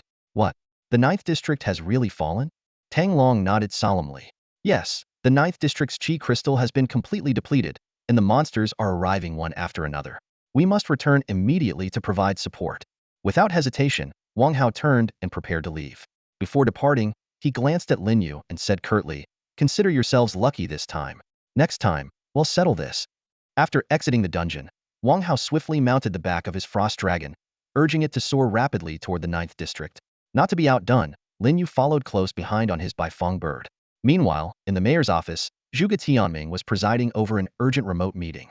The screen displayed the faces of the district leaders and the heads of the enforcement bureaus from all 9 districts. The 9th District has already fallen. Is there truly no surplus chi crystal from the other 8 districts to spare? Zhuge Tianming's voice carried evident anxiety. The responses from the districts were disheartening. District 1 is completely stretched thin. District 2 is still collecting fragments. District 3 can only hold out for 2 more months. Zhuge Tianming turned his gaze to Wang Hong, the head of the 9th District's Enforcement Bureau. What's the situation on your end? We've been gathering chi crystal fragments as much as we can, and we've deployed both enforcers and a significant number of semi-enforcer adventurers. But I'm afraid we're still severely understaffed. Wang Hong reported truthfully. The mayor immediately ordered reinforcements from other districts and decisively ended the meeting. Each enforcement bureau swiftly mobilized their resources. The sky over the 9th District was now shrouded in a thick, gray mist. Massive orbs of light rained down onto the streets and rooftops like droplets of a sinister storm. From each orb emerged grotesque monsters that tore into anything in sight, whether human or object, all while emitting chilling, maniacal laughter. So many tasty morsels. Hahaha. Civilians scrambled for cover, while the stationed enforcers fought back with all their might. Chaos engulfed the 9th District. For the 18th time, Wang Hong attempted to call Li Xuanla, only to find the phone still switched off. Li Zunel's phone had been out of battery and shut down 10 days ago.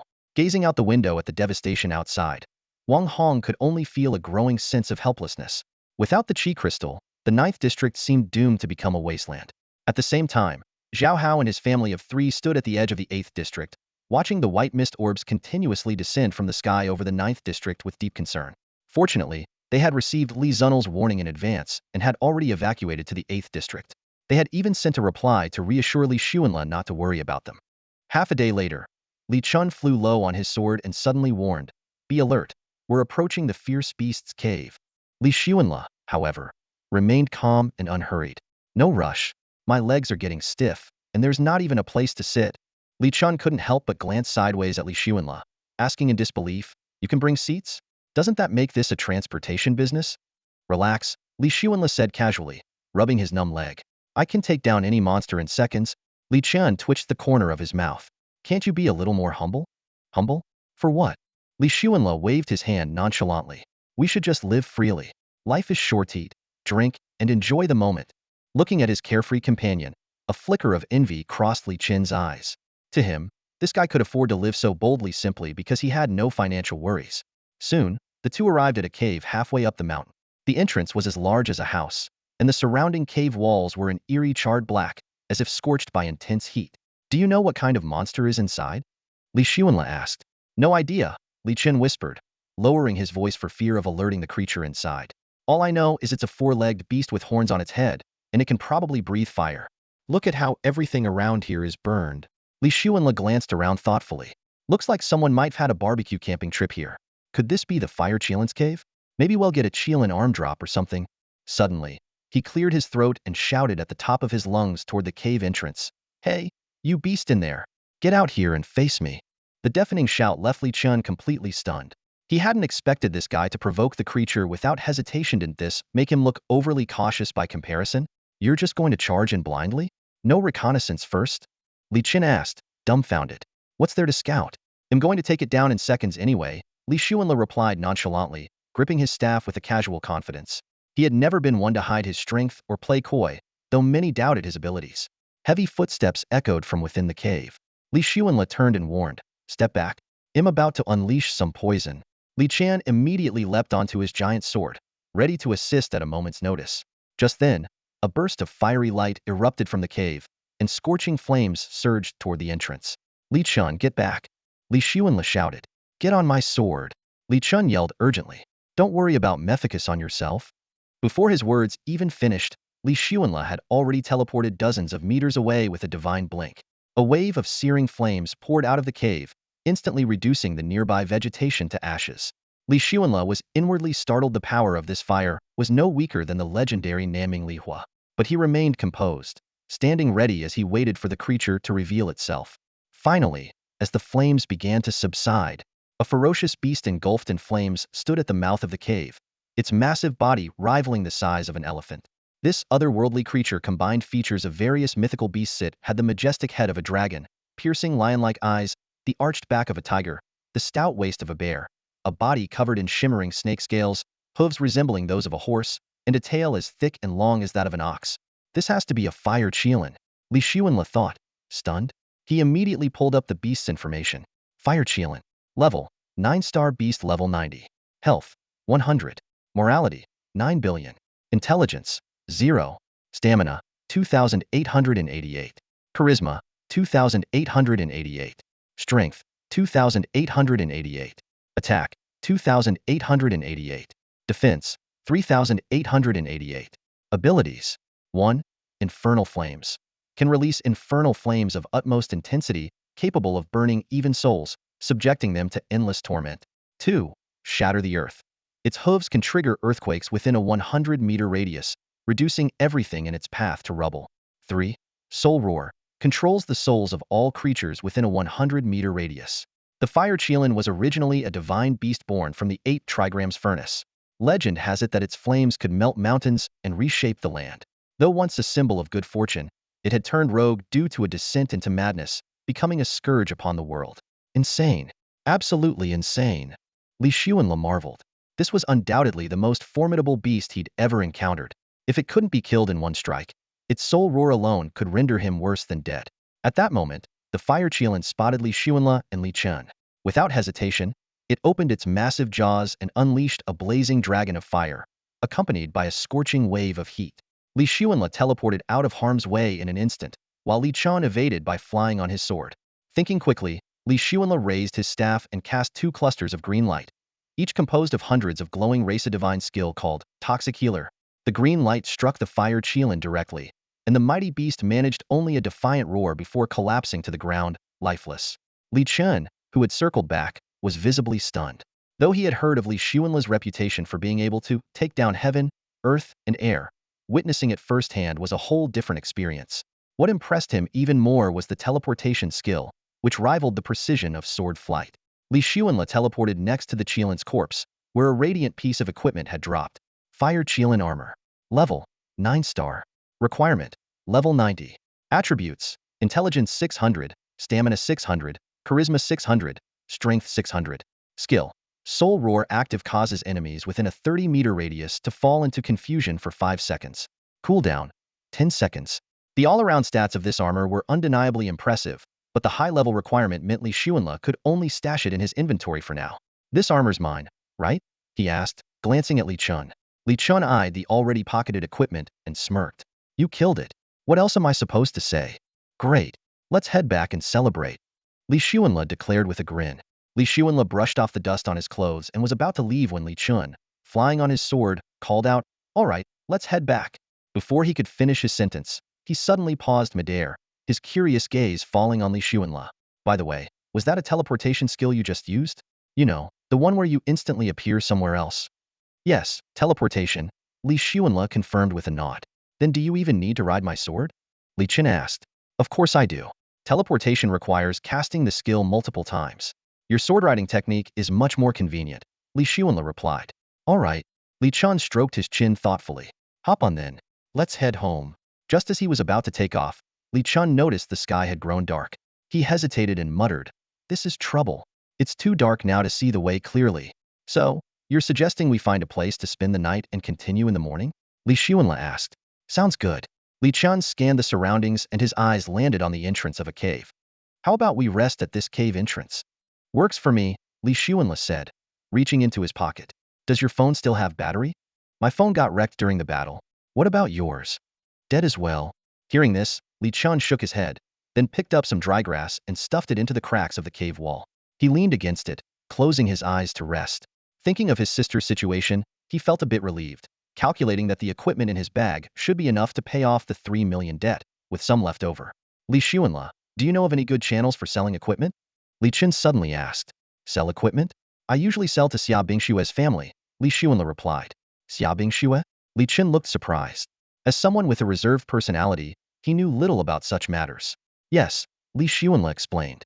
Want me to introduce you? Her brother, Xia Changhe, is easy to deal with and very welcoming to equipment sellers. The two agreed to visit the hospital the following day to check on Li Chin's sister before heading off to sell the equipment. Meanwhile, chaos enveloped the 9th district of Wulong City. Monsters rampaged through the streets, plazas, rooftops, and even hospitals, leaving destruction and bloodshed in their wake. Although powerful figures like Wang Hao and Lin Yu led fierce beasts to clear out the monsters, Adventurers in other parts of the district were still struggling to fight back. Similar situations were also unfolding in other regions of Xia country. The night passed quickly. At dawn, a cool breeze from the land of divine punishment stirred Li Xuanla awake. He took in a deep breath of the crisp morning air and glanced at Li Chun, who was still fast asleep. Gently, he called out, "Li Chun? Sword Saint? Handsome guy?" Finally, Li Chun stirred in his sleep, showing signs of waking up. Li Chun slowly opened his eyes, his hazy gaze falling on Li Xuanla. "You're awake?" Li Xuanla took a couple of steps outside, carefully scanning the surroundings before saying, "Let's head back home." "All right." Li Chun lazily got up, his joints emitting faint cracking sounds as he stretched. With practiced ease, he conjured a massive sword in front of him. "Let's go." On the sword, Li Chun leaped onto the sword first, with Li Xuanla following closely behind. Once they were both steady, Li Xuanla asked, "How long will it take to fly to Wulong City on the sword?" "Probably half a day," Li Chun replied after a moment of thought, though his tone was uncertain. Li Xuanla nodded and didn't press further. The massive sword soared into the sky, and the two stood gracefully upon it. The biting wind stung their faces as they flew, and suddenly, a thought struck Li Xuanla. Flying on a sword in the rain won't that be a mess? "You're overthinking it," Li Chan said with a smirk as a faint protective aura appeared around him. Proudly, he explained, "This protective aura may not be the strongest, but it's more than enough to block wind and rain. Then why didn't you use it earlier?"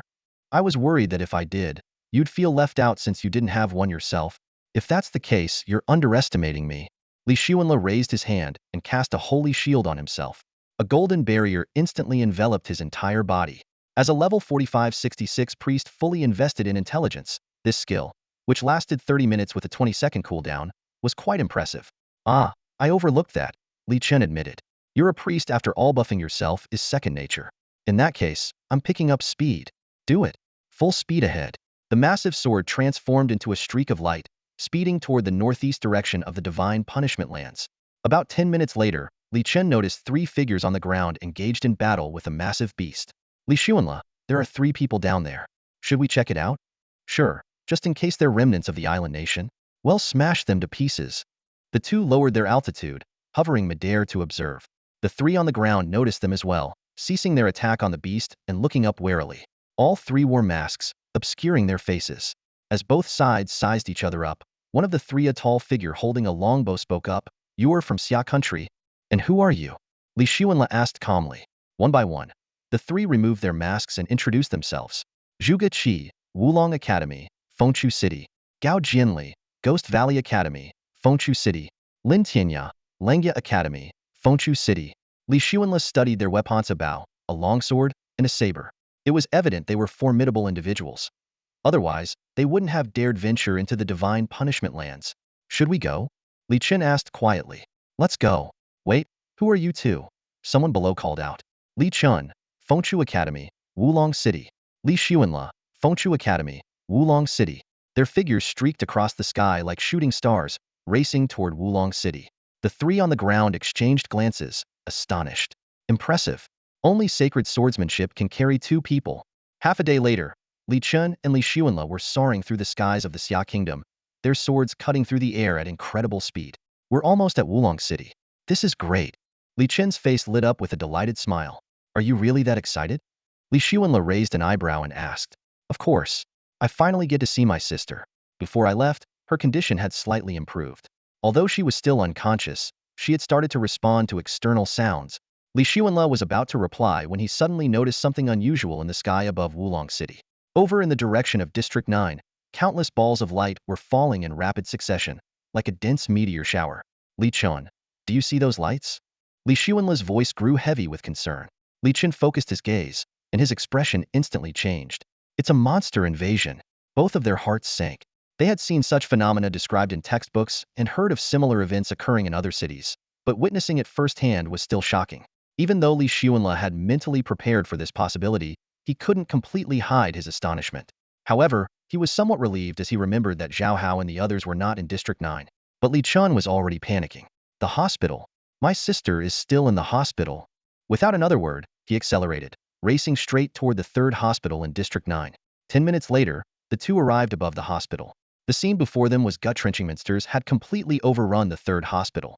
Without hesitation, Li Chun smashed through a window and rushed toward room 808 on the 8th floor.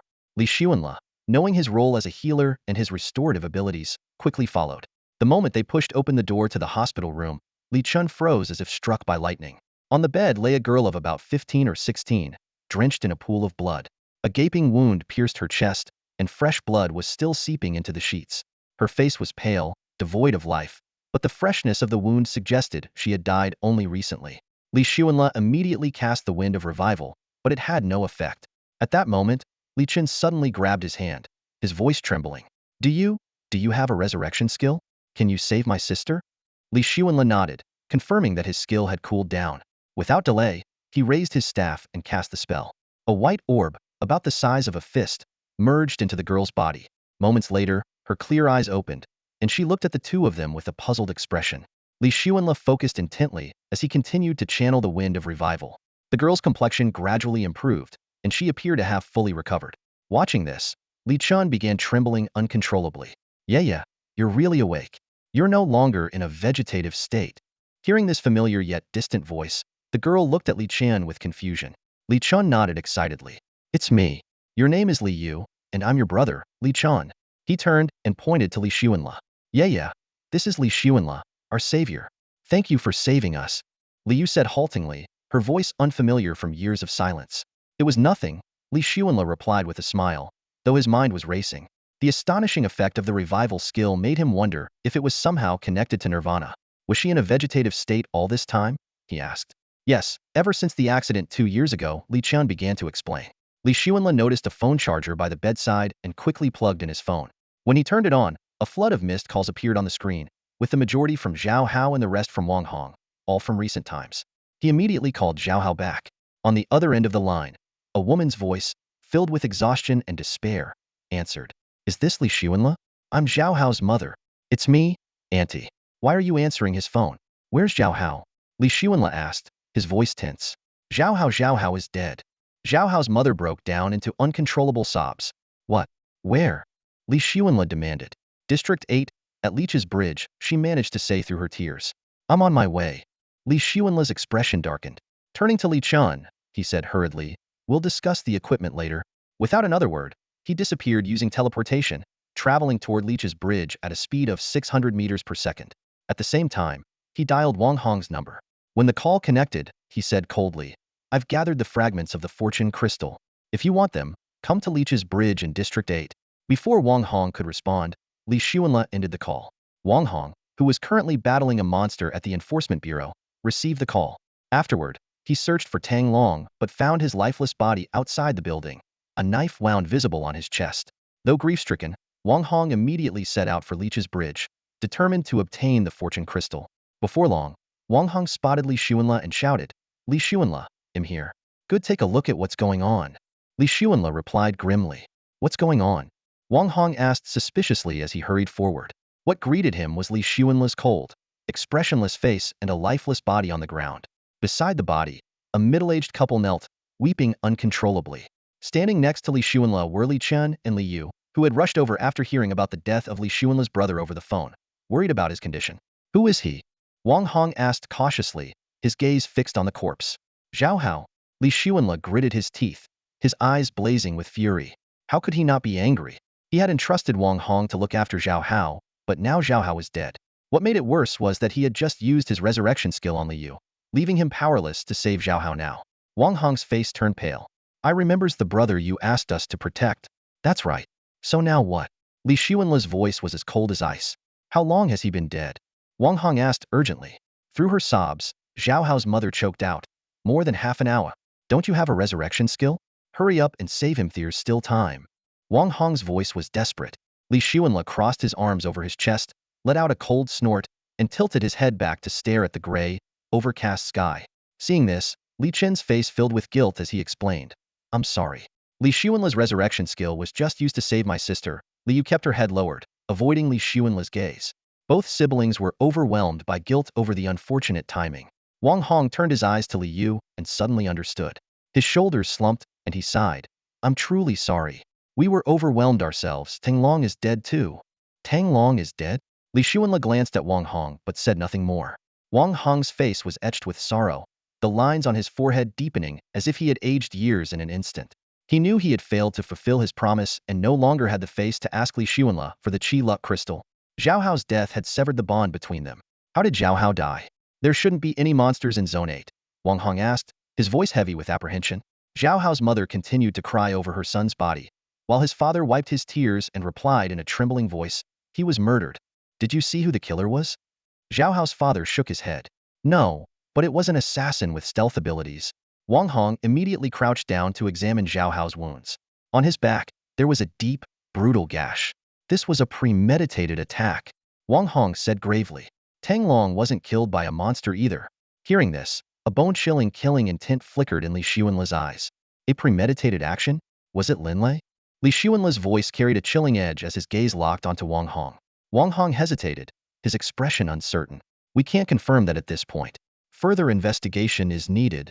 Investigation? Li Xuanle let out a cold laugh, anger surging in his eyes. Why not just confront him directly and get to the bottom of it? But Lin Lei is, after all, the deputy director of the Law Enforcement Bureau in Zone 3. Wang Hong's words were abruptly cut off. I couldn't care less about some deputy director, Li Xuanle said, his voice like ice. Zhao Hao is already dead. I have nothing left to lose. I'm going to find Lin Lei now and get the truth. If it really was him, none of them will leave alive. Wang Hong's eyes widened in shock. You need to think this through. That's the Law Enforcement Bureau of Xia Nation you're talking about. And the Lin family has Lin Shu, a guardian of Xia Nation. Lin Shu? Li Xuanle's lips curled into a disdainful smirk. She won't be spared either. With that, he turned to leave. Li Xuanle, Wang Hong suddenly called out. I know I have no right to ask for a piece of the fortune crystal, but for the sake of the people in this region, could you at least leave the lowest grade one? Li Xuanle paused in his steps. After a moment of silence, he took out a 1-star fortune crystal shard and tossed it to Wang Hong. This is only because of Fengshu Academy's presence in Zone 9. Li Xuanle, wait. Li Chan quickly stepped forward, placing a hand on his shoulder. I'm sorry. If it weren't for my sister, your brother wouldn't have. Li Xuanle gave no reply, his gaze fixed on the distance. If you don't mind, from now on, I, Li Chun, will be your brother, Li Chun said earnestly. Li Xuanle was momentarily stunned, then shook his head slightly. Without another word, he activated a mysterious teleportation skill, vanishing hundreds of meters away in an instant. Wang Hong stared at the fortune crystal shard in his hand and let out a heavy sigh. He dialed Wang Hao's number. Wang Hao, head to the Law Enforcement Bureau in Zone 3 immediately. Li Xuanle might be about to go on a rampage. If Big Brother is going on a rampage, what do you need me for? Wang Hao asked. His brother Zhao Hao is dead. This is my fault. Whatever he does, you must support him, even if it means dying in battle. Wang Hong's voice trembled slightly. After securing Wang Hao's promise, Wang Hong gripped the fortune crystal tightly and hurried toward the Law Enforcement Bureau in Zone 9. His figure soon disappeared into the swirling gray mist. Wang Hong needed to quickly place the fortune crystal into the fortune crystal lamp. Clutching the crystal tightly in his hand, he strode swiftly toward the core area of the Law Enforcement Bureau. Each district's bureau was equipped with this magical device, capable of releasing the fortune energy contained within the crystal to cover the entire region. Currently, every district in Xia Nation widely used the 1-star level fortune crystal lamp, which had a coverage range just enough to encompass a single district. Meanwhile, in another part of the city, Li Chun had safely placed his younger sister, Li Yu, in a secure corner. With a serious expression, he looked at her and said, Yeah, I have to go to the 3rd District Law Enforcement Bureau to help Li Xuanle. I can't just let him face the danger alone. Brother, will it be dangerous for you? Li Yu asked worriedly. I don't know, Li Chen replied, looking straight into her eyes. But if I don't come back, you must always remember that Li Xuanle is your benefactor. Before Li Yu could say anything else, he waved his hand, and his whole figure turned into a streak of light, soaring into the sky on his sword. Brother, Li Yu reached out, trying to stop him, her delicate face filled with concern. She had only just awakened from her vegetative state and hadn't had a chance to properly talk with her brother. She had heard about the reputation of the Law Enforcement Bureau. It was not an entity to be trifled with. If anything happened to her brother, she would truly have no one to rely on. At the 9th District Law Enforcement Bureau, Wang Hong finally placed the fortune crystal into the crystal lamp. A strange energy immediately spread outward in all directions. The monsters, as if encountering their nemesis, retreated rapidly out of the city like a receding tide. Even the white mist clusters descending from the sky vanished along with them. Wang Hong let out a weary sigh of relief, his bloodshot eyes betraying his exhaustion from the relentless battles. He quickly dialed Zhuge Tianming's number. Wang Hong, what's the situation now? Zhuge Tianming asked urgently. Mayor, We've secured a fortune crystal fragment with 50 integrity. It should last for about a month and a half. The monsters have completely retreated, Wang Hong reported. Good. Well done. Zhuge Tianming exclaimed. A month and a half is enough time for the guardians of Xia Nation to return. Wang Hong hesitated for a moment. Mayor. Speak. Nothing. They'll go arrange for the cleanup, Wang Hong said, ultimately changing his mind. After ending the call, Wang Hong stared at his phone screen, lost in thought. He was worried that Li Xuanle's actions in heading to the 3rd district to find Lin Lei might lead to unforeseen consequences. Despite the doubts weighing heavily on his mind, he chose to remain silent. After all, Wang Hao had already represented the Wang family in joining this endeavor. They were all in the same boat now. Whatever debts were owed, they would bear them together. He was done with being timid. Staring intently at the clues before him, Wang Hong's thoughts became increasingly clear. The deaths of Tang Long and Zhao Hao were no coincidence. Someone had meticulously orchestrated everything. The target was likely either himself or Li Xuanle. He couldn't help but ponder. If it was aimed at him, who would go to such lengths? If it was directed at Li Xuanle, then for what purpose? Could it really be to eliminate a genius? At that moment, outside the Enforcement Bureau building in District 3, a tense standoff was unfolding. Li Xuanle stood tall, gripping his staff firmly. He made no attempt to hide his fury, his voice thundering like a storm. Lin Lei, get out here right now. His roar shook the entire bureau, prompting more than a dozen enforcers to rush out in succession. Among them, a burly, broad-shouldered, middle-aged man emerged with deliberate steps. It was Lin Lei. His eyes burned with anger. Li Xuanle, so you've come knocking at my door first? Did you send someone to kill Zhao Hao? Li Zunel's gaze was as sharp as a blade. Lin Lei looked puzzled. Zhao Hao? Why would I kill him? I'm here because I've discovered you're the one who murdered Lin Hu. Narrowing his eyes, Li Xuanle scrutinized Lin Lei's expression closely, finding no apparent flaws. He remained silent for a moment before suddenly swinging his staff. A green orb of light shot forth and struck Lin Lei. It was the infamous obedience poison. You've been poisoned, Li Xuanle said coldly. If you don't do as I say, you'll endure unimaginable pain. Now speak. What's your plan against me? Lin Lei sneered. Why should I tell you? Before he could finish, a wave of excruciating pain surged through him, instantly reducing his health by 5. It felt as if countless steel needles were piercing his brain. He trembled violently, tears streaming down his face. Did you order Zhao Hao's assassination? Li Xuanle demanded. No. I told you it wasn't me. Damn you. Lin Lei cursed through gritted teeth, barely able to speak through the agony.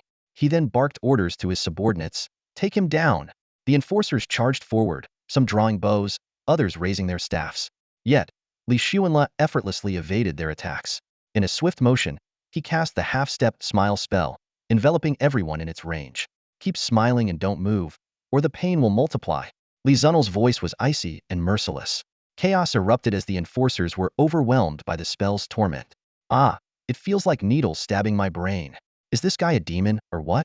Just do what he says, and the pain stops. Fang Biao, are you seriously listening to him? Heh, can't help it. I've been scared of pain since I was a kid. Li Xuanle's cold gaze remained fixed on Lin Lei. From the certainty in Lin Lei's tone, it seemed that this assassination attempt truly had nothing to do with the Lin family. This realization made Li Xuanle frown slightly. If it wasn't orchestrated by Lin Lei, then who could it be? Thinking back carefully, he didn't seem to have any mortal enemies. Could it have been directed at Zhao Hao? But Zhao Hao had never mentioned having any foes. The mysterious assassin's identity became an unsolvable puzzle. Just as he was lost in thought, the sound of something slicing through the air suddenly rang out above him. Looking up, he saw Li Qian standing on his sword, while Wang Hao rode atop a mighty frost dragon, both hovering high in the sky. Wang Hao's appearance, in particular, surprised him, but upon reflection, it made sense. It was likely Wang Hong who had sent him. Big bro, want me to wipe out the Lin family? Just say the word, and I'll charge in and avenge you. Wang Hao's laughter boomed from the sky. Li Qian, however, wore a solemn expression as he declared, Li Xuanle, even if you won't admit it, I see you as a brother for life. Whoever you want gone, they'll take care of it for you. This declaration of loyalty warmed Li Zunel's heart.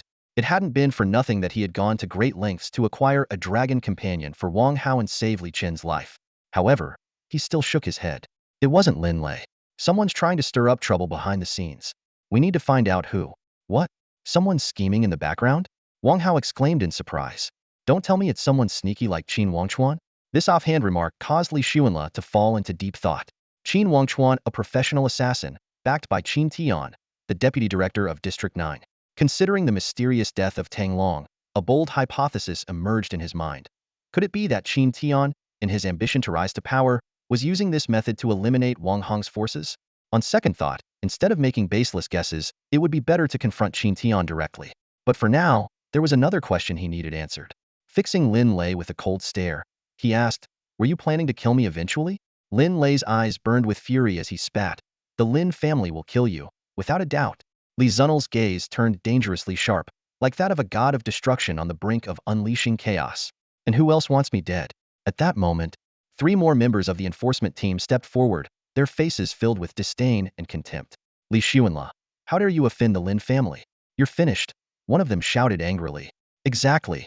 This guy doesn't know his place, daring to oppose the Lin family. He doesn't even know what death means. Anyone who dares to harm a member of the Lin family will be crushed to dust."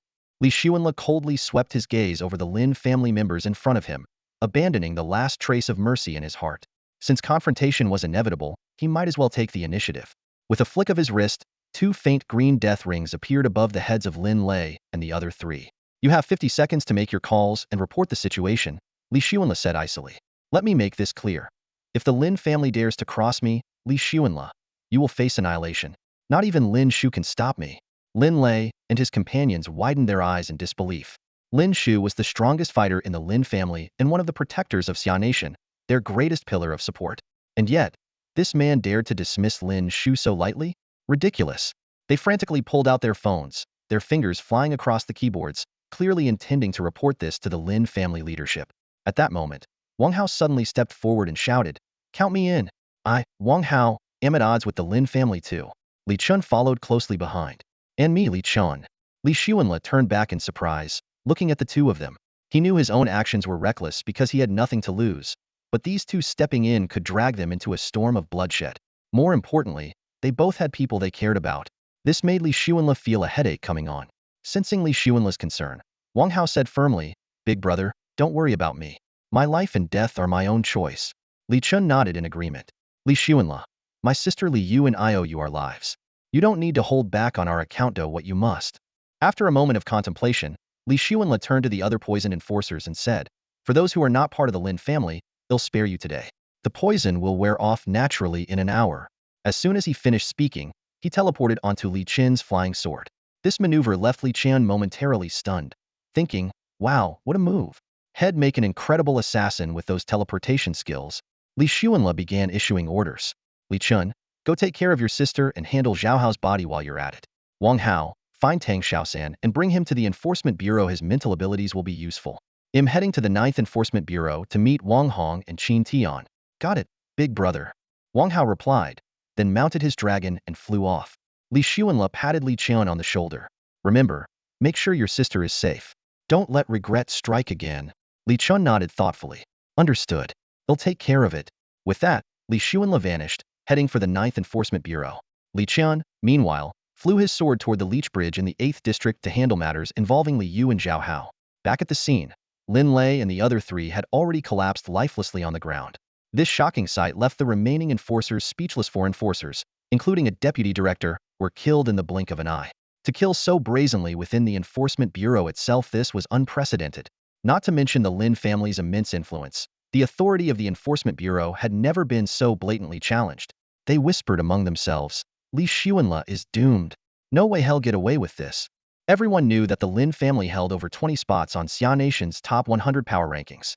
Rumor had it that 6 of their top-tier experts, all at level 100, were already on their way to deal with this unruly Li Xuanla. It seemed that within the next day or 2, a storm of bloodshed was inevitable. At 3 p.m., Li Xuanla's figure flickered in and out on the streets. He repeatedly used sacred teleportation to rush toward the 9th District Law Enforcement Bureau, each step marked by his sudden disappearance and reappearance. Passers-by rubbed their eyes, questioning if they were seeing things. By the time they tried to focus again, he was already gone, leaving them to mutter inwardly, "What on earth was that?" In front of the 9th District Law Enforcement Bureau building, Wang Hongjing stood solemnly beside Tang Long's lifeless body.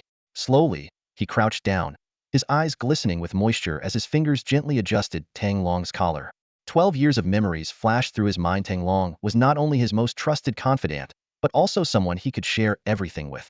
Wang Hong had even been considering appointing this dutiful, wise, and adaptable subordinate to succeed him as bureau chief after his retirement.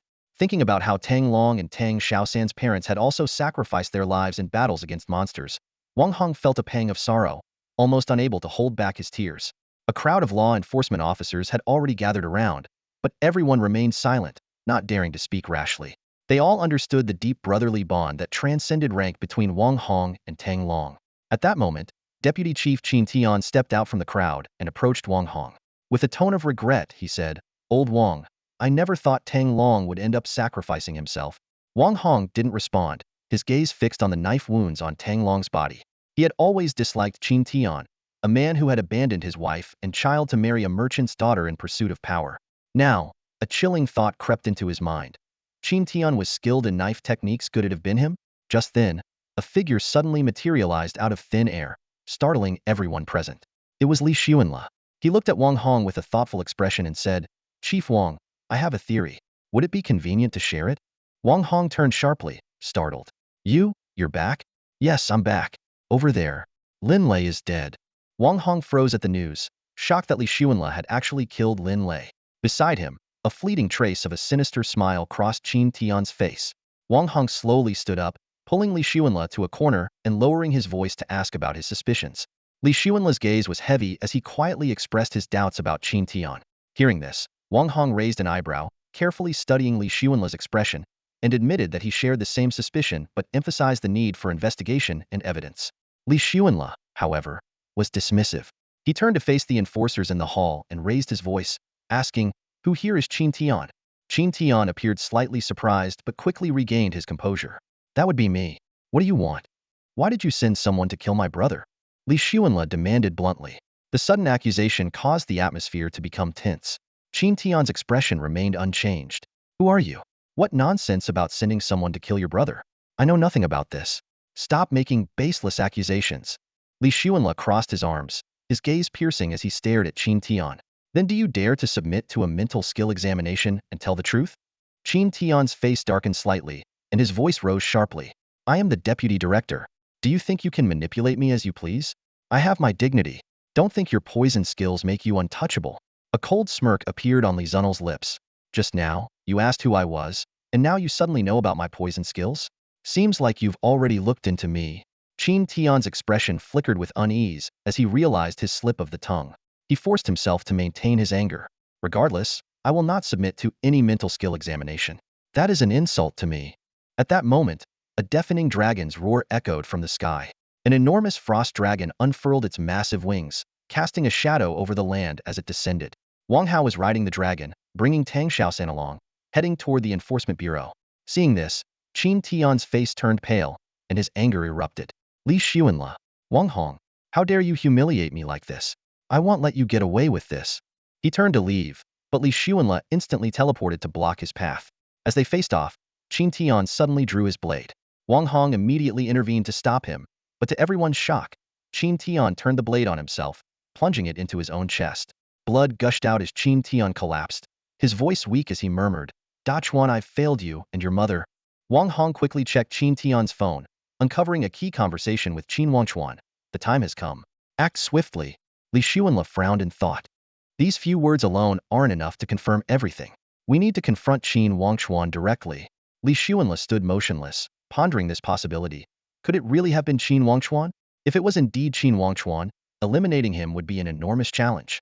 His troublesome sacred clone technique, exceptional strength, and nearly flawless stealth and invisibility made him a formidable opponent. His stealth skills were on par with Li Xuanle's teleportation abilities. Finding a deliberately hidden Qin Wangchuan would be akin to searching for a needle in a haystack. But the most pressing issue now was, regardless of whether Zhao Hao's death was Qin Wangchuan's doing, Qin Tian's death today would undoubtedly provoke Qin Wangchuan's retaliation. If his target was Li Xuanle himself, it wouldn't be too concerning after all. He had the undying talent to protect him. But if Qin Wangchuan chose to target others, that would be disastrous. As Li Xuanle was lost in thought, Wang Hao and Tang Xiaosan leapt down from the dragon's back. Tang Xiaosan immediately ran toward Tang Long's lifeless body, his strength seemingly drained from him. He collapsed to his knees, crying out in anguish, "Brother! Brother!" He shook the cold, lifeless body as tears streamed down his face. For Tang Xiaosan, Tang Long's death was like the sky falling. In this world, he now had no one left. The sudden blow was too much for him to bear. And in this monster-infested world, People like him were not uncommon, especially after the 2-day-long monster invasion in District 9, which would undoubtedly leave countless families shattered. Wang Hao walked up to Li Xuanle, his brow furrowed. Big brother, Qin Tian's sudden suicide, could it be that he was covering something up? Choosing to take his own life at a time like this could actually be the best way to hide the truth. Be cautious of Qin Wangchuan from now on, Li Xuanle warned. You all know how difficult he is to deal with. He then turned to Wang Hong, his tone icy.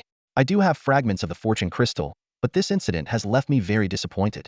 If you want the fragments, show some sincerity. Otherwise, forget it. With that, he cast one last glance at Tang Long's body, and the grief-stricken Tang Xiaosan sighed deeply and disappeared. Wang Hong watched Li Xuanle vanish, his expression complicated. The situation had spiraled far beyond his expectations. Zhao Hao and Tang Long's deaths, the acquisition of the dragon pet, the collection of the fortune crystal fragments, and in some way, both deaths were connected to him. Regret and guilt overwhelmed him, making it hard to face reality. He pulled out his phone and dialed Mayor Zhuge Tianming. After a brief exchange of pleasantries, Wang Hong asked, Mayor, do you know Li Xuanle? Li Xuanle? Zhuge Tianming replied. The champion of the Tri-Academy competition, that toxic healer from Fengchu Academy. He has fragments of the fortune crystal. If you need them, you can approach him. Approach him? Wang Hong hesitated. I didn't handle things well here. I don't have the face to approach him. All right, I understand. Anything else? The Enforcement Bureau, our Deputy Chief Qin Tian and District 3's Deputy Chief Lin Lei are both dead? What? Zhuge Tianming's tone turned severe. 2 deputy chiefs dead at the same time? What on earth is happening over there? The Lin family is not to be trifled with. Wang Hong responded with concern. Lin Lei was killed by Li Xuanle. I'm afraid this conflict is beyond reconciliation now. Faced with this tricky issue, Wang Hong decided to hand it over to Zhuge Tianming. On the other end of the line, Zhuge Tianming fell silent, then abruptly hung up. Wang Hong frowned and sighed before turning to the nearby enforcers and issuing new orders. All enforcers were to immediately cooperate with semi-enforcer adventurers to carry out regional safety operations and restore order to Zone 9 as quickly as possible. On the streets of Zone 9, Li Xuanle stood amidst the desolate ruins. Among the shattered remnants of buildings lay blood-stained bodies, a grim scene he was witnessing for the first time after the monster's arrival. Each lifeless body had once been a living, breathing person, now lying cold in pools of blood. As an orphan himself, he couldn't help but wonder. How many more orphans like him and Li Qian would this disaster create? As he stared absent-mindedly at the gray, overcast sky, his phone rang unexpectedly. The caller introduced himself as Xia Mo of the Xia family and requested a meeting. When the Lin family was mentioned, Li Xuanle was slightly surprised but decisively declined the invitation. He had no interest in such disputes, and besides, his phone battery was running low. After ending the call, Li Xuanle quickly contacted Li Qian and learned that he was 10 miles east of the city dealing with Zhao Hao's remains. Just as he was about to set off, a familiar figure caught his eye. Qin Chuan sat on the roadside, dazed and staring blankly at the blood pooling on the ground. As he approached, Li Xuanle realized Qin Chuan was in a terrible state. It turned out that the mutilated female corpse by the street, torn apart by the monster, was Qin Chuan's mother. Racked with guilt, Qin Chuan slapped himself repeatedly, blaming his greed for commissions for leading to such a tragedy. Yet when he was informed that his father, Qin Tian, had also died, his reaction was unexpectedly cold. He's dead? Well, that's good news. Li Xuanle looked at Qin Chuan's helpless and resigned expression, his heart heavy. The harshness of this world was vividly reflected in the lives of people like them, insignificant, struggling individuals. He, Zhao Hao, Li Qin, Tang Long, Qin Chuan, each of them bore unspeakable burdens. In comparison, he considered himself the luckiest unattached, with no one else to worry about. Take care, Li Xuanle said, patting Qin Chuan on the shoulder before turning to leave. Qin Chuan merely nodded silently, the sorrow in his eyes almost overflowing. To Li Xuanle, Qin Chuan was just one of countless reflections of the masses in this world. There were far too many people like him. When he arrived 10 miles east of the 9th district, Li Qian was already waiting. A newly built grave stood quietly there, dug with Li Qian's swordsmanship. You're here? Li Qian's voice carried a hint of complexity as he saw Li Xuanle suddenly appear. I'm sorry. It was all because of my sister and your brother. Li Xuanle stood before the grave, his eyes glistening with tears. I should have come back sooner. He never expected that he wouldn't be able to protect Zhao Hao. What shocked him even more was the possibility that the culprit wasn't someone from the Lin family, but someone acting under Qin Tian's orders. The motive was simply to escalate his conflict with the Lin family and provoke a clash between the Lin family and Wang Hong, giving Qin Tian the opportunity to rise. Beyond this, he couldn't think of another explanation. If Qin Tian was truly behind it, Li Xuanle would make sure he paid the price. The two stood silently in front of the grave, neither speaking another word. Zhao Hao's parents and Li Yu had already been arranged to rest at a hotel in the 8th district. Fragments of memories with Zhao Hao kept flashing through Li Zunel's mind: his timid demeanor, his lecherous behavior whenever he saw a pretty girl, his frugal yet penny-pinching nature, and the comical scenes of him fleeing clumsily from monsters. Li Chun. Li Xuanle finally broke the silence after a long pause. You shouldn't have gotten involved in my conflict with the Lin family. I couldn't just stand by and watch you fight alone. Li Chun replied earnestly. I owe you too much, and besides, your brother's death is also connected to my sister's resurrection. Li Xuanle turned to face Li Chun. Do you know what my innate ability is? No. An SS-level ability, immortality. This secret, I've only ever told you. Li Chun was stunned. He had thought his own S-level ability was powerful enough, but compared to immortality, the gap was immeasurable. Immortality meant limitless possibilities. I'm an orphan, Li Xuanle continued. It doesn't matter who the Lin family sends after me, even if it's Lin Shu. I'm not afraid. I can recklessly challenge anyone. But for you, it's different. You and Wang Hao aren't strong enough yet, and both of you have weaknesses. Hearing this, Li Chun immediately understood. The weaknesses he referred to were family and friends. For Li Chun, his sister was his greatest vulnerability. Li Chun shook his head slowly, his expression resolute. He seemed to have already planned his future. I want to join the Super Divine Academy. Once I become a member, my immediate family will receive absolute protection. Li Xuanle raised an eyebrow at his words. Immediate family, absolute protection? Yes, Li Chun replied with a firm nod. The Super Divine Academy has that level of power. The Academy's top leaders are protectors of Xia Nation, and even the most influential families wouldn't dare provoke them. As he spoke, a determined light shone in his eyes. Originally, because he had to care for his sister, he hadn't considered this path. But now that Li Yu had returned to normal, coupled with his involvement in the conflict with the Lin family, joining the Super Divine Academy had become the best choice. Not a bad decision. Li Xuanle agreed with this judgment. He himself had no particular thoughts about the Super Divine Academy. Previously, he had some reservations due to Zhao Hao's involvement, but now he had completely let go of those concerns. The sky is vast for birds to fly, and the ocean wide for fish to leap. The Lin family and Qin Wangchuan were the two issues that needed resolving, but he wasn't in a hurry. He believed they would eventually come to him on their own. What's the plan next? Li Xuanle asked, crossing his arms and turning his gaze to Li Chen. Sell the equipment to repay you, hide my sister, and prepare for the Super Divine Academy's entrance exam. Then let's go. They'll take you to sell the equipment, Li Xuanle said, withdrawing his gaze from Zhao Hao's grave mound. He planned to confront Qin Wangchuan after selling the equipment to clarify whether he was responsible for Zhao Hao's death. Li Chen performed a sword control technique, and the sword hovered in front of him. Hop on. Let's go. The two soared through the air on the sword, moving far faster than any vehicle. Moments later, they were seated in Xia Cheng's office. Apart from the two of them, only Xia Bingxue and Xia Changhe were present. The subsequent transaction went smoothly. After tallying and estimating, Li Zunel's equipment was valued at 185.2 million, while Li Chen's equipment was worth 36.6 million. The 9-star fire Qilin armor, being exceptionally valuable, was not sold by Li Xuanle. Once the transaction was completed and the two were about to leave, a young man with an extraordinary presence suddenly appeared at the door. Li Xuanle, Li Chun, please wait, he called out with a smile. And you are? Li Xuanle asked, surprised. Hello, I'm Xia Mo, a member of the Super Divine Academy, the young man said, standing tall with confidence gleaming in his starry eyes. Xia Mo? Li Xuanle's gaze shifted slightly when he heard the name, recalling the phone call he had received not long ago. You called me some time ago, didn't you? He asked directly. Sitting behind the desk, Xia Mo gave a gentle smile. Yes, I've been trying to find you too for a while, but you were hard to track down. According to the intel, you went to the land of divine punishment? Li Xuanle and Li Chun exchanged a surprised glance. The thoroughness of this investigation was unexpected. Clearly, the Supernatural Academy was no ordinary institution. Xia Mo motioned toward the door, signaling for Xia Changhe to leave, then got up and quietly closed the office door. He returned to his seat, his expression calm as he looked at the two of them. Please, stay a little longer. There are some matters I need to discuss with you. Discuss? Li Xuanle straightened his posture. Who are you representing? The Supernatural Academy or the Xia family? Two matters, Xia Mo replied frankly. One on behalf of the Xia family, and the other on behalf of the Supernatural Academy. Li Xuanle glanced at Li Chen beside him and then fell silent.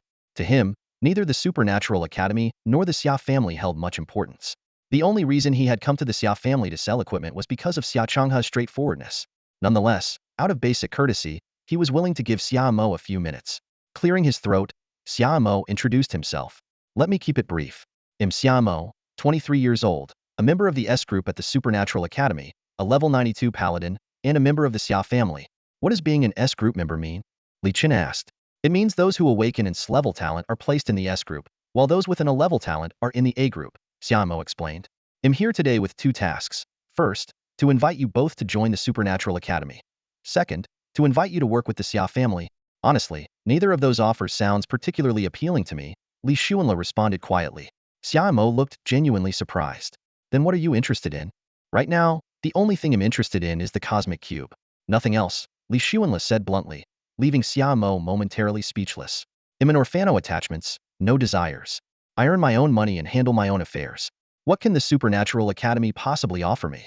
Xiamo regarded him thoughtfully. You're facing two enemies, the Lin family and Qin Wangchuan. Moreover, the Supernatural Academy has access to extensive information that could help you gain entry to the Cosmic Cube. Hearing Qin Wangchuan's name, Li Xuanle was secretly surprised. The accuracy of their intelligence network was remarkable. Even events from just an hour ago were known to them. However, Xiamo couldn't have guessed that not only was Li Xuanle unafraid of Qin Wangchuan, but he was also eager for the latter to show up sooner rather than later. Sorry to disappoint you, Li Xuanle said calmly. I'm not afraid of the Lin family, nor am I afraid of Qin Wangchuan. He paused for a moment, a glimmer of confidence flashing in his eyes. On the contrary, if they don't come looking for me, I'll have to seek them out myself. Li Xuanle's casual tone left Xiamo utterly stunned. Although he was aware of Li Xuanle's impressive abilities, the Lin family was a formidable force of immense power, far from ordinary. Judging by Li Xuanle's indifferent attitude, it seemed clear that persuading him today would be an uphill battle. Xiamo quickly shifted his gaze to Li Chen. Li Chen, what about you? Are you willing to join the Ultra Divine Academy? Li Chen first glanced at Li Xuanle, then turned to Xiamo and nodded. I'm willing to join the Ultra Divine Academy, but for now, I don't plan to serve under any faction. Great, at least that's one success. A look of relief spread across Xiamo's face. But doesn't the Ultra Divine Academy require a unified entrance exam? Li Chen asked with some hesitation. That's only for those with insufficient potential, Xiamo explained. You, on the other hand, have mastered the sacred sword technique. There's no need for an exam. Senior Mei Changshu has already demonstrated the power of the sacred sword technique to us. Li Chen nodded silently. Indeed, without the sacred sword technique, he wouldn't have been able to eliminate so many monsters and fierce beasts in the land of divine punishment. Xiamo then turned to the nonchalant Li Xuanle. Li Xuanle, while I know you're incredibly skilled, your weakness is quite apparent. Li Xuanle raised an eyebrow, intrigued. Oh, go on, tell me what's my weakness? Your biggest weakness is fighting solo without any teamwork, Xiamo said bluntly. No, that's not a weakness. That's my strength, Li Xuanle calmly countered. If I tell you about the Cosmic Cube, you'll understand your weakness, Xiamo said with confidence. This piqued Li Xuanle's curiosity. He had always considered himself flawless, boasting damage-dealing capabilities, mobility skills, and even an undying talent. Surely even the gods couldn't find fault with him? Xiamo began explaining in detail. The Cosmic Cube is so named because the world it represents is quite unique. Do you know what cosmic signifies? Space in all directions and time across all ages? Li Xuanle answered after thinking for a moment. Exactly. It represents time and space. Xiaomo's eyes lit up.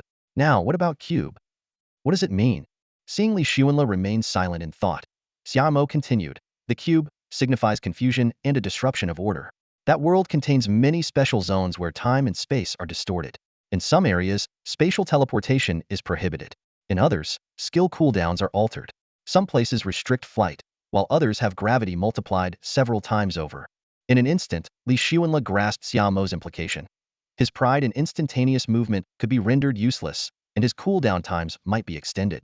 Furthermore, Xiamo added with finality, you have one more critical flaw: your green light can't penetrate solid objects. For instance, walls. Li Xuanle gazed thoughtfully at Xiamo, remaining silent. He had already understood what the other person meant by weakness. Seeing Li Xuanle deep in thought, Xiamo softened his tone and continued to explain.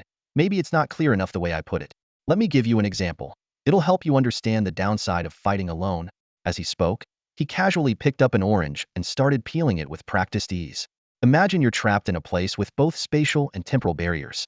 In that scenario, everyone's skill cooldowns are extended tenfold. Xiamo placed the peeled orange segments on the table and looked directly at Li Xuanle. You're alone, while the other side has 10 people. Do you see what that means? You'll have to endure a 10-second cooldown for your skills, but your opponents can take turns using theirs without any intervals. Do you understand? In such a situation, No matter how strong you are, you'd eventually be worn down. Li Chen, who was listening nearby, widened his eyes in shock. The cosmic cube was far more bizarre than he'd imagined. A combination of spatial and temporal barriers. She had never heard of such a thing. No wonder the battle for the luck crystal was so brutal. However, he also knew that Li Xuanla had a secret unknown to master talent for immortality. With such an ability, who could truly threaten him? I'm not particularly interested in the Super Divine Academy, Li Xuanla said slowly, his voice tinged with contemplation. But the cosmic cube, that does intrigue me. Xiaomo noticed the shift and sensed an opportunity. It was common knowledge that the Super Divine Academy held the key to the teleportation array leading to the cosmic cube. He stared at Li Xuanla, puzzled. Why was he still hesitating? Even someone without desires should aspire to grow stronger, right? At that moment, a system notification suddenly echoed in Li Xuanla's mind. Ding! You have a system task available to claim. The system interface appeared before him, presenting two options. 1. Accept and obtain information about the cosmic cube. Reward upon completion. 1 opportunity to upgrade a non-divine skill. 2. Decline. Reward upon completion. A skill book for great healing. An opportunity to upgrade a skill? Li Xuanla's thoughts immediately turned to his Nirvana resurrection skill. If it could be upgraded, would it be possible to save Zhao Hao? Taking a deep breath, he made his decision. You win. I do need information about the cosmic cube.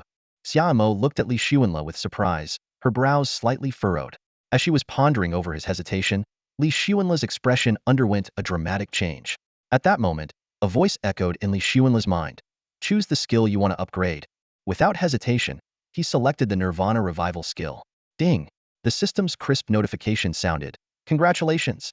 Your 7-star Nirvana Revival skill has been upgraded to the 9-star Phoenix Rebirth. Eagerly, Li Xuanla checked the details of the new skill. Skill name, Phoenix Rebirth. Class requirement, Priest. Level requirement, None. Skill effect, cast on a target deceased for no more than 24 hours to revive them and restore them to optimal health. Cooldown, 1 minute. Casting range, level 1 meter. Skill level, 9-star. 24 hours. Li Xuanla slapped his thigh and sprang up from his seat. Zhao Hao has been dead for less than 24 hours.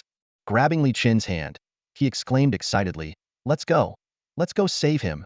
Both Li Chen and Xiaomo were stunned, noticing the unusual joy on Li Xuanla's face. Sorry, Xiaomo, could you wait here for a moment? Li Xuanla said hurriedly. We'll go save someone first and then come back to talk with you. With that, he pulled Li Chen along and quickly left. Xiaomo watched their hurried retreating figures and pouted. It was the first time someone had stood her up like this. This Li Sunli he really didn't seem to take her seriously. Riding his sword, Li Chen carried Li Xuanla as they flew eastward out of the city. Li Xuanla, Zhao Hao's already been buried. Are you sure you can save him? Li Chen asked, his face full of doubt. I couldn't before, but now I can. Li Xuanla declared with confidence. He was no longer worried at all, and a mischievous thought even crossed his mind. If Zhao Hao ever disobeyed him, he could kill him to make him calm down and then revive him. Kill and revive and kill. Let him truly experience the taste of death. Before long, they arrived at Zhao Hao's grave. Li Xuanla urged, use your sacred sword technique to dig up the soil and hurry. Li Chen was speechless. The dignified sacred sword technique always seemed to be used for digging. He carefully maneuvered his flying sword, making sure not to damage Zhao Hao's body. A few minutes later, Zhao Hao's remains were unearthed. Li Chen's sword accidentally grazed Zhao Hao's thigh near the root, almost hitting a critical spot, but Li Xuanla paid no attention. He raised his staff, and a fist-sized red flame appeared, falling onto Zhao Hao's body. The fire quickly spread, engulfing the entire corpse. Li Xuanla, are you sure you're reviving him and not cremating him? Li Chen couldn't help but ask. Li Xuanla's expression turned a bit strange. After double-checking the skill details, he finally felt a bit more at ease. The skill's called Phoenix Rebirth. It makes sense for there to be some fire, right? Li Xuanla and Li Chen waited quietly, with a faint tension lingering in the air. Li Chen was deeply puzzled. Clearly, Li Xuanla's revival skill was still on cooldown, and the method he used this time seemed entirely different from how he had saved his sister before. Could he have another secret? 20 seconds later, something miraculous happened. The flames on Zhao Hao's body gradually receded into him. He coughed lightly and slowly opened his eyes. Even more astonishing was the fact that his wounds had completely healed, and his energy seemed as refreshed as if he had just woken from a deep sleep. Spitting out the dirt from his mouth, Zhao Hao looked around. Seeing Li Xuanla and Li Chen, he exclaimed in surprise, Big brother, what are you doing here? Then, noticing the massive crater beside him, he asked in confusion, how did I end up here? Take a guess. Li Xuanla replied in a peculiar tone. I only remember sharp pain in my back before blacking out. Did I die again? Li Chun nodded to confirm. Yes, but your big brother brought you back. As he spoke, the guilt in his heart eased significantly. Big brother, I can't thank you enough. You've saved my life again. Zhao Hao quickly expressed his gratitude. Do you want me to let you die again? No way, big brother. Zhao Hao shook his head frantically. Li Xuanle waved him off. Ritian, let's go. We're heading to settle the score with Qin Wangchuan and then wipe out the Lin family. Zhao Hao suddenly realized. So it was Qin Wangchuan who did this?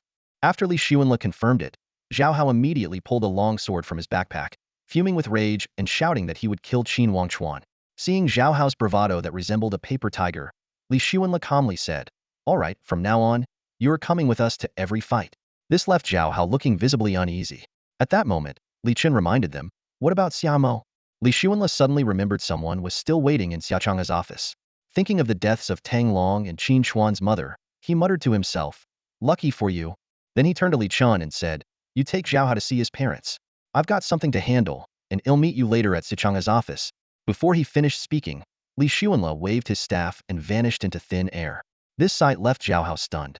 Big brothers become immortal? It's just an overpowered teleportation skill. Li Chun replied nonchalantly. Come on, I'll take you to see your parents. Li Chen hovered on his sword and gestured for Zhao Hao to step on.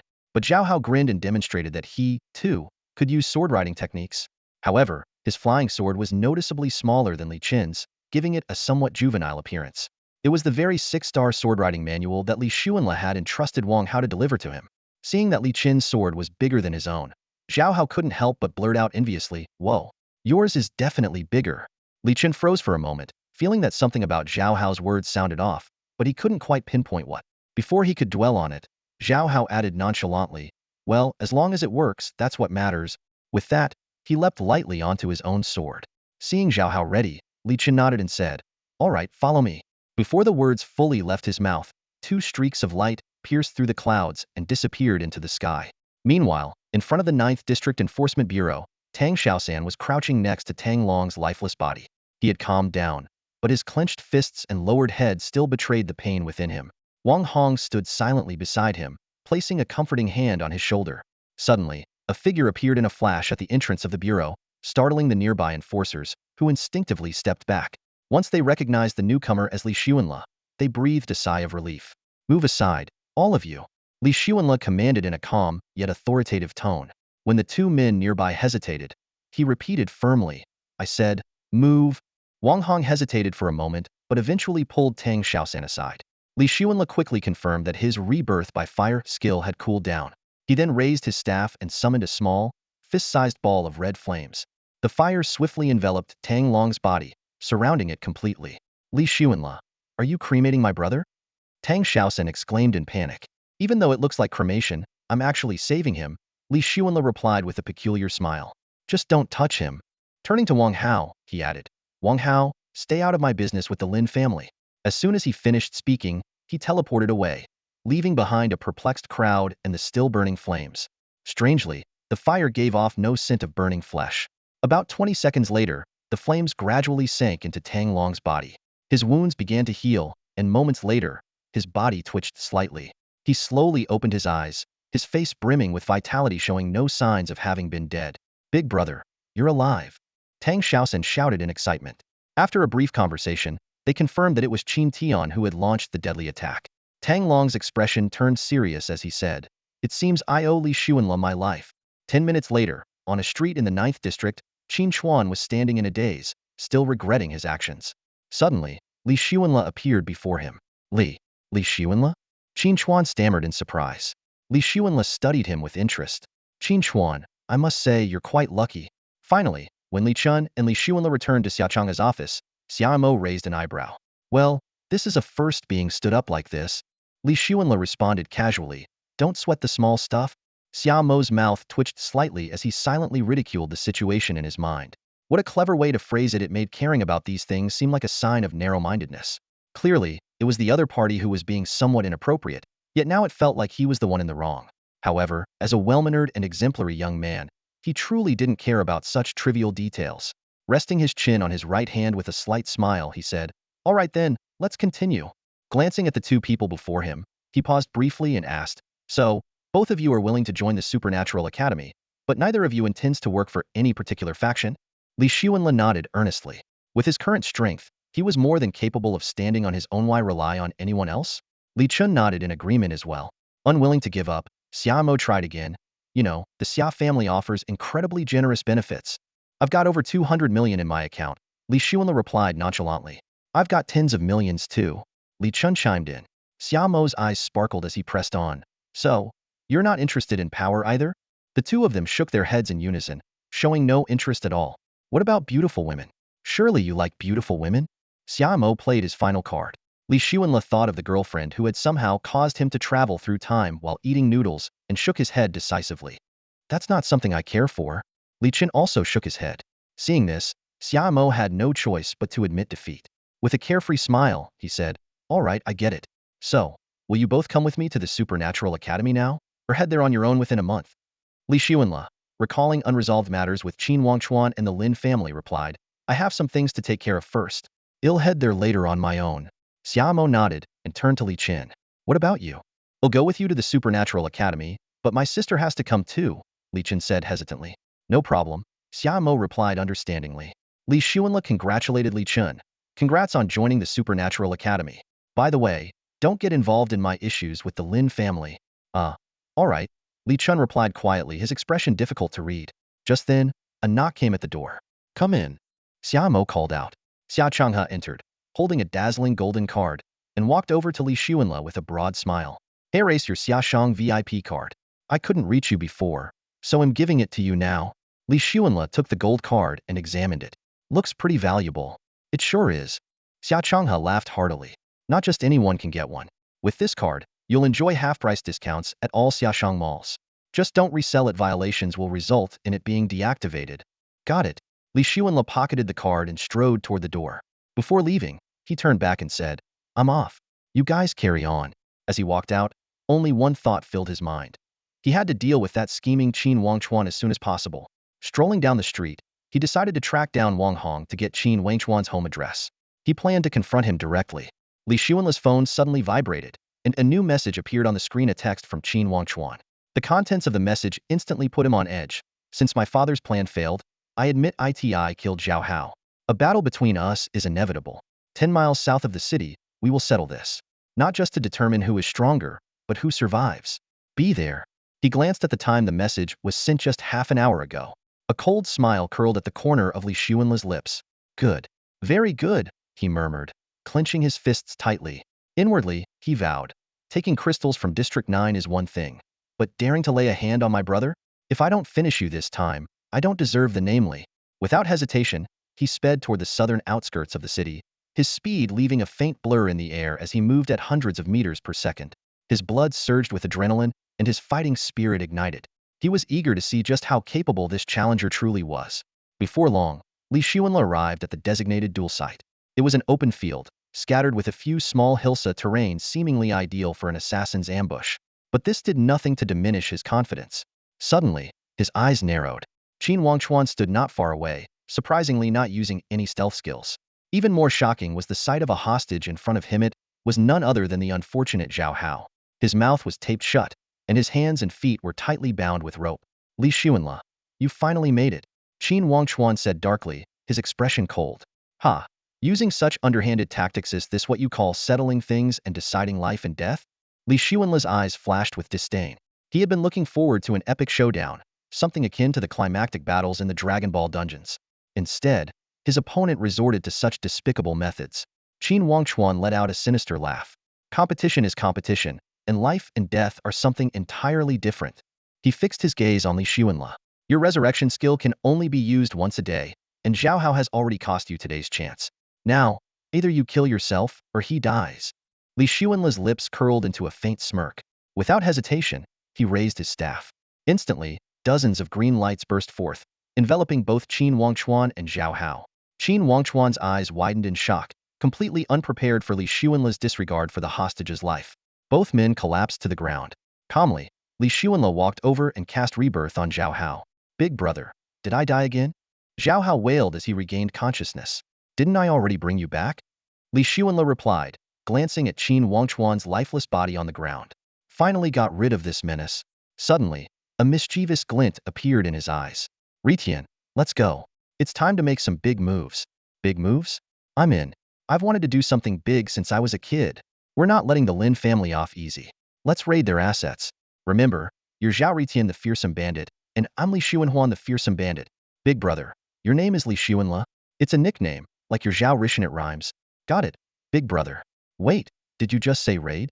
Loot the Lin family's property? Zhao Hao's eyes widened in disbelief as he stared at Li Xuanla. As a law-abiding citizen, the suggestion made his conscience waver for a moment before he slapped himself hard across the face. What are you hesitating for?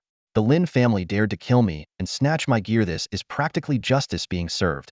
Zhao Hao justified it to himself, a hint of ruthlessness appearing at the corner of his mouth. Bandit Zhao Ritian? Bandit Li Xuanhuan? He repeated the words, finding them oddly satisfying. An idea flashed through his mind as he turned to Li Xuanla. Brother, your resurrection cooldown must be pretty short by now, right? That's right, just 1 minute. Li Xuanla nodded. Then I basically don't need to fear death anymore, do I? Zhao Hao's eyes lit up. Li Xuanla's lips curled into a meaningful smile. True, but if you don't behave, you might just experience what it's like to resurrect over and over again. The look in his eyes sent a chill down Zhao Hao's spine. If someone tries to use you to threaten me, Li Xuanla's grin grew even brighter. I'll kill them without hesitation. As for you, whether I resurrect you or not will depend on my mood. Zhao Hao sighed in resignation. So I should just be ready to die at any moment? Exactly. You can't really die anyway, so what's there to be afraid of? From now on, you'll lead the charge. Something about those words stirred Zhao Hao. His gaze became resolute. Come on, let's settle your parents first, then we'll go raise some hell. Li Xuanla declared with boundless energy. One by flying sword, the other by teleportation, they quickly vanished from the spot. However, not long after they left, a stubbled man in a white-robed priest's attire emerged from behind a nearby hill and approached Qin Wangchuan's corpse. He waved his staff, and a ball of white light merged into the body. In less than half a minute, Qin Wangchuan's eyes opened. Uncle, how was my performance this time? Qin Wangchuan asked smugly. That depends on how they see it. The white-robed priest replied calmly. Qin Wangchuan calculated silently. Last time, he had used every trick in the book but still failed to kill Li Xuanla. Now, not only was Li Xuanla over 10 levels above him, but he also had teleportation, making him even harder to deal with. This plan wasn't about killing him but forcing him into self-destruction, or at least staying off his radar temporarily to keep his family safe. Once he found the cosmic cube, there might still be a chance. Just as he was reveling in his own cleverness, a figure suddenly appeared before him. Qin Wangchuan, your acting this time was truly a bit clumsy. Qin Wangchuan looked up, his face instantly turning pale. Li Xuanla. Without hesitation, he entered stealth mode with practiced ease. However, at that moment, Li Xuanla swiftly raised his staff, unleashing 660 emerald beams of light that shot out in all directions like a torrential downpour. The beams overlapped, weaving into an impenetrable web of death. The white-robed priest managed only a few steps before being struck by the green light, collapsing instantly.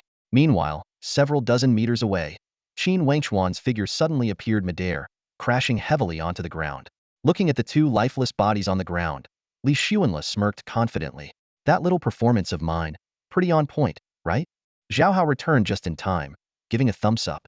He really did have a backup plan. Big bro, you're amazing. He then turned and shouted, Ritian, destroy them with your sword, then dig a deep pit and bury them. After cleaning up the scene, the two headed back into the city. They first secured Zhao Hao's parents in a safe and hidden location, then began tracking down the Lin family's assets.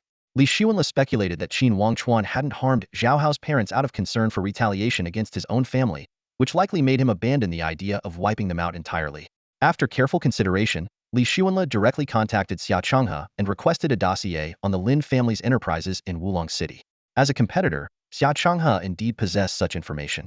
The records revealed that the Lin family owned several establishments in the area, including an auction house, a specialized equipment store, a jewelry shop, and a bathhouse. The nearest target was the auction house, so Li Xuanla immediately set off with Zhao Hao, thinking there might be plenty of valuable loot inside. On the way, Zhao Hao suddenly grabbed Li Xuanla. Big bro, should we buy some stockings to cover our heads? You know, for the vibe? Li Xuanla rolled his eyes. If you want to, go ahead. I'm not joining you. With a mischievous grin, Zhao Hao darted into a nearby women's lingerie shop, rummaging around aggressively. Moments later, he emerged triumphantly with 2 pairs of black stockings.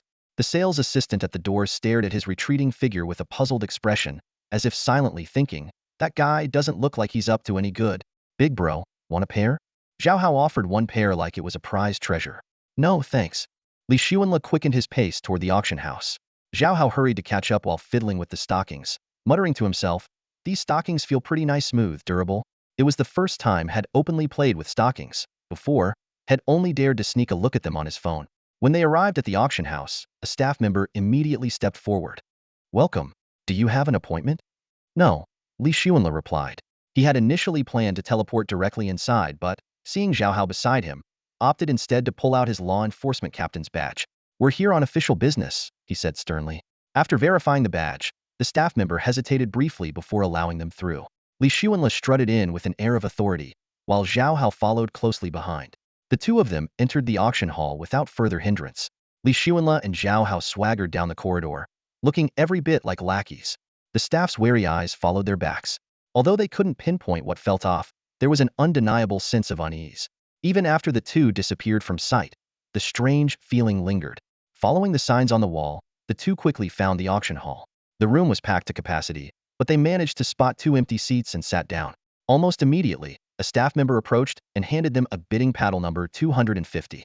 Li Xuanle glanced at the number with a slight smirk and surveyed the room, noticing at least 20 security adventurers stationed around the venue.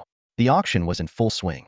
On the stage, a display case showcased 5 pieces of high-quality equipment.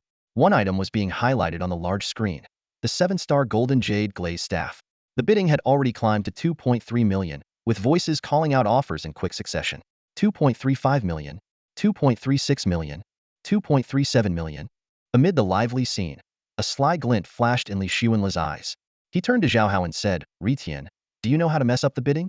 Zhao Hao scoffed dismissively, boss, are you underestimating me? Who doesn't know how to bid? Li Xuanle nodded approvingly. You handle it. Remember, bid all the way to the top. These items will be ours, but we're not paying in the end. Got it? Relax, boss, Zhao Hao replied confidently. He immediately raised the paddle and shouted, 3 million. His bid landed like a thunderclap. The entire room turned to stare at Zhao Hao in astonishment. This kind of jump in price was unheard of while others were increasing in increments of thousands. He had just raised it by hundreds of thousands. As the crowd reeled in shock, a clear female voice rang out, 3.01 million. Zhao Hao responded without hesitation, 3.5 million. 3.51 million. The woman countered, unwavering. Zhao Hao smirked and declared shamelessly, no matter what you bid, they'll add $1. This audacious statement brought the entire room to a stunned silence. After a brief pause, the woman calmly stated, 5 million. 5 million and $1. Zhao Hao shot back immediately. At last, the auctioneer sensed something was amiss. Staff, please verify the financial credentials of these two bidders. Seeing the staff approaching, Zhao Hao began to panic. Boss, about this verification thing. Don't worry, Li Xuanle said confidently. My 200 million isn't just for show. Keep messing with them. Let's keep playing. As soon as the words left his mouth, the staff hurried over to verify the funds. When they checked the balance of 200 million in Li Xuanle's bank account on the computer, a flicker of astonishment crossed their faces before they respectfully stepped back. On stage, after confirming the funds were in order, the auction host turned to Zhao Hao and said, my apologies, bidder 250, but each bid must increase by at least 10,000. You can't just add $1. A troubled expression appeared on his face as he cautiously observed Zhao Hao's reaction. As an ordinary auction host, he dared not offend any guest who might be a wealthy or powerful figure. Zhao Hao's face darkened at the remark. He turned to Li Xuanle and murmured, Big brother, why bother with bidding? Why not just take it? A glint of thought flashed in Li Xuanle's eyes. Can your sword technique break the glass on that display case on the stage? Big brother, forget glass, I'd break through iron if I had to. Zhao Hao replied confidently. Li Xuanle's lips curled into a faint smile. Good. Cause a scene and smash the glass. I'll teleport over and grab the equipment. Zhao Hao raised his voice abruptly. Why can't I bid $1 at a time? The host stammered nervously. It's the auction house's rule. Rules? Zhao Hao scoffed coldly. My rules are the only ones that matter. With that, he suddenly drew his sword. In a flash of steel, the display case's glass shattered, exposing the 5 auction items to the open air. But something unexpected happened. The sword veered off course and pierced straight through the host's abdomen. The venue erupted into chaos as the audience scattered in panic. Li Xuanle sighed inwardly. This Zhao Ritian is way too reckless, before teleporting onto the stage. In an instant, he stashed all 5 pieces of 7-star equipment into his inventory. The security guards, startled out of their phone-scrolling stupor, scrambled to draw their weapons and surrounded the stage. The gravely injured host lay in a pool of blood, weakly crying out for help. Drop the equipment. You're surrounded, one of the guards shouted. Li Xuanle smirked disdainfully. No, it's you who are surrounded. With that, he swung his staff, sending out over 20 beams of green light that struck each security guard with precision. It's precisely that strange poison half-step smile madness, Li Xuanle said with a sly smile, warning the crowd, don't move, or you'll endure unimaginable torment. He turned to the host lying on the ground. Are you with the Lin family? The host, blood trickling from the corner of his mouth, replied weakly, no, I'm just a worker. I have elderly parents to support, no kids, can't even afford a girlfriend. Her family wants too much for the bride price. Since you're not with the Lin family, you're lucky. Li Xuanle raised his staff, and a green glow enveloped the host. Then, he cast Rebirth by Fire, and flames instantly ignited on the host's body. The surrounding adventurers erupted in panic. He's burning someone alive. Is he really destroying evidence in broad daylight? Have criminals become this brazen nowadays? A man who appeared to be the leader of the adventurers shouted angrily, you bastard! Have some humanity. He motioned to charge forward with his team. But as soon as anyone tried to move, a wave of searing pain immobilized them. Only two particularly defiant individuals, a man and a woman, continued to shout despite being frozen in place. The man cursed loudly, I'll get you for this, you piece of crap. Just wait till my status effect wears off. The woman was equally furious. This guy's clearly no good. When I catch him, I'll make sure he pays. Li Xuanle frowned and waved his staff again. A beam of light struck the foul-mouthed man, and within moments, his face began to swell and distort. Turning a sickly shade of greenness was the effect of the disfiguring poison. What did you do to my face? The man cried out in panic. You've been hit with the disfiguring poison. You now look worse than a toad. Li Xuanle said coldly before turning to the woman. Do you want to end up like him? The woman, horrified by the man's grotesque appearance, immediately fell silent. At that moment, the host, who had been lying motionless, suddenly leapt to his feet. To his amazement, not only were his injuries healed, but even his chronic hemorrhoids were gone. Additionally, the other issue that had caused complaints from his girlfriend seemed to have been resolved. He stared at Li Xuanle in disbelief, as if he were some kind of supernatural being. Li Xuanle cleared his throat and scanned the crowd. Listen up. I am the infamous bandit Li Xuanhuan, and this is my partner, Zhao Ritian. We're here to cause trouble. Now, tell me, are there any members of the Lin family here? The host shook his head repeatedly. The Lin family rarely comes here. They only visit occasionally. Good. Li Xuanle nodded. Since there are no Lin family members here, I won't make things difficult for you. But pass on a message for me. If the Lin family crosses paths with the twin devils of banditry, their businesses will pay the price. His tone grew icy. Tell them that provoking us is like inviting death itself. The crowd was stunned into silence upon hearing those words. This kind of deliberate courting of death was truly baffling. Someone actually dared to openly challenge the Lin family? The ruthless bandit Zhao Ritian, the ruthless bandit Li Xuanhuan. The host stammered as he repeated the names. I'll make sure to pass on the message. Li Xuanle swaggered toward the exit, with Zhao Hao following closely behind, wearing a look of utter disdain.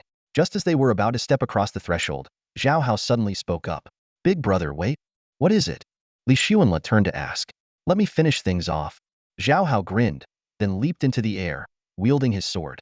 With a flick of his wrist, the flying sword roared through the venue, leaving destruction in its wake.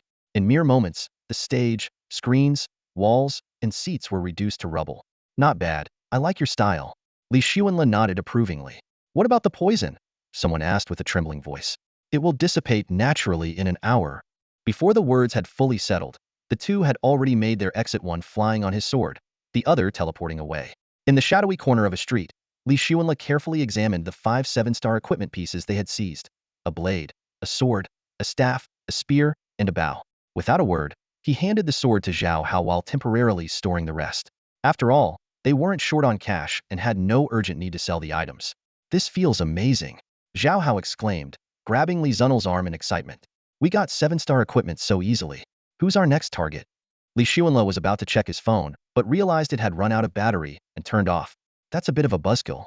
Let's go grab some food and charge up first, then we'll continue. Got it. Zhao Hao agreed enthusiastically.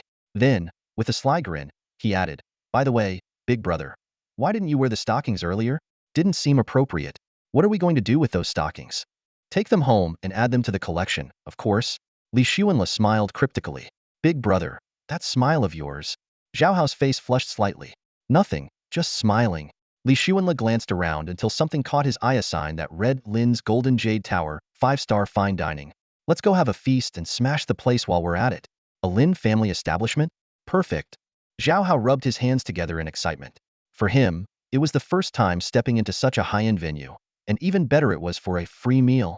As they approached the entrance, a few elegant hostesses immediately came forward to greet them. Li Xuanla chuckled inwardly. The more prestigious the Lin family appeared, the easier it was for him to tear them apart piece by piece. Welcome. How many of you? The hostess greeted them with a professional smile. 2. Right this way, please. Li Xuanla strode into the restaurant, his tone calm yet commanding. The most expensive private room, the priciest dishes, the best service. Money is not an issue. The hostess's eyes lit up, nodding repeatedly like a pecking bird. These 2 young men exuded an air of confidence. They might just be rich heirs from some affluent family. She couldn't help but wonder if she might snag a golden opportunity herself. Soon, she led them to the best spot in the restaurant, a private room on the 8th floor with floor-to-ceiling windows. The cityscape unfolded before them in its full glory through the expansive glass. Li Xuanla and Zhao Hao suppressed their excitement, pretending to be unimpressed. Bring 2 orders of the top 10 most expensive dishes, Li Xuanla instructed the waiter. The waiter hesitated, looking uneasy. 2 orders of each?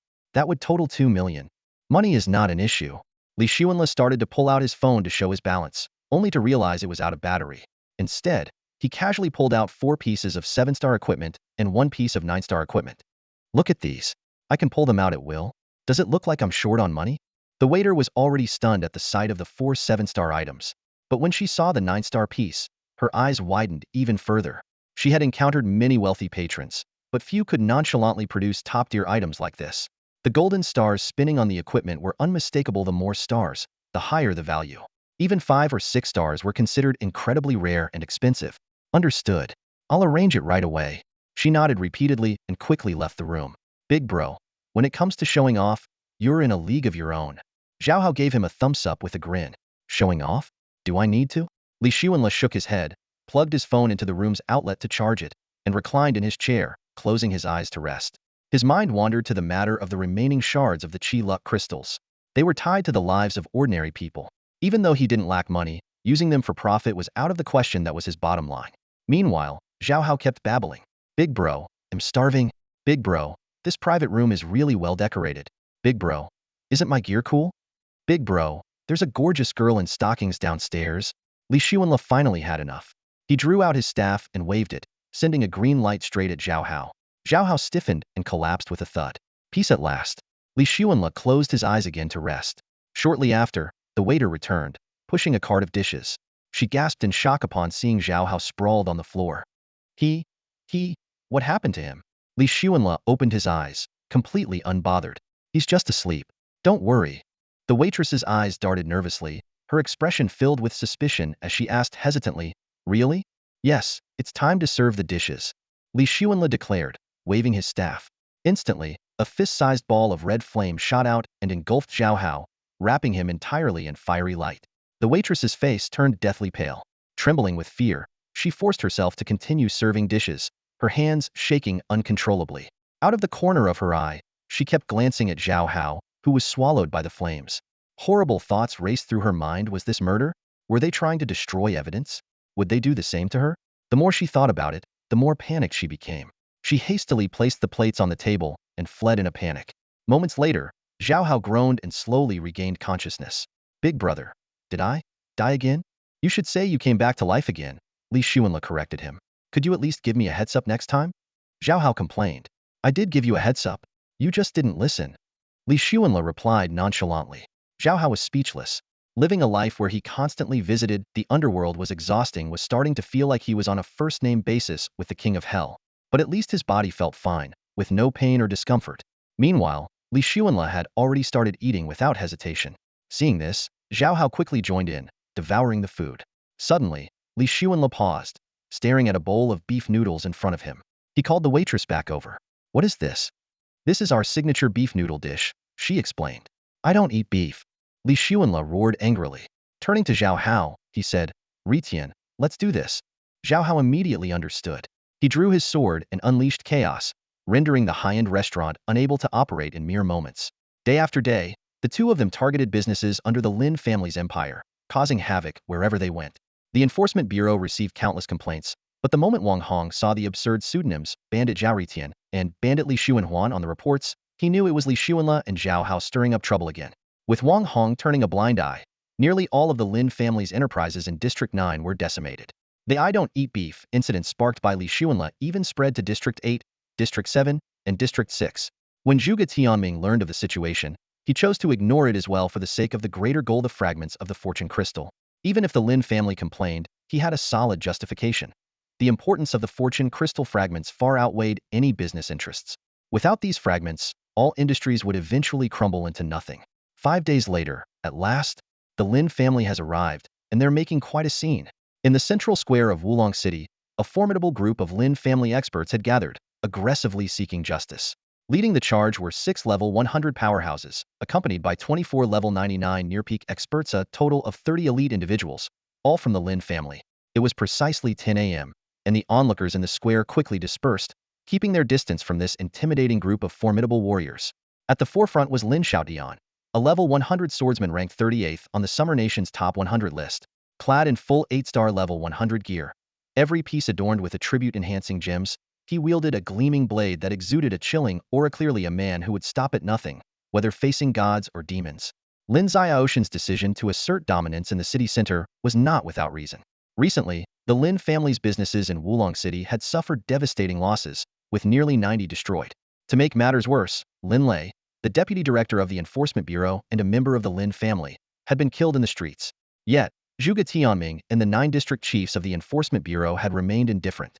This enraged Lin Xiaotian, who was determined to make a show of strength lest others think the Lin family was an easy target. Before long, Zhuge Tianming and the 9 district chiefs arrived at the scene, having been alerted to the commotion. Though Zhuge Tianming had anticipated this day, the sheer scale of the Lin family's display left him uneasy. As soon as Lin Xiaotian saw Zhuge Tianming and his entourage, he bellowed, "Zhuge Tianming, you've finally shown up." Before Zhuge Tianming could respond, his personal bodyguard, Zhuge Xingyun, stepped forward and rebuked, "Lin Xiaotian, no matter how strong you are, you have no right to yell at the mayor. And who do you think you are?" Lin Xiaotian sneered, his gaze sweeping disdainfully over the level 99 swordsman. "I am a level 100 powerhouse with countless achievements. Do you think you're qualified to speak to me?" Zhuge Tianming quickly stopped Zhuge Xingyun from retorting further and calmly asked, "Lin Xiaotian, what exactly do you want to say? Don't play dumb." Lin Xiaotian roared in fury. "Are you seriously unaware of Lin Lei's death?" "Oh, that." Zhuge Tianming replied nonchalantly, "Yes, we're currently investigating the culprit's whereabouts." "The culprit?" Lin Xiaoshan's veins bulged with anger. Everyone knows it was Li Xuanhuan and Zhao Ritian, those 2 notorious bandits. "Indeed," Zhuge Tianming said with a troubled expression. "We're looking for them as well, but they're exceptionally elusive. With the enforcement forces across 9 districts, you can't find 2 people?" Lin Xiaotian shot back. Unfazed, Zhuge Tianming replied smoothly, "As you know, the 9th district recently fell, and a considerable amount of manpower has been redirected toward post-disaster reconstruction." Lin Xiaotian was momentarily at a loss for words. That was a reason he couldn't easily refute. Internally, he cursed, "What a cunning old fox." Lin Xiaotian stood still, his chest heaving as fury churned within him. Zhuge Tianming's words had skillfully absolved himself of all responsibility. Post-disaster reconstruction was indeed the top priority, and even the protector of the Xia kingdom couldn't interfere with such matters. Yet, at this critical juncture, the Lin family was plagued by misfortunes one after another. Lin Xiaotian's face shifted from pale to flushed, his anger barely contained. He wanted to erupt but forced himself to hold back, his expression as bitter as if he'd swallowed a mouthful of gall. He was left with 2 choices: either wait for Li Xuanla and Zhao Hao to show themselves, or personally set out to find them. Despite the Lin family's extensive intelligence network, they had failed to pinpoint the duo's exact whereabouts. As Zhuge Tianming had noted, those 2 were exceptionally cunning. According to reports, Li Xuanla possessed teleportation skills, while Zhao Hao was a master of sword control. Capturing them would not be an easy task. Lin Xiaotian's eyes darted back and forth as he deliberated. Although he had managed to acquire their contact information and sent them messages, he remained uncertain if they would respond. As Lin Xiaotian pondered his next move, Zhuge Tianming spoke calmly, "Lin Xiaotian, why not wait until I've completed the post-disaster reconstruction here? Then I can spare some people to assist you." Gripping his long sword, Lin Xiaotian drove it fiercely into the ground. "Impossible. I won't leave until this problem is resolved." Just as Zhuge Tianming was about to continue persuading him, a clear and youthful voice suddenly rang out, "Fine. No resolution, no leaving." Before the words had fully settled, a figure appeared in the center of the square. It was a young man with black bangs lazily brushing his brows, holding a staff, and casually observing Lin Xiaotian. Moments later, a streak of light flashed across the sky, and another figure descended beside Li Xuanla on a flying sword. It was Zhao Hao, who grinned broadly and said, "Big brother, you're still faster." After being repeatedly killed and revived by Li Xuanla over the past few days, he had developed a fearless demeanor. Lin Xiaotian scrutinized the face he'd seen countless times in photos, narrowing his eyes as he clapped slowly. "Well, I didn't expect you two to actually show up." Zhuge Tianming's expression turned worried. "Li Xuanla, why did you really come?" Li Xuanla responded with a faint smile. "Of course I had to come. I've been waiting for them for days. Taking for a verso inefficient." He shot Lin Xiaotian a disdainful glance as he spoke. As Zhuge Tianming took in the sight of over 30 experts radiating golden starlight on the opposing side, his heart began to race uncontrollably. These are all experts at levels 99 and 100, Zhuge Tianming thought as he gazed at the formidable figures before him. He silently felt relieved that they wouldn't make a move against him. Otherwise, just standing there would have made his legs tremble. As he was about to persuade this group of fierce warriors to leave, Lin Xiaotian suddenly appeared, making Zhuge Tianming panic. "Lin Xiaotian, Li Xuanla possesses fragments of the fortune crystal. This is crucial for the 9th district to avoid falling into ruin. You can't harm him." Lin Xiaotian scoffed dismissively. "Fortune crystal fragments? So what?" Our Lin family's elder, Lin Shu, brought back countless fortune crystals from the cosmic cube. How do you explain that? Zhuge Tianming was rendered speechless. Indeed, Lin Shu, as someone capable of traversing the cosmic cube, had made unparalleled contributions to Xia Nation. Turning his gaze to Li Xuanla, Lin Xiaoshan's eyes were filled with disdain. "And you two? One barely above level 60, and the other just over level 40. Do you really think you can stand against us?" At that moment, a voice resounded from the sky. "Not just the two of them, there's us as well." A massive frost dragon soared into view, accompanied by a figure hovering on a sword. Wang Hao and Li Qian had arrived. Li Xuanla frowned at the sight of the two, feeling a headache coming on. He had clearly told them not to get involved in his matters. Lin Xiaotian was slightly surprised upon seeing the frost dragon, but he completely disregarded the sword-wielding Li Qian. "Is this it? If you have more reinforcements, call them all out." Seeing the situation, Zhuge Tianming quietly retreated with his subordinates. Wang Hong hesitated for a moment before also choosing to withdraw. He believed that since Li Xuanla had managed to escape the land of divine punishment unscathed, he must have something to rely on.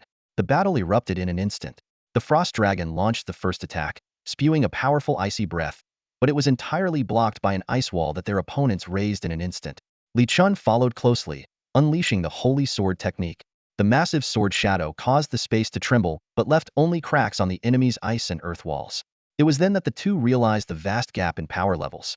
Their opponents were not only well-equipped but also had their gear inlaid with attribute gems, making them far more formidable than any ferocious beasts they had faced before. At that moment, 2 arrows and 2 icy projectiles shot straight toward Wang Hao and Li Qian. Yet, Li Xuanla remained calm and composed. In his mind, as long as he stayed alive, nothing would happen to them. In the blink of an eye, arrows and ice projectiles tore through the air, hurtling straight toward Wang Hao and Li Qian. Wang Hao instantly deployed his Dragon Knight's holy shield, while Li Qian summoned his sword to defend himself. However, these defenses proved futile against the overwhelming power of the attack. The arrows pierced through their bodies effortlessly, blood splattering into the air as the two were sent flying backward like broken kites. It was a complete and utter one-sided slaughter. Wang Hao's pride, the frost dragon, was reduced to a mere decoration. Despite its formidable health, it was rendered immobile under the opponent's mage control.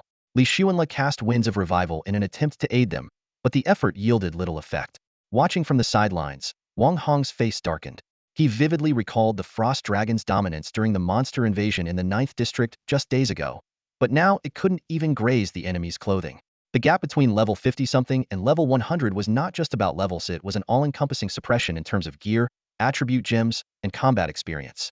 Li Xuanla was not one to sit idly by. However, his first wave of poisonous healing was completely blocked by an earthen wall conjured by the enemy. Yet, for someone of his caliber, such setbacks were trivial. At that moment, Zhao Hao suddenly shouted, "Watch your grandpa in action." He charged forward, sword in hand, aiming straight for Lin Xiaotian in an audacious attempt to take down the leader. But his attack was effortlessly neutralized by Lin Xiaotian, and Zhao Hao was swiftly struck down under the combined ice and fire assault of the archer and mage. Lin Xiaotian coldly surveyed the battlefield. Seeing that only Li Xuanla remained unscathed, he sneered, "Is he always this brave?" Faced with Li Zunel's silence, he immediately issued a command. Everyone, target that poison healer. Silence him. Arrows and spells rained down in a relentless barrage. As Lin Xiaotian directed the assault, he cursed. No one crosses the Lin clan and lives to tell the tale. Watching as the attacks closed in on Li Xuanle, a victorious smirk spread across his face. But that smirk lasted only a fleeting moment. Li Xuanle raised his staff ever so slightly, and his figure vanished into thin air. Lin Xiaotian was left dumbfounded, unable to comprehend how someone silenced could still cast a spell. Before he could make sense of it, a startled cry erupted from his team. What the hell? He's behind me. Scared me half to death. Above the heads of the 29 individuals, at least 20 deadly halos suddenly appeared, their eerie green glow resembling strange hats hovering over each person. Everyone stared at the bizarre phenomenon above one another's heads in shock, only to suddenly feel their life force rapidly draining away. My health is dropping like crazy. Same here. Me too. In just 5 seconds, more than 20 level 99 experts and a few level 100 elites collapsed to the ground, lifeless. Only Lin Xiaotian remained standing, frozen in place, staring in disbelief at Li Xuanle, who stood there with a faint smile on his face, a smile that, in Lin Xiaotian's eyes, resembled the Grim Reaper's arrival. The severely injured Wang Hao and Li Chan struggled to lift their heads, equally stunned by the scene. Although Wang Hao knew Li Xuanle could slay dragons in seconds, witnessing him take down over 20 top-tier experts in just 5 seconds was still beyond belief. It was only then that Zhuge Tianming and the others realized the true extent of Li Xuanle's power. His poison skills were unstoppable, and his teleportation even more so. If they knew he also possessed an immortality talent, they might have worshipped him as a deity. At this moment, such thoughts had already crossed Li Qin's mind. Li Xuanle teleported in front of Lin Xiaotian, casually twirling the 7-star staff in his hand. He then walked over to Zhao Hao, gently waved the staff, and a fist-sized ball of flame engulfed Zhao Hao's entire body. Lin Xiaotian stood there dumbfounded. Was this man really cremating his own teammate on the spot? 20 seconds later, Zhao Hao stood up, fully revitalized. It was only then that Lin Xiaotian realized it was a resurrection spell. However, the cremation-like resurrection process was undeniably bizarre. Li Xuanle cast the Wind of Revival on Li Qin and Wang Hao. Seeing that their recovery was too slow, he simply used the green light to end their lives. Everyone present, including Lin Xiaotian, Zhuge Tianming, and the Law Enforcement Bureau chiefs, watched in horror. Even had no hesitation in killing his own allies. Well, I've seen enough of the Lin family's worthless tricks. Do you have any last words? Li Xuanle asked disdainfully, looking at Lin Xiaotian. Lin Xiaotian swallowed hard. If you spare me, the Lin family will never oppose you again. But I trust the dead not to oppose me more. Li Xuanle said coldly, waving his staff to release the green light, instantly ending Lin Xiaotian's life. The elite 30-member team was completely annihilated. Li Xuanle, seeing that the cooldown for Phoenix Rebirth had ended, promptly revived Li Qin. Zhao Hao exclaimed from the side, "Big brother. So that's how I was revived. It really does look like cremation." Li Xuanle shot him a glare and walked over to Wang Hao. Noticing that his skill was still on cooldown, he pulled out his phone and began playing a match 3 puzzle game. Suppressing his inner shock, Zhuge Tianming looked at the bodies strewn across the ground and realized that this time, they had likely provoked the Lin family beyond repair. However, having witnessed Li Xuanle's overwhelming power, he no longer felt concerned. Stepping forward, he declared, "If the Lin family sends anyone else, then well, just kill them all." Zhuge Tianming couldn't help but frown. This was far too hasty. They hadn't even clarified the other party's intentions before making a decision.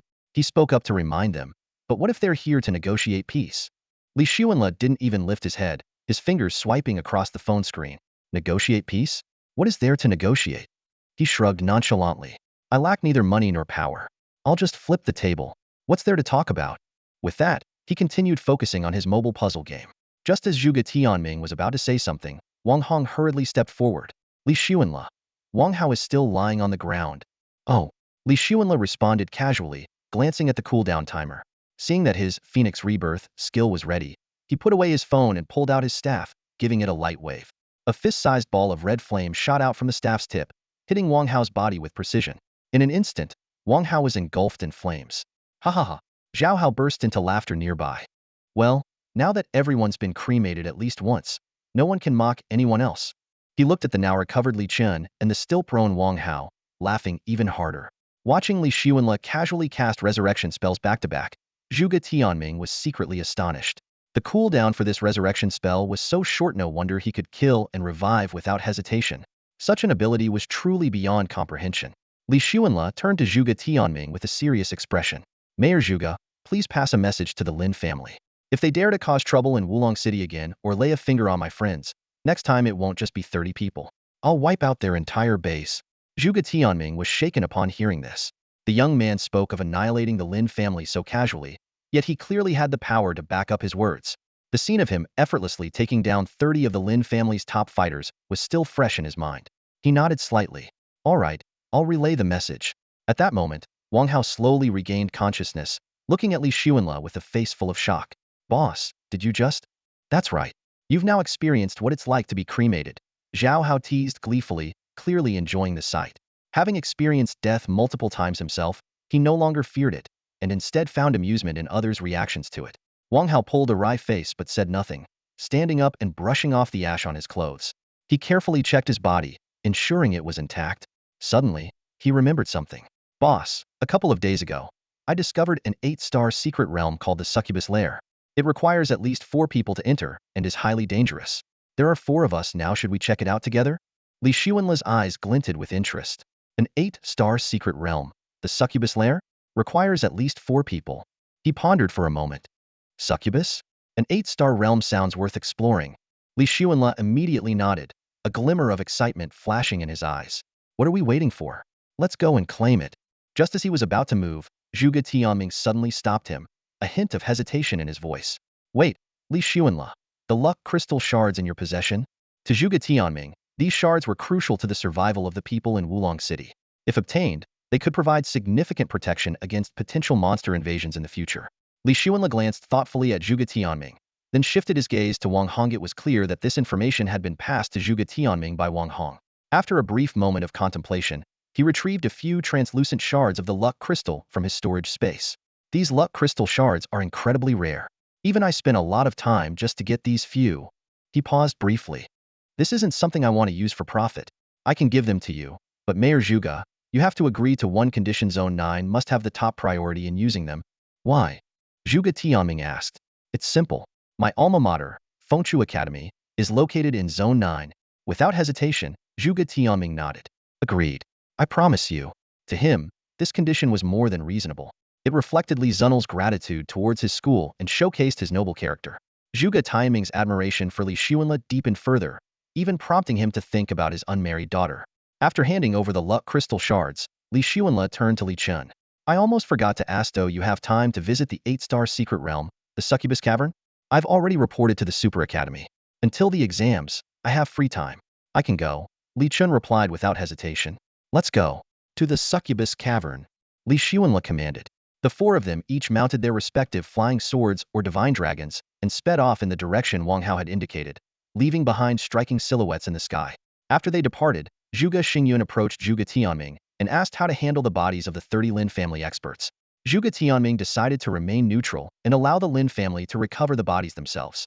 He then entrusted the 5 luck crystal shards to Wang Hong, the head of Zone 9's Law Enforcement Bureau, sparking a wave of goodwill from the other 8 bureau chiefs. The atmosphere became lively and animated. Meanwhile, Li Xuanle was deep in thought about the challenges ahead in the 8-star secret realm, the Succubus Cavern. The legendary succubi were said to devour people without mercy and possessed an irresistible allure. He couldn't help but worry whether Zhao Hao would be able to resist their charms. He stood on Li Qin's sword, overlooking the vast land beneath him.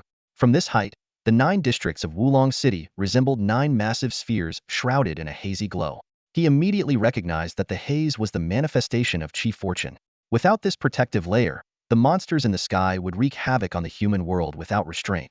Thinking of this, he couldn't help but look up at the gray, boundless sky above. He had pondered deeply about solutions to the problem of Qi fortune. To him, the Qi fortune crystals were merely a temporary measure, a cycle of constant consumption and replenishment, akin to an endless game. But who was the mastermind behind this game? To uncover the answer and solve this mystery, he believed the only way forward was to venture into the Cosmic Cube. However, his decision to go to the Cosmic Cube was driven less by his curiosity to solve these puzzles and more by the allure of the strange, mystical places described by Xiamo. More importantly, he wanted to personally verify whether, with his current strength, he could indeed traverse the Cosmic Cube without hindrance. At this time, only 1 month remained until the unified examination of the Super Academy. For most people, this exam was a pivotal moment determining their future. Whether in Wulong City, Fengshu City, or other cities, students from all the academies were desperately striving to improve their abilities. Of course, prodigies like Li Qian, Li Xuanle, Xiaolibai, Lin Yu, and Wang Hao had already received early admission invitations. Meanwhile, others were enhancing their skills through various means. Some were embedding attribute gems into their equipment, while others scoured for skill books to expand their repertoire. Led by Wang Hao, the group of four arrived at a location 108 miles south of Wulong City. As they spotted a medium-sized glowing orb on the ground, Wang Hao shouted excitedly, "We're here. Let's head down." With that, he descended first, riding his frost dragon. Li Chun followed closely, carrying Li Xuanle on his sword, landing smoothly. Just as Zhao Hao was about to land, a sudden loud crash shattered the tranquility. Dirt flew, and dust filled the air as Zhao Hao plunged headfirst into the ground. His flying sword was buried, with only the hilt sticking out. Li Xuanle sighed, walking over helplessly. Like pulling a carrot, he yanked the bloodied and battered Zhao Hao out of the ground, muttering, "Seriously? Even while faceplanting, you're trying to strike a pose. Unbelievable." Li Xuanle bent down to check Zhao Hao's breathing and immediately frowned. It turned out he was really dead, just like that, from a fall. He couldn't help but mutter to himself, "The risks of flying with a sword are no joke. I should have told him to buy some insurance." Wang Hao and Li Chun exchanged looks, too shocked to speak. Who would have thought Zhao Hao would die so suddenly from a fall? If it weren't for Li Xuanle conveniently knowing a resurrection spell, his life would have ended here, without even a chance to leave a will. Li Xuanle slowly stood up, hands in his pockets, staring speechlessly at Zhao Hao's lifeless body on the ground. He even wondered if Zhao Hao's family's ancestral grave had been desecrated by some monster. How could someone die so ridiculously? Shaking his head, he pulled out his staff and cast the Phoenix Rebirth spell on Zhao Hao. The familiar cremation-like scene unfolded once again, looking particularly absurd. Wang Hao and Li Qian shrugged on the side, already desensitized to Zhao Hao's frequent deaths. If this guy didn't die twice a day, it would feel unusual. 20 seconds later, Zhao Hao opened his eyes, looking full of energy. The first thing he said was, "I know, I died again." Before he could finish, he suddenly froze in place, as if struck by lightning. "Ritian, what's wrong? Did the fall mess up your brain?" Li Xuanle asked with a frown. Zhao Hao remained motionless, but soon his expression began to shift dramatically from joy to surprise, and finally to sheer ecstasy. "Big brother, I just awakened a talent." At this, the three of them stared at him in astonishment. Awakening a talent from accidental death? What kind of bizarre skill could this be? A talent? What talent? Li Xuanle asked curiously. An S-level talent called the Art of Dying." Zhao Hao answered after carefully confirming. "The Art of Dying? What the heck is that?" Zhao Hao immediately explained. "The Art of Dying S-level. Death is like the wind, always by your side. You have an inseparable bond with death. When you die, you turn into an indestructible life-death stone and can be resurrected by any revival skill. Plus, every time you revive, you gain one free attribute point." After hearing this, Li Xuanle's eyes lit up, his expression turning rather intrigued. This talent is actually pretty good, truly living up to its name. The Art of Dying. With that, he suddenly swung his staff, casting a green light that struck Zhao Hao. Before Zhao Hao could react, he was hit by the green light and fell to the ground. To everyone's surprise, his body transformed into a fist-sized multicolored stone. A multicolored life-death stone? Li Xuanle remarked in amazement. "This reminds me of the ice phoenix in that canyon gamedying and turning into an egg, kind of similar to this life-death stone." Wang Hao and Li Chun stared in disbelief. "Can he still be revived?" Li Chun couldn't help but ask. "Will he still be human after reviving?" Wang Hao added, pulling out his phone to take pictures. "Only one way to find out." Li Xuanle swung his staff again, summoning a red flame onto the life-death stone. 20 seconds later, the stone disappeared, and Zhao Hao reappeared, looking dazed as he checked his attributes. "Big brother, my free attribute points really increased by 1. Zhao Hao exclaimed excitedly. Upon hearing this, a sly smile spread across Li Xuanle's face. "Ritian, I have a bold idea." Zhao Hao noticed the mischievous grin on Li Xuanle's face and immediately felt a sense of foreboding. He was all too familiar with this trickster expression. Nothing good ever came of it. However, Zhao Hao was no longer the same as before, so he wasn't as worried this time. "Big bro, what scheme are you cooking up now?" Zhao Hao asked cautiously, scratching his head. Li Xuanle smirked slightly. "Scheme? What scheme? We're brothers. I'd never trick you." Hearing this alto-familiar excuse, black lines seemed to form on Zhao Hao's forehead. Li Xuanle had been saying this since the day they met, yet every time, Zhao Hao ended up in some kind of mess, misfortune following close behind. "I'm doing this for your own good," Li Xuanle continued, his fingers calculating something. "To make you stronger, I'll keep killing you and reviving you. Once a minute, 60 times an hour. Let's cut it in half, 30 times an hour. That way, you can gain 30 free attribute points in an hour, and in 10 hours, that's 300 points. Just imagine invincible. Unstoppable. You're going to defy the heavens. Zhao Hao rubbed his nose. Isn't that a bit inhumane? Inhumane? Your talent is literally called Path of Death, not Path of Humanity. Before Li Xuanle could finish, Li Chun interjected. I have an idea. When we enter the succubus lair, Li Xuanle, you hold back and let the three of us handle it. Zhao Hao will lead the charge, and if he dies, you can revive him. This way, he'll gain both attribute points and combat experience. Now that's truly following the path of death. Li Xuanle's eyes lit up. Although it might be slower if he didn't intervene, this plan was indeed a win-win. Let's do it. I'll just focus on clearing the mobs. Watching the two Li family members, Wang Hao couldn't help but mutter to himself. What is it with the Li family?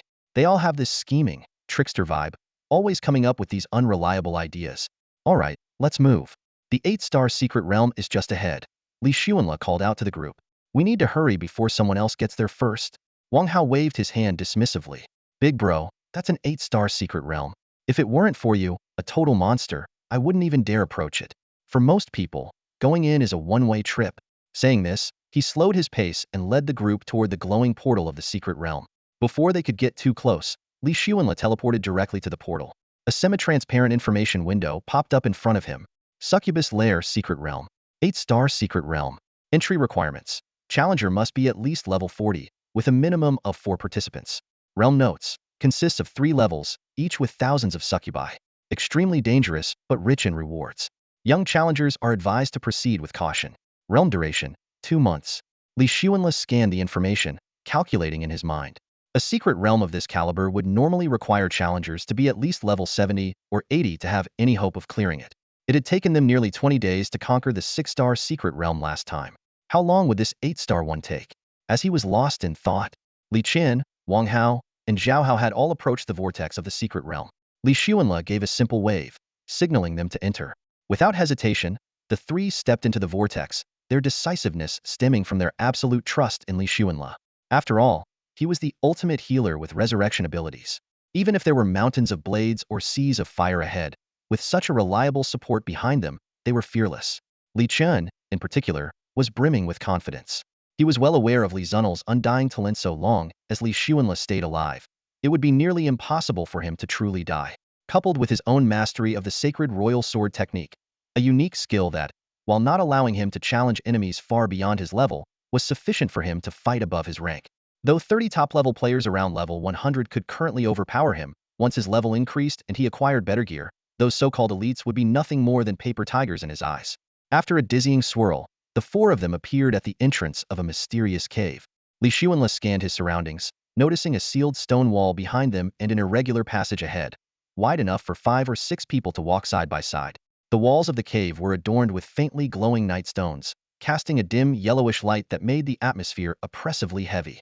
Though Li Xuanle was confident in his abilities, the eerie environment unsettled him slightly.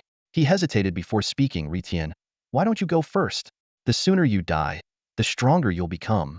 Zhao Hao shrank back, his voice trembling. Big bro, I'm scared. Li Xuanle smirked. You get stronger with every death. What's there to be afraid of? You should embrace death with courage. Li Qin glanced at Li Zunel's expression and chuckled inwardly. He's got an immortal body and still pretends to be scared. But he kept his thoughts to himself. Zhao Hao turned to Wang Hao. Wang Hao, you're a knight, better at tanking. Why don't you scout ahead? Wang Hao hesitated. But this passage is so narrow. I'm worried my frost dragon would get stuck if I summon it. While the group debated who should take the lead, the outside world was in an uproar. News of Li Xuanle single-handedly defeating 24 level 99 Lin family experts and 6 level 100 elites had sent shockwaves across the entire Xia kingdom. Major media outlets scrambled to cover the story, while factions competing with the Lin family celebrated gleefully. Shortly after, an even more astonishing revelation emerged. Li Xuanle had returned from the divine punishment grounds with 6 fragments of the fortune crystal. This achievement was far more sensational than defeating the Lin family's experts. To put it into perspective, even top-tier adventuring teams composed entirely of level 100 members often left the divine punishment grounds empty-handed after slaying hundreds of fierce beasts. A 20-member elite team had once lost 90 of its members, yet failed to obtain a single fragment. The news sent various factions into a frenzy, particularly cities on the brink of losing their fortune. Some mayors even made bold declarations. If he can help our city obtain fortune crystal fragments, we'll give him anything he wants. Li Xuanle was completely unaware of what was happening in the outside world. At this moment, he and his teammates stood hesitantly in front of a sinister cave, debating who should go in first to scout the way. The cave exuded an eerie atmosphere. Scattered across the ground were bleached bones, and from time to time, unsettling echoes reverberated through the air. A strange mist lingered, an indescribable blend of rain and wind. Without saying much, Li Qian stepped onto his flying sword and hovered a few centimeters above the ground, gliding forward. Seeing this, Li Xuanle immediately used teleportation to land steadily on Li Qian's sword. Zhao Hao followed closely behind, also riding his sword into the air. Zhao Hao, take me with you. Wang Hao called out urgently. Sorry, basic sword riding techniques can only carry one person, Zhao Hao replied with a helpless shake of his head. Wang Hao sighed inwardly at the impressive capabilities of the flying sword. Without hesitation, he summoned his frost dragon. However, the dragon's massive size completely blocked the cave entrance, leaving it no choice but to let out a few disgruntled growls before being recalled. Come on up, I'll use teleportation, Li Xuanle offered, beckoning to Wang Hao. Overjoyed, Wang Hao quickly leaped onto Li Qian's sword, but his nerves got the better of him, and he clung tightly to Li Qian's shoulder. Take it easy. Li Qian grimaced in pain. Sorry, first time riding a sword takes some getting used to. Wang Hao apologized, loosening his grip slightly. Compared to the familiar bulk of his dragon, the flying sword felt like a high-tech skateboard. Narrow but remarkably stable, gliding forward silently. As they moved, Li Xuanle continued to teleport and cautioned. This place is divided into 3 levels, each with thousands of succubi. You guys handle the first wave for practice. I'll step in afterward. The others nodded silently, understanding they needed more combat experience to improve their teamwork. A few minutes later, they arrived at a vast cavern, roughly the size of a football field. Although dimly lit, it was much brighter than the passage they had just traversed. It seemed as if some kind of gathering was taking place inside. At the center of the scene were 7 stunning women who looked strikingly similar to one another. Surrounding them were a variety of monsters, hulking giant demons, ragged clown-like creatures, and lifeless skeletons, numbering around 200 in total. The 7 women looked as if they had been cast from the same mold, even wearing identical styles of clothing, differing only in color. Li Xuanle carefully observed each figure, studying them intently. 7 women dressed in vibrant, colorful attire stood in a line, their outfits forming a perfect spectrum of the rainbow: red, orange, yellow, green, blue, indigo, and violet. Li Xuanle looked at the scene, and a bizarre thought crossed his mind. This lineup seemed oddly reminiscent of the 7 fairies wearing matching outfits, but he quickly dismissed the notion. This was the succubus cavern, and what appeared here would undoubtedly be demons, not fairies. He immediately checked the information of one of them. Succubus Violet. Level: 6-star succubus, level 60. HP: 106 million. Intelligence: 380. Stamina: 120. Charm: 460. Strength: 100. Attack: 400. Defense: 260. Skill 1. Bewitch all living beings. Effect: her eyes can turn violet, and anyone who makes eye contact with her will be mesmerized for 5 seconds. Skill 2. Elegant slap assault. Effect: her hands can extend and morph with flexibility, often used to deliver a barrage of stylish slaps as her preferred method of attack. Seeing the staggering 6 million HP, Li Xuanle knew this would be a grueling battle for Zhao Hao and the others. It would take them at least half a day to handle this, but for Li Xuanle, it was merely a matter of minutes. However, to help Zhao Hao grow stronger through the crucible of death, he decided to stay put and let Zhao Hao experience the art of courting death firsthand. He found a stone pedestal to sit on, leaned back against the cave wall, and adopted a spectator's posture. With a yawn, he said, "All right, brothers, time to show off your true skills." The battle began. Wang Hao, with his level 80+, 8-star frost dragon, appeared the most at ease. Li Qian, drawing from his experience in the divine punishment grounds, handled the situation relatively calmly. Meanwhile, the lowest level and least experienced Zhao Hao was barely managing to land hits with his swordsmanship and was otherwise being thoroughly outmatched. After about 10 minutes of fighting, the battlefield was cleared except for the 7 succubi. Zhao Hao was left to face one alone. Li Qian took on 2, and Wang Hao was holding his ground against 4 at once. Meanwhile, Li Xuanle pulled out his phone and started playing an offline match 3 game, pondering whether he should let Zhao Hao die a few more times for the experience or help him level up first. As he mulled over his options, a sudden slap, slap, slap sound echoed through the cavern. Looking up, he saw that Zhao Hao had fallen victim to the succubus charm. He stood frozen in place, allowing the succubus to slap him mercilessly. Her hands moved so quickly they were a blur, and in no time, Zhao Hao's face was swollen and bruised. Li Xuanle cringed at the sight. Turning his head away, it was simply too brutal to watch. Checking his own skill list, He realized he didn't have any crowd control clearing abilities and couldn't help but mock himself for being such an inadequate healer. When he looked back at the battlefield, Zhao Hao was already lying on the ground, beaten to unconsciousness.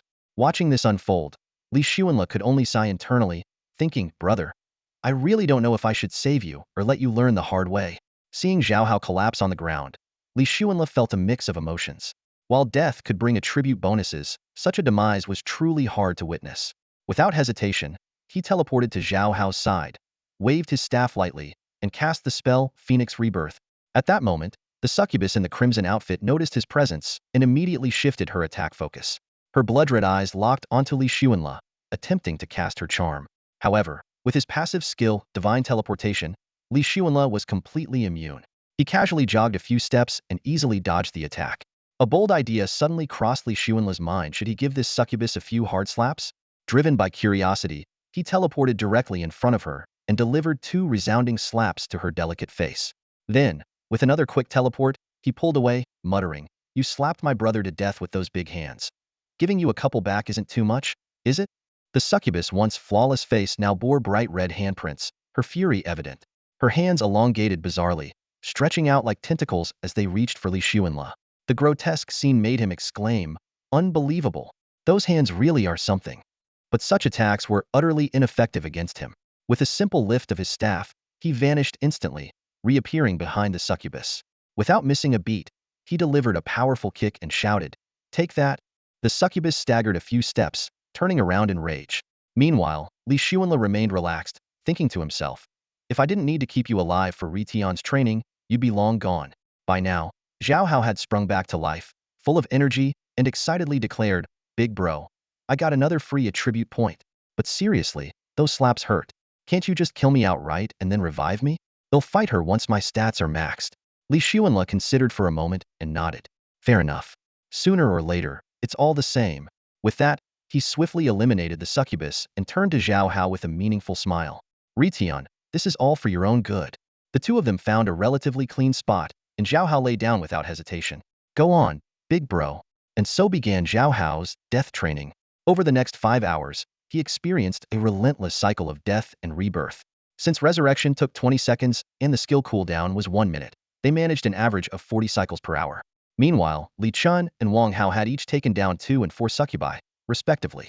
After 5 hours of relentless effort, Zhao Hao had been resurrected approximately 200 times. Instead of feeling discouraged by these deaths, he gained 200 free attribute points from them. Without hesitation, he allocated all the points to his strength. Although his level remained at 49, his attributes had far surpassed those of Li Qin and Wang Hao, even exceeding the power of level 80 job changers.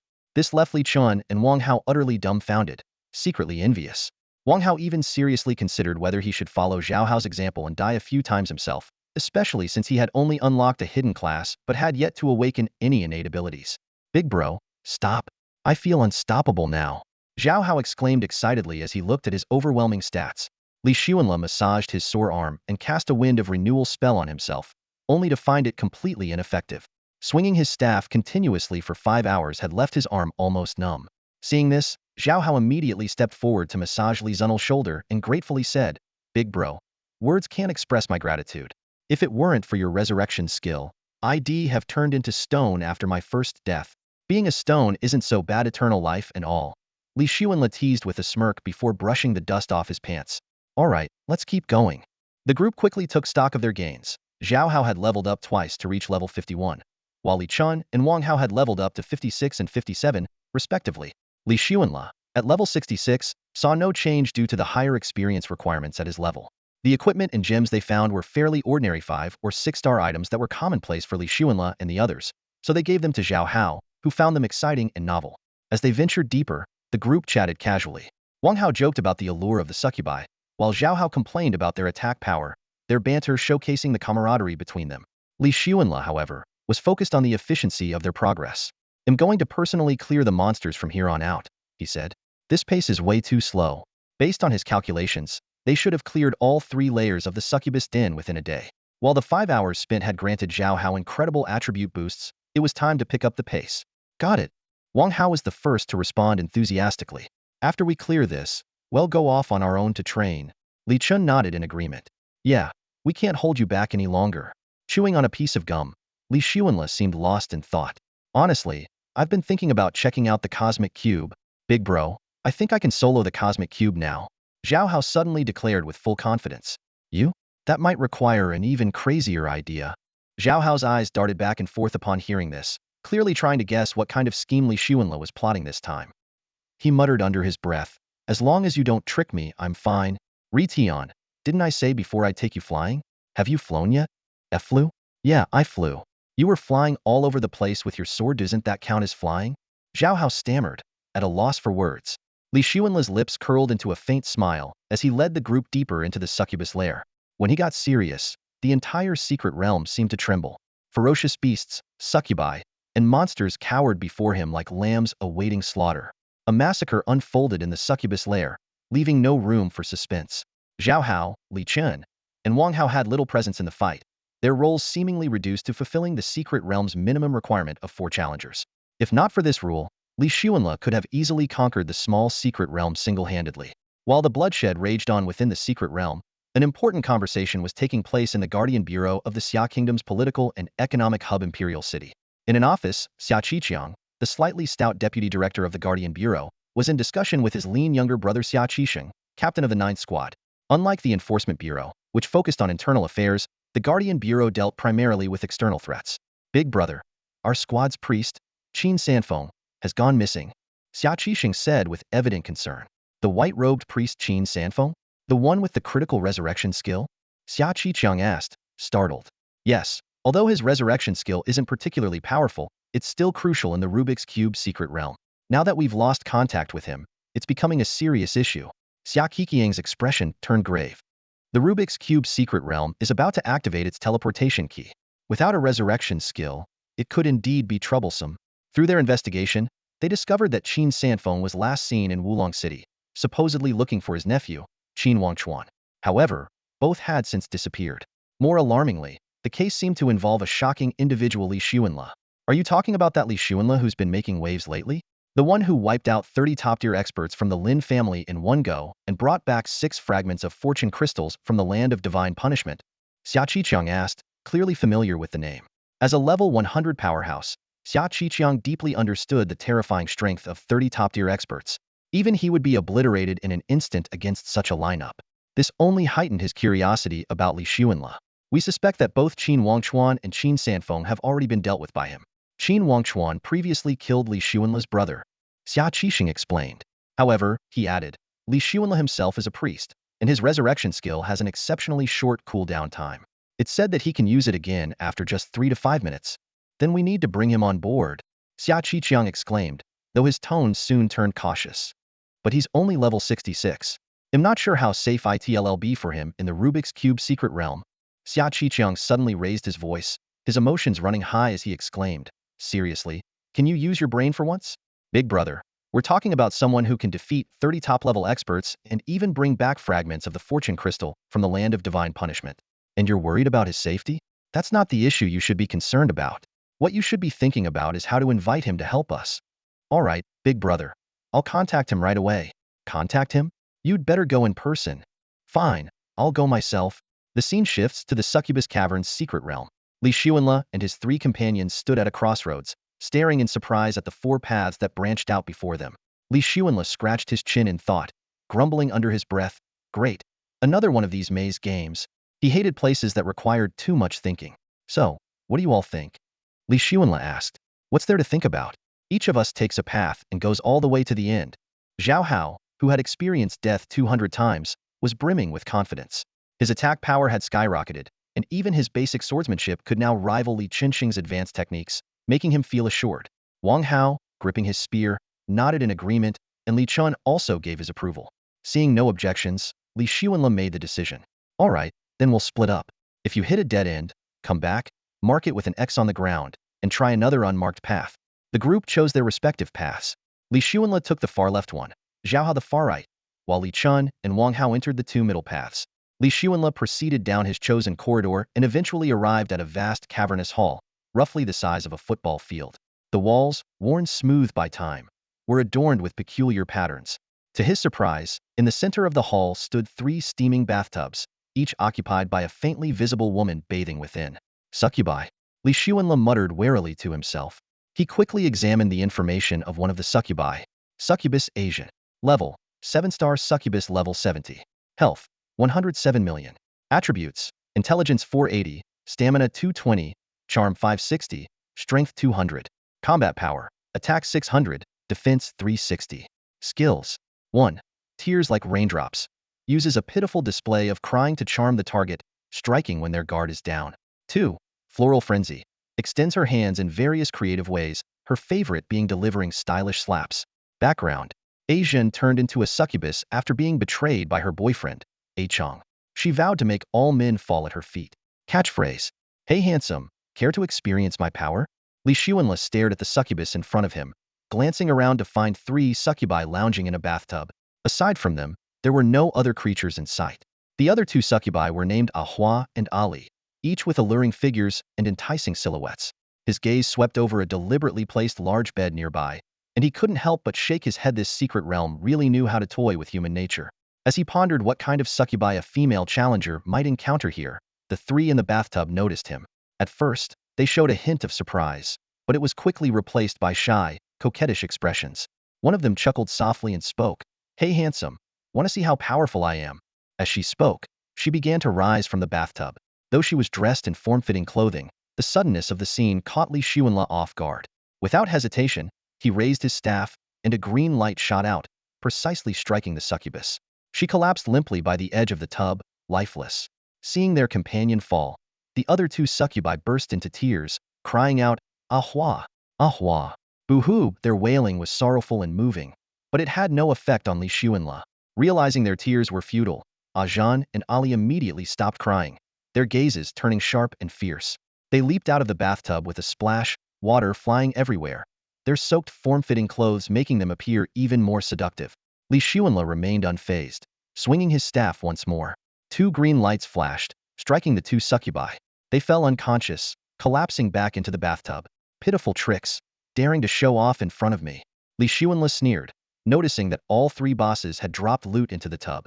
Just as he was about to move forward to collect his spoils, a familiar voice called out from behind him, "Big bro, I'm here."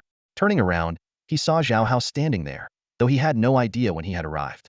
Before Li Xuanla could question him, Zhao Hao wordlessly lunged forward with his sword. Li Xuanla immediately teleported to dodge. "Zhao Ritian, have you lost your mind?" he demanded. But Zhao Hao only responded with an eerie smile before continuing his attack. Li Xuanla frowned, sensing something was off. Without delay, he swung his staff again, and a green light struck Zhao Hao, causing him to collapse. To Li Xuanla's surprise, the fallen Zhao Hao not only dropped loot, but also didn't transform into a life-death stone. It was then that he realized this was a shape-shifting succubus. Although he had grown suspicious, he hadn't been able to see through the disguise immediately. The possibility struck Li Xuanla, and he immediately became alert. Li Chun, Wang Hao, and Zhao Hao might face the same situation. He quickly picked up the equipment dropped by the enemy and approached the bathtubs. Using his staff, he carefully fished out the equipment from the tubs, avoiding looking at the seductive figures of the succubi as much as possible. "Don't look! Don't look!" he silently chanted to himself, reminding himself to stay pure. Looking around, he realized this passage was a dead end. He had no choice but to return to the fork and mark the ground of the passage he had just traversed with an X. Then, he entered the second passage, the one where Li Chan was. Following the sound of fierce combat, he soon reached the edge of a spacious cavern hall. The battle before him was intense. Li Chan moved nimbly, dodging and weaving between 2 succubi armed with long swords. Both succubi were level 70, 7-star enemies with a staggering 7 million HP each. Even with Li Chen's skills, it was impossible to take them down in a short amount of time. During the fight, Li Chen defended himself with his sword while launching continuous attacks. His flying sword left deep gashes on the succubi, tearing their garments apart. The crisp clash of blades echoed throughout the hall. Suddenly, one of the succubi let out a sharp, piercing cry. Li Chen's movements faltered for a moment, seemingly affected. The 2 succubi seized the opportunity, thrusting their long swords straight toward his abdomen. Li Xuanla reacted swiftly, immediately casting a 30-minute holy protection spell on Li Chen. However, he did not attack the succubi directly, choosing instead to continue observing the battle. The succubi's swords were already upon him. Li Chen barely dodged one strike, but was hit by the other, causing the holy protection shield to shatter. The blade left a shallow wound on his abdomen. Li Chen retaliated immediately, coordinating his longsword and flying sword to strike at the chests of the 2 succubi. With two crisp, cracked sounds, his attacks landed, but their HP only dropped by 0.4, leaving them at 97.6. After watching for a while, Li Xuanle felt bored and nonchalantly said, "Little succubi, let me put you out of your misery." Li Xuanle gently raised his staff, and four sharp green lights, like daggers, condensed at its tip. The dazzling green glow was unsettling, and with a swift flick of his wrist, the lights sliced through the air, striking precisely at the two succubi hit twice. Instead of finishing them off instantly, he opted for a more creative and torturous spell. The two succubi's health began to drain at a steady rate of 2 per second. However, when their health dropped to 10, the situation spiraled out of control. The succubi entered a berserk state, with their sword swings and movement speeds increasing dramatically. This sudden shift caught Li Chen off guard, forcing him to dodge clumsily. Fortunately, the critical moment lasted only 5 seconds. The succubi let out soft gasps before elegantly collapsing to the ground, each dropping a shiny piece of equipment. Li Chen exhaled deeply, relieved by the close call. "What brought you here?" he asked. "I hit a dead end on my side, so I came back," Li Xuanle explained. "Honestly, I didn't expect their berserk state in the last 5 seconds. Otherwise, I would have dealt with them right away." "No big deal," Li Chen replied, waving dismissively. "It's better than me slowly grinding them down." He approached the succubi's corpses, picking up a 7-star longsword and 7-star greaves.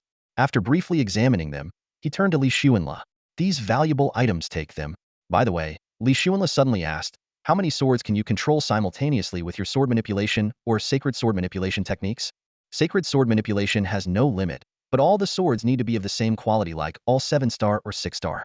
Mixing different qualities drastically reduces the power." "No limit? So what's your usual quality now?" 7-star. "I currently have 5. Then you should just add this sword to your collection." "I don't use sword techniques anyway." Li Chen raised an eyebrow. "This sword is worth 3 to 4 million. Pocket change. I'm not short on money." "Fair enough. Honestly, I think you're strong enough to bulldoze through the cosmic cube." "I think so too.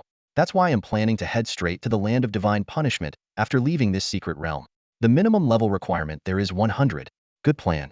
I'd like to check out the cosmic cube myself sometime," Li Chen said, pausing briefly. "While you're away, we'll keep an eye on Zhao Hao." "Thanks, but with his talent, he'd do just fine even left to his own devices," Li Xuanle replied with a smile. "You helping out at the central square in Wulong City is thanks enough."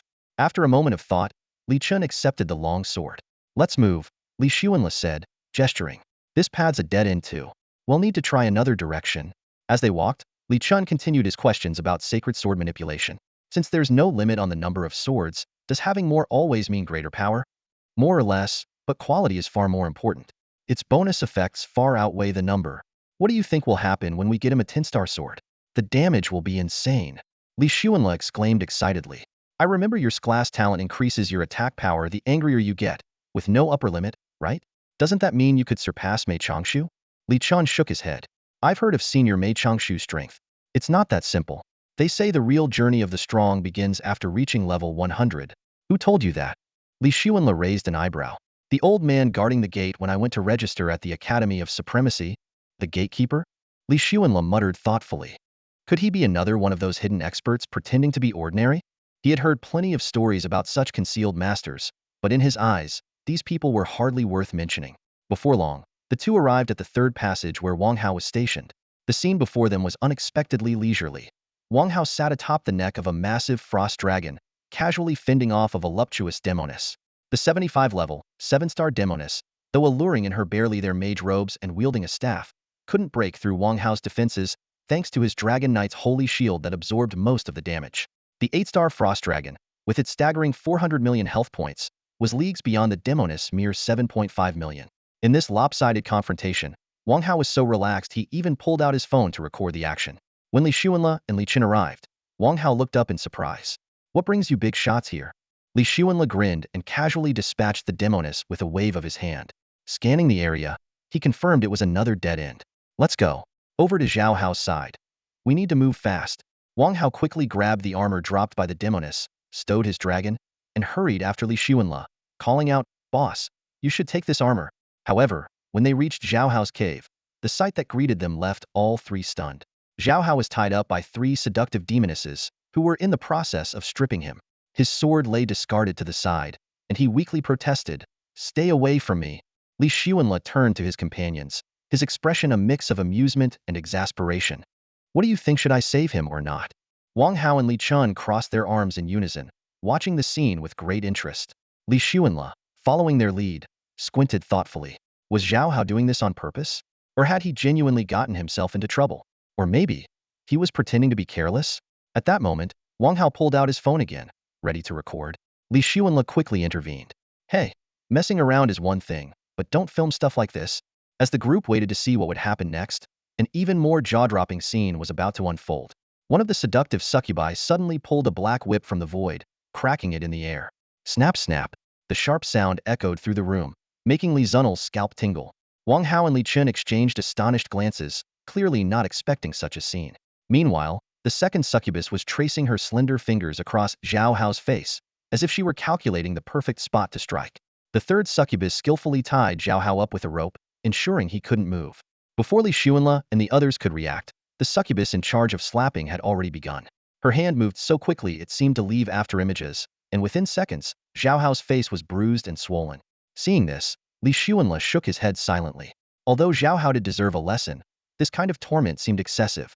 Without hesitation, he raised his staff, and 3 dazzling green beams of toxic light struck the succubi with precision. The succubi collapsed to the ground instantly, as if all their strength had been drained. Big brother, save me! Zhao Hao cried out when he saw his rescuers at the entrance. Then, with a mix of indignation and frustration, he complained. These creatures are so despicable, resorting to something like this. Li Xuanla approached slowly, a sly smile playing on his lips. What did you expect? Something else? I didn't expect anything. Zhao Hao stammered, trying to defend himself.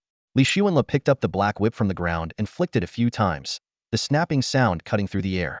After a moment of amusement, he turned to Zhao Hao and said, "Cover yourself up properly. What kind of image are you portraying? Get dressed and keep moving." Zhao Hao nodded hurriedly. As soon as the ropes were untied, he quickly put his clothes back on. By this time, Li Chun and Wang Hao had also walked over, teasingly saying, "That was something else. I thought we were about to hit the fast lane. It wasn't my fault. I was under the control of their charm skill," Zhao Hao explained, looking innocent. Wang Hao waved his hand dismissively and laughed. A bold life doesn't need explanations. Just own it. After the fight, 2 pieces of equipment lay on the ground, a cloak and a 7-star spear. Wang Hao took a liking to the spear and offered to trade his 7-star armor with Zhao Hao in exchange. Since the armor was more beneficial to him, Zhao Hao gladly agreed to the trade. The battle against the high-level succubi was fruitful. Not only did they acquire high-quality 6-star and 7-star equipment, but everyone's level also increased. Li Xuanla advanced to level 67, Li Chun to level 57, Wang Hao to level 58, and Zhao Hao to level 53. The group exchanged replaceable equipment among themselves, while the non-replaceable items were set aside for sale. After finishing their inventory, they resumed their search for the next succubus stronghold. What was initially expected to be a 1 or 2 day expedition into the succubus lair turned out to be far more challenging than Li Xuanla had anticipated. The labyrinthine structure presented frequent, confounding mazes, and the complex terrain left the team mentally exhausted. They had to adopt various strategies to navigate marking walls, sticking to the far left or right paths, and leaving clues along the way. After 3 grueling days, they finally reached the 3rd level. Meanwhile, the situation outside was becoming increasingly volatile. The southeastern border of Xia Kingdom faced harassment from remnants of enemy forces from neighboring islands. Chi crystals and crystal lamps were being stolen in a series of incidents. The southwestern border was no better, with occasional incursions from hostile Western powers. The 30-member team under Lin Xiaotian, which had been urgently redeployed from the border, had been wiped out, leaving a critical gap in defense. With high-level warriors at level 100 or 99, not something that could be trained quickly, the authorities had no choice but to rely on a larger number of adventurers to temporarily fill the void. Li Zunel's astonishing feat of single-handedly annihilating Lin Xiaoshan's 30 elite fighters caught the attention of the Xia Kingdom's Guardian Bureau. They deemed him an ideal candidate to bolster the border's defense and dispatched agents to locate and contact him. At the same time, Xia Mo, a liaison from the Supernatural Academy, also headed to Wulong City upon hearing the news, intending to offer Li Xuanla guidance and support. Officials from other cities also began searching for Li Xuanla, hoping to obtain fragments of the Chi crystal. Mayor Zhuge Taiming's office in Wulong City became a hotspot, with a constant stream of visitors seeking information. Initially, Zhuge Tianming patiently explained that he genuinely didn't know Li Zunel's whereabouts. However, his claims fell on deaf ears, and he was instead accused of shielding him. Frustrated by the relentless inquiries, Zhuge Tianming gave up entirely, reclining in his office chair with his eyes closed. Visitors were met with nothing more than a cup of hot water, Li Zunel's phone number, and a curt remark. Contact him yourself. Meanwhile, in the final stage of the succubus lair, Li Xuanle and his three companions encountered the ultimate bossa level 90, 9-star nine-tailed fox. She transformed into a breathtakingly beautiful human form, her figure graceful and alluring, her oval face as flawless as jade. As if she had long anticipated their arrival, she greeted them with a radiant smile. "You've finally come. I've been waiting for you all for quite some time." As soon as the words were spoken, the voice of the nine-tailed fox filled the entire cavernous hall. Her tone carried an alluring charm that rippled through the silence, captivating anyone who heard it. Li Xuanle narrowed his eyes slightly. While he could sense her capabilities, he didn't see her as a true threat to himself. After quickly assessing her stats, he discovered the nine-tailed fox had an astonishing health pool of 900 million. Just as he prepared to raise his staff for a lethal strike, the sharp sound of something cutting through the air reached his ears. Out of the corner of his eye, he noticed Li Chen and Zhao Hao engaged in a fierce sword fight, while Wang Hao, riding a dragon, charged straight toward him. In an instant, Li Xuanle understood these three had all fallen under the fox's enchantment. The frost dragon under Wang Hao's control unleashed an icy breath aimed directly at Li Xuanle, ready to engulf him. But with a casual teleportation spell, he reappeared on the dragon's back and delivered a resounding slap across Wang Hao's face. However, the strike failed to snap Wang Hao out of his bewitched state. Without hesitation, Li Xuanle shifted his focus. He teleported behind the nine-tailed fox and delivered a powerful kick, sending her stumbling 2 meters forward. Her 9 elegant tails swayed into view. Wasting no time, Li Xuanle cast a deadly orb of light, targeting the fox directly. To his surprise, the fallen nine-tailed fox revived almost immediately, though one of her tails was now missing. Checking her stats again, her health remained at an undiminished 900 million. A thought crossed Li Xuanle's mind. Could it be? These 9 tails represent 9 lives? The battle intensified. The nine-tailed fox attacked with shadowy blurs, while Wang Hao and his dragon relentlessly pursued Li Xuanle. Yet none of this fazed him. With his immunity to control effects granted by divine teleportation, he continuously evaded their attacks while analyzing the situation. Without this ability, he might have succumbed to the same enchantment as the others. The nine-tailed fox's power was proving even more troublesome than the blazing Qilin he had faced before. Having confirmed the fox's unique traits, Li Xuanle methodically launched his counterattack. He dodged her assaults with precision and unleashed toxic spells with deadly accuracy. Again and again, the nine-tailed fox fell, each time losing another tail. Finally, when the last tail was gone, her remaining life was extinguished, and the grueling battle came to an end. In the midst of their battle, Li Chen and Zhao Hao suddenly snapped out of their daze as the charm effect dissipated. The two exchanged confused glances, only then realizing that their swords were pointed directly at each other. What the hell was that about? Zhao Hao was the first to break the silence. Li Chen shook his head. Must have been some kind of charm effect. Meanwhile, Wang Hao, also regaining his clarity, looked around the area. His gaze fell on the remnants of the ice dragon's breath etched into the ground, his expression filled with puzzlement. "You were under a charm spell, fighting each other," Li Xuanle explained briefly, striding toward the lifeless body of the nine-tailed fox. He bent down and picked up 2 items that had Felina's skill book and a 9-star magic cloak. The magic cloak came with its own charm ability, capable of leaving its target disoriented and causing chaos among those nearby. The effect lasted 30 minutes, with a cooldown of 20 seconds. Noting the level requirement of 90, Li Xuanle casually stored it in his inventory. Li Chen watched Li Zunel's retreating figure, an unsettling question surfacing in his mind. Why was Li Xuanle the only one unaffected by the charm? If he had succumbed to it as well, the rest of them would likely have perished on the spot. Even more chilling was the thought if someone could permanently charm Li Xuanle, it would be akin to gaining an invincible assassin. At that moment, Li Xuanle was focused on the details of the skill book. Boundless purification. Class requirement. Priest. Level requirement. None. Effect. Simultaneously removes negative effects from up to level X1 targets, dispelling 9-star and lower skills, while enhancing the target's mental focus. Cooldown time. 10 seconds. Casting range. Level X1 meters. Skill rank. 9-star. Li Xuanle immediately learned the skill, silently marveling that he finally had another decent healer ability. He took inventory of his current skill set. Healing, Wind of Revival, Divine Sanctuary, Boundless Purification, and Phoenix Rebirth were his core healer skills. On the other hand, he had a collection of poison-based skills: Toxic Heal, Words of Venom, Disfigurement Poison, Half-Step Laughter Poison, and Heart-Piercing Poison. Additionally, he possessed a movement skill, Divine Blink. Compared to a mage's teleportation, his Divine Blink was undoubtedly superior. Mage teleportation had limited range, long cooldowns, and could only cover a few meters around the caster. He was grateful for having chosen Divine Blink back then, as he found himself using it even more frequently than Toxic Heal. However, he hadn't forgotten the weakness pointed out by Xiaomo during his previous battle with Lin Xiaoyan. Toxic Heal's green glow couldn't penetrate walls. While it wasn't a major issue, it was still worth keeping in mind. Glancing around the cavern, he noticed a sky-blue vortex of light, unmistakably the exit from the secret realm. "Let's go. Time to head back," he called out, stepping into the vortex and vanishing. Li Qian, Zhao Hao, and Wang Hao followed closely behind. After a moment of dizzying disorientation, they found themselves outside the secret realm. The vortex disappeared without a trace. The group began their journey back to the 9th zone, unaware that a large number of people were already waiting in anticipation for Li Zunel's return. On the way, Li Xuanle meticulously checked the equipment in his bag. His gaze swept over the items, each glowing with a unique light. 46 6-star pieces neatly arranged, 57 7-star pieces emitting a faint glow, and 9 8-star pieces gleaming brilliantly. The most eye-catching of all were the 2 9-star items of fire Qilin armor and a magic cloak.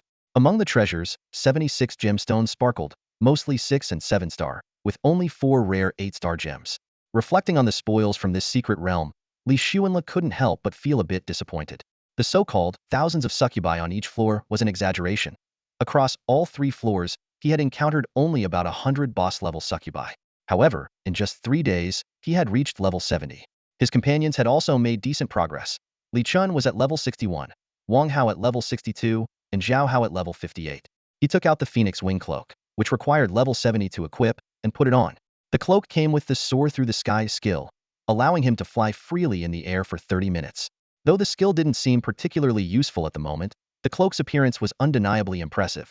Wearing it, he looked like a graceful young nobleman, and he couldn't help but imagine how a live stream might go. His female fans would probably flood the chat, calling him husband. Standing on Li Qin's flying sword, Li Xuanle contemplated his next steps. Leveling up remained his top priority. He was especially eager to explore the Cosmic Cube and investigate the truth behind this mysterious game's arrival on Blue Star. However, entering the Cosmic Cube required reaching level 100. Moreover, as Li Qian had mentioned, the gatekeeper of the Super Divine Academy once said that level 100 was merely the starting point for true powerhouses. This filled Li Xuanle with curiosity about the world beyond level 100, as all the knowledge from textbooks was confined to levels below that. "Li Qian," he said, "take me to the Super Divine Academy for registration. After that, I plan to head to the land of divine punishment and grind all the way to level 100. Li Chun nodded in agreement. "I was planning to visit my sister anyway, and then I'll focus on training in the wild." After bidding farewell to Wang Hao and Zhao Hao, the two headed straight for the Super Divine Academy, bypassing Wulong City. Li Xuanle was confident that the Lin family would not act recklessly after their previous defeat. After all, he had taken down 30 of their top fighters and issued a ruthless warning of annihilation. Most importantly, with Zhao Hao's ability to defy death, he had no lingering concerns. However, considering Zhao Hao still had parents to care for, Li Xuanle decided not to take him to the land of divine punishment, unwilling to interfere too deeply in his life. What he didn't know was that his decision to head straight to the Imperial City instead of returning to Wulong City left all those searching for him in Wulong City empty-handed. Groups of people arrived with high hopes only to leave disappointed. Even phone calls from Xia Qisheng, captain of the 9th Squad of the Xia Kingdom Guardian Bureau, and Xia Mo from the Supernatural Academy were dismissed by Li Xuanle as mere nuisances. To him, these trivial matters weren't worth his attention. After half a day of flying on his sword, Li Xuanle finally arrived at the Supernatural Academy in the Imperial City. Standing before the ancient and imposing gates, the 4 bold characters Supernatural Academy came into view, as if whispering secrets untold about this institution.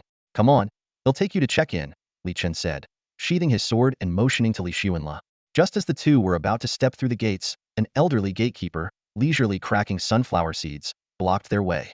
He spat out a seed shell with deliberate slowness and asked, "Wait a moment. Who are you? Where are you from? Where are you headed?" These seemingly casual questions made Li Xuanle narrow his eyes slightly. The unassuming old man before them carried an air of effortless composure, a confidence that came from undeniable strength.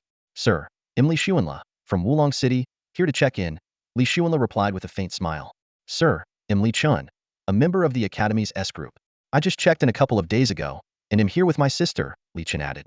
The old man's eyes flickered, as if recalling something. "Li Chen, the one who can perform the sacred sword technique. Got it." He then turned to Li Xuanle with interest. "Li Xuanle from Wulong City? The one who eliminated 30 top experts of the Lin family and brought back 6 fragments of fortune crystals from the land of divine punishment?"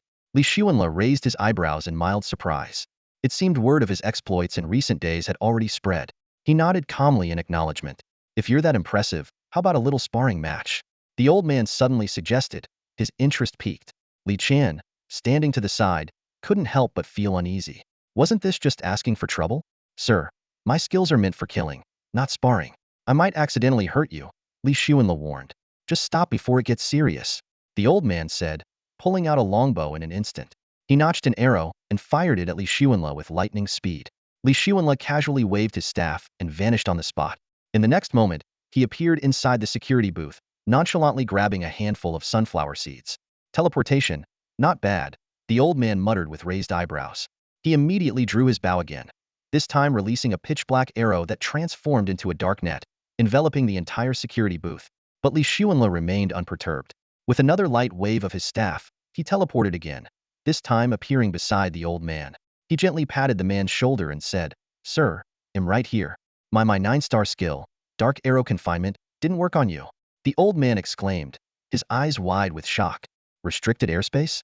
Doesn't feel any different, Li Xuanla remarked nonchalantly while casually cracking sunflower seeds, his expression showing no sign of concern. The gatekeeper's eyes flickered with a hint of astonishment. Being able to teleport was impressive enough, but now this young man seemed completely unaffected by the restricted airspace skill. No wonder he managed to annihilate 30 top-level experts in one fell swoop. The gatekeeper knew that even advanced mages' teleportation skills could be hindered by such restrictions. Yet this youth appeared entirely unimpeded. Is your teleportation skill beyond 9 stars? The gatekeeper couldn't help but ask. Li Xuanla paused briefly at the question, thinking to himself that his skill was divine level, naturally exceeding 9 stars. He gave a slight nod without offering further explanation. The gatekeeper narrowed his eyes, silently calculating. A skill surpassing 9 stars was rare. Where did this kid acquire it? He was aware that Li Xuanla had other remarkable abilities too. Rumor had it that his poison skill was equally formidable. All right, you can go in, the gatekeeper said thoughtfully. Li Xuanla handed the remaining sunflower seeds to the gatekeeper and followed Li Chun into the Super Divine Academy. His casual stride made it seem as though he was utterly indifferent to the prestige of the institution. At the new student registration desk, a bald middle-aged man engrossed in his phone caught Li Xuanla's attention. His work badge read, Gao Feng Admissions Office Director. Noticing someone approach, Gao Feng quickly put away his phone and greeted them with a warm smile. Here to complete your enrollment? Yes. Name? Li Xuanla. Li Xuanla? The one from Wulong City? Gao Feng asked, clearly surprised. So, you've heard of me? Li Xuanla raised an eyebrow. Gao Feng chuckled. I just saw you on the news. You're quite the remarkable figure. Li Xuanla shifted the topic. So, tell me, what are the benefits of joining the Super Divine Academy? Gao Feng thought for a moment before replying. We have specialized combat training dungeons, some of which replicate unique areas from the Cosmic Cube. They feature all sorts of bizarre species. This piqued Li Xuanla's interest, but he was more concerned about something else. What does it take to access the Cosmic Cube? First, you'll need a teleportation array key. Second, you must reach level 100. It's a strict requirement of the teleportation array. Without the necessary level, even possessing the key won't help, Gao Feng explained. And how can one obtain a teleportation array key? Li Xuanla pressed further. Gao Feng shrugged. I can't disclose that. You'll need to meet specific conditions to qualify for that information. What are the requirements? Li Xuanla frowned and asked. Reaching level 100 and a morality score of over 100,000 points, Gao Feng replied, leaving Li Xuanla stunned. Level 100? 100,000 morality points. He lowered his head to check his current stats, only 1,998 morality points. He recalled killing those 30 people earlier, losing 20 points per person, a total loss of 600 points. Compared to 100,000, it seemed utterly unattainable. Seeing his shocked expression, Gao Feng quickly explained, actually, once you reach level 100, getting close to 100,000 morality points won't be that far off. Li Xuanla was skeptical. He was currently at level 70, still 30 levels away from 100. Based on his experience, killing 1 to 3-star monsters only added 1 morality point each, 4 to 6-star monsters added 2 points, and 7 to 9-star monsters added 3 points. By this calculation, how many monsters would he have to kill to accumulate 100,000 points? If morality points are that important, then what about charm points? Do they have any special uses? He asked. Charm points are more mysterious. In the Cosmic Cube, they're referred to as beauty, Gao Feng explained. It's said that the higher your charm points, the easier it is to discover special hidden realms. Some of these realms even have morality point requirements, which can be high or low. But these are just rumors, and their authenticity is hard to verify. Li Xuanla pondered. So it sounds like you don't necessarily have to join the Ultra Divine Academy to enter the Cosmic Cube? Do you have something against the Ultra Divine Academy? Gao Feng asked. No, I'm just tired of school in general. The Ultra Divine Academy isn't like regular schools, Gao Feng quickly clarified. There are no traditional classes here, only combat training. Students come and go as they please. Besides, he paused. The information about the Cosmic Cube and the teleportation key is controlled by the Academy's headmaster. Outsiders have no access to it. After learning more about the situation, Li Xuanle decided to enroll. During the admission process, he was assigned to the SSS group, which consisted of only himself. Before leaving, Gao Feng reminded him to meet his instructor, but Li Xuanle didn't care much, thinking he'd decide whether to return based on his mood. After Li Chun went to find his sister, Li Xuanle left directly. At the Academy's main gate, Li Xuanle ran into the old gatekeeper he had encountered earlier. Sir, is there any special significance to reaching level 100? He asked. The old man, who was munching on sunflower seeds, turned his head. Oh, it's you again? What did you just say? After reaching level 100, the old man was clearly playing dumb. Finally, he said, oh, there's the advanced job transitions, first transition, second transition, third transition. Li Xuanle frowned slightly, looking confused. First transfer? Second transfer? Third transfer? He shook his head, completely clueless about what these terms meant. Left with no choice, he turned to the gatekeeper again to ask about the specific benefits of advanced job transfers. The gatekeeper leisurely sat on his chair, continuously popping sunflower seeds into his mouth. His eyes narrowed into slits as he gave a mysterious smile. Heh, why should I tell you? You're still the same old grandpa, huh? Li Xuanle rolled his eyes and said helplessly, Grandpa, seeing how much you enjoy these sunflower seeds, I'll buy you a big bag later. Only then did the gatekeeper nod, finally lowering his guard. Now that's more like it. He paused for a moment, then said seriously, I only know that the first transfer enhances your attributes, doubling them. As for the second and third transfers, I'm not sure about their effects. Doubling? Such a huge boost. Li Xuanle mulled it over for a moment before asking, and after reaching level 100, how exactly does one transfer jobs? You'll need a special item, a job transfer book, the gatekeeper replied. It can drop from level 100 bosses, but the chances are extremely low. Alternatively, it can also be obtained from the Cosmic Cube. After hearing this information, Li Xuanle understood the situation. While advanced job transfers were indeed tempting, he hadn't even encountered a level 100 boss yet, let alone acquired a job transfer book. Besides, with his toxic healing ability and percentage-based damage, he could already eliminate opponents in seconds without needing to transfer jobs. With that thought in mind, a sly smile appeared on Li Xuanle's face. Without a sound, he raised his staff and disappeared on the spot. Li Xuanle, you promised to buy me sunflower seeds. The gatekeeper abruptly stood up, slamming his hand on the table and shouting at the now empty space. Realizing that Li Xuanle had already fled, he angrily spat out his sunflower seed shells in the direction where Li had vanished and cursed. Pa, you little rascal, don't let me catch you, or I'll beat your backside black and blue. Meanwhile, Li Xuanle was already on his way to the land of divine punishment. In an office at the Guardian Bureau of Xia Country's imperial city, Xia Chong and Xia Qixing were troubled by a pressing matter. Xia Qixing had tried contacting Li Xuanle multiple times without success.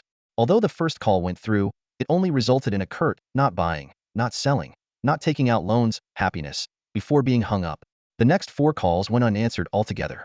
Big brother, Xia Qixing said anxiously, without the revival skill, when we head to the Cube Key secret realm in the land of divine punishment 20 days from now, we'll lose our greatest advantage. Competing for the Cosmic Cube's teleportation key is going to be incredibly difficult. Xia Chong furrowed his brows tightly, unable to respond. Every year on June 18th, the Cube Key secret realm would appear in the land of divine punishment, generating 3 keys whose exact locations were unpredictable. The current predicament was indeed a headache. The range of the Cosmic Cube teleportation array is limited to a radius of 100 miles. Whenever a secret realm appears, it is always accompanied by a beam of golden light shooting into the sky, visible within this range. This signifies the beginning of a brutal contest. Countless adventurers will fight fiercely, shedding blood for the crucial teleportation array key. Xia Qixing spoke with a worried expression. The importance of resurrection skills cannot be overstated. Without the ability to revive, not only will we fail to obtain the key, but we'll also lose many of our top experts. Xia Qiqiang remained silent, his brows furrowed. As a leader, he was more aware than anyone of the dire situation. But the reality was that priest classes were already rare, let alone ones who had mastered resurrection skills. Even if they forced the training of more priests, resurrection skill books were extremely scarce. What made matters worse was that in chaotic battles, priests were often the primary targets. Whether facing adventurers from other nations or sudden monster attacks, the unspoken rule was always the same. Take out the priest first. This had led to the decline of the priest class, with fewer and fewer individuals willing to take on the role. Big brother, say something. Xia Qixing finally lost his patience. Xia Qiqiang's eyes flickered slightly as he shook his head and replied, "For now, we can only keep reaching out to Li Xuanle while also searching for other priests with resurrection skills. Should I try asking his relatives and friends?" "Absolutely. Do it now." A day later, Li Xuanle arrived at the edge of the land of divine punishment. Along the way, he skillfully alternated between using the soaring nine heavens ability of his phoenix feather cloak and his teleportation skill, switching every half hour to maximize efficiency. Standing before the land of divine punishment, he glanced at the time 21, 2030. Gazing at this legendary land, a faint smile appeared on his face. Finally, some peace and quiet to kill monsters and level up. Let's do this. Before his words had fully faded, his figure had already flashed hundreds of meters away. This time, he planned to thoroughly explore the mysterious cosmic cube teleportation array. Last time, he had been too preoccupied with a mission to inspect it closely, but now he had all the time he needed. As for returning to be some kind of instructor, he smirked to himself. Spending time leveling up was far more practical. His goal was crystal clear. Reach level 100 as quickly as possible, obtain the teleportation array key, and explore the alluring cosmic cube world. He eagerly anticipated finding a true rival there. The land of divine punishment was perpetually shrouded in gray mist, with visibility limited to just a few hundred meters. However, Li Xuanle wasn't concerned. The only thing he thought might happen was being startled by something suddenly appearing. Of course, it would only be a fleeting surprise given his strength. Most threats could be dealt with effortlessly. Li Xuanle roamed through the land of divine punishment like a ghost drifting through the night, his footsteps light as he moved between the trees. A fresh green foxtail grass dangled from his mouth, and his expression betrayed a hint of impatience. The unusually sparse number of monsters and fierce beasts in the area likely stemmed from his recent clearing spree, leaving them no time to respawn. Where are the beasts? The monsters? Damn it, are they all hiding from me? He muttered, slowing his pace. He casually used the 7-star staff as a walking stick, ambling unevenly through the forest. After a brief moment of thought, Li Xuanle decided to change his approach using himself as bait. His teleportation ability was too elusive, making it harder for monsters to detect him, and actively searching for them was far too exhausting. Instead of hunting them down, why not let them come to him? With this in mind, he began strolling leisurely through the land of divine punishment, even humming a tune to himself. Through the cold forest, I've wandered alone for far too long. His hands were tucked into his pockets, and he exuded an air of complete nonchalance. Meanwhile, several dozen kilometers away, 3 equally perplexed figures were deep in conversation. They were students from 3 different academies in Fengchu City. Zhu Geqi from Wulong Academy, Gao Jinli from Gigu Academy, and Lin Tianya from Langshan Academy. These 17 or 18-year-olds had been scouring the area for 2 or 3 days, but hadn't encountered a single living monster. Old Gao, old Lin, what's going on here? Zhu Geqi leaned against a giant tree, his golden, glittering longbow resting on the ground beside him. Frustration was written all over his face. Gao Jinli sat cross-legged on the grass, meticulously polishing his longsword. The blade was as white as snow, gleaming with a piercing light. It is strange. There shouldn't be no monsters at all, he remarked. Lin Tianya, meanwhile, picked up a straight wooden stick and began swinging it at the nearby underbrush, neatly slicing the grass in half with each strike. I think this area has been cleared out, he said, admiring his handiwork. There aren't any living creatures, but there are plenty of monster corpses around. Clearly, a skilled individual has been through here. So, which direction should we go? Zhu Geqi asked. We're currently in the northeast, Lin Tianya analyzed calmly. We could head east or west, but we should avoid going south. That leads closer to the center of the land of divine punishment, which is extremely dangerous. The east might have remnants of island forces, Gao Jinli cautioned. Zhu Geqi immediately made a decision. Then let's head west. Once we level up and improve our gear, we'll head east to wipe out those remaining island forces. Gao Jinli shook his head repeatedly, expressing his concerns about Western forces. There might be hostile forces in the West. Humans are far more dangerous than monsters. Zhu Geqi appeared hesitant but suggested, then should we head further south? Lin Tianya pondered for a moment before saying, no matter how dangerous monsters are, they're simpler than humans. Let's head south. The group quickly reached a consensus. Li Xuanle ventured south alone. In half a day, he had only managed to slay 2 6-star monsters, leaving him dissatisfied with his progress. He immediately decided to head further south to the divine punishment land. Along the way, one question lingered in his mind. How long does it take for slain monsters to reappear? Unfortunately, he couldn't come to a conclusion. Unlike last time, when he only explored the outer rings of the divine punishment land, this time he planned to delve into the innermost core area to uncover its secrets. He wanted to see for himself what made this mysterious place so special. On his journey, Li Xuanle deliberately avoided areas he had previously cleared. Once again, he activated the soar through 9 heavens skill of his phoenix wing cloak, propelling himself into the sky. This time, he noticed a flock of airborne creatures he hadn't seen before. As he flew, he cleared out these ferocious flying monsters. The only inconvenience was that the equipment dropped by the monsters often fell into the forest below, forcing him to land repeatedly to retrieve it. Time flew by, and in the blink of an eye, 10 days had passed. The calendar now read June 1st. Li Xuanle's level had skyrocketed to 80, a staggering increase of 10 levels. Such a rapid progression was unheard of. After all, the strongest level 100 experts were typically over 40 years old, and even level 80 masters were usually at least in their 20s. In the history of the Supernatural Academy, no one had ever reached level 80 at the age of 18. His unprecedented growth undoubtedly made history. During this time, he also unexpectedly acquired 5 fragments of luck crystals, 3 1-star and 2 2-star, each with about 60 completeness. At this moment, he had just slain another flying creature, and, once again, the equipment dropped into the forest below. While these items held little personal value to him, he considered their potential utility in the market. Whether used to protect farmland and water sources, guard borders, or fend off adventurers from rival nations, they could serve a greater purpose. This made retrieving the equipment feel like a small but meaningful effort. As he descended slowly into the forest, he scanned his surroundings. Suddenly, his gaze sharpened. 6 masked adventurers had appeared in his line of sight, one of them holding the spear that had just dropped from the monster he killed. "That belongs to me," Li Xuanle said, his tone laced with displeasure. "Finders keepers. It's ours now," one of them replied in a distinct islander accent. In that instant, a glint of cold light flashed in Li Xuanle's eyes. Islanders? That was all he needed to know. Without hesitation, he swung his staff, sending 6 green orbs of light hurtling toward them. However, the moment he attacked, the group vanished into the shadows. As a level 80 expert, Li Xuanle was unfazed. A smirk of disdain curled his lips. "Are you trying to force me into an all-out attack?" In the next instant, Li Xuanle swung his staff, and within a blink, 800 dagger-like green rays shot outward in all directions, forming a dazzling sphere of green light. He teleported near the hidden adventurers and swung his staff again, releasing the same green radiance. Repeating this 10 times, the dense blades of light blanketed the entire area. He stood still, waiting. Soon, one corpse after another emerged from concealment, collapsing within a radius of several dozen meters. By his calculations, there should have been only 6 bodies, but upon closer inspection, he discovered 9. What shocked him even more was that 3 of the bodies belonged to young people from Xia. Their faces seemed somewhat familiar.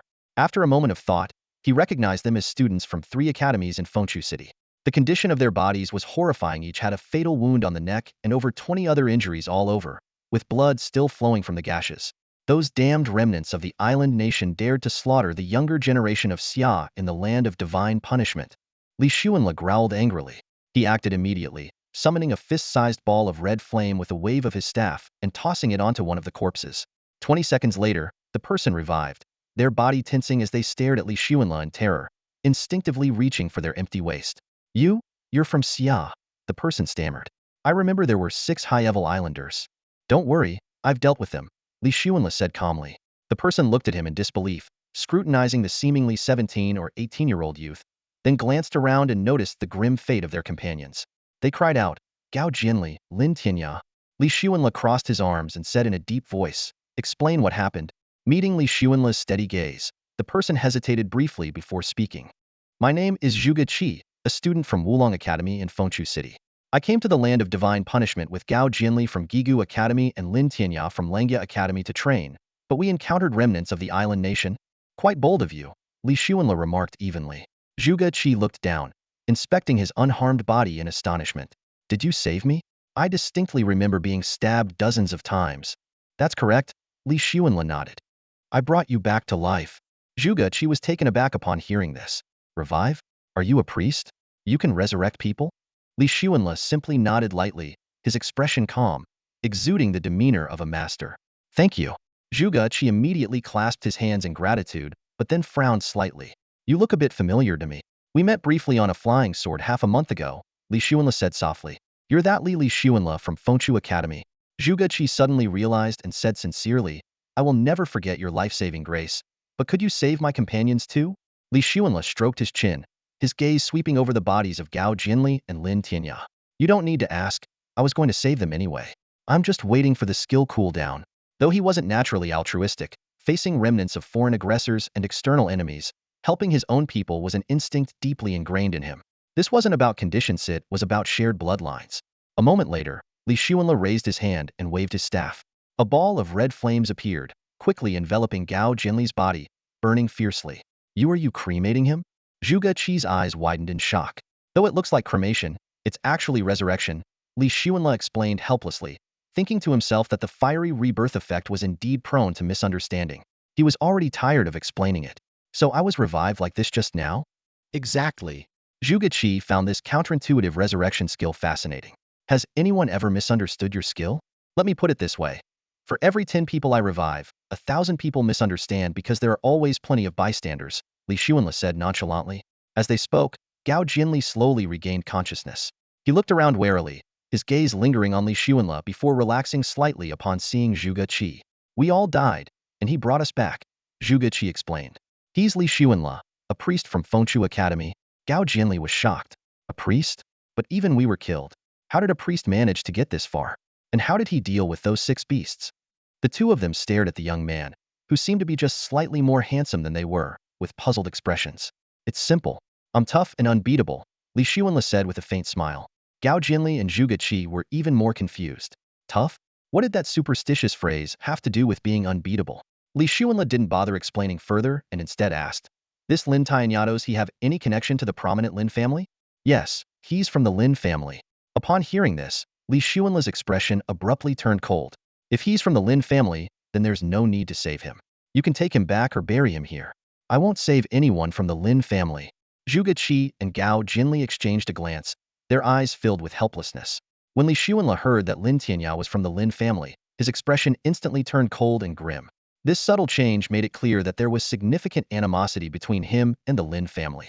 Seeing the icy look on Li Xuanle's face, the two understood immediately this mysterious healer would not lend a hand to save Lin Tianya. His death was certain. Zhuge Qi hesitated, raising his hand slightly before slowly lowering it again. You should leave now. This place is not for you, Li Xuanle said in an indifferent tone. With that, he waved his staff and abruptly vanished from sight. His use of teleportation left Gao Jinli and Zhuge Qi utterly stunned. Although they were aware that some high-level mages possessed teleportation abilities, the range was usually limited. Yet Li Xuanle's skill was so advanced that even his destination was untraceable, a display of power that was truly astonishing. Only then did the two realize why a healer could venture so deep into the forbidden land of divine punishment. With such a formidable ability to move freely, unless faced with exceptionally powerful control skills, he could come and go as he pleased. Shaking their heads, they dared not linger. After hastily burying Lin Tianya's body, they quickly departed. This experience made them acutely aware that the forbidden land of divine punishment was far more perilous than they had imagined. The remnants of the island nation had clearly resolved to fight to the death, targeting cultivators from Xia country. Meanwhile, Li Xuanle continued his journey toward the center of the forbidden land. He was eager to see for himself the legendary cosmic cube teleportation array. After trekking for most of the day, he finally arrived at a massive basin ahead. In the center stood an ancient and grand 6-pointed star array, its core pulsating with sky-blue light that shot straight into the heavens. Surrounding it were 6 mysterious stone pillars, each emitting a faint, flickering blue glow. Standing atop a distant peak, Li Xuanle crossed his arms and observed the breathtaking scene. The basin not only housed the teleportation array but was also densely populated with hundreds, if not thousands, of fierce beasts and monsters. The closer it was to the array, the greater the concentration of creatures. Seeing this, a glimmer of excitement appeared in Li Xuanle's eyes. These clustered monsters were exactly what he had been seeking. If he could annihilate them all, his level would undoubtedly soar. A smile tugged at the corners of his lips as he prepared to make his way toward the teleportation array. Just then, a deep voice suddenly echoed from not far behind him. Young man, leave immediately. You do not belong here. The unexpected voice startled Li Xuanle. He quickly turned to look, but there was no one in sight. Li Xuanle squinted and asked, Assassins? Stealth? A voice came from not far away. That's right. I can tell you're from Xia as well, so you'd better leave now. If I had made a move earlier, you'd already be dead. I might feel pain, but I wouldn't die, Li Xuanle replied with an indifferent smile. As soon as he finished speaking, A dagger gleaming with cold light flew through the air toward him. Li Xuanle casually waved his staff, teleporting dozens of meters away in an instant. At the same time, he unleashed dozens of green beams of light, shooting them toward his original position. When he noticed some of the beams being absorbed, he chuckled lightly and said, "Your lives have less than 100 seconds left." Two figures appeared, a pair of middle-aged men, one clad in black and the other in white, their appearances strikingly similar. Above their heads hovered several ominous, deathly halos. Their expressions were grim as their health points continued to drop, and even after consuming all their antidotes, it was to no avail. "What kind of poison is this, young man?" one of them asked urgently. "It's indeed poison," Li Xuanle replied calmly. "We were merely testing you, so why resort to such deadly measures?" "Testing me? I thought you were trying to kill me. We're both from Xia. Why would we harm each other?" Li Xuanle carefully examined their faces, which indeed bore the features of Xia natives. "Quick, give us the antidote," the two men pleaded anxiously. "We have an important mission to complete." "This poison can't be cured," Li Xuanle said nonchalantly. "But don't worry, it'll resurrect you." "You can resurrect people? Are you a priest?" Seeing Li Xuanle nod, the two exchanged incredulous looks. As well-equipped level 100 experts, they found it hard to believe they had been defeated by a priest's poison. 2 minutes later, as the two men were resurrected, Li Xuanle smiled and said, "How does it feel to be reborn? Care to introduce yourselves?" "I'm Chang Wuhei, and this is Chang Wubai," the man in black said. "We are guardians of Xia, known as the Black and White Impermanents." Li Xuanle, priest, student of Fengshu Academy, recently joined the SSS team of the Super Academy. Noticing their skeptical expressions, Li Xuanle added confidently, "Considering I was able to kill you and then revive you, my identity shouldn't be too hard to believe." Suddenly, Chang Wuhei seemed to recall something and asked urgently, "Your resurrection cooldown is short? And you can teleport?" After receiving an affirmative answer, he said seriously, "Then we need your help to escort the Xia Guardians back to our homeland." "Them?" Li Xuanle raised an eyebrow. "Tell me more." Chang Wuhei watched Li Xuanle's enthusiastic expression, feeling torn inside. He turned around, pulled Chang Wubai aside, and lowered his voice. "Old Bai, do you think we should tell him about this?" "I think we can," Chang Wubai replied quietly. "After all, he's from the Super Academy. He should be trustworthy. But I'm worried." "Worried about what?" Chang Wubai interrupted him. "With his strength, it would be effortless for him to kill us if he wanted to, and just as easy for him to save us. If he intended to cause trouble, there's nothing we could do to stop him." Hearing this, Chang Wuhei's eyes flickered, and he nodded slightly. He turned toward Li Xuanle and cautiously asked, "Do you know about the fortune crystals?" A peculiar smile appeared on Li Xuanle's lips. He reached into his backpack and pulled out a few fragments of fortune crystals, waving them in front of the two men. "Are you talking about these?" Chang Wuhei and Chang Wubai exchanged glances, shock flashing in their eyes. Though these were just fragments, the beasts capable of dropping fortune crystals were at least 8-star level or higher. This young man's strength was truly astonishing. With such a powerful ally, their mission would undoubtedly become much easier.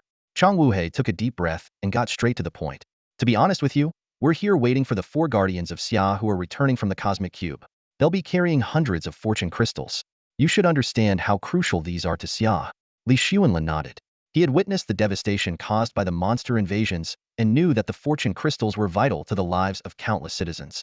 "But the problem is," Chang Wuhei continued, "the journey from here to Xia's borders is extremely perilous. First, when the guardians emerge from the teleportation array, they'll retain traces of otherworldly energy for half a day, making them prime targets for beasts and monsters. Second, the island nation has already fallen, and the remaining powerful individuals there will undoubtedly stop at nothing to seize the fortune crystals. These two threats make this route even more dangerous than the Cosmic Cube itself." Li Xuanle smiled casually and spread his hands. "So, what do you need me to do?" Seeing his calm demeanor, Chang Wuhei and Chang Wubai exchanged puzzled looks, unsure why he was so composed. Chang Wuhei spoke bluntly, "If any of the guardians are unfortunate enough to die, we hope you can use your teleportation ability to help revive them. And if possible, it would be best if you could assist in driving back the adventurers from enemy nations." Li Xuanle grinned and said excitedly, "Why not just eliminate these threats directly?" Chang Wuhei shook his head, his expression solemn. "The vanguard troops are mostly assassins or ninjas, extremely skilled at remaining undetected. Besides, the enemy's main forces are usually well hidden and hard to locate. When will they be back?" Li Xuanle pressed further. "Probably in the next few days." Li Xuanle frowned slightly, calculating in his mind. He could slay plenty of ferocious beasts in a few days, but waiting here idly seemed like a waste of time. "Then, for the next few days, I'll stay nearby, killing monsters and leveling up. I'll come back immediately if anything happens," he said casually. With a flick of his staff, he vanished instantly from their sight. Chang Wuhei and Chang Wubai exchanged looks, both feeling exasperated by the young man's attitude. This was a matter of life and death for the people of the Xia Kingdom, yet he only seemed focused on killing monsters and leveling up. However, Li Xuanle's teleportation skill left them astonished at it far exceeded their understanding of such abilities. By now, Li Xuanle had reappeared several hundred meters away. As an 80-level mage, his divine teleportation skill had an incredible range of 800 meters. He headed straight toward the Cosmic Cube's teleportation array, ready to unleash chaos. As he drew closer, the groups of monsters near the teleportation array came into view. 80-level 8-star stone giants, 90-level 9-star twisted treants, 80-level 8-star saber-toothed tigers, 90-level 9-star nether serpents. Above them, numerous aerial beasts circled, each with over 50 million health points. Seeing these high-level monsters, Li Xuanle couldn't help but grin from ear to ear. For most people, even those at level 100, this area was a death trap. But for him, it was paradise. He didn't attack recklessly but instead carefully devised a strategy: poison all the monsters first, then gradually reapply the poison to ensure their health declined simultaneously, maximizing efficiency. Approaching the hexagram array, he immediately cast his skill. With a wave of his staff, 800 green rays, sharp as daggers, shot out and formed a glowing green sphere before scattering toward the surrounding monsters. Almost every monster was enveloped in a deadly aura, their health beginning to drain slowly. Noticing a few stragglers unaffected, he teleported to another spot and cast his skill again. This time, he poisoned the unaffected ones and intensified the poison on those already afflicted. The monster groups grew restless, sensing the threat, and began searching for Li Xuanle frantically. However, his tactic of teleporting to a new location every second left the beasts helpless. In their agitation, they even started attacking each other. From a distance, Chang Wuhei and Chang Wubai noticed the commotion near the teleportation array. "Oh bye, what's going on over by the teleportation array? I think I saw Li Xuanle over there." Chang Wuhei's face turned pale with shock. He can't possibly be trying to wipe out thousands of monsters, can he? Take out thousands of monsters? Impossible. Do you even realize what it means to eliminate thousands of monsters? It means thousands of monsters would be wiped out by him? Chang Wubai pouted and said, "What you just said is as good as saying nothing." Chang Wuhei spread his hands and retorted, "Then you tell me, this person might be the strongest in the history of the Xia Kingdom." Chang Wubai said, his expression turning grave as he fell into deep thought. In his understanding, when faced with nearly 1,000 ferocious beasts packed so densely, the only option was to flee. No one had ever dared to confront them heathen. "The strongest person?" Chang Wuhei murmured, resting his chin on his hand, a glimmer of contemplation in his eyes. Suddenly, an earth-shaking roar of enraged beasts erupted from the direction of the teleportation array, instantly grabbing their attention. Their pupils contracted as they whispered in disbelief, That's someone actually eliminating over 1,000 top-tier monsters." At the center of the battlefield, Li Xuanle was constantly teleporting, skillfully dodging the monsters' control abilities and attacks. Then, a bizarre scene unfolded. The beasts seemed to go berserk simultaneously, chaotically unleashing their skills in a frenzy. The dazzling flashes of abilities wreaked havoc within a kilometer radius, leaving the ground riddled with craters. Even the sky, hundreds of meters above, was filled with the brilliant effects of the unleashed skills. However, these out-of-control abilities missed Li Xuanle entirely and instead struck other beasts, causing them to grow even more frenzied and attack one another. The deafening roars echoed for tens of kilometers. Being the closest, Li Xuanle even experienced a brief moment of tinnitus. But the chaos lasted less than 30 seconds before nearly 1,000 once arrogant monsters collapsed to the ground with heavy thuds. The battlefield finally returned to silence. Li Xuanle immediately began scavenging the equipment and gems scattered across the ground. Since he had previously given Zhao Hao all the less valuable gear to sell, his inventory was relatively empty, with only 2 9-star items remaining. 5 minutes later, he had collected approximately 180 pieces of equipment, all of exceptional quality, half of them 9-star and 8-star items, with only a few 7-star ones. Without hesitation, he upgraded his gear, keeping only the phoenix feather cloak. Golden stars shimmered around him as his intelligence attribute soared to 3,225 points, significantly enhancing his healing abilities. However, the battle only raised his level by 5, bringing him to level 85. This indicated that future level-ups would be exceedingly slow. His morality attribute stood at 7,188 points, still far from the goal of 100,000. An unexpected reward was the acquisition of 3 3-star fortune crystal fragments with 70 integrity. Meanwhile, several miles away, Chang Wuhei and Chang Wubai stood frozen in place, their eyes wide with shock as their pupils trembled violently. Within just 30 seconds, thousands of top-tier monsters had been wiped out in a single strike, something completely beyond their comprehension. At this moment, Li Xuanle's earlier words, "Let's just eliminate these threats directly," echoed in their minds, no longer sounding arrogant. Meanwhile, on the surrounding mountains near the Cosmic Cube's teleportation array, the spies from various factions were equally stunned by what they had just witnessed. Western forces, remnants of the Eastern Island nations, and Southern countries' agents all stood with their mouths agape, unable to recover from their shock. In their minds, they were all speculating about the identity of the shadowy figure responsible for such an unprecedented and terrifying method.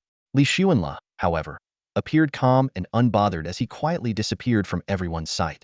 He decided to continue hunting fierce beasts and monsters within a radius of several dozen miles, while keeping an eye on the task entrusted to him by Chang Wuhei and Chang Wubai. After all, the fate of the Qi Yun crystal was tied to the safety of the Xia Kingdom's people, and he couldn't ignore it entirely.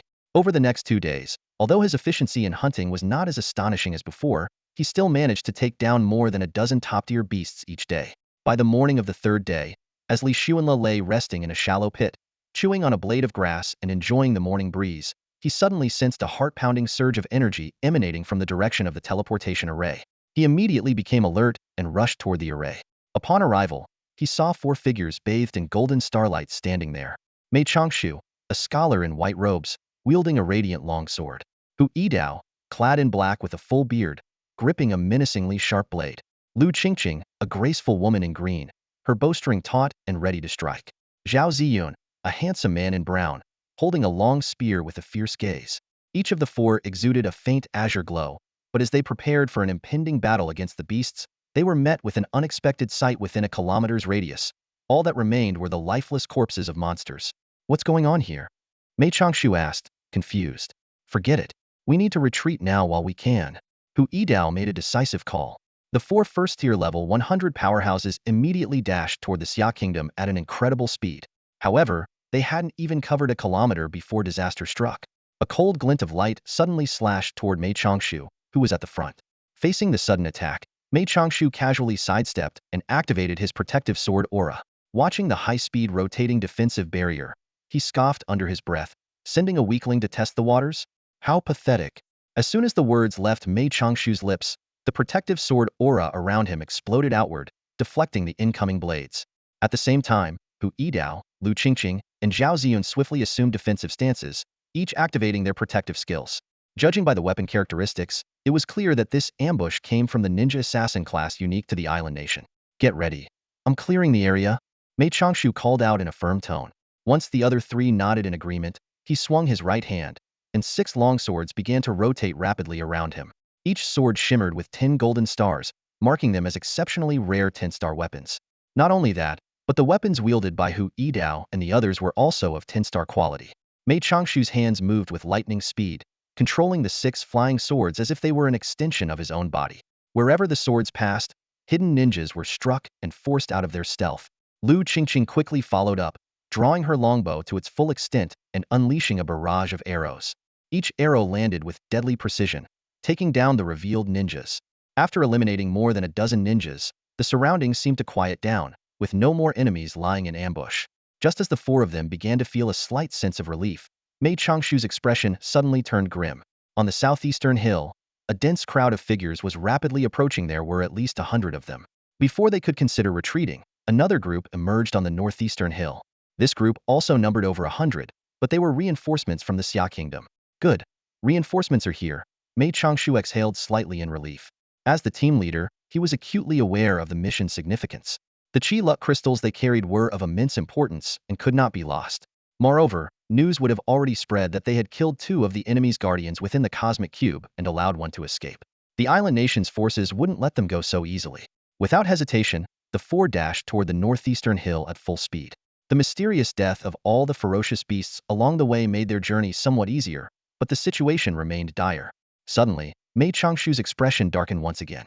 On the western hill, yet another group of over 100 people appeared. This is bad. The Western forces are getting involved too. This just got a lot more complicated, Mei Changshu said gravely. He knew very well that only level 100 powerhouses could make it to this location. While the Xia Kingdom had a comparable number of level 100 fighters to the Western forces, the addition of the island nation's stealthy ninjas made the situation exceptionally precarious. The 3 factions faced off, tension high and weapons drawn. No one wasted words. The air was heavy with the chilling intent of an impending battle. Everyone knew the reasons and motives behind the battle. The four of Mei Changshu's group radiated a distinctive sky-blue glow, a result of the luck crystals they carried, which had drawn the covetous attention of the island nation's forces from the southeastern mountains and the western faction from the western peaks. On the battlefield, no one questioned why they fought. The answer was all too clear. For their nation, for their homeland, for survival. Yet, the very arrival of this bizarre game on Blue Star was a mistake in itself. Old Hey, old Bai, do we still have a backup plan? Mei Changshu urgently asked He Bai Wuchang as they faced encirclement from all sides. Chang Wuhei leaned in close to Mei Changshu and whispered, "There's still a team of 50 level 100 warriors lying in ambush behind us. But the situation is dire. The island nation has already fallen. Their remaining top fighters are bound to fight desperately this time." Fallen? Mei Changshu raised an eyebrow. Perfect. That makes it all the more crucial not to let them get their hands on the luck crystals. Hurry, you four. Come with us. Chang Wuhei called out, gesturing for them to follow. The rest of you, stay behind and hold them off. Mei Changshu and his three companions quickly followed He Bai Wuchang in retreat, while over 100 reinforcements level 100 experts immediately formed a defensive line to intercept the pursuers. Amid the clash of blades and the brilliance of magic, arrows rained down, and summoned beasts roared as they charged. The brutal battle erupted instantly, with frontline warriors falling one after another under concentrated attacks. However, the 100-strong defensive team struggled to fully block the 200-plus pursuers. Many agile fighters bypassed the main battle line and continued chasing after Mei Changshu's group. Mei Changshu fought as he retreated, using his sword to fend off the flying beasts that relentlessly closed in. At last, the group broke free from the basin and reached their predetermined ambush point. But just as they breathed a sigh of relief, hundreds of island nation samurai suddenly emerged from the northeast, cutting off their only path back home. Since the island nation has fallen, their border forces must have all gathered here, Mei Changshu quickly deduced. He Bai Wuchang's expressions turned grim as they realized this would be a fight to the death. Mei Changshu's face darkened with resolve. It seems this will be a battle to the end. This is almost impossible to win, Hu Yidao said, shaking his head repeatedly as he assessed the situation. 150 against 300, with both sides being level 100 powerhouses, and the enemy even had a first advancement expert. Lao Mei, you know the sacred sword art. Hurry and use it to escape. If one can get away, it's better than none. Lu Qingqing urged anxiously. It's a pity we couldn't find a backpack expansion scroll, Zhao Ziyun sighed. There are hundreds of fortune crystals, and you can't possibly carry them all on your own. Mei Changshu thought for a moment. My sword technique can carry 2 people. One more person can come with me. Hu Yidao and Zhao Ziyun exchanged a glance, their decision unanimous. It should be Qingqing, they said in unison. Lu Qingqing looked at the two of them with a complex expression. Without further hesitation, Mei Changshu leapt onto his floating sword. Qingqing, come with me. Bringing back 500 fortune crystals is better than just 200. Lu Qingqing gave Hu Yidao and Zhao Ziyun a deep look before jumping onto the flying sword. At this moment, bringing back more fortune crystals was the priority. After all, many regions still desperately needed these life-saving crystals. Once Lu Qingqing was steady on the sword, Mei Changshu immediately activated it, soaring into the sky and speeding toward the Xia Kingdom. He deliberately maintained altitude, knowing that some advanced summoners had rideable creatures for pursuit, and certain pieces of equipment granted temporary flight capabilities. As the two disappeared into the sky, Zhao Ziyun and Hu Yidao let out a sigh of relief. At least 500 fortune crystals could now be safely delivered. Hu Yidao gripped his long blade tightly. Now comes the hard fight. So what if we die? Zhao Ziyun swung his spear and turned to black and white impermanence. You two, sneak back. Dying here would be meaningless. Goffus them. With a thunderous shout, Zhao Ziyun charged toward the approaching enemies. As a first advancement level 100 expert, his strength far surpassed that of ordinary level 100 fighters. However, the sheer number of enemies quickly nullified his advantage. Hu Yidao followed closely behind, his blade flashing as he engaged in fierce combat. Despite their extensive training and experience in the Cosmic Cube, the overwhelming number of enemies, combined with an array of control skills, began to take its toll. As time passed, their wounds multiplied, their health steadily declined, and it became clear they were nearing their limits. Zhao Ziyun fixed his gaze on his rapidly decreasing health bar, his expression turning resolute as the number of enemies surrounding him grew relentlessly. Dragon's Fury unleashed? His furious roar echoed across the battlefield as his health instantly plummeted by half. But in the next moment, his spear began to radiate a strange brilliance, each swing accompanied by the deafening roar of a dragon. A powerful whirlwind formed around him, creating a protective shield that blocked enemy attacks. Wherever his spear struck, Shockwaves rippled outward, leaving enemies either dead or gravely injured. This was his steer ability, Dragon's Fury Unleashed, a skill that sacrificed half of his health to dramatically boost his attributes and summon a wind barrier for protection. Not far away, Hu Yidao witnessed the scene, his heart sinking. As a longtime comrade, he knew all too well what this meant. Zhao Ziyun was ready to fight to the death. But Hu Yidao himself was trapped, immobilized by layers of crowd control skills. Despite his steer passive ability that allowed him to regenerate 1 of his health per second, the incoming damage far exceeded his recovery rate. Meanwhile, the stealthy duo of Heibai Wuchang continued their assassination attempts, but the unending reinforcements from the enemy were beginning to overwhelm them.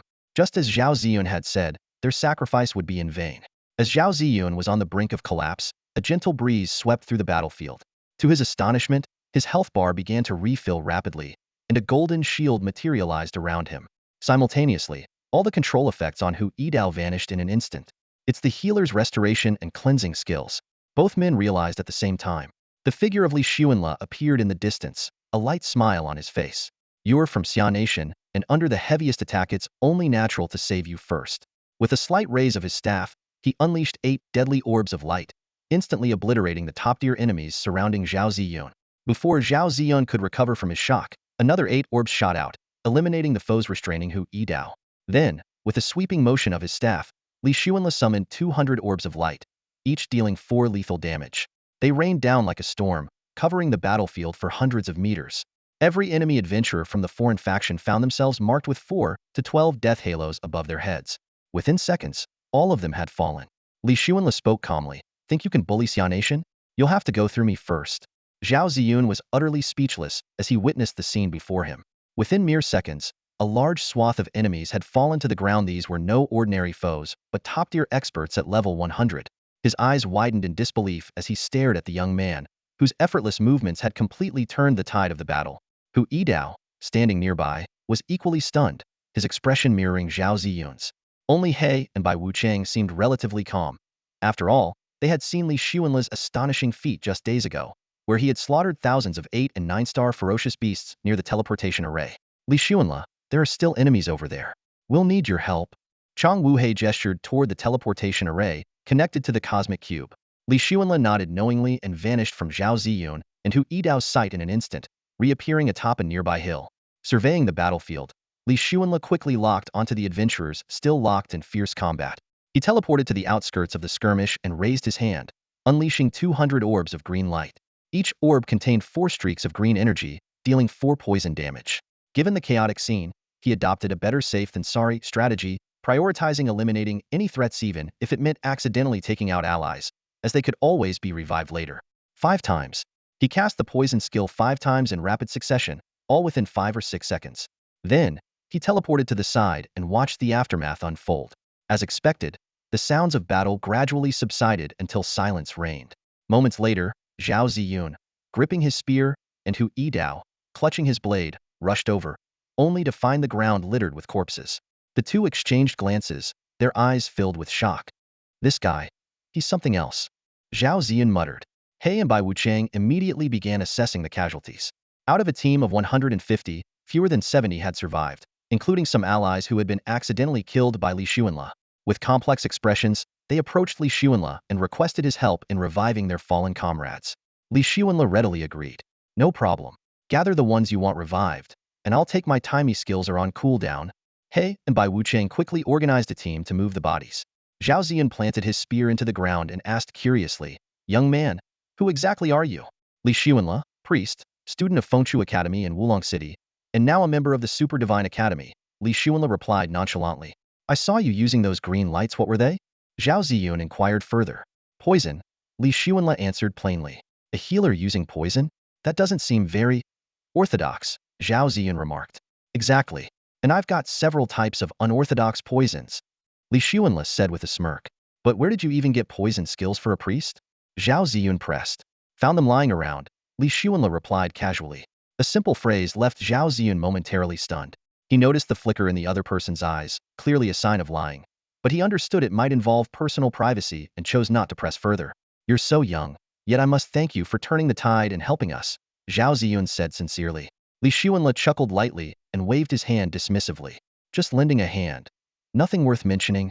Consider this a favor owed, Hu Yidao chimed in. If you ever need anything, just say the word. In the Xia Kingdom, we still have some influence. Li Xuanla raised an eyebrow. Then I do have a few questions. Go ahead and ask. We'll tell you everything we can. Zhao Ziyun replied seriously. I want to know how to obtain the keys to the Cosmic Cube teleportation array. Zhao Ziyun frowned and thought for a moment. Technically, this isn't something we should disclose to outsiders. He hesitated briefly. But since you're a member of the Supernatural Academy and you've done so much for us, I suppose it's fine. Every year, on June 18th, a secret realm containing the keys randomly appears within a 100-mile radius of the teleportation array. Inside, there are 3 keys. The secret realm remains open for a month, and other nations often send their elites to compete for them. It's usually a bloody affair. I see, Li Xuanla murmured thoughtfully, considering how well such a scenario aligned with his expertise in taking down enemies and seizing spoils. Hu Yidao added, the keys can be partially consumed during use, so their actual number gradually decreases over time. How many does the Xia Kingdom still have? Li Xuanla asked. The 2 men shook their heads simultaneously. Only the head of the Supernatural Academy knows the exact number, Zhao Ziyun explained. But it's likely no more than 10. June 18th, that's in about 10 days? Li Xuanla confirmed. As they spoke, Heibai Wuchang returned after finishing their arrangements. The enemies have been completely wiped out. You should take the 50 survivors and quickly escort the Qi Luck crystal back to your territory. Before leaving, Zhao Ziyan asked meaningfully, when the secret realm for the cube keys appears, can we count on your help? Will I get a key out of it? Li Xuanla asked bluntly. Out of the 3 keys, you'll likely get one, Zhao Ziyun replied. All right, we'll see when the time comes. Afterward, Li Xuanla joined Heibai Wuchang to begin reviving the fallen guardians. His astonishing speed in bringing them back to life left Zhao Ziyun and Hu Yidao utterly stunned. Suppressing their surprise, the 2 immediately led their team to escort the Qi Luck crystal back to safety. Over the next hour, all but 4 completely destroyed individuals were successfully revived. Heibai Wuchang, overwhelmed with excitement, insisted on reporting Li Xuanla's contributions to the Guardian Bureau. It's nothing. I'm off now, Li Xuanla said with a casual wave of his staff, teleporting away in an instant. In a flash, he disappeared 800 meters into the distance. Every level 100 expert he revived would forever remember this young, handsome priest. After Li Xuanla left, he began a new round of hunting in the wilderness. He wandered carelessly through the desolate landscape, and wherever his gaze fell, no living creature was spared, whether it was a fierce beast, a monster, or even a cockroach by the roadside. He deliberately stayed within a 100-mile radius of the teleportation array, calculating his plan to seize the key as soon as the secret realm of the magic cube key appeared. Thinking of this plan, he couldn't help but chuckle to himself. A day passed quietly. While Li Xuanla roamed freely in the wilderness, a heartwarming reunion was taking place at the Summer Nation's Guardian Bureau in Imperial City. Mei Changshu and Lu Qingqing were overjoyed to see Zhao Ziyun and Hu Yidao return safely. This meant that the destiny crystals had all been delivered securely, a matter of utmost importance for a nation with over 100 cities and 900 districts. Overcome with emotion, Mei Changshu hugged his returning comrades and eagerly asked, "Did we win?" "That's right, we won." Zhao Ziyun nodded with a smile, and Hu Yidao beamed triumphantly beside him. "But according to my analysis, we had no chance of winning. How did you manage it?" Lu Qingqing asked, puzzled. Zhao Ziyun sat down in a chair and smiled. "We owe it all to one persona priest named Li Xuanla." Li Xuanla? The one black and white impermanence mentioned? Mei Changshu asked thoughtfully. Hu Yidao immediately chimed in with excitement. "Old Mei, this young man is simply incredible." In front of him, level 100 experts were as fragile as paper. 200 or 300 of them couldn't even last 30 seconds before being completely wiped out. How does a priest pull that off? Lu Qingqing asked curiously. "Poison," Zhao Ziyun replied with a peculiar smile. "His poison is unbelievably potent. Anyone affected by it had a glowing green aura above their heads." At that moment, Xia Qiqiang entered the room. Mei Changshu immediately asked, "Old Xia, do you know anything about this Li Xuanla? How do you know about him?" Xia Qiqiang asked, surprised. "I was just about to tell you about this guy. He saved our lives," Zhao Ziyun explained. "Thanks to him, we were able to deliver the destiny crystals safely." "Where is he now?" Xia Qiqiang asked urgently. "The land of divine punishment." Hearing this, Xia Qiqiang lowered his head in thought and muttered to himself, "This guy is truly elusive. No wonder we haven't been able to reach him or track him down." When Mei Changshu inquired about Li Xuanla, Xia Qiqiang snapped out of his deep thoughts. Clearing his throat, he began to speak with a serious expression. "Li Xuanla is no ordinary person," Xia Qiqiang said, his voice tinged with a trace of reverence. "He's a priest, but he possesses multiple abilities, including poison, teleportation, and resurrection. Half a month ago, at the central square of Wulong City, he single-handedly defeated 30 level 100 experts from the Lin family.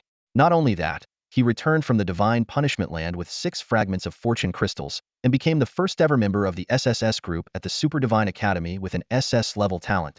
Hearing this, Mei Changshu and the others were visibly stunned. As former members of the Super Divine Academy, they were well aware that the SSS group was theoretically the highest level, but no one had ever reached it before. Zhao Ziyun quickly added, his achievements keep breaking records. Near the Cosmic Cube teleportation array, he single-handedly wiped out over 1,008 Nanester feral beasts and more than 300 level 100 experts. He also helped Hu Yidao and me successfully transport back nearly 500 fortune crystals. Xia Qiqiang's eyes flashed with disbelief upon hearing this. At that moment, Mei Changshu suddenly frowned. Wait, what about Lin Shu? Since Li Xuanla killed so many of the Lin family's experts, I haven't seen him in the past few days, Xia Qiqiang replied, shaking his head. Knowing Lin Shu's temperament, he won't let this go easily, Mei Changshu said gravely. We need to stop him before he does something rash. While they were discussing, the scene shifted to the Divine Punishment Land.